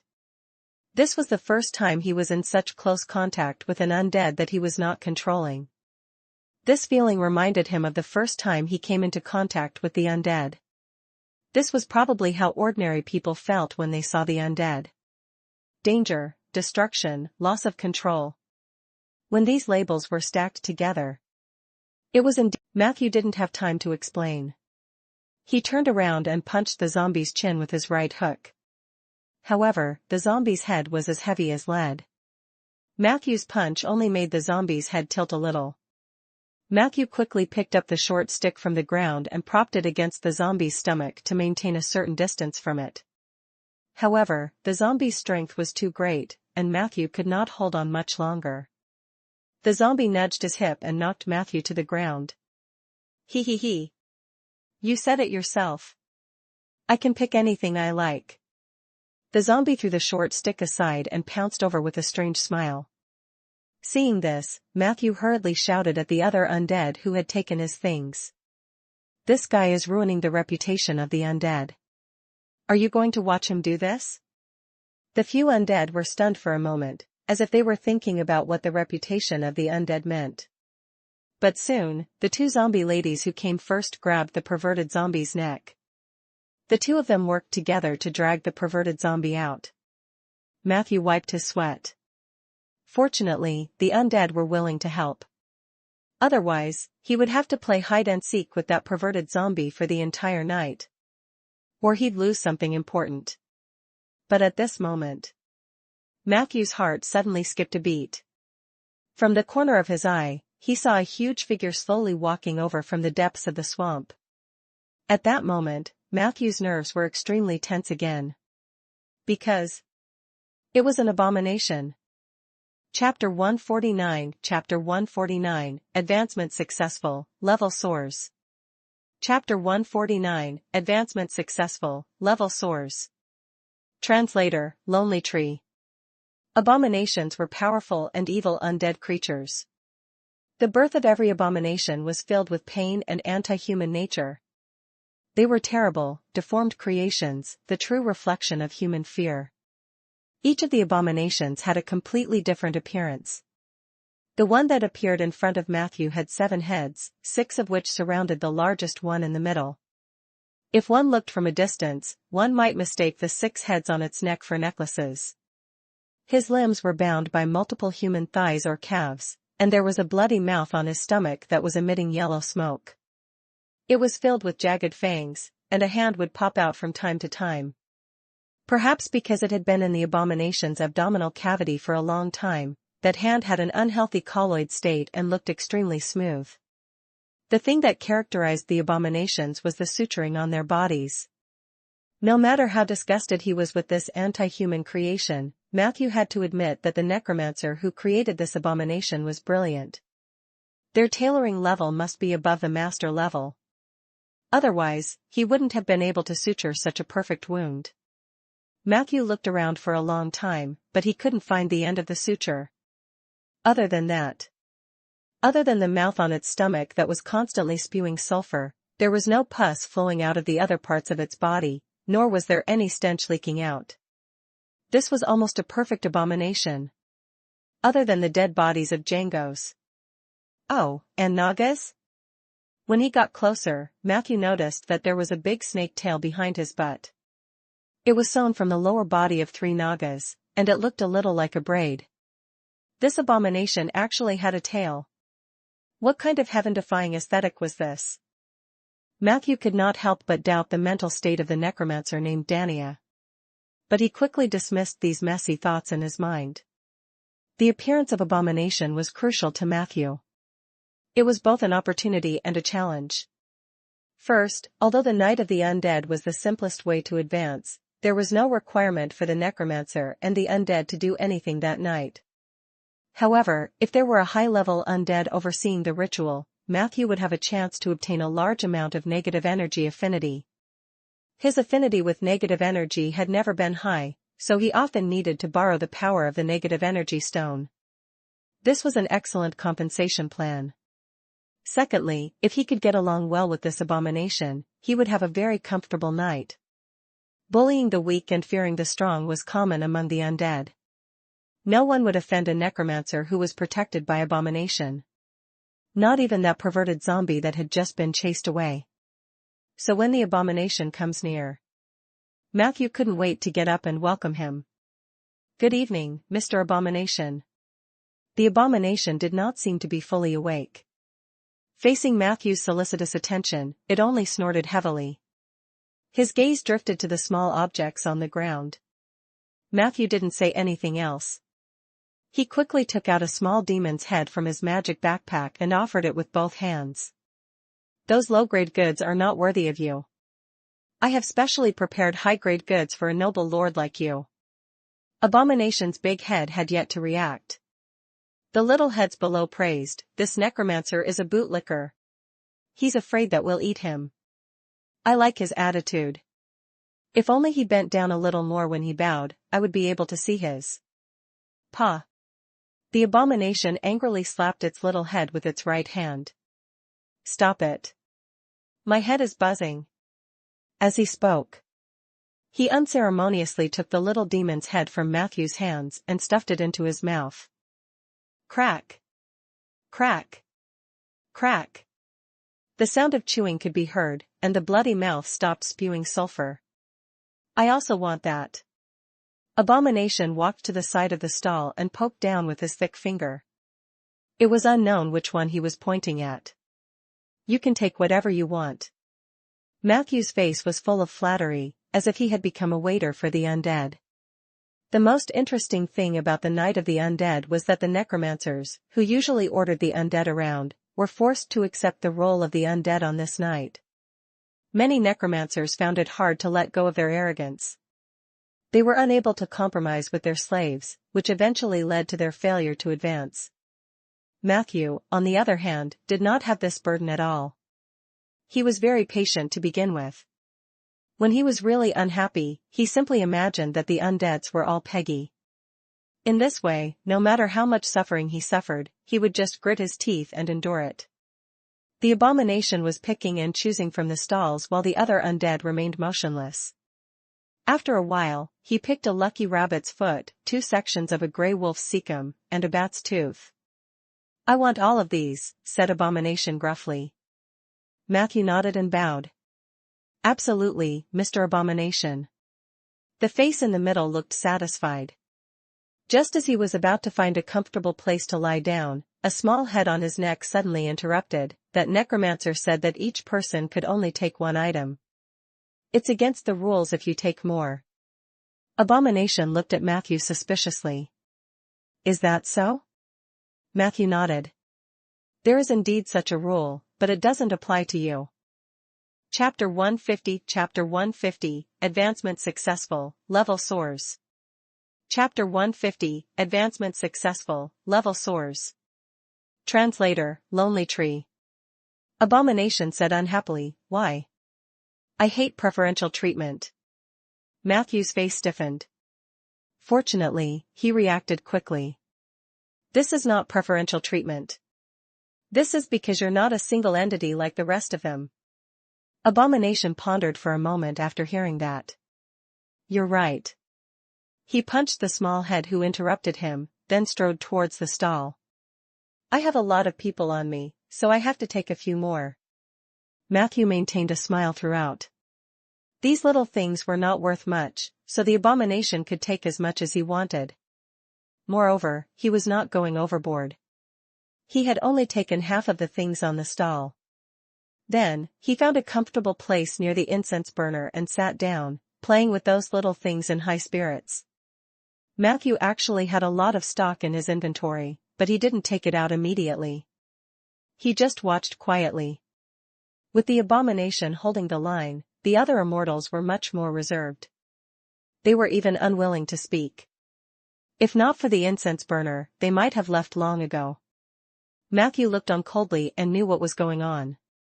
A moment later, the cracking sound in the abomination's stomach came to an end.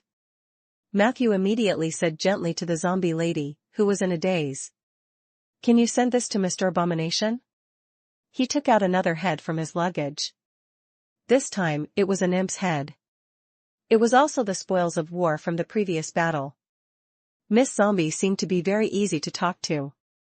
She nodded in agreement and hugged the little imp's head as she walked towards the abomination. She didn't say anything and stuffed the imp's head into the abomination's stomach. Kacha kacha.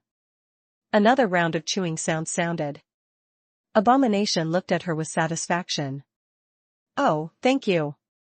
Beautiful lady. Your gentleness reminds me of my late wife." Miss Zombie asked dumbly, "Wow. What's her name?" Abomination sighed deeply. "I'm sorry. It's not that I can't remember her name, but I have too many wives." "Of course, it's not what you think. In fact, we're all very loyal, but you have to understand that I'm a freak made up of more than 30 humanoid creatures. It's only natural that I have many deceased wives. As for which one, forgive me for being clumsy and not knowing where to start." Miss Zombie exclaimed, "Wow. So powerful." The abomination chuckled and rubbed its head in embarrassment. Matthew noticed that the other 6 heads were silent at this time. They looked shy and afraid, which was completely different from the scene when they were talking to Matthew. While they were talking, Matthew carefully observed the state of the other undead. They should have been Dania's former subordinates. After Dania left, they lost their master and showed a certain degree of negative energy deficiency symptoms. For example, Miss Zombie. Her skin was extremely dry, unlike the wet skin of a normal zombie. This meant that the negative energy in her body was not enough to sustain water. In the long run, she would become a dried corpse, and her combat strength would be greatly reduced. The others had similar symptoms. Only the abomination was unaffected.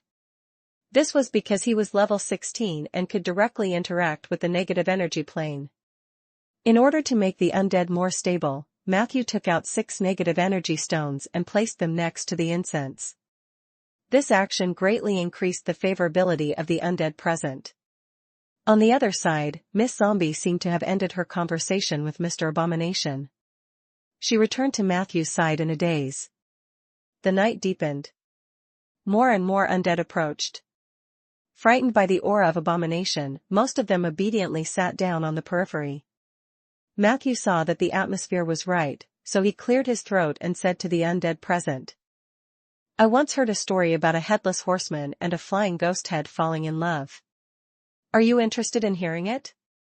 His words broke the silence of the night of the undead and attracted the attention of all the undead. Miss Zombie was the first to show her support. She looked at Matthew in confusion. The headless horseman doesn't have a head, and the flying ghost head doesn't have a body. Matthew smiled and asked, "Is this important?" Must we be so similar to be together? With that, he gave Miss Zombie another head and let her continue feeding abominations. The undead looked thoughtful. Suddenly, a skeleton stood up. I don't think it's important. We're already dead. If you want to love, then love. Why do you have to follow those rules? Skeleton's point of view won the approval of many undead. However, there were also zombies who objected. This isn't a matter of rules and regulations, but a matter of how to consummate the love. If they can't even do it, then what's the point of their love? Although there weren't many people supporting this zombie, their voices were loud and clear. For a time, both sides were engaged in a verbal battle, and it gradually became lively. Matthew smiled. He had achieved his initial goal. The more the undead quarreled, the happier he would be, as long as they did not fight. Furthermore, with the abomination there, no one would dare to make a move on his territory. As they quarreled, the undead present was divided into two groups. One group was the skeleton party, which had the advantage in numbers, the other was the zombie party, which shouted loudly. Both sides insisted on their own words and argued. Chapter 151 Chapter 151, Advancement Successful, Level Soars. Chapter 151, Advancement Successful, Level Soars. Translator, Lonely Tree. After arguing for a while, the abomination suddenly asked, Can you sew them up? Matthew couldn't keep up with his train of thought. What do you mean? Abomination explained, If you can sew them up, won't they be together? The undead fell silent. It was unknown whether it was because of their fear of abomination or because they were stunned by abomination's train of thought. Matthew rolled his eyes. It's indeed a solution. However, there is another problem for the headless horseman and the flying ghost head. They were picky about the taste of food when they were alive. The headless horseman liked to eat sweet food when he was alive, while the flying ghost had liked to eat salty food when she was alive. This time, before he could take the initiative to sow discord, the undead quarreled again. However, this time, they broke the shackles of their race. The skeleton party and zombie party, which had just been established for less than an hour, disbanded one after another and became the salty party and the sweet party. Matthew was delighted. This was the ultimate move he had prepared for the night of the undead. There were so many undead. It would be too tiring for Matthew to have a heart-to-heart talk with them one by one. Moreover, when he was chatting with an undead, the others would interrupt. He couldn't be silent either. It didn't conform to the principle of in-depth communication between the two parties during the night of the undead. The more mature method was for the necromancer to act as the host and guide the undead during discussions and debates. This was not a Matthew original. He learned it from the necromancers in Bayan City. However, Matthew did come up with the debate topics himself. His selection criteria were only one: the more argumentative the topic was, the better. This way, he would probably be able to survive the entire night of the undead. Of course, this technique was not omnipotent. If you wanted to use this method to pass the night of the undead, you had to have a big brother who could control the situation. This was also the fundamental reason why Matthew was so ingratiating to the abomination. In addition, in terms of chatting topics, the undead actually had many taboos. This was also the reason why Matthew did not wish to speak too much lest he made a verbal mistake. If he said something that made Brother Abomination unhappy, all his previous efforts would be in vain. In such a situation, the necromancers of Bayan City had a method that was close to cheating. They would find a powerful undead before the night of the dead. This immortal must be a high-level existence with intelligence like Peggy. They called this kind of undead a middleman. The necromancer would make a deal with the middleman beforehand. The two sides had agreed on a time and place. After the night of the undead began, the middleman would stumble into the ceremony site like it was an accident. This was to ensure that nothing would go wrong. How effective was this cheating process? Bayan City's officials even had a service that specialized in renting out middlemen. This was also one of the reasons why Bayan City was able to mass-produce high-level necromancers. However, there was a price to be paid for taking shortcuts. The advancement completed by taking shortcuts would usually only be the weakest grade. Matthew naturally looked down on them. He was confident that he could pass the night beautifully with his gift of the gab. Perhaps it had been too long since the undead had spoken, but they seemed to be very active. Other than Big Brother Abomination, the rest of them were all expressing their opinions noisily. Matthew was much more relaxed because of this. He only needed to control the scene. What you said makes sense, but what if the Headless Horseman is unwilling? I mean, though he was a man and had once had manly features, he is now a ghoul. Miss Flying Ghost Head has a good temper, but she always lacks a sense of security. She can't stand the fact that the Headless Horseman often doesn't return at night. She even suspects that the Headless Horseman actually has a head, but he hides it and uses it to flirt with other flying heads. You're right. The Flying Ghost Head has always been known for its ugly appearance, but are ugly people destined not to get true love? If she really couldn't meet her Mr. Right, couldn't she just wait? What if there is one still waiting for her? Matthew interjected one sentence after another. The debate of the undead was pushed to the climax wave after wave. If it wasn't for Big Brother Abomination's frequent question of "Can't you sew them together?" Matthew could probably make the debate last the whole night. But even so, time passed by without him realizing it. In the heated debate, someone suddenly shouted, "It's dawn." The undead, who were still arguing fiercely just now, suddenly felt as if they had been struck by lightning. Matthew looked down. The incense in the incense burner had also burned out the last wisp. Almost in an instant. The undead, who had been extremely lively just a moment ago, became stiff as if a force had deprived them of all the wisdom and memories that had been temporarily given to them. The light of dawn shone on the rainforest. The undead returned to their muddle-headed state. One by one, they left Matthew's ritual site. Including the abomination. Under the effect of the ritual, they would obediently leave the scene. Matthew watched them leave with relief. Other than the perverted zombie that wanted to assault Matthew earlier. Matthew walked in front of him and tripped him. The latter staggered and fell to the ground, baring his teeth at Matthew. He finally got up. Matthew kicked him to the ground again. Until all the undead disappeared from Matthew's sight. Chapter 152 Chapter 152, Advancement Successful, Level Soars. Chapter 152, Advancement Successful, Level Soars. Translator, Lonely Tree. At this moment, the perverted zombie jumped up from the ground and bit Matthew. Matthew did not even blink. In the next second, his body expanded rapidly and instantly turned into a moon bear. Then, he slapped down. Puff. Puff. Puff. The moon bear slapped the zombie 3 times in a row, turning its sturdy chest into pieces of meat.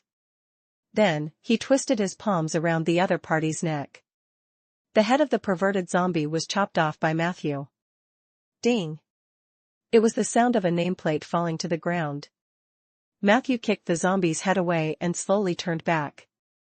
In the next moment, he bent down and picked up the nameplate. It was written on it. "This zombie is a pervert.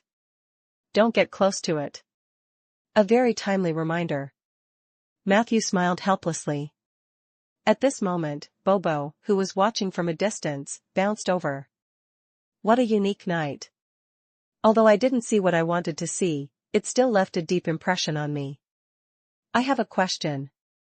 Matthew said, "Shoot." So are the Headless Horseman and the Flying Ghost Head together?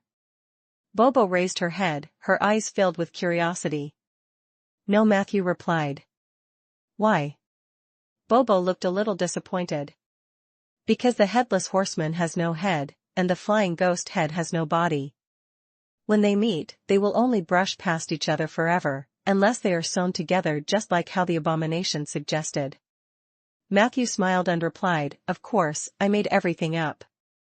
If undead still crave love, their soul fire must be seriously ill." Prompt, you have completed the advancement ritual. Knight of the Undead. You have obtained the advanced profession, Advanced Necromancer. Since the Advanced Necromancer and the Basic Necromancer were of the same origin, the former would be used to replace the latter.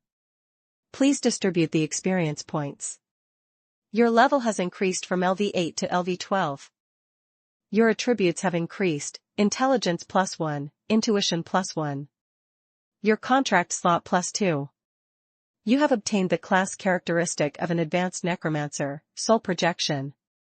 You have obtained new abilities, Tombstone Crafting and Death Shock. Wave. Your ability, Rotten Sack Mastery, has been upgraded to Rotten Sack Control. Due to your outstanding performance in the Night of the Undead, you will receive the following additional rewards. Your affinity with negative energy has increased slightly.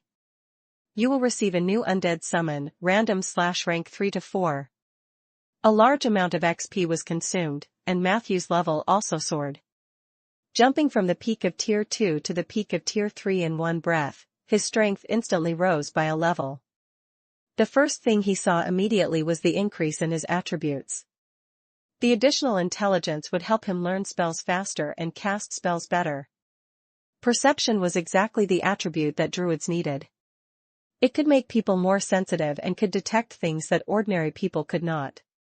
At the same time, it could also improve the effect of shapeshifting form. In terms of characteristics and abilities, a high-level necromancer would usually obtain one of the four main spells. They were Army Summon, Withering Halo Teeth Stone, and Soul Projection. The Army Summoning technique could increase the upper limit of the summoned creatures by about 2 or 3 times. The Withering Halo gave the undead an effect similar to Withering Light, but its overall performance was worse than the latter. The Teeth Stone was a relatively good skill.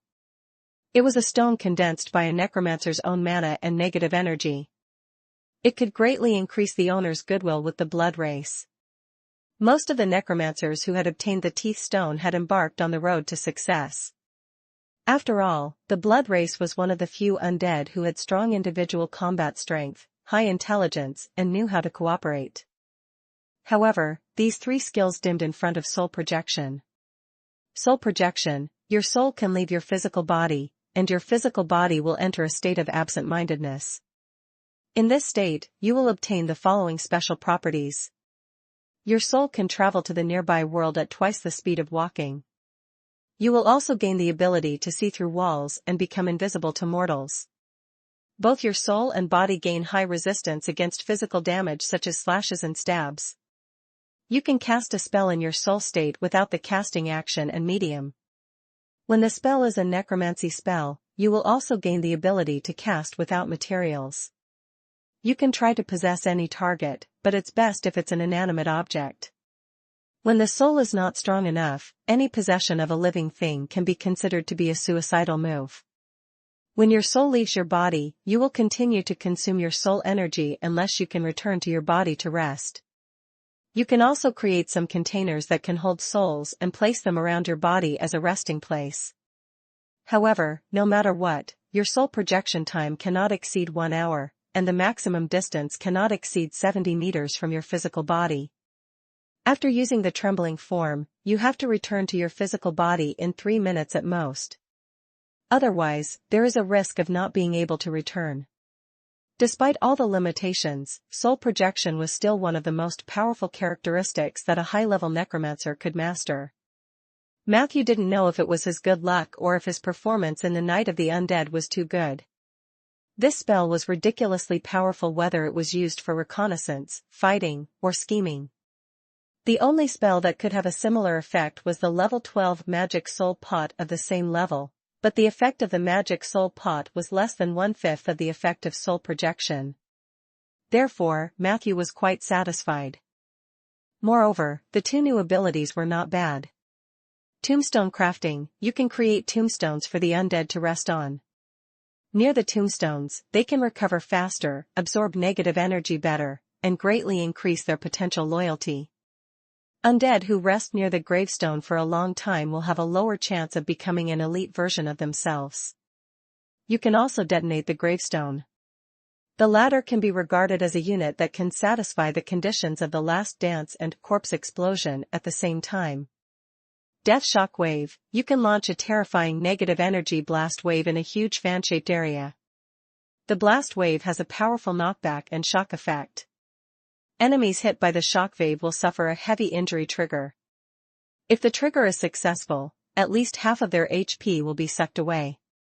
Even if the trigger failed, the person hit by the shock wave would still lose about 1/5 of his health. Can be used twice a day.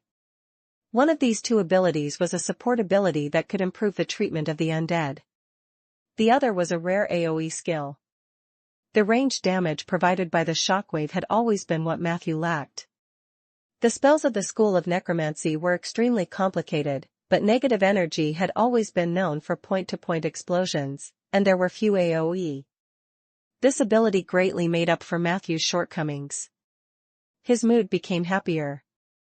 At least I didn't waste a night of talking. The secondary profession of Envoy of Equilibrium and the advancement of the high-level Necromancer had greatly increased Matthew's strength. He believed that as long as he was given some time to familiarize himself with his abilities, he could easily kill many Tier 4 enemies, even with his Tier 3 body. After all, in this world, level was only ranked at the end of the 5 major elements of strength. The other 4 elements in Matthew's mind were ranked as follows: domain, network, equipment, including items, ability. The domain was the most important. It was the sprout of the legendary path and the key to the truth of the world. It could also be of great help in a fight. His connections came second.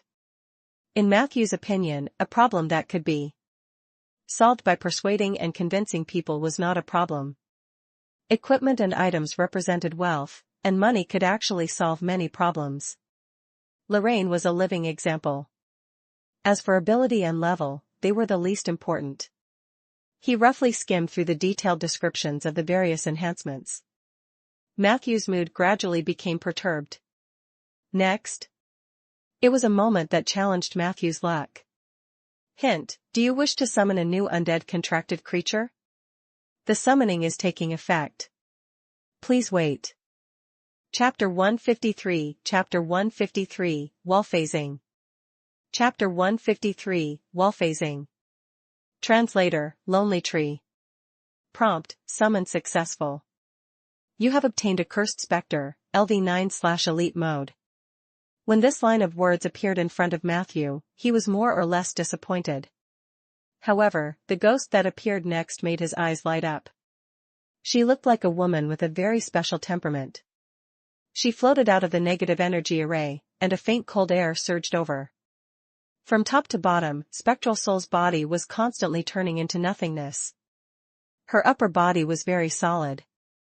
She had big eyes, a straight nose, pale lips, long black hair that reached her shoulders, and a chiffon dress that was tightly wrapped around her waist. Further down, it turned into a faint white light. This ghost's level was not high, but she was very good-looking. Matthew looked at her and found that her charm was actually very average, only 12 points, not even as good as Matthew's. However, she could give people a kind of temperament that was like a spring breeze. Very few undead could give Matthew such a feeling. Alright, luck is always strange. At least she's good for the eyes. That's better than nothing. He thought about it. Matthew glanced at Miss Ghost's interface and saw 2 unusual characteristics.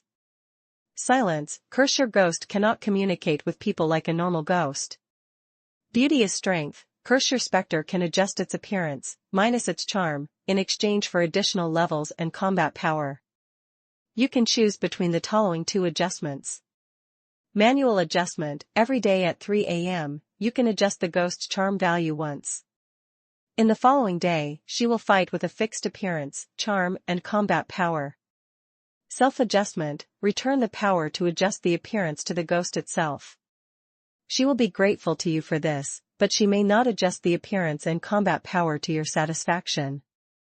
You can now try to adjust the appearance and combat power of the ghost, limited to the next 30 minutes. There's such a curse? Matthew's interest was piqued. Matthew, this sister is so beautiful. Bobo exclaimed as he looked at the new specter. Is she your summoned creature? I'll use the big bomb in my backpack to exchange for it. Matthew smiled. Summoned creatures can't be casually exchanged. In the next second, he began to adjust the ghost's charm. Hint, you have used Beauty is Strength on the specter. The specter's charm 2, current level 10, level +1, current level 10. Eh? Why did she become ugly? Bobo's gaze was very vicious. Did I see wrongly just now? Matthew, I'll only exchange a small bomb for her now. Matthew didn't say anything. 2 points of charm for a profession level? Let me see your limits. Hint, Ghost Charm 12, current 2, level +6, current LV 16. Your ghost has obtained a new ability. Mommy. There's a ghost. Before Matthew could check on Miss Ghost's new ability, he was disturbed by Bobo's screams. He turned around and looked at Bobo with amusement. Is it that exaggerated? Matthew, tell her not to come over. Bobo retreated nervously. If you come any closer, I'll really throw a bomb. Ghosts are afraid of my bomb too. This time, she actually didn't mention anything about the exchange. Matthew was a little curious about her reaction, so he turned around and said, Bobo, it's not good to judge a book by its cover. Wow. Matthew only glanced at Miss Spectral Soul's current appearance and could not say anything. It was an ugliness that exceeded the common understanding of the world. Words could not describe it. This was probably what gods and ghosts hated. Pah. At this moment, a few birds flew over their heads, and a few bird droppings landed gracefully. Fortunately, the ghost did not have a physical body. The bird droppings passed through her head and landed on the ground. Matthew also dodged it with his high perception. Only Bobo's helmet was left with a lump. Matthew? What happened? Bobo was still immersed in the huge shock brought by the collapse of Miss Specter's beauty. Matthew quietly changed his gloves and touched her head, pretending that nothing had happened. Otherwise, she would probably shout and blow up the bird's nest. Is this the terrifying part of having -2 charm? Even a feathered beast couldn't help but be disgusted? It was also Matthew's first time encountering a creature with negative charm. Very quickly, a faint sense of grievance came from the death contract. Matthew immediately changed her charm back. Miss Spectral Soul returned to her beautiful appearance. Matthew thought for a moment. In the end, he still handed the right to make adjustments to Miss Spectral Soul. Although she was already undead and her looks were no longer important, Matthew still felt that such manipulation was too cruel to her. Originally, his expectations of the Spectral Soul were low. But actually, she could manipulate her attributes for strength. This was already beyond his expectations. Moreover, there was another benefit to giving the right to Miss Spectral Soul. The exchange of charm and combat power was not restricted by the 3 a.m. limit. It could be adjusted at any time. This greatly increased her danger level. Who would have thought that a level 9 specter would suddenly become a level 16 specter? Who placed this curse on her? Chapter 154, Chapter 154, Wall Phasing. Chapter 154, Wall Phasing. Translator, Lonely Tree. Matthew was curious. It was a pity that the summoned creatures for advancement or mission rewards were randomly grabbed from the negative energy plane. Miss Ghost could not speak, so he had no way to know her story for the time being. Specters should have their own names too. Seeing how you're floating here and there, I'll call you Drifter. Hint, naming successful. The loyalty of the cursed ghost to you has increased to 85. You have returned the right to adjust Beauty is Strength to Drifter. The Drifter is very grateful to you. The Drifter's loyalty has increased to 95. The Drifter has shared her ability, Wall Phasing Technique, with you. Wall Phasing Technique, weakened. You can turn your body into a ghost through a preparatory action and pass through a physical wall with a thickness of up to 1.2 meters. Warning. When you pass through the wall, your speed will be reduced to 1/3 of your usual speed. If you are attacked or initiate an attack while you are passing through the wall, you will lose your ghostly form. During the process of passing through the wall, if you touch a living thing, you will also lose your ghostly form. Every time you practice passing through walls, please prepare an escape spell in advance or ask a companion to assist you. Every year, there are mages who encounter strange bullying during the process of practicing passing through walls. The wall phasing spell was indeed a very classic spell. Even though they knew it was dangerous, there were still countless people who wanted to learn it. With a large base, there were naturally many who were stuck in the wall. Matthew had heard Ronan tell him a joke. If a mage asks you to be his partner when he practices the wall-passing spell, it means that he trusts you without a doubt. However, it's also possible that he's seducing you. Matthew, who had read countless adult films in his previous life, naturally understood it in seconds. At that time, he was still amazed by the degree of open-mindedness of the mages in this world. Later, he realized that no matter which world it was, humans were actually the same. Specters were different from zombies and skeletons. Specters were more prone to sun damage than the other two. Therefore, Matthew did not plan to let the drifter come out during the day. Fortunately, ghosts had their own advantages, and they could possess people. Matthew thought for a moment and decided to let the drifter attach herself to his backpack. That way, when something happened, he could just tap his backpack, and the drifter would naturally appear. When she had nothing to do, it was reasonable to let her stay in the luggage and help clean up and tidy up the inventory occasionally, right? Under Bobo's curious gaze, the drifter turned into a wisp of white smoke and flew into Matthew's luggage. There was another important choice for Matthew. That was, should he level up again? That's right, after leveling up to level 12 in one go, Matthew still had surplus XP. It was different from Tier 2 to Tier 3. Tier 3 to Tier 4 did not require an advancement ceremony. Once people had enough XP, they would rush past the leveling process. However, Matthew was different. He rushed a little too fast. He tried to use the temperance domain to judge this matter and soon got an answer.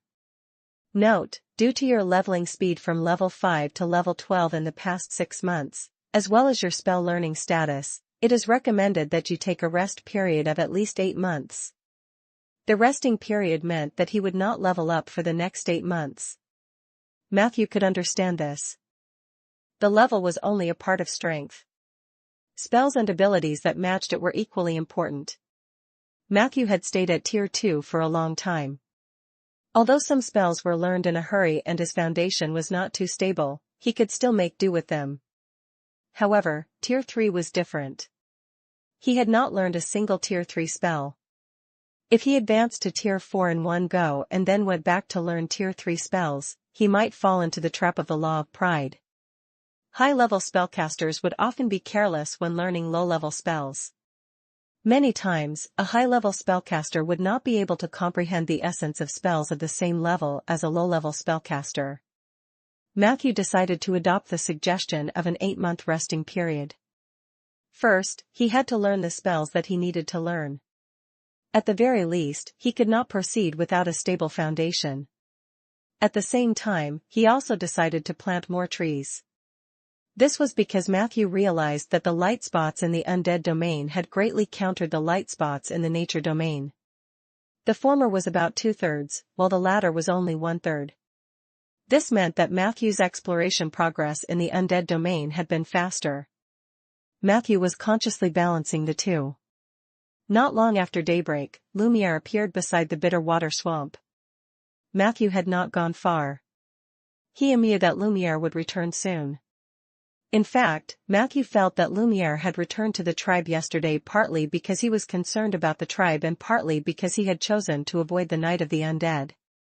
The future king of the rainforest actually had a high EQ. He could roughly guess what would happen during the Night of the Undead. As a Django, he would definitely not feel good seeing the abomination sown from the corpses of his compatriots, and it was not convenient for him to destroy Matthew's advancement ceremony. Therefore, leaving in time was the best choice. This move made Matthew's impression of Lumiere increase by a large margin. When Lumiere saw Matthew, his expression was very serious. I went back and asked the people in the tribe. In the past 2 days, a large number of outsiders suddenly appeared around the rainforest. These people came very strangely. It happened in the past 2 days. Moreover, they didn't seem to be unfamiliar with the rainforest at all. It was as if they had done their homework in advance. My tribe and some tribes in the southwest had a few conflicts with these people, but they didn't gain much of an advantage. This is very unusual. After all, the rainforest is supposed to be our home ground. Chapter 155 Chapter 155, Wall Phasing. Chapter 155, Wall Phasing. Translator, Lonely Tree. Matthew wanted to ask more. Suddenly, Lumiere turned to look at the other side of the forest. Matthew also sensed a group of people approaching. Lumiere strode forward, shouting something loudly in the native language. Soon, some figures emerged from the rainforest. They were wearing clothes woven from leaves, holding spears in their hands, and had sharp teeth sewn into their mouths. Their eyes were extremely fierce. Matthew noticed that there were a few strong men among the natives. They carried a few human heads on their backs. One of the heads had not dried up, and blood was still flowing out of the stump. It's the headhunter tribe in the southwest. Be careful. They're very extreme and resist any outsiders. Lumiere did not turn around. He was still negotiating with the other party, but his words still accurately floated into Matthew and Bobo's ears. No one knew how he did it. Lumiere and the headhunters talked for a long time. The latter stared fiercely at Matthew and Bobo, pointing at them as if they were unwilling to let them go. In the middle of the stalemate, Matthew asked, "What are they talking about?" Lumiere replied, "They said that there are people cutting down the rainforest in the southwest." Many people. Those people have also built factories in the rainforest. I don't know. They said it very vaguely. I don't know if it's a factory or a logging farm. In short, it's a large building surrounded by fences. The sound of machinery is always coming from inside. Damn it, what was going? Matthew wanted to ask again. Suddenly, a headhunter gave a signal. In a nearby bush that wasn't too dense, a little boy who looked to be only 12 or 13 years old suddenly raised his blow dart. Whoosh! A thin dart went straight for Matthew's chest. Fortunately, Matthew was very vigilant. The moment the two sides met, he used his perception to sweep through the surroundings to look for hiding spots. At that moment, he was about to dodge when a short figure suddenly stood in front of him and jumped. Bang! The blow dart collided with Bobo's helmet, changing its course. With a whoosh, it struck the tree bark at the side, and a green liquid flowed out of the arrowhead. Matthew was a little angry. Bobo had already made her move. The glove on her right hand flashed with a blue light as she threw an uppercut into the air. Puff! The child hiding in the bushes seemed to have been hit in the abdomen by a huge force. He was sent flying. Not only did he fall out of the bushes, but he also hung on a tall branch in the end, screaming endlessly. Wait, stop! Lumiere shouted. He turned around and said to Bobo and Matthew. Step back a little more. Trust me and let me handle it, okay? His eyes were pleading. Bobo was about to shake her head and refuse. Matthew grabbed her helmet and walked away. A hint of gratitude flashed in Lumiere's eyes. Then, he walked toward the group of headhunters alone. The aura of the child of the rainforest was unleashed. No headhunter dared to stop him. Lumiere, what are you doing? A headhunter asked. You shouldn't have done that. There was a hint of pity in Lumiere's eyes. The headhunters questioned, are you going to kill our child for an outsider?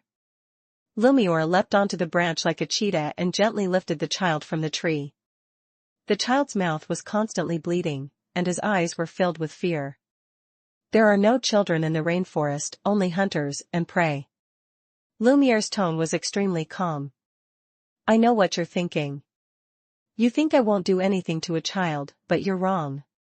I have warned you many times that they are my friends, but you still crossed my bottom line. This is really too stupid.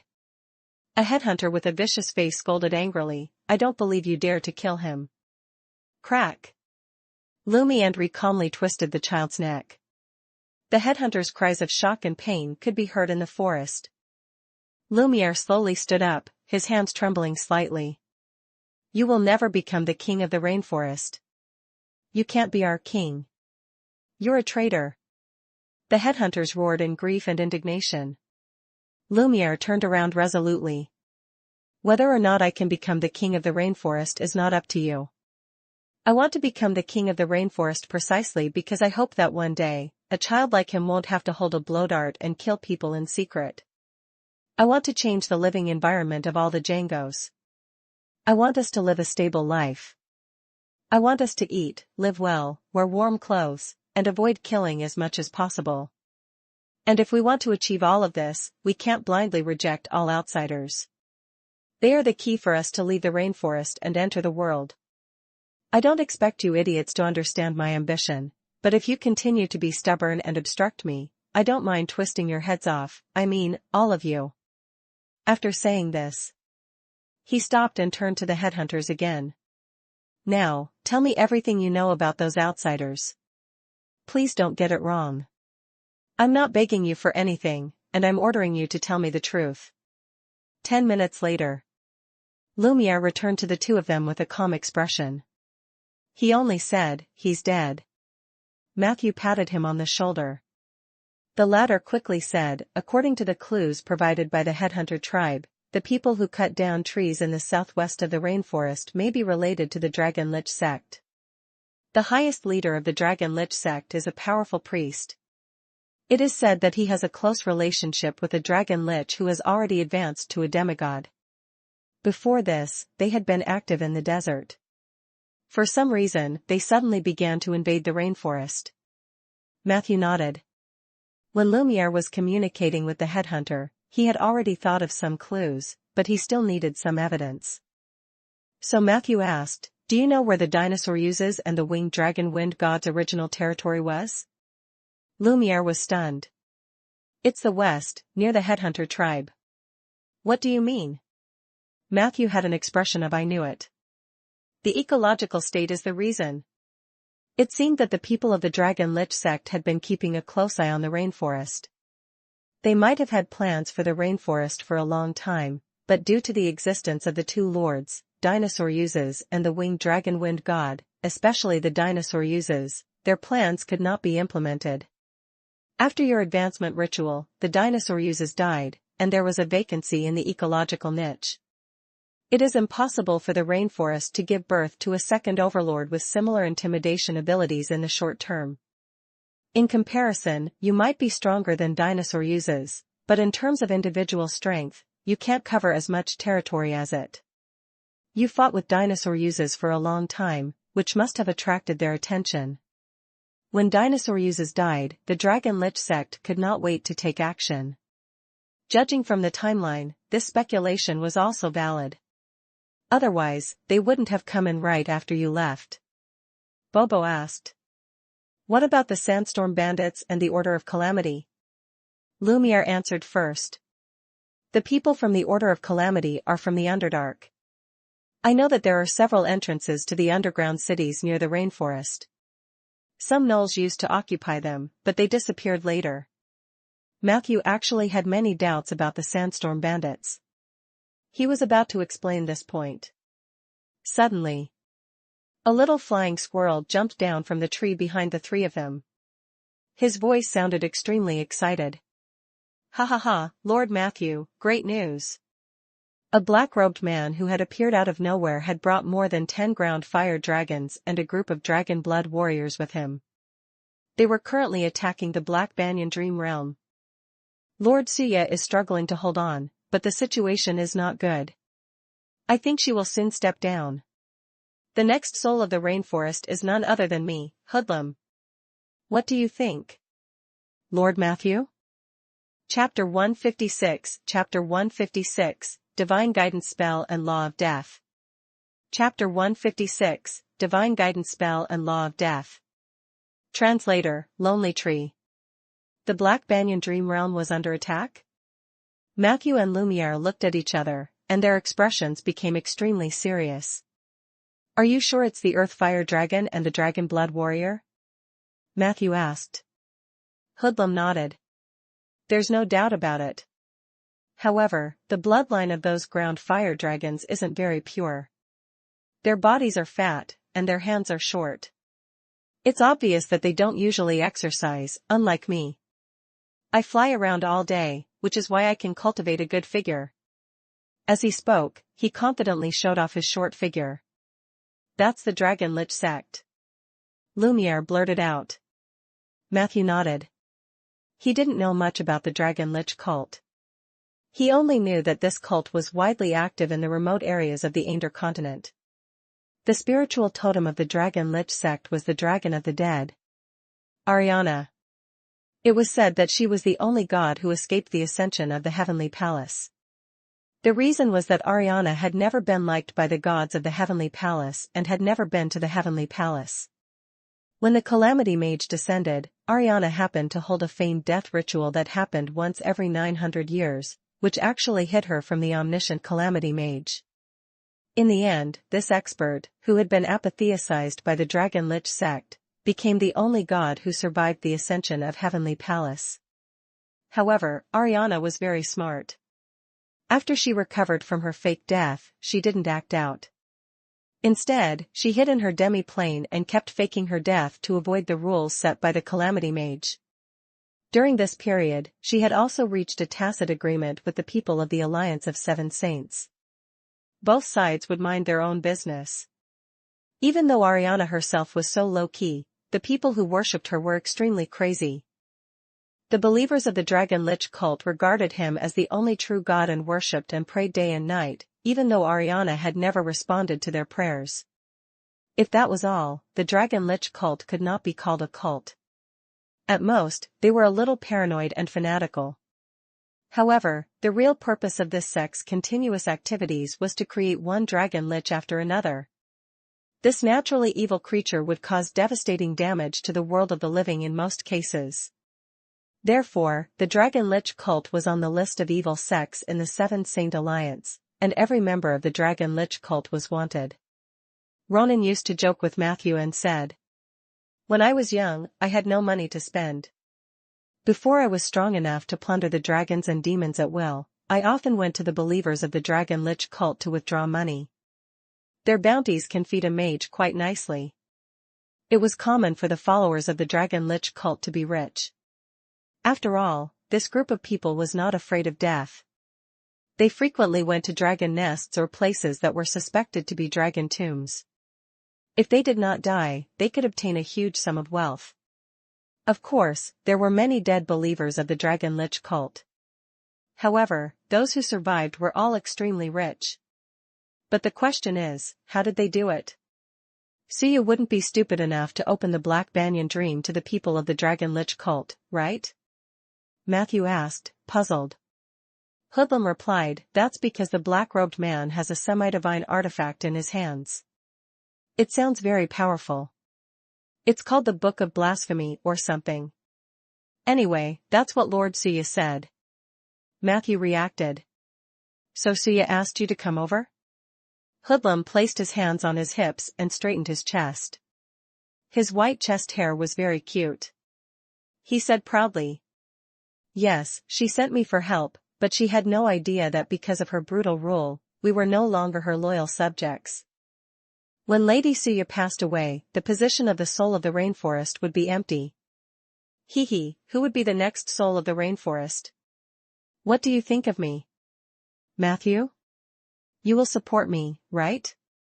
And you, Lumiere? At this point, he seemed to suddenly realize Lumiere's existence. Hence, he coughed heavily and pretended to imitate Suya's tone.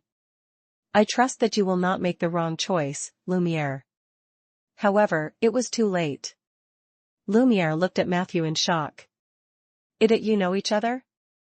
Has it always been like this in front of you?" Matthew waved his hand. "None of this is important. The key now is that we have to enter the Black Banyan Dream Realm as soon as possible." Hearing this, Lumiere did not ask further. Matthew looked at Hoodlum. "Is there any way to bring us into the Black Banyan Dream Realm?" Hoodlum spread out his hands. I have no idea. There is nothing I can do. Unless you have some kind of divine artifact or semi-divine artifact on you that can bypass Lord Suya and directly open the door to Black Banyan's dream realm. Suya asked you to call for help, but she didn't tell you the way to enter the Black Banyan dream realm. Matthew felt that his intelligence had been insulted. Hence, his gaze became unfriendly. I hope you are telling the truth. As he said that, Soldier's figure suddenly appeared from the dark. The two short knives rubbed against each other, making a tooth-numbing sound as he approached the flying squirrel. However, someone was faster. A wisp of white smoke flew out of Matthew's luggage, and an extremely ugly face suddenly appeared in front of the little flying squirrel, baring her fangs and brandishing her claws at him. Mommy! I lied. Hoodlum was scared witless. Matthew couldn't help but kick his butt and urged him impolitely. Lead the way. 5 minutes later, in the depths of the rainforest, under a thick black banyan tree. Do you see the wall of trees on the inner wall of the banyan tree? Walk over, place your hands on the tree wall, and recite Nature's Respect to enter the Black Banyan's dream realm. This is one of the few nodes in the material world that can connect to the Black Banyan's dream realm. You must not tell others. Chapter 157, Divine Guidance and Death by Law. Chapter 157, Divine Guidance and Death by Law. Translator, Lonely Tree. Hoodlum said loudly. Matthew glanced at the birds flying over his head, the pythons coiled on the branches, and the toads crouching under the tree. He did not say anything but turned around and looked down at Bobo. Are you sure you want to go with us? Actually, you don't owe me anything anymore. Bobo snorted softly. Of course, we don't owe each other anything. The rainforest here is stuffy and hot, and I can't stay any longer. However, since the enemy is the Dragon Lich sect, I have to follow. The Dragon Lich sect has done many evil things in the Gold Coast and the desert. The Hua sisters tried to stop them, but they suffered heavy casualties. It's destiny for me to bump into them this time. Matthew reminded her, but in here, you must not use bombs or create any degree of explosion. Do you understand? He wasn't trying to make things difficult for Bobo. The Black Banyan dreamscape was unlike the material world. It was too fragile, and any energy field fluctuation could take hundreds of years to repair. The Dragon Lich sect attacking the Black Banyan's dream would cause some damage already. Matthew did not want to add to it. Bobo's eyes widened. I can't do this or that. Have I returned to Cyberdragon? But don't worry, other than bombs, I have 1,000 other ways to deal with the cultists of the Dragon Lich sect. As she spoke, she gently waved the boxing gloves on her hand. Lightning flashed, and thunder rumbled. Matthew was relieved. The group of people passed through the tree walls of the old Black Banyan tree in turn. After a short period of discomfort, the forest of the Black Banyan dream instantly appeared in front of Matthew. However, in the next second, he saw a raging fire trying to ignite the banyan tree forest.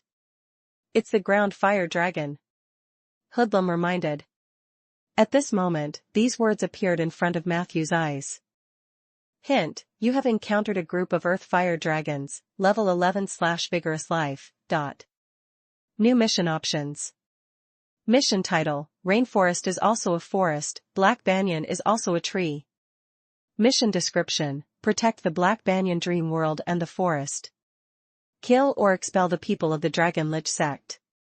Quest reward, depending on your choice, a random reward of druid spells or abilities of different levels. Matthew was overjoyed when he saw this. He had wanted to help Suya even if there was no reward.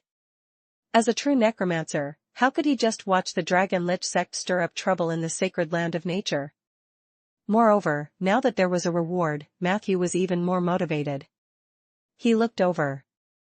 In the forest in front of them, a group of ground fire dragons were scattered and spewing fire at various parts of the banyan tree forest. Their flames weren't very powerful, but there were enough of them. The banyan forest had inherited the characteristics of the rainforest. It was relatively moist and wasn't that conducive to fire. However, over time, it would still be ignited. So Matthew prepared to deal with this group of fire dragons first. At this moment, Lumiere suddenly said to Matthew, "I'm afraid I have to leave first. I'm very worried about Lady Suya's safety." As he spoke, he ran towards the throne without looking back. Matthew did not stop him because he could understand Lumiere's actions. The latter's power came from Suya, from the rainforest, and part of his legendary path also came from this.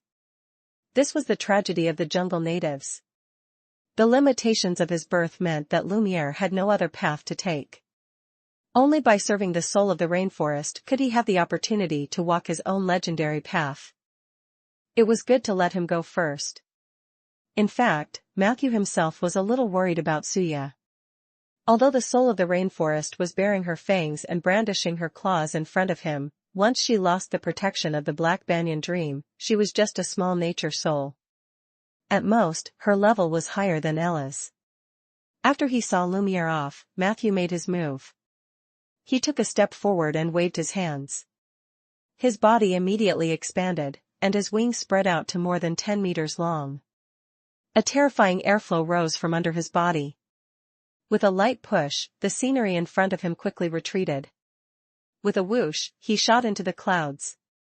Shape-shifting form, winged dragon wind god. The airflow in the sky was disturbed. Matthew flew above the banyan forest in a carefree manner, and the scenery below was unobstructed. In the next moment, he suddenly lowered his altitude and dived down, stopping in an instant. Then, the instinct engraved in his bloodline was activated. The winged dragon wind god's claws reached down, and when it flew up again, there was an angry ground fire dragon on its claws. The wind blew, and the air current rose. Matthew grabbed the fire dragon and continued to climb. After a few seconds, he was already hundreds of meters in the air. He loosened his grip. The earth fire dragon fell down while smoking. Soon, a smear of bright tomato sauce was left on the vast land. The earth fire dragon was a monster with thick skin and flesh. If Matthew fought it normally, it would definitely take a lot of time. This monster was more like a fat spider with a fire-breathing head than a dragon. Their bodies were abnormally fat, bulging like spiders. Their limbs were short, and their bellies crawled on the ground. The only advantage was that it could continuously spit fire and had an amazing defense. Fortunately, I found the skill to deal with them. I wonder where the Dragon Lich sect got such a monster. Matthew hated the monsters in front of him from an aesthetic point of view. Even Big Brother Abomination was cuter than them. Chapter 158 Chapter 158, Divine Guidance Spell and Death by Law. Chapter 158, Divine Guidance Spell and Death by Law. Translator, Lonely Tree. Then, he tried a few more air raids. However, after the first ground fire dragon's lesson, the remaining monsters were actually on guard. They all leaned towards the nearest banyan tree, using its thick and large branches to cover themselves. Matthew didn't rush forward because of his limited vision. He just hovered on the top of the tree, quietly waiting for his companions to arrive. Very quickly, a short shadow quickly ran over from the forest. Matthew took some time to observe and found that Bobo's movements were a little stiff. Every step she took was especially large. Instead of saying that she was running, it was more like a rabbit jumping. He guessed that it was because her speed was completely dependent on her boots that were emitting blue light. She couldn't fine-tune every detail of her body when she was running. She could only reduce the error rate by increasing the range and reducing the frequency. To be honest, seeing her jump all the way, Matthew was really worried that she would fall and end up in the mud in the next second. But in the end, she still successfully rushed to the front of the fire dragons. In the next second, Bobo waved her blue gloves. "Matthew, look at my uppercut," puff. The blue flames flickered intensely. And ground fire dragon that was watching the show from behind a tree suddenly felt a pain in its stomach. Its chubby body was sent flying by the hammer. It involuntarily flew up a few meters, and just as it was about to return to the embrace of the earth, a black shadow quickly flew over its head. Good fist technique. Matthew praised loudly in the air. A few seconds later, he brought the ground fire dragon to heaven. However, at this moment, the arcane machinist's shout came from below. "Matthew, can you hurry up?" Matthew looked down. Good heavens! Bobo was moving in and out of the group of fire dragons. Fire dragons were sent flying by her hammer. It wasn't as if the monsters didn't put up any resistance, but their flames were completely ineffective against Bobo's armor. A thick glass visor had also descended from her face, providing an all-rounded defense. What a powerful armor. I wonder if I can ask her to help me customize a set. Just as this thought flashed across his mind, Matthew rushed down, grabbed a floating fire dragon, and flew into the sky. Just like that. Bobo punched wildly on the ground. Matthew went up and down in the air. A few minutes later, this group of earth fire dragons were all smashed to death. There were 2 more at the edge who tried to escape, but they were killed by Soldier. However, Matthew also noticed that Soldier's efficiency in killing the ground fire dragon wasn't very high. Perhaps it was because the latter's body fat was too thick and Soldier's knife was too short. After killing this group of fire dragons, Matthew received a new message. Hint: you have killed 16 ground fire dragons, relieving the threat of fire in the Black Banyan dream world. You have received the reward spell, Divine Guidance. Divine Guidance, cantrip. If a creature is willing, you can touch its forehead with your hand and grant it a divine guidance. In the next 3 minutes, the creature's chances of passing one attribute check will be greatly increased. Matthew was delighted. Even though this was the lowest level cantrip, it was a divine skill for druids. Whether it was in daily life or in battle, attribute checks were very important. For example, Matthew met a fat tiger. The latter used to be an expert at climbing trees, but due to a lack of self-discipline, it gradually lost the ability to climb trees. Under normal circumstances, the fat tiger would fall every time it climbed a tree. This was because he couldn't pass the agility check required for climbing. At this moment, he asked Matthew to guide him. The fat tiger would be able to climb the tree happily in the next 3 minutes. Divine guidance had similar effects in other fields. For example, when bargaining with others. The other party might have been reluctant to compromise on the price because you were ugly, but now, because of your bargaining technique, the other party's charm check would be satisfied. In the end, the deal would be negotiated successfully. In short, divine guidance was a good skill to have. Then, on the way to the throne, Matthew and Bobo used the same trick again.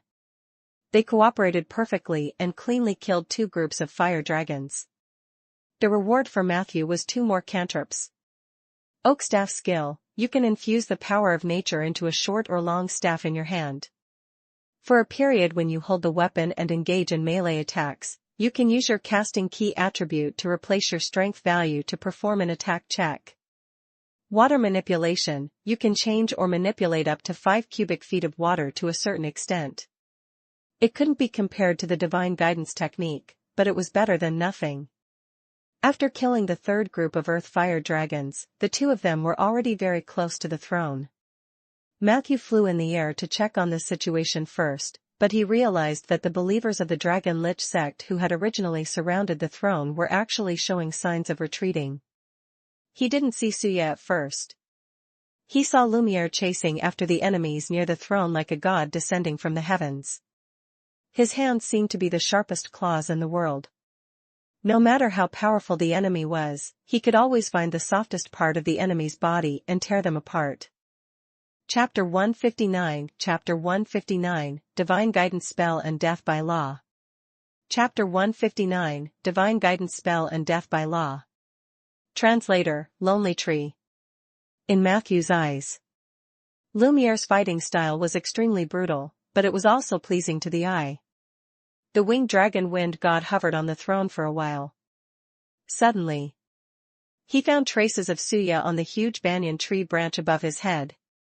She seemed to be chasing after someone anxiously. Matthew focused his eyes. In front of Suya, there was a black-robed man who was hugging a green branch and running while fighting. Warning, you have encountered the third priest of the Dragon Lich sect. Blinken, level 20 advanced necromancer. Blinken's domain, dragon/dragon lich/undead. A half-legend? Matthew's eyelids twitched. I shouldn't run.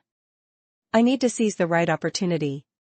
Matthew adjusted the airflow under his wings and was patiently looking for an opportunity. At this moment, Lumiere suddenly charged out from the crowd near the throne and pounced on the black-robed man. Puff. However, what he saw was only an illusion.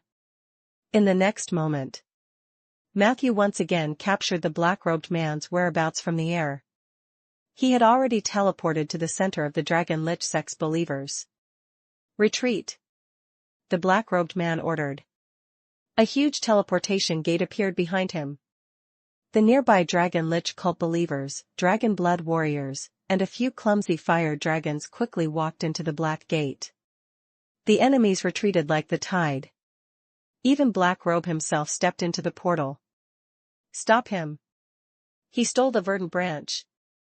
Suya could not help but exclaim in shock. However, it was this voice that made the black-robed man retract his foot. He turned around angrily and pointed his staff at Suya. Idiot woman! I snatched it, not stole it. I did not steal anything, understand? I won't allow a person like you to live in this world. As soon as he finished speaking, the black-robed man suddenly chanted an incantation that was clearly a double acceleration spell. Quickly dodge! At that moment, even Matthew, who was in the air, felt great danger. A gray ball of light shot out from the tip of the staff. The black-robed man sneered after he finished casting the spell. He no longer lingered and turned around to step into the door. The speed of the gray ball was simply too fast, and in the blink of an eye, it had already reached Suya's chest. Lumiere, who was very close to her, jumped over to help block it, but he brushed past the gray ball. Suya's small face instantly turned pale. In the next second, silently, the gray ball quickly entered a palm-sized body. Suya's eyes widened. A voice slowly sounded in her ear. Now, Lord Suya should be able to remember me. 3 years ago, I was chased by a stinky bat, and it was Lord Suya who saved. For the past 3 years, I have been working hard and doing all kinds of outrageous things, hoping that you will remember me. Please remember my name. Lord Matthew gave it to me. I actually like it very much. Lord Suya, my name is. Hint, your companion hoodlum has been hit by the Law of Death, Tier 5 spell. The instant death check has taken effect. Hoodlum is dead. Beside the throne, Matthew quickly descended and transformed into his human form. He bent down and picked up the cold and stiff body of the flying squirrel with both hands. Under the erosion of the massive negative energy, its brown-white fur had completely turned grayish-black. His name is Hoodlum. I gave him that name. Matthew was silent for a moment before he brought the little flying squirrel in front of Suya. He had already guessed Hoodlum's respect for Suya. After all, no matter how ridiculous Hoodlum's words were, he would never forget to use honorifics when he mentioned Suya. Matthew even suspected that Hoodlum was a double agent sent by Suya. He felt a little regretful. Hence, his gaze towards Suya was filled with sorrow. However, in the next second, Suya actually chuckled. Did that performance really touch you? This damned flying squirrel. When did he learn how to manipulate emotions like humans? Matthew was stunned for a moment, not understanding what was going on. Suya explained. In order to persuade the animals to resist the invasion of the Dragon Lich sect, I promised them that if they died in the Black Banyan dream, no matter how much time and effort it took, I would resurrect them one by one, at least in the form of a low-level nature soul. This guy knows what he's doing. As she spoke, she waved her hand. A white light emerged from the flying squirrel's corpse and slowly entered the throne behind her. The white light flew past Matthew. Matthew could still vaguely see Hoodlum's soul winking at him. Hint, the soul of the rainforest, Suya, has held a promotion ceremony for your companion Hoodlum, the soul of nature, spirit form/intermediate. It will return to the Black Banyan Dream in its spirit form within 30 days and receive a certain amount of nature's blessings and the care of the soul of the rainforest. This brat. Matthew didn't know whether to laugh or cry. However, he quickly suppressed this emotion because there were still a large number of Dragon Lich sect believers retreating near the black door. I still have something. Suya's words were interrupted by Matthew. Wait. After saying that, he transformed into the winged dragon wind god again and flew toward the black door. Chapter 160, Book of Blasphemy and Holy Mage. Chapter 160, Book of Blasphemy and Holy Mage. Translator, Lonely Tree. The winged dragon wind god flew past the black door. A strong wind suddenly swept up, and a few Dragon Lich sect believers who almost ran through the door were swept out. Whoosh! Whoosh! Whoosh! With the portal as the center, a small group of people fell away from the black door. Matthew didn't hesitate at all. He flapped his wings wildly, and the terrifying airflow formed a huge vortex near the black door. Violent wind. The believers of the Dragon Lich sect fell like dominoes. It looked like a mess below. Matthew was about to start harvesting when many of the fallen believers cried out in surprise. Then, banging sounds rang out one after another. Matthew focused his eyes and saw that the cultists had turned into puddles of mist, weakly falling on the ground. As the scale of the gale continued to expand, more cultists were swept in, and more water stains appeared on the ground. Matthew finally realized where these Dragon Lich sect disciples came from. Water Mirror Image, Military Version. This was a spell that was at least level 4, and only those with the ability Army Spell Specialization had the chance to cast it. Matthew had a higher opinion of the black-robed Blinken's strength. Law of Death, and Army Spell Specialization. He is at least at a hero level. In fact, Law of Death was a terrifying spell. The caster could grab someone and kill them. One had to know that this was a tier 5 spell. This was the power of instant death spells. Matthew was more concerned about the army spell that Blinken had mastered. No one was willing to cultivate this kind of spell. After all, it was time-consuming and troublesome to study it unless he had a well-trained army under him. After the mirror images were destroyed one by one, Matthew estimated that there were less than 100 Dragon Lich cult believers attacking the dream realm of the Black Banyan Tree. Because there were only 12 people left to cover the rear. From their panicked expressions, they probably didn't know that their companions were just mirror images. And they were the cannon fodder that had been sacrificed. That's why Blinken didn't plan to attack the Black Banyan Dream realm from the start. He was just bluffing. His real target was probably the verdant branch that Suya mentioned. Matthew understood. After the 12 dragon worship cult believers lost the cover of the mirror image, they quickly became the targets for the winged dragon wind god to practice diving and catching people. After a series of screams, the black door slowly disappeared. There was more ketchup on the ground. Matthew, who was hovering in the air, was still not satisfied. He scouted with all his might for a while, and sure enough, he found 2 groups of fire dragons in the banyan forest to the east of the throne. And Bobo was currently attacking them with a heavy fist. In the next second, the winged dragon wind god let out a long cry of joy and charged forward with a strong gust of wind. Bobo, hold on. I'm coming. On the throne in the distance, Suya was staring into the distance. He seems to hate these Dragon Lich cult believers. Is it because he cares about me? From time to time, a hint of pride flashed across her eyes.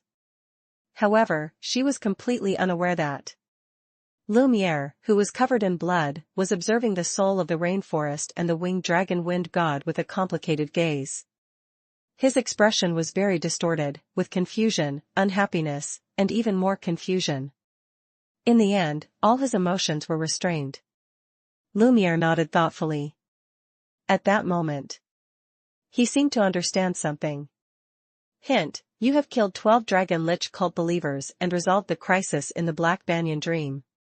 You have killed 28 ground fire dragons and resolved the fire crisis in the banyan tree forest. You have received the rewards spell, water creation and spell, food purification. Water creation, you can create up to 4 liters of water in an open container. Or, the same amount of water could be evenly scattered in an area of up to 10 cubic meters in a very small-scale rainfall. It could be used to extinguish flames and water plants. You can use water creation 3 times per day. Food purification, you can purify a non-magic food, removing all toxins and diseases from it. Otherwise, why was it said that druids were the most suitable class for transmigrators? Even if you came here penniless. When you were hungry, you could pick some berries from the bushes. When you were thirsty, you could make water appear out of thin air. If you were afraid of eating unclean things and had diarrhea, you could still use food purification.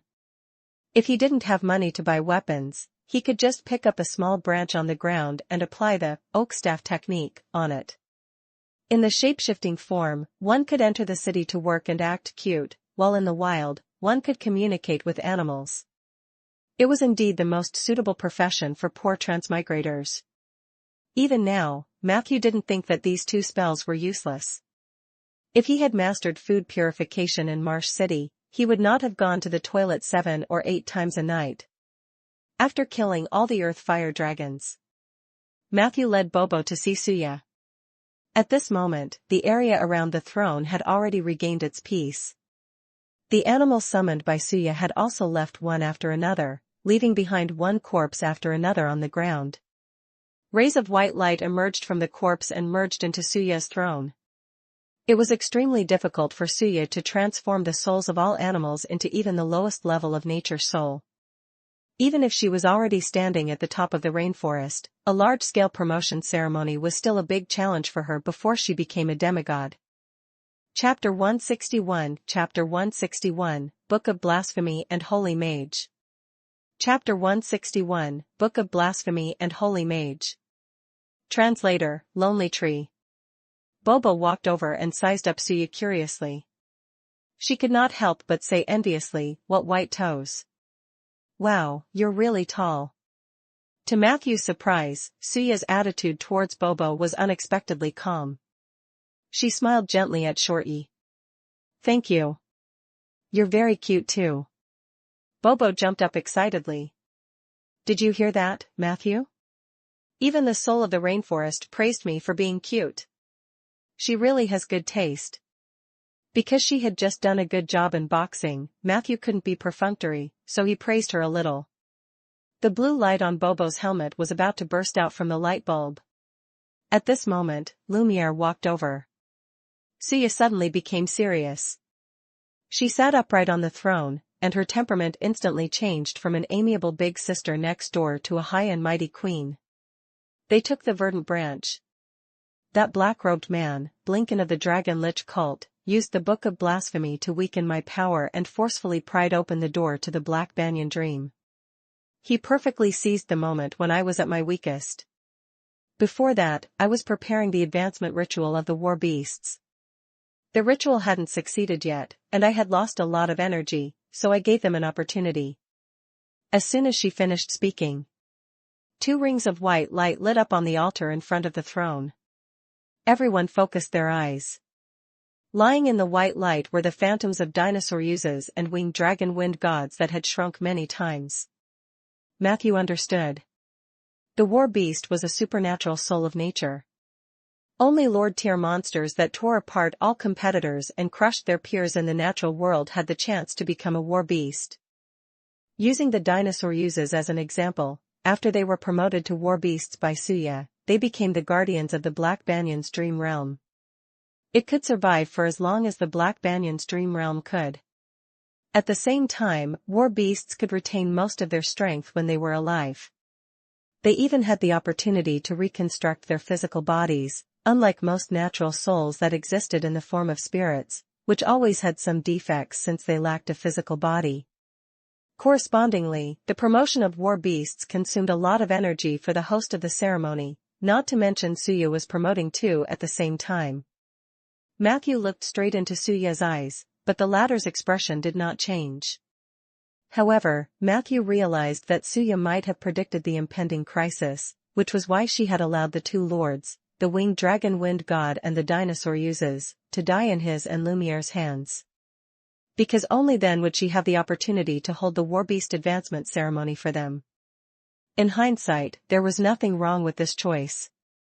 Since Blinken could directly pry open the door to the Black Banyon's dream, all of this had nothing to do with the rainforest's ecological niche in the material world. It could only be said that Blinken had been plotting for a long time, and he was very decisive, seizing the opportunity perfectly.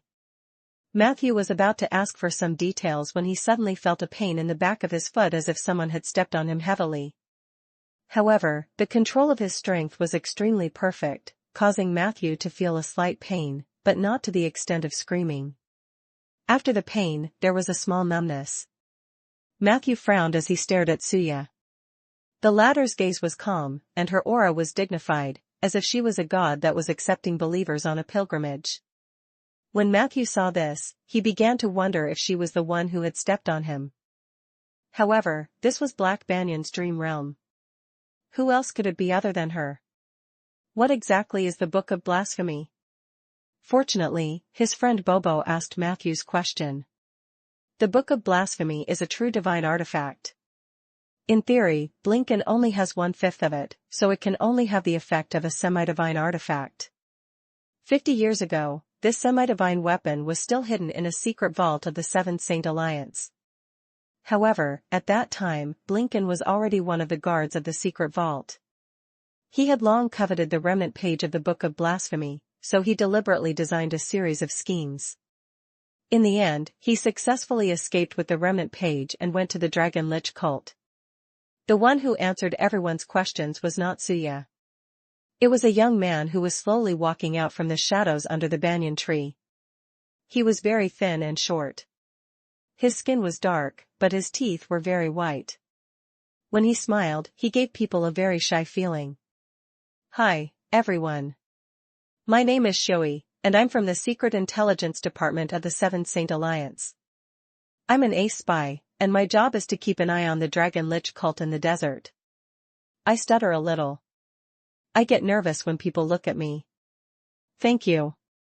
Shoei finished the 2 sentences as if he were reciting his lines. Suya helped to introduce him. I've known Shoei for many years. He was always active in the desert. Before the Dragon Lich cult attacked, he came to warn me, but Blinken came too quickly, giving me less than an hour to react. Shoei turned his head and didn't look at anyone. He said smoothly. It's not your fault, Master Suya. Blinken is the 3rd most powerful person in the Dragon Lich cult. His strength is unbelievably strong, and no one knows that he will suddenly go crazy. Everyone, if you don't mind, let me introduce the background of the Dragon Lich cult first. The group of people were curious, to begin with, so they naturally nodded. Only Matthew's nod was a little slow. Because just now, he felt another foot rubbing against the back of his foot. This time, it wasn't a stomp. But it seemed more torturous than stepping. Is it Suya? What is this woman doing? She has just lost her verdant branch. She can't be in the mood to flirt with me. Chapter 162 Chapter 162, Book of Blasphemy and Holy Mage. Chapter 162, Book of Blasphemy and Holy Mage. Translator, Lonely Tree. Matthew's mind was in a mess. However, he soon listened attentively. The Dragon Lich cult originated from the worship of the Dragon of the Dead, Ariana, but in fact, Ariana hated them very much. She once personally said to the person in charge of negotiating with the Alliance of Seven Saints, "If it's possible, I hope that I'm the only Dragon Lich in this world. I enjoy loneliness and don't yearn for my own kind because having too many of my own kind means competition. I'd rather lie in my grave every day and count flies than have a few more Dragon Liches in the world." Although this sentence was said in the context of Ariana trying to distance herself from the dragon worship sect, we think it has a certain degree of authenticity. Ariana was just a spiritual icon used by the Dragon Lich cult to attract believers. Their real leader was actually a mage named Isabel. Speaking of which, I have no choice but to reveal my family's dirty laundry. Lady Isabel, as the teacher of the current guardian of the South, Mr. Ronan, was once the previous generation's heavenly mage of the Seventh Saint Alliance. Her level was above level 30, which was also the legendary Holy Mage. Yes, she was a traitor of the Seventh Saint Alliance. This was also one of the reasons why the Seventh Saint Alliance had yet to destroy the Dragon Lich sect. We don't know why the former heavenly mage and the guardian of the human race betrayed us. Fortunately, although Isabel was crazy, she was not too evil. The Alliance had paid a huge price to stop her. After a few difficult battles, we eliminated a considerable number of members of the Dragon Lich sect. Isabel was also convinced and took the initiative to confine herself. The Alliance's higher-ups had people accompanying her day and night. We could say that her mental state is still okay. The Dragon Lich sect that we're looking at now is mainly controlled by two mages. They were once Lady Isabel's favorite students. Blinken, whom I'm monitoring, is mainly responsible for the activities of this cult in the south. He was very cunning and appeared and disappeared like a ghost. The Alliance sent people to capture him a few times, but he escaped. This time, I caught a clue about him. I only dared to hide in the dark and wait for the follow-up orders from my superiors. According to my observations, before attacking the rainforest, Blinken had been in the desert.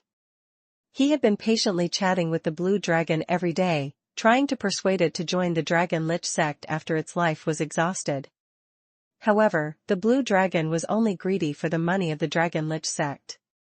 It refused to sign the contract after receiving money several times. Blinken was already very angry. However, Blue Dragon was shameless, timid, and cautious. He could not do anything to him. Blinken was indeed quite capable.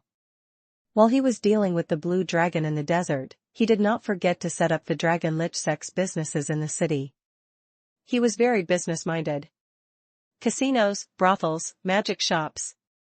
Under his management, the Dragon Lich sect's businesses flourished. Many local tyrants in the Gold Coast tried to find trouble with them, but in the end, they could not do anything. He spent most of his time in the desert fighting the Blue Dragon. This was truly admirable. I thought this situation would continue until Blue Dragon or Blinken made their move. However, some time ago, I received a message from an insider from the Dragon Lich sect. He told me that a member of the Dragon Lich sect was in a tavern in Condor City when he accidentally heard a drunkard say that they had found a giant dragon's tomb in the rainforest and that they were going to be rich. The member of the Dragon Lich sect verified that the drunkard was a mid-level leader of the Sandstorm Bandits. Ever since that day, the Sandstorm Bandits began to have internal strife. After that, Blinken asked around and somehow concluded that there was a dragon's tomb in the rainforest. After all, the Book of Blasphemy had records on how to advance as dragon liches. One requires a large number of dead dragon skeletons. The news of the dragon's tomb directly stimulated Blinken. He almost immediately gave the order to temporarily give up on negotiating with the Blue Dragon and mobilized a large amount of resources to the edge of the rainforest. He was cutting down trees and building factories. They probably knew that they would encounter resistance from the rainforest creatures and were prepared to fight to the death with you. The tomb of the giant dragon?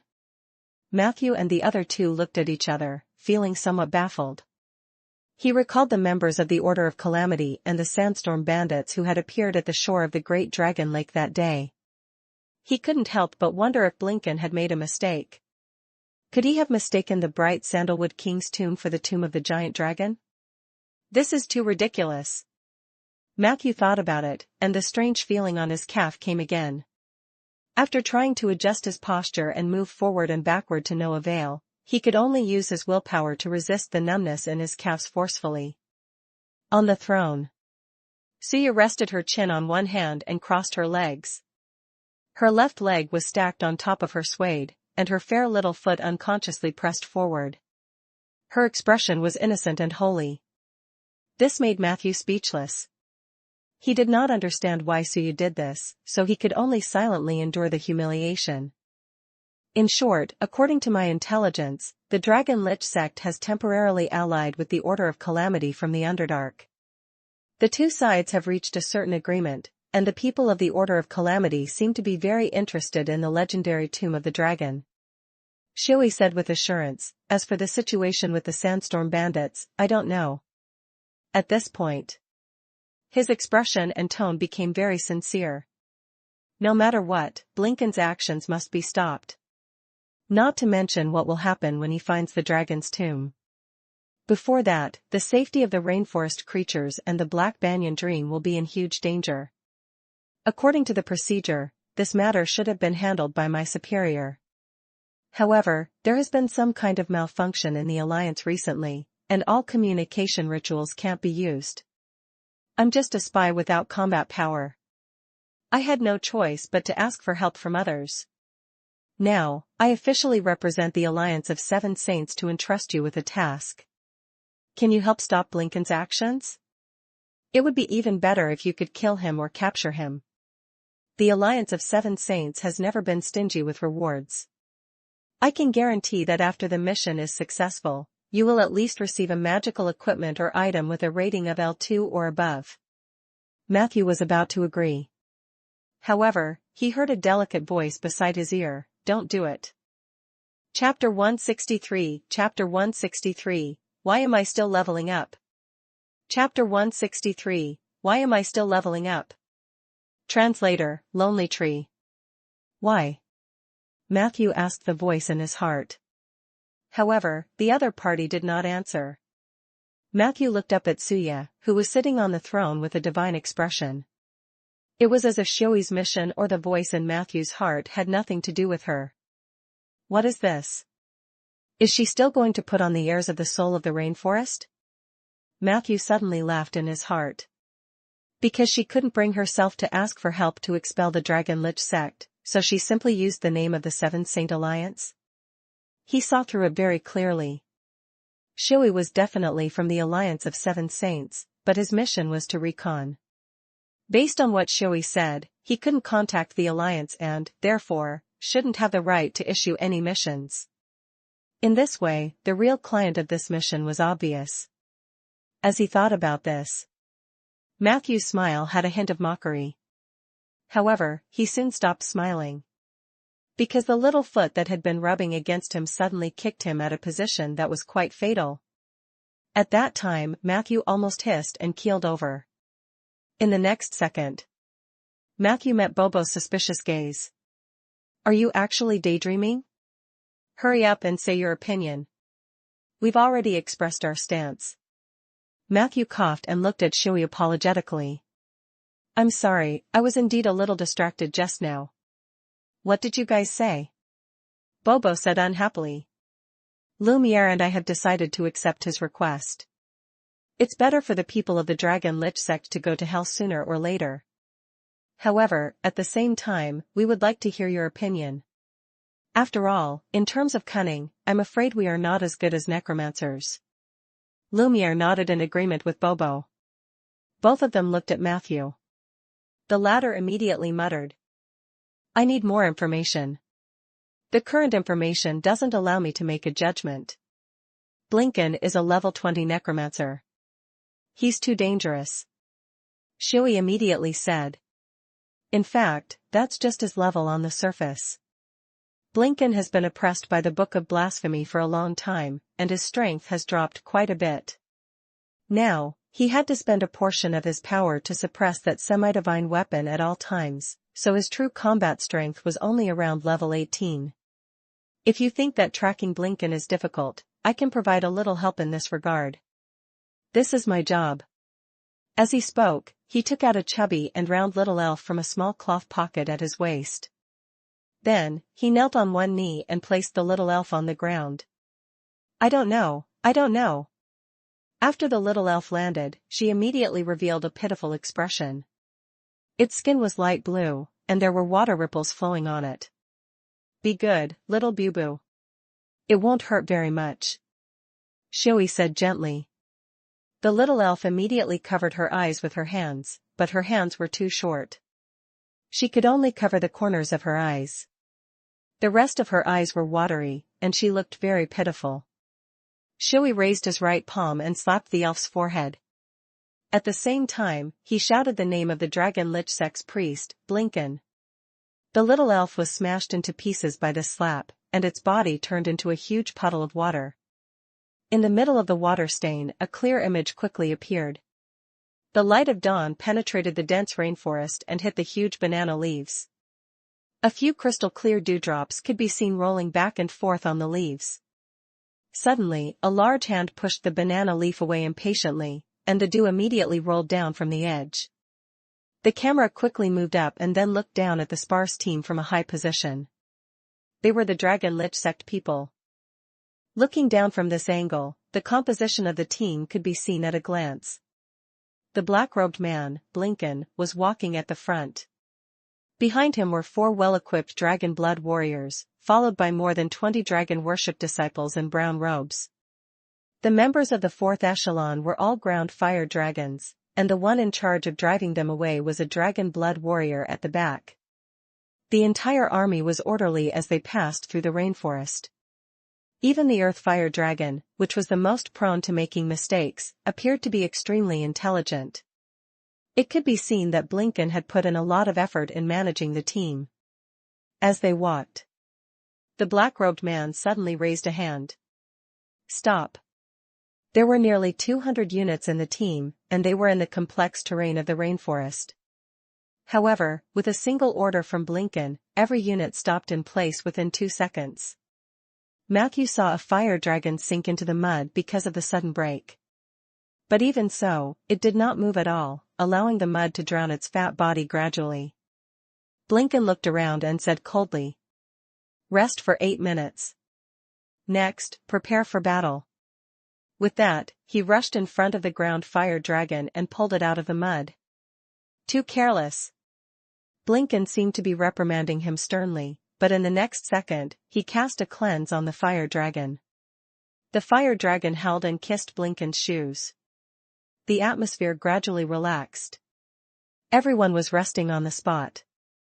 Only Blinken himself kept walking back and forth.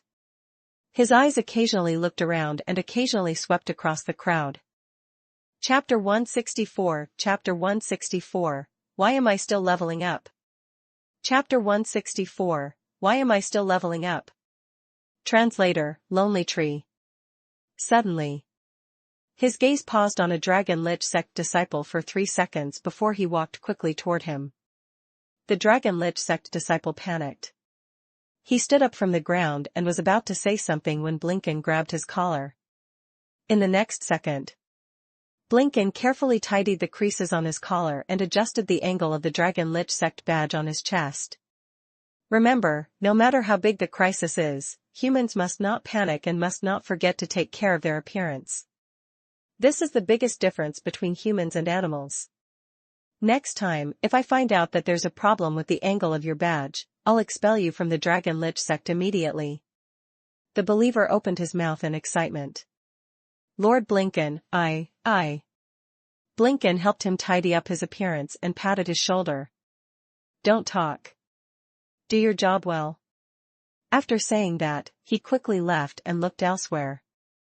A few minutes later, Blinken led his team and set off again. This time, the camera couldn't keep up with them.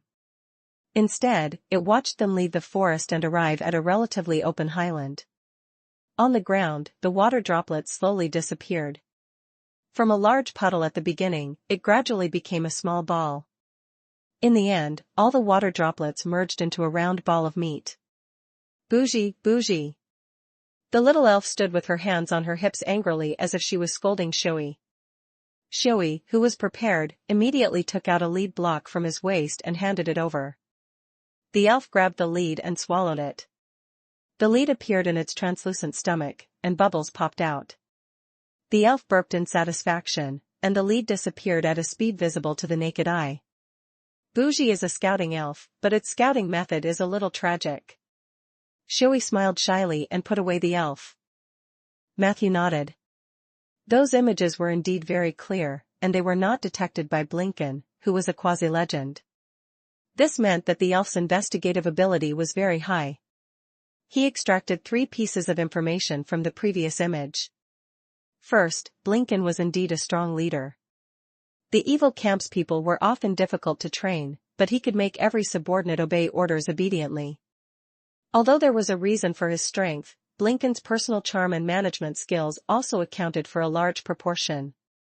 The underground allied army of the Order of Calamity was nothing more than a bunch of wandering soldiers in front of Blinken's troops.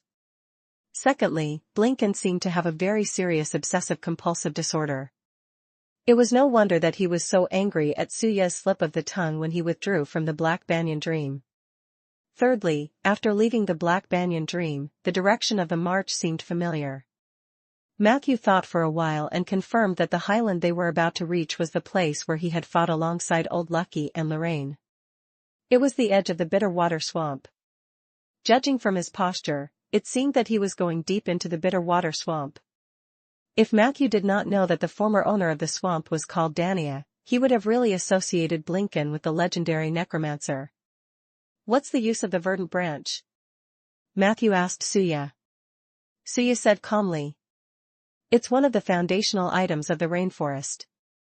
With it, the Dragon Lich sect disciples can move freely in the rainforest to a certain extent, reducing the risk of encountering poisonous insects and beasts.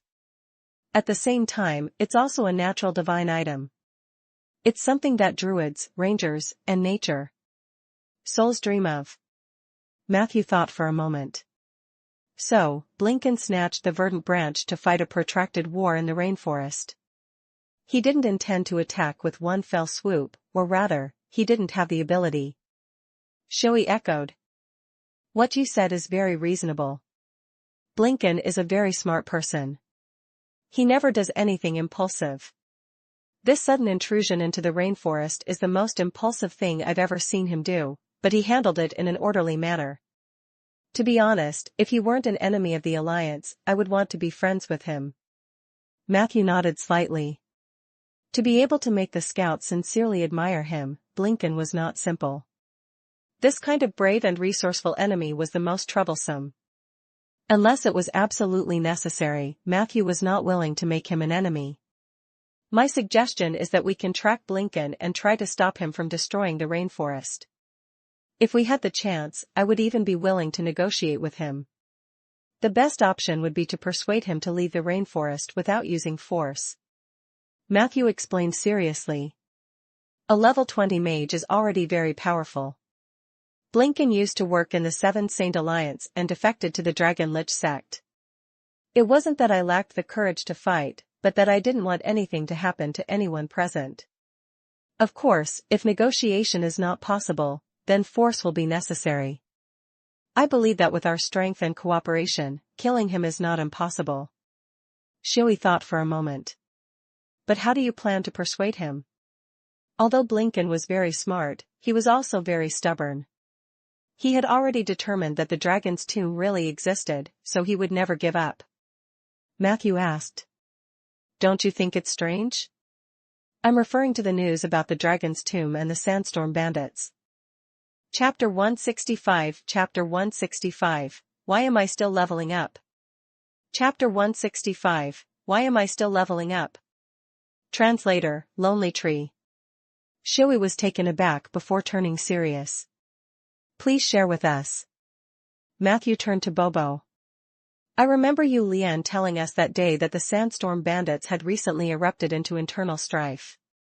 Both sides have been constantly fighting in the city, but in the end, they have mistaken their targets several times. The ones who died were all outsiders, right?" Bobo nodded vigorously. Matthew chuckled. "The bandit gang got the wrong target? You must be joking. I can understand if they are a knight regiment or a warrior regiment, but I can't understand how a bandit regiment that is famous for intelligence investigation and accurate assassination could get their targets wrong." Realization dawned on Bobo. "So that fatty lied to us." Shui coughed when he heard that. He probably didn't lie to you. I've also verified this information. It's true. The places where both sides exchanged fire were both inside and outside the city of Condor, and most of the people who died were indeed outsiders who were accidentally involved.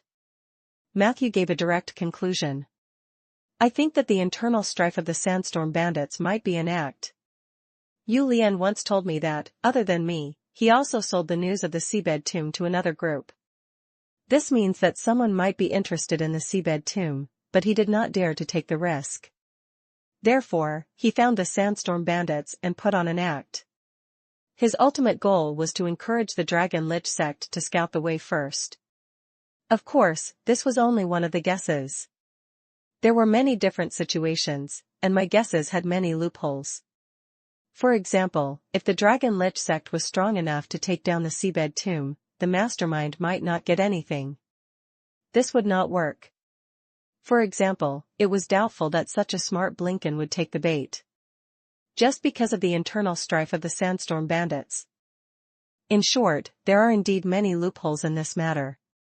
We haven't found out the truth yet, but we can use these to negotiate with Blinken first.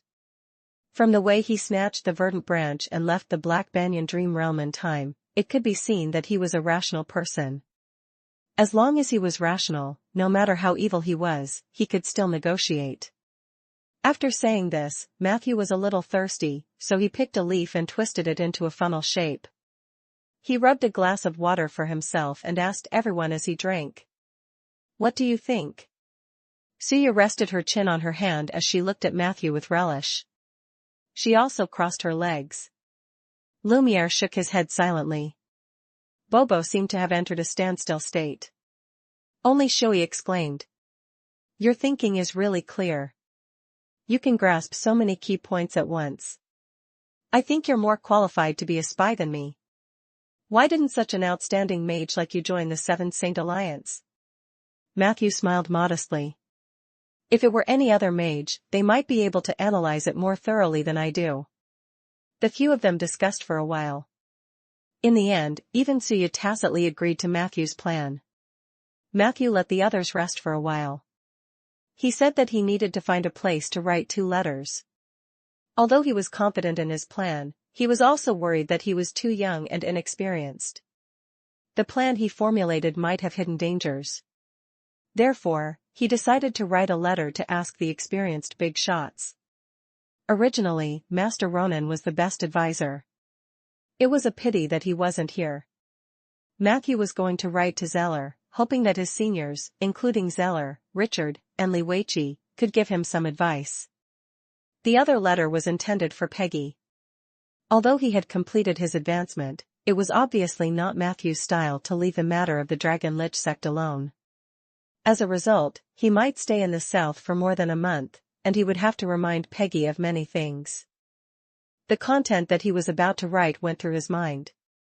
Matthew took out a letter and a pen from his bag. At this moment, Suya's voice sounded in his ear. Follow me. Then, Matthew saw a beautiful figure quickly disappear into the forest on his left. He stood up and walked in that direction without batting an eyelid. However, Matthew did not know that Bobo and Lumiere, who had long since noticed his abnormality, saw the scene. The two of them looked at each other and then looked at the throne. However, there was no trace of the soul of the rainforest on the throne. Lumiere had a complicated look on his face and did not speak. Bobo suddenly asked, if a human and a nature soul mate, will she give birth to a human or a nature soul? Lumiere was stunned. They shouldn't have reached this level, right? Bobo looked at him in disdain. Are you blind? Lumiere scratched his head in embarrassment. Sorry, this question is beyond my knowledge. I really don't know what will happen. After all, I'm just a country bumpkin who hasn't left the rainforest much. Bobo said seriously, please don't say that. Lumiere's heart warmed. In the next second, Bobo said seriously, country bumpkins might even have more knowledge than you. Lumiere's face stiffened. Here, this one is for you. Don't be dejected anymore. Bobo randomly took out a colorful candy and an alarm clock from her bag. She placed the alarm clock on the ground and patted the button on it. The clock's needle slowly moved. Then she handed the colorful candy to Lumiere. I'll treat you to a smart candy. You'll become smarter after eating it. Lumiere gratefully accepted the candy, but he did not eat it but put it in his pocket close to his chest. Chapter 166, Chapter 166, Why am I still leveling up? Chapter 166, Why am I still leveling up? Translator, Lonely Tree. After doing all this, Bobo began to polish her armor silently. Lumiere pointed at the alarm clock on the floor and asked, "What are you doing?" "Oh, to time Matthew." Bobo replied casually. "Aren't you curious how long it'll take him to write letters, I mean?" In the small forest, Suya casually set up a hazy barrier. She elegantly walked to a round tree stump and stopped. She turned around and looked at Matthew. "You can write here. But before that, I have to ask you. Why didn't you listen to my advice?" Her expression became stern and fierce as if the irritable soul of the rainforest had returned. Matthew said calmly, "Someone has to deal with the matters of the Dragon Lich sect." Suya said coldly, "Lumiere can take care of him." Matthew shook his head and said, "This is too dangerous. I can't let him go alone." Suya paced back and forth angrily with a dark face. A moment later, she suddenly sighed. The anger on her face disappeared and was replaced by a deep worry. She closed her legs and slowly sat on the tree stump. "I'm very weak now. The Book of Blasphemy has contaminated the source of the Black Banyan stream. I need to spend a lot of energy to purify it.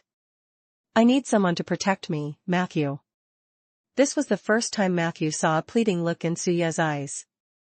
Matthew muttered, "If it's just protection, Lumiere or anyone else can do it." "No," Suya said decisively, "I don't trust him." Matthew was stunned for a moment. He had thought about the various reasons why Suya looked at him differently, but he did not expect her to give such a reason. "I came from the rainforest myself, so I know very well what is engraved in the blood of every creature here. I trust none of them equally, including your partner Lumiere," Suya said coldly. Matthew didn't refute her.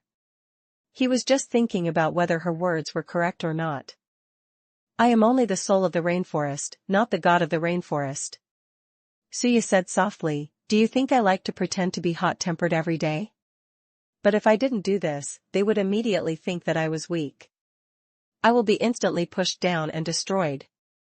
Today, when the Dragon Lich sect attacked the Black Banyan Dream Realm, I summoned many animals, but I didn't summon the patterned giant crocodile. Do you know why? I'm afraid that it will eat me when it comes in. Trust me, it won't miss this opportunity." It was not the only one. Dinosaur uses and winged dragon wind gods were the same. Every ferocious beast in the rainforest cherished the opportunity to climb up the food pyramid. Therefore, I can only feel a sense of security after they die and advance into war beasts. Because I was born surrounded by wolves. Matthew. Can you understand this feeling? Matthew looked over. Suya's expression was still very stubborn, but there were tears in her eyes. "Lumiere is not that kind of person, I believe," Matthew said. Suya smiled. "You believe? That sounds like you have been convinced by me." Matthew did not disagree. "Then why do you trust me?" he asked. "Because you come from a civilized world, and you have the recognition of the oak forest," Suya said softly. "Oak is not great, but she has always been very accurate in judging people. Even if the oak forest related to you has not officially become a nature soul, I still believe her judgment." After Matthew heard this, he roughly understood Suya's current situation. However, he still looked apologetic. "But I can't let them go alone. I'm worried about their safety." Suya looked at him bitterly. "So you don't worry about my safety?" Matthew scratched his head. "How about I leave a bone dragon with you? Get lost." Suya's expression suddenly changed. "Who wants your bone dragon, stinky necromancer? You and your summoned creatures better stay far away from me. I don't want your protection." Matthew raised his eyebrows. He realized Suya's little trick, but he did not point it out. He only smiled playfully. "It's not a good thing to throw a tantrum at the soul of the rainforest now. After all, you've already exposed your weakness. Not willing to be outdone, Suya slapped the tree stump between her legs with her right hand. Come on. Come at me if you have the ability. Aren't you going to write a letter? I'll just sit here and not leave. Or you can go right somewhere else. Or you can move me away from here. If you're a man, you'll know which to choose. Matthew immediately rushed over. After a while, he successfully subdued Suya from an extremely tricky angle. Suya was forced to half-kneel in front of the tree stump, her face filled with disbelief. Matthew said leisurely, well, this is perfect. I'll dictate, and you write for me. He slapped the letter and quill on the stump. Suya immediately screamed, are you still a man? Matthew said calmly, so, will you write for me? Suya gave up and said, fine. All right. Let go. Matthew let go of her hand cautiously. Suya begrudgingly went to grab the quill and letter. What do you want me to write? Suya suppressed her anger. Matthew cleared his throat. Darling Zeller. Darling? Suya raised her head and almost dropped her quill. Matthew pressed her head down. Just right. Don't ask too many questions. Suya snorted lightly. Her face was slightly red as she obediently wrote. Chapter 167, Chapter 167, Why am I still leveling up? Chapter 167, Why am I still leveling up? Translator, Lonely Tree. Hint, Rainforest Soul's favorability +1+1+1. Matthew looked at it and smiled. The 2 letters were quickly written. Matthew quickly left the Black Banyan Dream and summoned Ella from the Moonlight Woodlands, who had been resting for a long time. He asked her to bring the 2 letters back to Rolling Stone Town. Then, he rested for a while in the Black Banyan Dream realm. An hour later, just as they were about to set off to negotiate with Blinken, Matthew was surprised to hear such a great piece of news. Hint, since you have successfully completed the advancement, the power limit of your contracted summoned creature, Tauren Skeleton, will be passively removed within 24 hours. You can also choose to manually remove the limit in advance to recover more of the Tauren Skeleton's original power. Is there such a thing? I was the one who restricted Peggy's strength. Why didn't we know about this when we signed the contract? Matthew was stunned. He did not hesitate. He chose to cancel the limitation manually. A little earlier, another morning arrived in Rolling Stone Town. The sky lit up. Pedestrians shuttled to and fro on the street of farmers. Housewives or old people carrying baskets walked and stopped in front of the stalls, saying good morning to each other, asking about the price, and occasionally chatting. The streets were filled with voices. At a stall selling white radishes at the corner of the street, the stall owner, Mary, was tidying up the vegetable stall. Suddenly, her vision blurred, and the 2 white radishes disappeared into thin air. Ding! A few loose coins landed on the stall. Mary accepted the money as if nothing had happened. She turned to her husband, who was cleaning the donkey cart, and said, "That invisible person actually came to buy white radishes today." The husband asked in a daze, "Haven't our white radishes always been delicious?" Mary shook her head and said, "He bought it once 2 years ago, but he hasn't bought it since. He probably doesn't like it himself. Perhaps there was a guest at the invisible person's house today, and the guest liked it, so he bought it." The husband put down the brush in his hand, hugged Mary's waist from behind, and praised, "You're really smart." Mary was proud for a while, then she seemed to have thought of something and said seriously, "So don't think about fooling me. I heard that you've been getting close to that slut Jenny recently. If you get caught, humph." The husband trembled and repeatedly expressed that he wouldn't. Mary kissed him contentedly. The sun gradually rose. Not long after, a tall shadow appeared in the alley next door. Peggy carried the basket and counted the dishes she had bought the day. White radish, carrot, beef eyes, beef liver. The recipe that Sif mentioned should only need these ingredients. Not long after, She walked briskly back home, only to find that the kitchen was already flaming. She walked over and saw that Sif, who had stayed the night before, was cooking a pot of delicious soup. Peggy asked curiously. "What soup are you making, baby?" Sif pulled up her chef's dress, which had been enlarged by who knows how many sizes, and raised her spoon. She turned around and smiled. "I made soup with the fish jelly and mushrooms that I ate last night. By the way, didn't I always say that I wanted to try to make a dish that even the undead could taste? I added something special to the soup today. Do you want to try it?" As she spoke, she scooped a bowl of soup for Peggy. Peggy took the soup and stuffed it directly into her chin, ignoring the boiling heat. Unlike Soldier, the hot soup flowed down her neck, but before it could seep out or drip out, it was instantly evaporated by her soul fire. She even burped like a human.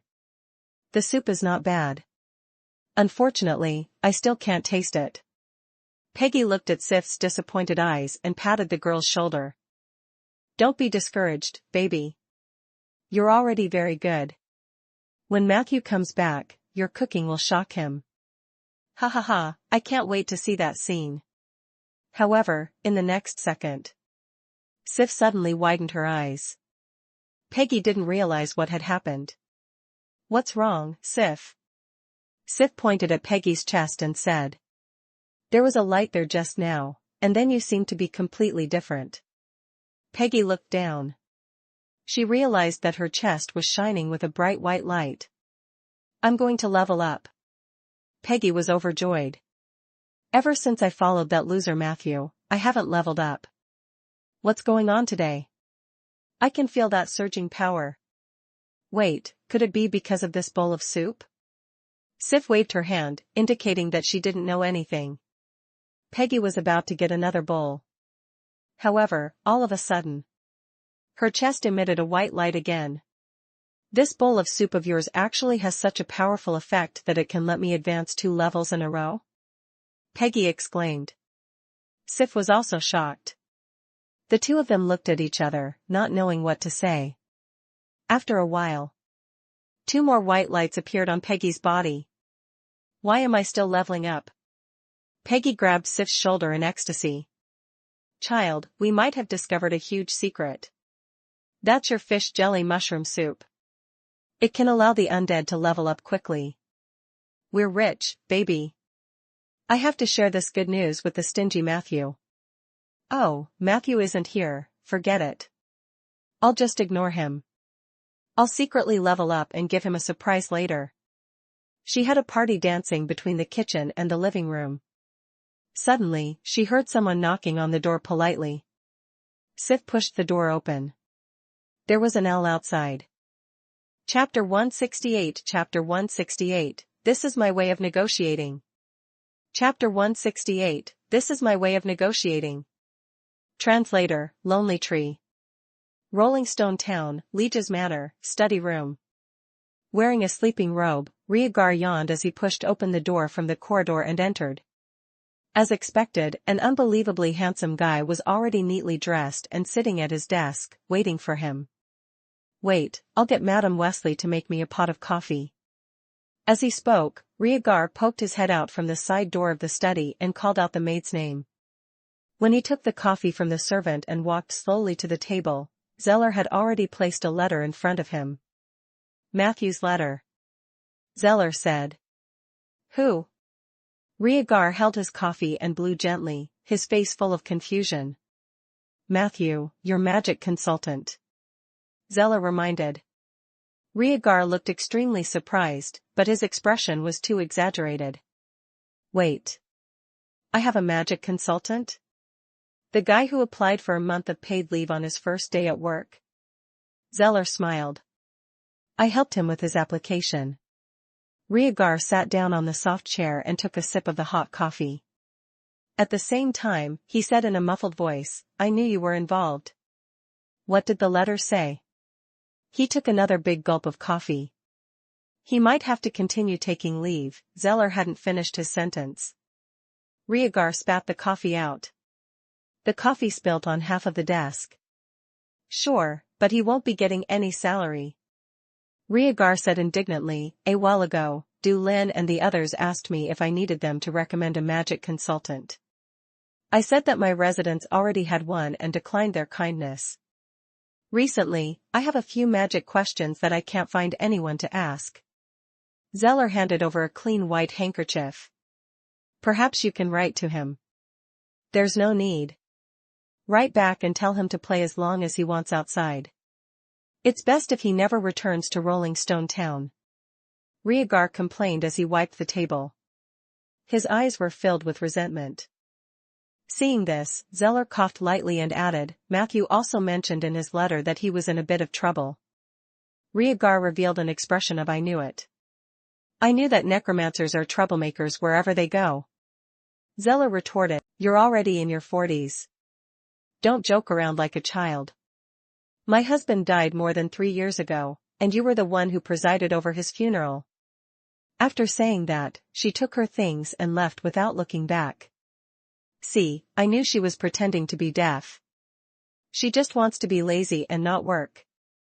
Rhaegar cursed hatefully. I'll fire her next week. Zeller laughed. You've been saying that for 2 years. Everyone knows you can't fire Mrs. Wesley. She watched you grow up. Rhaegar blew on his coffee expressionlessly. I'm serious this time. Speaking of which, what about this letter? Matthew is in trouble, Zeller reminded. I think we need to help him. Why? Rhaegar asked. He's very smart and excellent, Zeller said.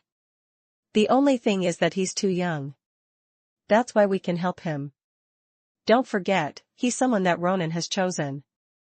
Rhaegar was silent for a moment, then nodded and said, well, tell me, what kind of trouble did he run into? I'll provide help depending on the situation. After saying that, he took another big gulp of coffee. Zeller suddenly stopped talking. After Rhaegar swallowed all the coffee, he asked curiously. Why didn't you say anything? I'm waiting for you to finish drinking. I'm afraid you'll spray it all over again. Zeller joked. Because the problem Matthew encountered was Blinken of the Dragon Lich sect. Chapter 169 Chapter 169, This is my way of negotiating. Chapter 169, This is my way of negotiating. Translator, Lonely Tree. Rhaegar's eyes widened. He looked at the cup in his hand and said self-deprecatingly. Fortunately, you have foresight. Otherwise, I'm afraid I would have to change into pajamas. So, that kid went out and provoked a legendary mage? Zeller corrected him. Half-legend, peak of tier 5, level 20. Blinken has been a half-legend for many years. I guess the reason why he hasn't been able to break through is related to the Dragon Lich sect. If he can't advance to a Dragon Lich, he might never be able to advance to legend. Rhaegar said. Even so, you're trying to persuade me to take the initiative to provoke a 5th-tier mage, and it's the Dragon Lich sect with a great background? If you weren't a warlock yourself, I would have suspected that you were seduced by that kid. Zeller said calmly. We've killed quite a number of tier 5 mages before. Back in Purgatory, we all knew that the gap between those below the legendary realm wasn't that big. If we were to prepare carefully, tier 5 mages would actually be very weak. Seeing Zeller's expression, Rhaegar's heart skipped a beat, and an expression of resistance appeared on his face. Damn it, it's happening again. I don't want to listen to you now. He tried to cover his ears. However, Zeller pulled them away mercilessly. No, you have to listen. This is very important. In the letter, Matthew mentioned that he had encountered the Dragon Lich cult and Blinken in the rainforest south of Marshwater City, and there had been some conflict between the two sides. In the letter, he described his follow-up plan in detail, hoping that we could point out the shortcomings of his plan. His first step was to negotiate with Blinken. See, this is what I admire most about him. Not only did he know how to write to us, but he also knew how to try to negotiate with the enemy first. Most boys at his age were idiots. They only knew how to fight and be jealous. He knew that violence meant risk, so it should always be the last resort to solve problems. I'm willing to help a young man with such a bright future. I believe you are the same, Rieger. Riegar couldn't help but nod. However, he immediately felt troubled. So, who should we send? Richard? He kept saying that he had already retired, so it was impossible for him to take action over such a small matter. Dulin and Asma had just returned to Rolling Stone Town a few days ago. They didn't know Matthew and didn't like necromancers. It was definitely not appropriate to send them. Li Weiqi, on the other hand, has been idling around Matthew's forest since we blew up all the passages to the Underdark, complaining that he was bored. I really don't know how he trained his chi. There must be something wrong with this monk's commandments. Zeller crossed his arms and said confidently. Li Weiqi, and you. If the negotiations failed, then both sides would most likely end up in a fight. And if we want to kill a tier 5 mage, Li Weiqi alone is not enough. Although Matthew mentioned in his letter that he had a tier 5 child of the jungle and an arcana machinist whose combat power was unknown, I didn't have any confidence in them. Therefore, I can only ask you to take action. Riegar immediately jumped up from his chair. I'm the Lord of Rolling Stone Town. Do you think I'll go through fire and water for that kid just because he wrote me a letter? It is precisely because you are the Lord of Rolling Stone Town that you should consider the future of Rolling Stone Town. Zeller said seriously, the world is changing, Rieger. The peace of the past is gone. When Dulin and Asma came back, they told you about their encounters overseas. The lock of civilization that Matthew told us about is being broken, and the ambitions of the people are getting bigger and bigger. I suspect that in the next 20 years, many wars will break out on this continent. Bayan City and Gilia City are showing such signs. Even if Ronan could return from the astral plane, his true foundation was still in Jembe. And Rolling Stone Town needs a guardian, an archmage that we can trust. You and I both know Matthew's potential, and now, the opportunity is right in front of you. Believe me, Rieger, there is no better investment than helping a future master currently in need. Riegar revealed a struggling expression. Damn it, Zeller, I knew this would happen. I was almost convinced by you. It was always like this. If you can give me another reason, I'll go. Zeller smiled faintly. You are the most idle person among all the higher-ups in Rolling Stone Town. Is this reason enough? Riegar sat on the chair dejectedly. All right, I'll go. Be careful. Remember to remind Li Weiqi. Zeller untied 2 frog dolls from his waist and handed them to Riegar. I know you're not afraid of necromancers, but nothing is absolute. Riegar took the doll and laughed at himself. I knew I couldn't hide it from you. I've been watching you, Rieger. Zeller said gently, I know that you spent a lot of effort to cultivate that ability for revenge. It is the nemesis of necromancers. This is also one of the reasons why you allow Matthew to hang around you, isn't it? Riegar hung one of the dolls on his waist and shook the other one. I'll give it to Li Weiqi, but he might not need it. Right, how should we get there? This place is too far away from the rainforest. The Eastern Giant Eagle can't carry the 2 of us at once. Chapter 170, Chapter 170, This is my way of negotiating. Chapter 170, This is my way of negotiating. Translator, Lonely Tree. Zeller laughed again. The owl that Matthew sent to deliver the letter is a high-level blessed nature soul of the goddess of moonlight. When there is moonlight tonight, she will bring you into the kingdom of the goddess of moonlight. After that, Matthew himself will provide the goddess with a coordinate anchor point. You can directly teleport to his side, but the price is that he will owe the goddess of moonlight a favor. This is the cunning part of this kid. He only explained his plan to us and asked for suggestions in the letter. He had no intention of asking for help. However, he wrote down the instructions for us and even told us the price he paid. Look, what a cunning and thick-skinned kid. He already knew how to make full use of his connections. So at his age, what were you doing, Rieger? Facing Zeller's question, Riegar replied without hesitation. I was still in Pony Town at that time. I fought with the bastards from the Turtle Gang every day. Occasionally, I would fight with others because of young and beautiful girls. As he spoke, he suddenly felt that something was wrong and hurriedly stopped. Zeller couldn't help but laugh. Hint, your contracted summoned beast, Tauren Skeleton, has leveled up to LV13. Peggy had mastered a series of new abilities. Is she only one level higher than me again? However, when he was level 5, Peggy was level 9. Matthew was a little confused. He had signed the most ordinary undead contract with Peggy. If there were a seal, it would definitely have nothing to do with the contract. This kind of incomprehensible thing could only be attributed to the strangeness of Peggy herself. Anyway, she had many strange things about her, so this one was not a big deal. Maybe it wasn't a seal, but my advancement or other actions activated the potential in her body? Matthew collected his thoughts. At this moment, the 4 of them were standing in front of the throne, receiving Suya's blessings. Beams of white light descended. Suya sat upright on the throne, her expression as if she was sacred and inviolable. After coming out of the small forest, she carried herself with an unbelievably elegant and holy temperament. This strong contrast was really impressive. Matthew believed that she would take the opportunity to humiliate him when she blessed everyone.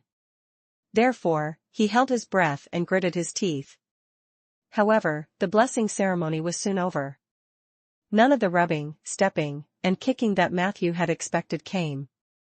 This made him heave a sigh of relief, but at the same time, he also felt a sense of loss. When he left the Black Banyan Dream Realm, Matthew turned around and glanced at Suya, who was sitting on the throne. The latter's face gradually became blurry. In the midst of the haziness, Matthew seemed to see her smile at him.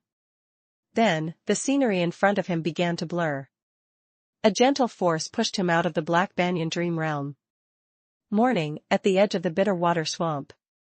Lumiere bent down and carefully examined the marks on the ground. They're moving very fast. They should have reached the depths of the swamp by now. There's no sign of fighting nearby. Strange, such a huge commotion. Could it be that they didn't attract the undead in the swamp? Matthew said solemnly, Blinken is a powerful necromancer. It's normal for him to have a way to appease the undead. What I'm curious about is why he's heading in this direction. Could it be that the bitter water swamp is related to the Dragon Lich cult's search for the Dragon Tomb? Shui pondered and said, I've also heard a little about the former owner of the bitter water swamp. The necromancer named Dania was the city lord of Bayan City for the last 2 generations. She was an archmage who was officially registered in the Alliance. She was considered a very decent necromancer, so she probably didn't have much contact with Blinken.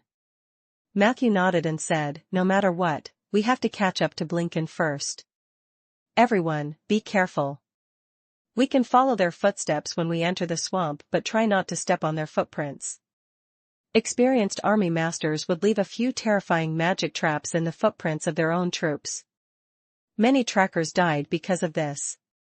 At Matthew's signal, Lumiere took the lead. He pushed aside a patch of reeds and followed the footprints. Matthew, Bobo, and Shui followed in one after another. They didn't walk far when a zombie suddenly emerged from the haystack in front of them. As soon as she saw Lumiere, she couldn't help but rush over. Just as Lumiere was about to attack, Matthew shouted in a low voice, retreat. Lumiere did not hesitate and quickly dodged. Matthew began to chant a spell in a low voice. Spell, comforting the dead. Under Matthew's incantation, the zombie gradually lost its desire to attack. She staggered to the side of the crowd until everyone had passed, and she followed behind them. Do you know that zombie? Bobo asked. Matthew looked at Miss Zombie, who was at a loss, and sighed softly. We met once at night. Shui and Lumiere were instantly shocked. Matthew quickly pointed at Bobo and explained, she was also there that night. Bobo seemed to recall something and nodded her head vigorously. Yes, yes. I was there too. As a result, Shui and Lumiere were even more shocked when they heard that. After a long time. Only then did the two of them come back to their senses. Shuey coughed and awkwardly changed the topic. Mr. Matthew, I see that there are still many undead along the way. If we keep using the peaceful method, I'm afraid it will affect our speed of pursuit. Matthew waved his hand. It's fine. I won't appease them anymore. If there are any more undead, I'll use this to open a path. As he spoke, he took out Ursul's reprimand from his inventory and held it tightly in his hand. This time, the two of them only glanced at the black and long whip and did not say anything. 10 minutes later. Outside the swamp, on a slightly raised highland, a muscular dragon blood warrior was leading 4 dragon cult disciples and 7 to 8 ground fire dragons to patrol the surroundings. It seems that Blinken has set up a sentry post to guard against pursuers. In the reeds not far away. Shuey, who was the first to discover the sentry post, whispered, "What should we do? Should he go around them? Mr. Matthew?" Matthew said. "Of course, we have to kill them in one go." Shuey was stunned. "But didn't you say that you wanted to negotiate first?" Matthew smiled and patted Lumiere and Bobo's shoulders. "This is my negotiation method." As he spoke, he was the first to rush out of the reeds. His body expanded rapidly, and in the blink of an eye, he turned into a moon bear. Roar! The moon bear growled as it ran. Instinct casting, vine spell. At that moment, 2 vines with barbs quickly grew from the ground and entangled the dragon blood warrior tightly.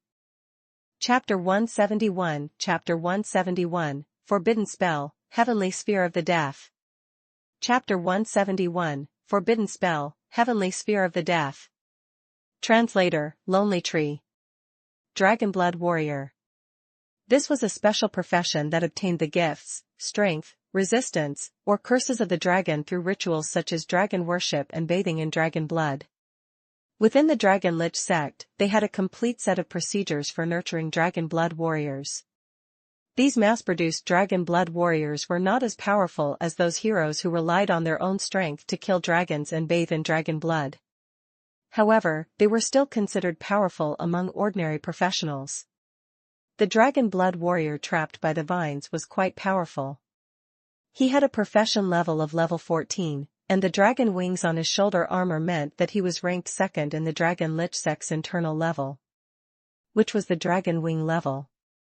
According to Shuey's introduction, the internal hierarchy of the members of the dragon worship sect was divided into dragon claws, dragon wings, dragon teeth, and dragon souls. This could be easily identified from the clothes they were wearing. Just as the moon bear was about to attack, Matthew saw the dragon wings on the shoulders of the dragon blood warrior emit circles of black magic light.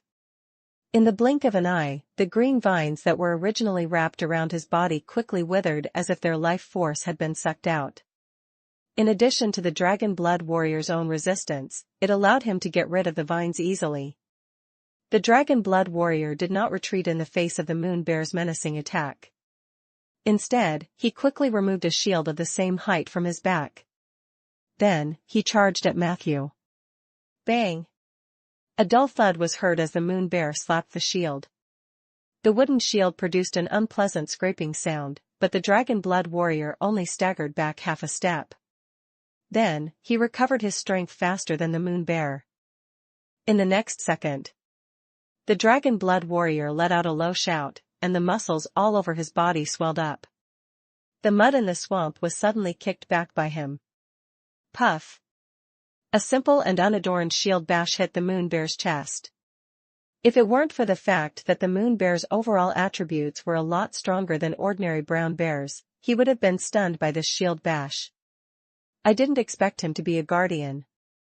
How rare! A trace of regret flashed through Matthew's heart. But the next moment, he didn't hesitate to pounce again. The moon bear and the dragon blood warrior clashed for several rounds, but there was still no winner. At this moment, Lumiere and Bobo also followed suit and launched a surprise attack on the 4 dragon worshippers.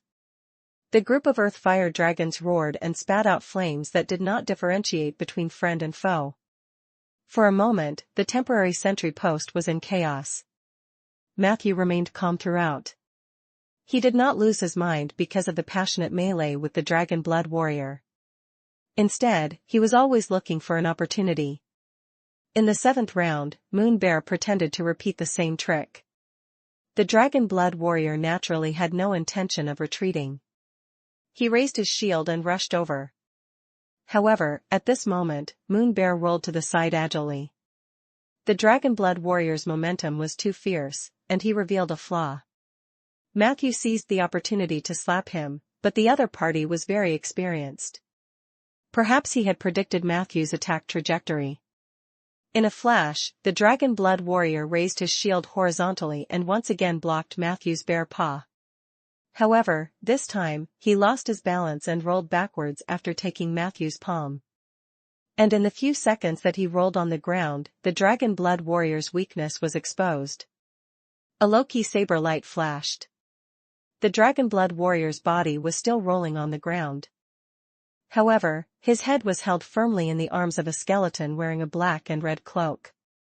Matthew successfully cooperated with Soldier to kill the dragon blood warrior.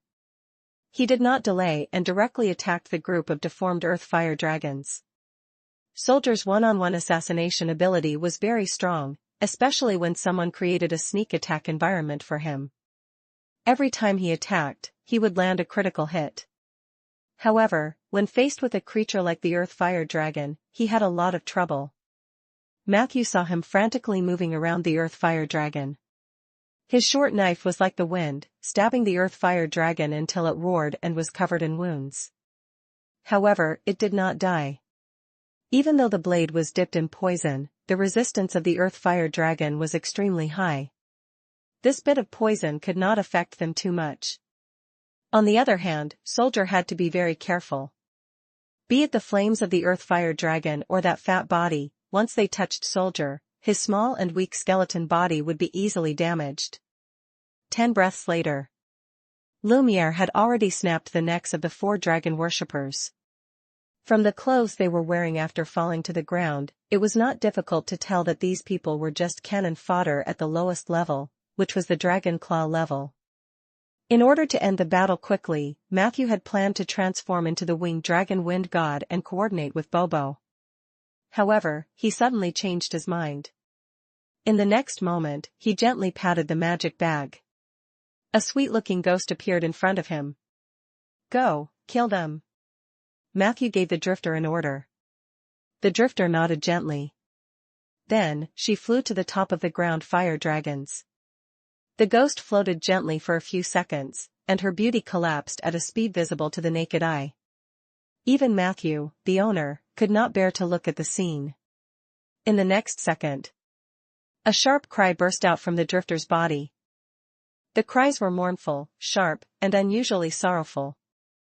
They had a very strong spiritual penetrating power. Even Lumiere and Bobo were nearly affected. And the few ground fire dragons suffered the worst. Chapter 172 Chapter 172, Forbidden Spell, Heavenly Sphere of the Dead. Chapter 172, Forbidden Spell, Heavenly Sphere of the Dead. Translator, Lonely Tree. After a round of crying, all the ground fire dragons were stunned on the spot. The drifter gracefully sank down. During this process, her looks were recovering at an extremely fast speed. Miss Drifter lightly walked past a ground fire dragon, and with a wave of her hand, the soul of a simple-minded ground fire dragon was caught in her palm. Hint, your summoned creature, the Drifter, has used its ability, sad cries of death. J. The ground fire dragon's immunity failed, intelligence, perception, and will, and they all entered a state of absent-mindedness. In this state, the Drifter could activate the second part of the skill, taking soul. In other words, she could directly cross the barrier of the spiritual realm and take away the souls of the absent-minded. The Drifter's movements were very nimble. After a few rounds, the souls of the 7 ground fire dragons were all captured by her. She obediently sent these souls to Matthew. Matthew immediately took out a bottle that was usually used to hold pills from his luggage. After emptying the pills, he chanted the most basic soul seal spell. The white smoke slowly dissipated. Very quickly. These weak souls were successively stored in bottles by Matthew. On the ground, the soulless ground fire dragon was dying rapidly. 3 minutes later, they were completely dead. Seeing this scene, the other three did not make a fuss. After all, Matthew had always been publicly known as a necromancer. If he kept relying on his shape-shifting transformation to win, it would be even stranger. This should be a rearguard post. Shui, who had been nowhere to be seen during the battle, appeared immediately after the battle ended. He attentively searched the surroundings and reported, "I just found a mini alarm spell nearby, but the source of the alarm is not the members of the sentry post. It seems that Blinken already knows of our arrival." Matthew nodded. It was unrealistic to chase after a great mage without the latter knowing. If Matthew wanted to negotiate with Blinken, he had to let him know that he was chasing him. Matthew had to show a certain amount of strength, or he wouldn't have a chance to negotiate with Blinken. From the way the sentry post was set up in a hurry, he seemed to be in a hurry to do something and didn't seem to be in the mood to pay attention to us. Shui speculated, if that's the case, then there must be quite a few sentries along the way. Their purpose is not necessarily to stop us, but to slow us down as much as possible. Matthew agreed. Therefore, he seized the time to search the corpse. It was a pity that the lower class of the Dragon Lich sect looked very poor. They must have handed over all their money to the cult. Even the dragon blood warrior with the dragon wings only had 7 or 8 gold coins on him. Matthew had no choice but to order Soldier to take off the clothes, belts, underwear, shoes, and so on from the corpses. It wasn't that he was stingy. There were simply too many undead in the cemetery at home. Most of them did not have any decent clothes or equipment on them, so Matthew was shopping on their behalf. The group continued to move forward. However, the deeper they went into the swamp, the harder it was to walk. In the afternoon, it was even more foggy. They couldn't even see their fingers when they stretched out their hands. They couldn't even tell the direction, let alone give chase quickly. At this time, it was scary walking around the swamp. If one stepped into a pit, it would be extremely dangerous. Even for professional adventurers, there was a risk of death in the muddy swamp. Matthew was not in a hurry. He held his breath and urged everyone to move forward slowly. Because of the thick fog, the sunlight was greatly weakened, and the drifter had more room to move. Specters were the most comfortable in the swamp. The drifter was lightly exploring the path ahead, pointing out the possible mud or traps ahead. Just like that. Although they stumbled, they did not lose track of the Dragon Lich sect. 3 hours passed. They were already deep into the swamp, but they didn't encounter many undeads along the way. They only killed 3 sentry posts of the Dragon Lich cult. Each sentry post was stronger than the last. The last one was even equipped with 2 archers. If it weren't for the fact that Matthew had Soldier and the Drifter, 2 elite assassins, these 2 archers hiding in the tree would have caused them a lot of trouble. Finally, after a fierce battle, only the unlucky Bobo was hit by an arrow on her knee and helmet. Her armor was very strong, but the archers weren't mediocre either. The arrows they shot were extremely powerful, leaving bruises on Bobo's forehead and knee. This made her extremely angry. She threatened to blow up the Dragon Lich sect's lair on the spot. And in these 3 battles, the most outstanding performance was undoubtedly Matthew's new employee, the Drifter. Specters were semi-invisible, had fast movement speed, and could kill without blinking. They also had 2 incredible abilities, physical damage immunity and death-seeking wails. This allowed the Drifter to enter the Dragon Lich sect's army as if no one was around. After killing a few times, she would be able to completely disrupt the enemy's formation. What followed was naturally a happy harvesting time for Matthew's group. Seeing this scene, Matthew was very pleased at first, but he soon felt a headache. Even though there was a strong worker, Matthew's lineup was less than satisfactory. Putting aside the zombies and skeletons that were cannon fodder, among the contract summons, Peggy was a logistics team leader who had worked hard for many years. Matthew was usually unwilling to send her to the battlefield to fight the enemy head-on. Chapter 173 Chapter 173, Forbidden Spell, Heavenly Sphere of the Dead. Chapter 173, Forbidden Spell, Heavenly Sphere of the Dead. Translator, Lonely Tree. Filey had a strong physique, but he was not tactful enough. He asked for overtime pay every time he appeared, which Matthew loved and hated at the same time. Soldier? Assassin? Drifter? And an assassin. Matthew looked around and realized that he was the only one left who could be considered a fighter or a tank. In the future, do I need to tank the enemies for my creatures to ambush them from behind? The thought of such a scene coming true made his head ache. I'm already at the 3rd tier now. When I go back and learn spells, I can start learning how to make dark warriors. In the future, if I don't have 7 or 8 dark warriors with me, I'm not leaving. Even so, Matthew had gained a lot from these few battles. Not only did he obtain a certain amount of money, but he also still had the mission to expel or kill the Dragon Lich cult members. These dead members of the Dragon Lich cult contributed 2 new spells to Matthew. Magic Trap, you can use a string to create a circle with a radius of 2 meters on the ground or floor.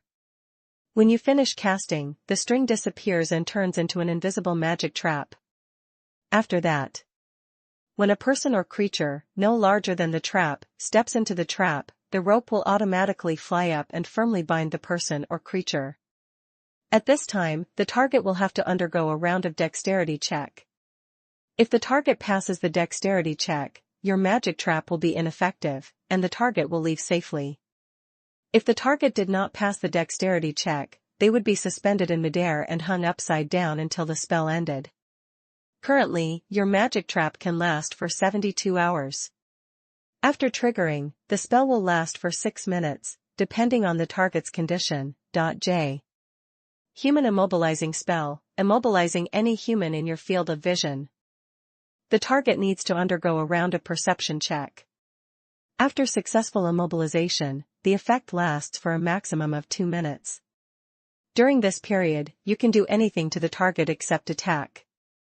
Once you attack the target will be freed from the frozen state. Remarks, 4 times a day.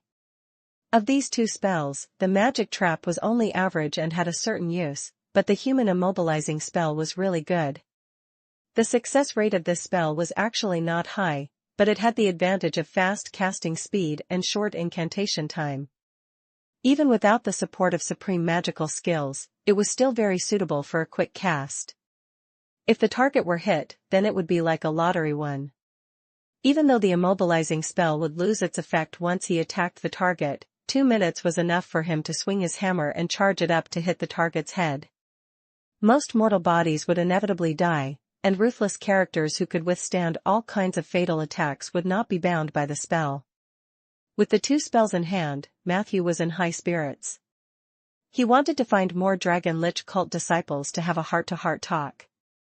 However, after taking down the 4th sentry post, there was no one else in the depths of the swamp. They walked for a full hour.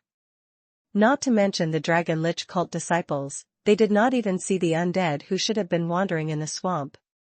As far as the eye could see, there was a thick fog. Uneasiness spread in the team. Something's wrong. It's too quiet. Matthew, I keep feeling that the footprints on the ground are a little deliberate. Should we avoid them first? The one who spoke was the ace spy, Xiao. His face was pale, and he had retreated to the back of the team. Matthew nodded.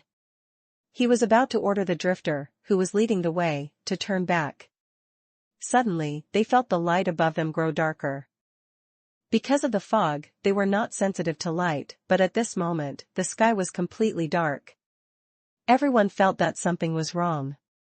They raised their heads and looked up.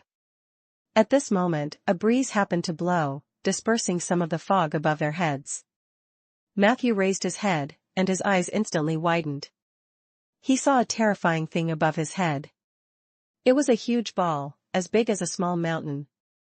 It was precisely because it slowly flew over everyone's heads that the light suddenly disappeared.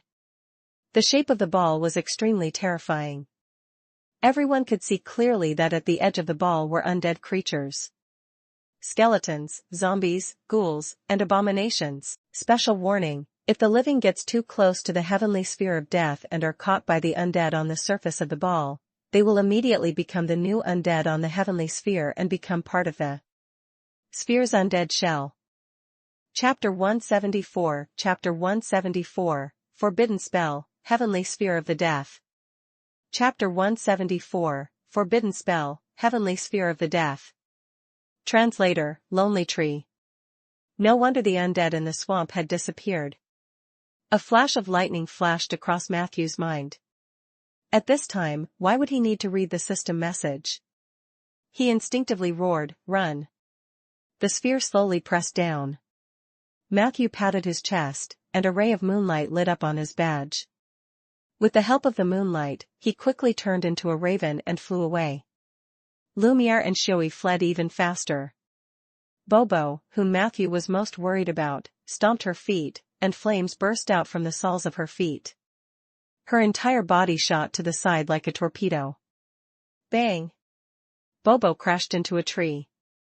Fortunately, she had the protection of her helmet, narrowly avoiding the first wave of the sphere's crushing force. However, this was just the beginning. After the huge sphere landed on the ground, all the undead on it extended their hands towards the group. A babbling sound rang in their ears. Everyone who heard it trembled. The huge ball formed by the undead rolled into the swamp. Perhaps it knew that Matthew, Lumiere, and Shui had their own means of escape. The ball's first target was Bobo. After this fall, Bobo's speed had decreased significantly. Although she immediately stood up and took a few steps, the bottom of her feet kept emitting blue light. It was unknown if the circuit was broken, but it looked very unsmooth, which was really worrying. Matthew flew in the air and looked down at the entire situation. Soon, he saw a black-robed figure 50 meters ahead of him. Seeing this, he hurriedly shouted, "Lumiere! Save her!" He did not need to remind Lumiere because Lumiere was already on his way. He strode out from the reeds at the side and carried Bobo and her armor on his shoulder. At that moment, Lumiere's knees bent involuntarily, but he adapted to the weight in just half a second. Carrying Bobo, he sprinted forward. Lumiere's physique, which was comparable to that of a dinosaur, was fully displayed at this moment. The ball was chasing after them, and the undead reached out their withered hands to grab them. However, he was able to maintain a certain distance from the ball. This gave the undead on the ball a feeling that they were close to their targets. I am not rushing you," Bobo said with a pale face, "but can you be a little faster?" "I'm a little. Lumiere said calmly, "No, I can't run too fast. That won't attract his attention." As he spoke, he looked up at the sky. The raven, who had been following them, immediately turned back after finding that the two were safe and flew southwest of the swamp. At this moment, the fog had already dissipated. Even Lumiere could clearly see the shadow of the black-robed man. It was the priest of the Dragon Lich sect, the level 20 Necromancer Blinken with the Dragon Soul class. The air in the sky was turbulent. Matthew's heart was pounding hard, perhaps because the raven was too fragile. He slowly approached the black-robed Blinken and circled 3 times above his head. Who knew that the latter did not even look him in the eye, which made him feel discouraged. Just as Matthew was about to interfere with the other party's casting, out of the corner of his eye, he suddenly saw a puddle of wet water under the black-robed man's feet. The swamp was damp, and water vapor was everywhere. It was normal for there to be water stains. However, it was obvious that the water stain between the black-robed man's feet was newly formed. It was a little like he had peed his pants. It was not that noticeable, but it did exist. Fortunately, Matthew's perception was extraordinary, and he observed carefully. Otherwise, he really wouldn't have noticed this detail. That's true. In order to deal with us, Blinken even used a Tier 5 forbidden spell. The fog just now was most likely his cover for the heavenly sphere of the dead. This guy is so cautious. How could he just stand in front of us and cast a spell? Matthew coldly observed Blinken's movements. As expected, he found some parts of the body that were stiff. It's the water mirror image spell. Matthew made a decisive judgment. But to control a spell like the heavenly sphere of death, he definitely wouldn't be too far away. Even for a level 20 mage, 1 kilometer is the limit. He looked around, but the fog had not completely dispersed, so he could not see clearly. He looked back at Lumi and Ree and found that the latter could still handle it, so he breathed a short sigh of relief. We have to find Blinken's true location. Thinking of this, Matthew flapped his wings and landed on a thick branch. After transforming into human form, he did not dare to rest for a moment. He jumped under the tree and knelt on his left knee. The 5 fingers of his right palm slowly opened and then gently clasped the soft soil. Ability, equalized perception. In an instant, the colors of the world lost all meaning in Matthew's eyes. A brand new worldview slowly unfolded in front of him. Chapter 175 Chapter 175, Meteorological Wonders. Chapter 175, Meteorological Wonders. The world that was purely made up of energy fields only had 2 colors, black and white.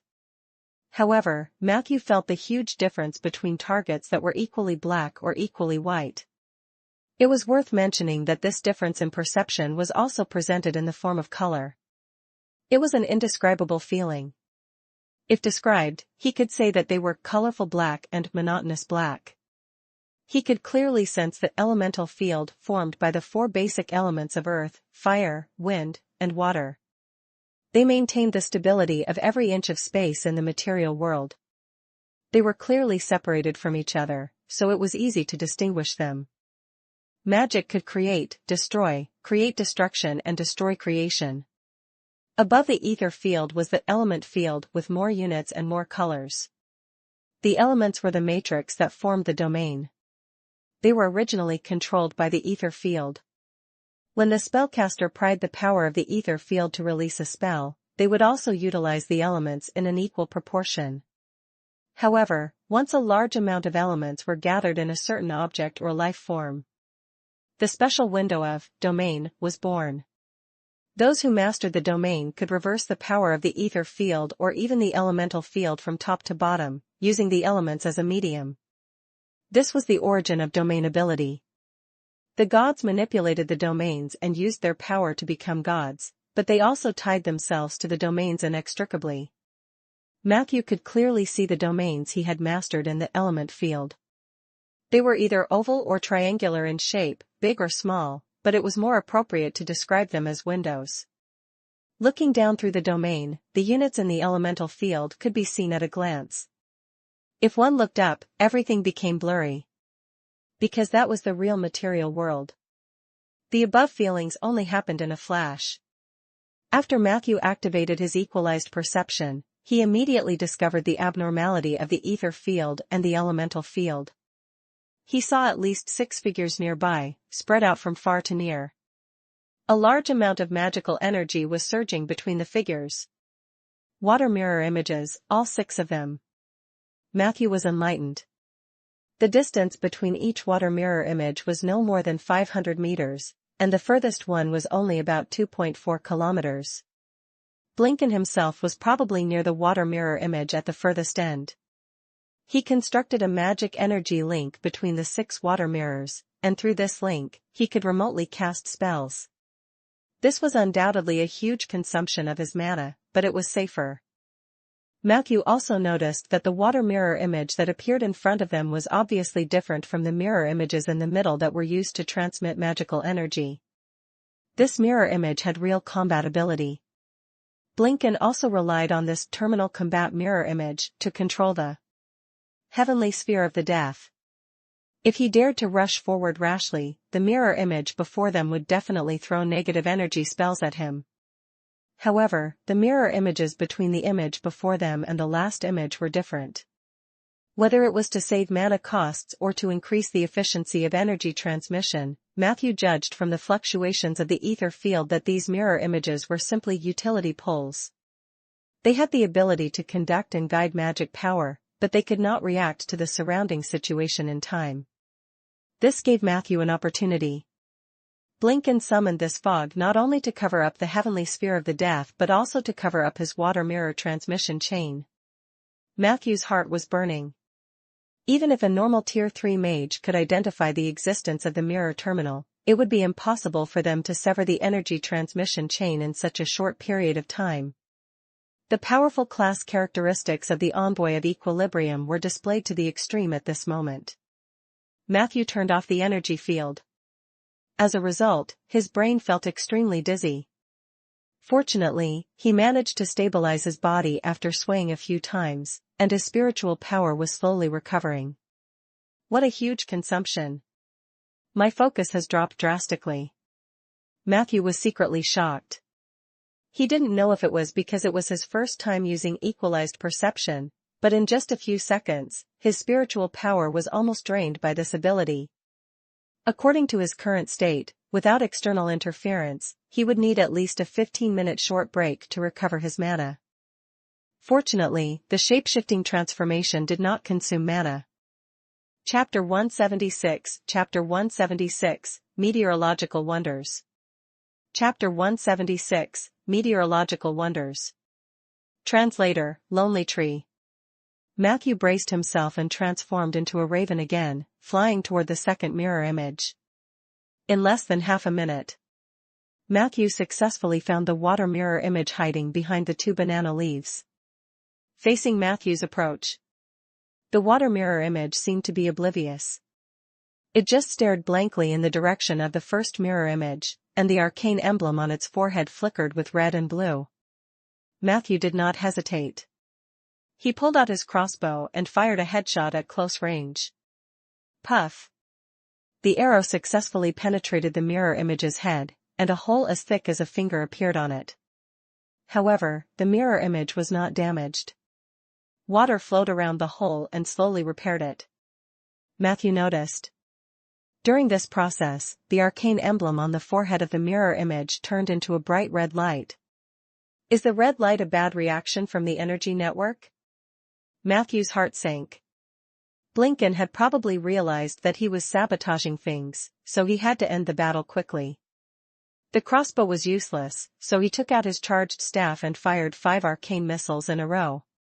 Matthew deliberately fired 5 missiles at different locations. The arcane missile mercilessly pierced through the water mirror's head, neck, chest, thigh, and abdomen. 5 holes of equal proportion instantly appeared, and water was sizzling out. The red light on the mirror image's forehead flashed even more intensely. But not long after, it completed its self-repair once again. This time, Matthew was a little anxious. His right hand rummaged through his inventory for a while. He was not satisfied with the various items he touched until he touched a bottle of something warm. Matthew finally smiled. In the next moment, he threw out the last bottle of blazing glue and half a bottle of fiery dragon oil. A bright flame flashed. Puff! The wet banana leaves on the side caught fire, and a raging. Before the crocodile could understand what was going on, it was dragged in by countless hands. The shell made of the undead squirmed violently, and not long after, a crocodile with only half of its skin and flesh was on it. The zombies beside it were still frantically tearing at its flesh and blood. The crocodile opened its bloody mouth in anger, but it was quickly gnawed until only its bones were left. Lumiere and Bobo, who had run a certain distance away, saw this scene and felt a chill run down their spines. But soon, the anger in Bobo's eyes surged out uncontrollably. Matthew! Red light flashed above her head as she roared at the sky. Just then, a raven flew over. Without another word, Bobo pulled out a small black object from her backpack and threw it into the sky. Matthew hurriedly took it with his beak. He looked down and saw that it was a push-type remote control with a lever. That ball over there, can I blow it up? Bobo asked loudly. Matthew held the remote control in his beak and said, You can blow that thing up however you want. Very good. Bobo took out the bomb from her backpack and stuffed the bomb into Lumiere's hands. When it gets close, stuff this into the stomach of that abomination at the top of the shell. Lumiere weighed the bomb in his hand and said readily. No problem. Bobo rummaged around in her backpack for a while and found 2 larger boxing gloves. Then, she put the medium-sized boxing gloves on her own small boxing gloves and attached the largest boxing gloves to the outermost layer.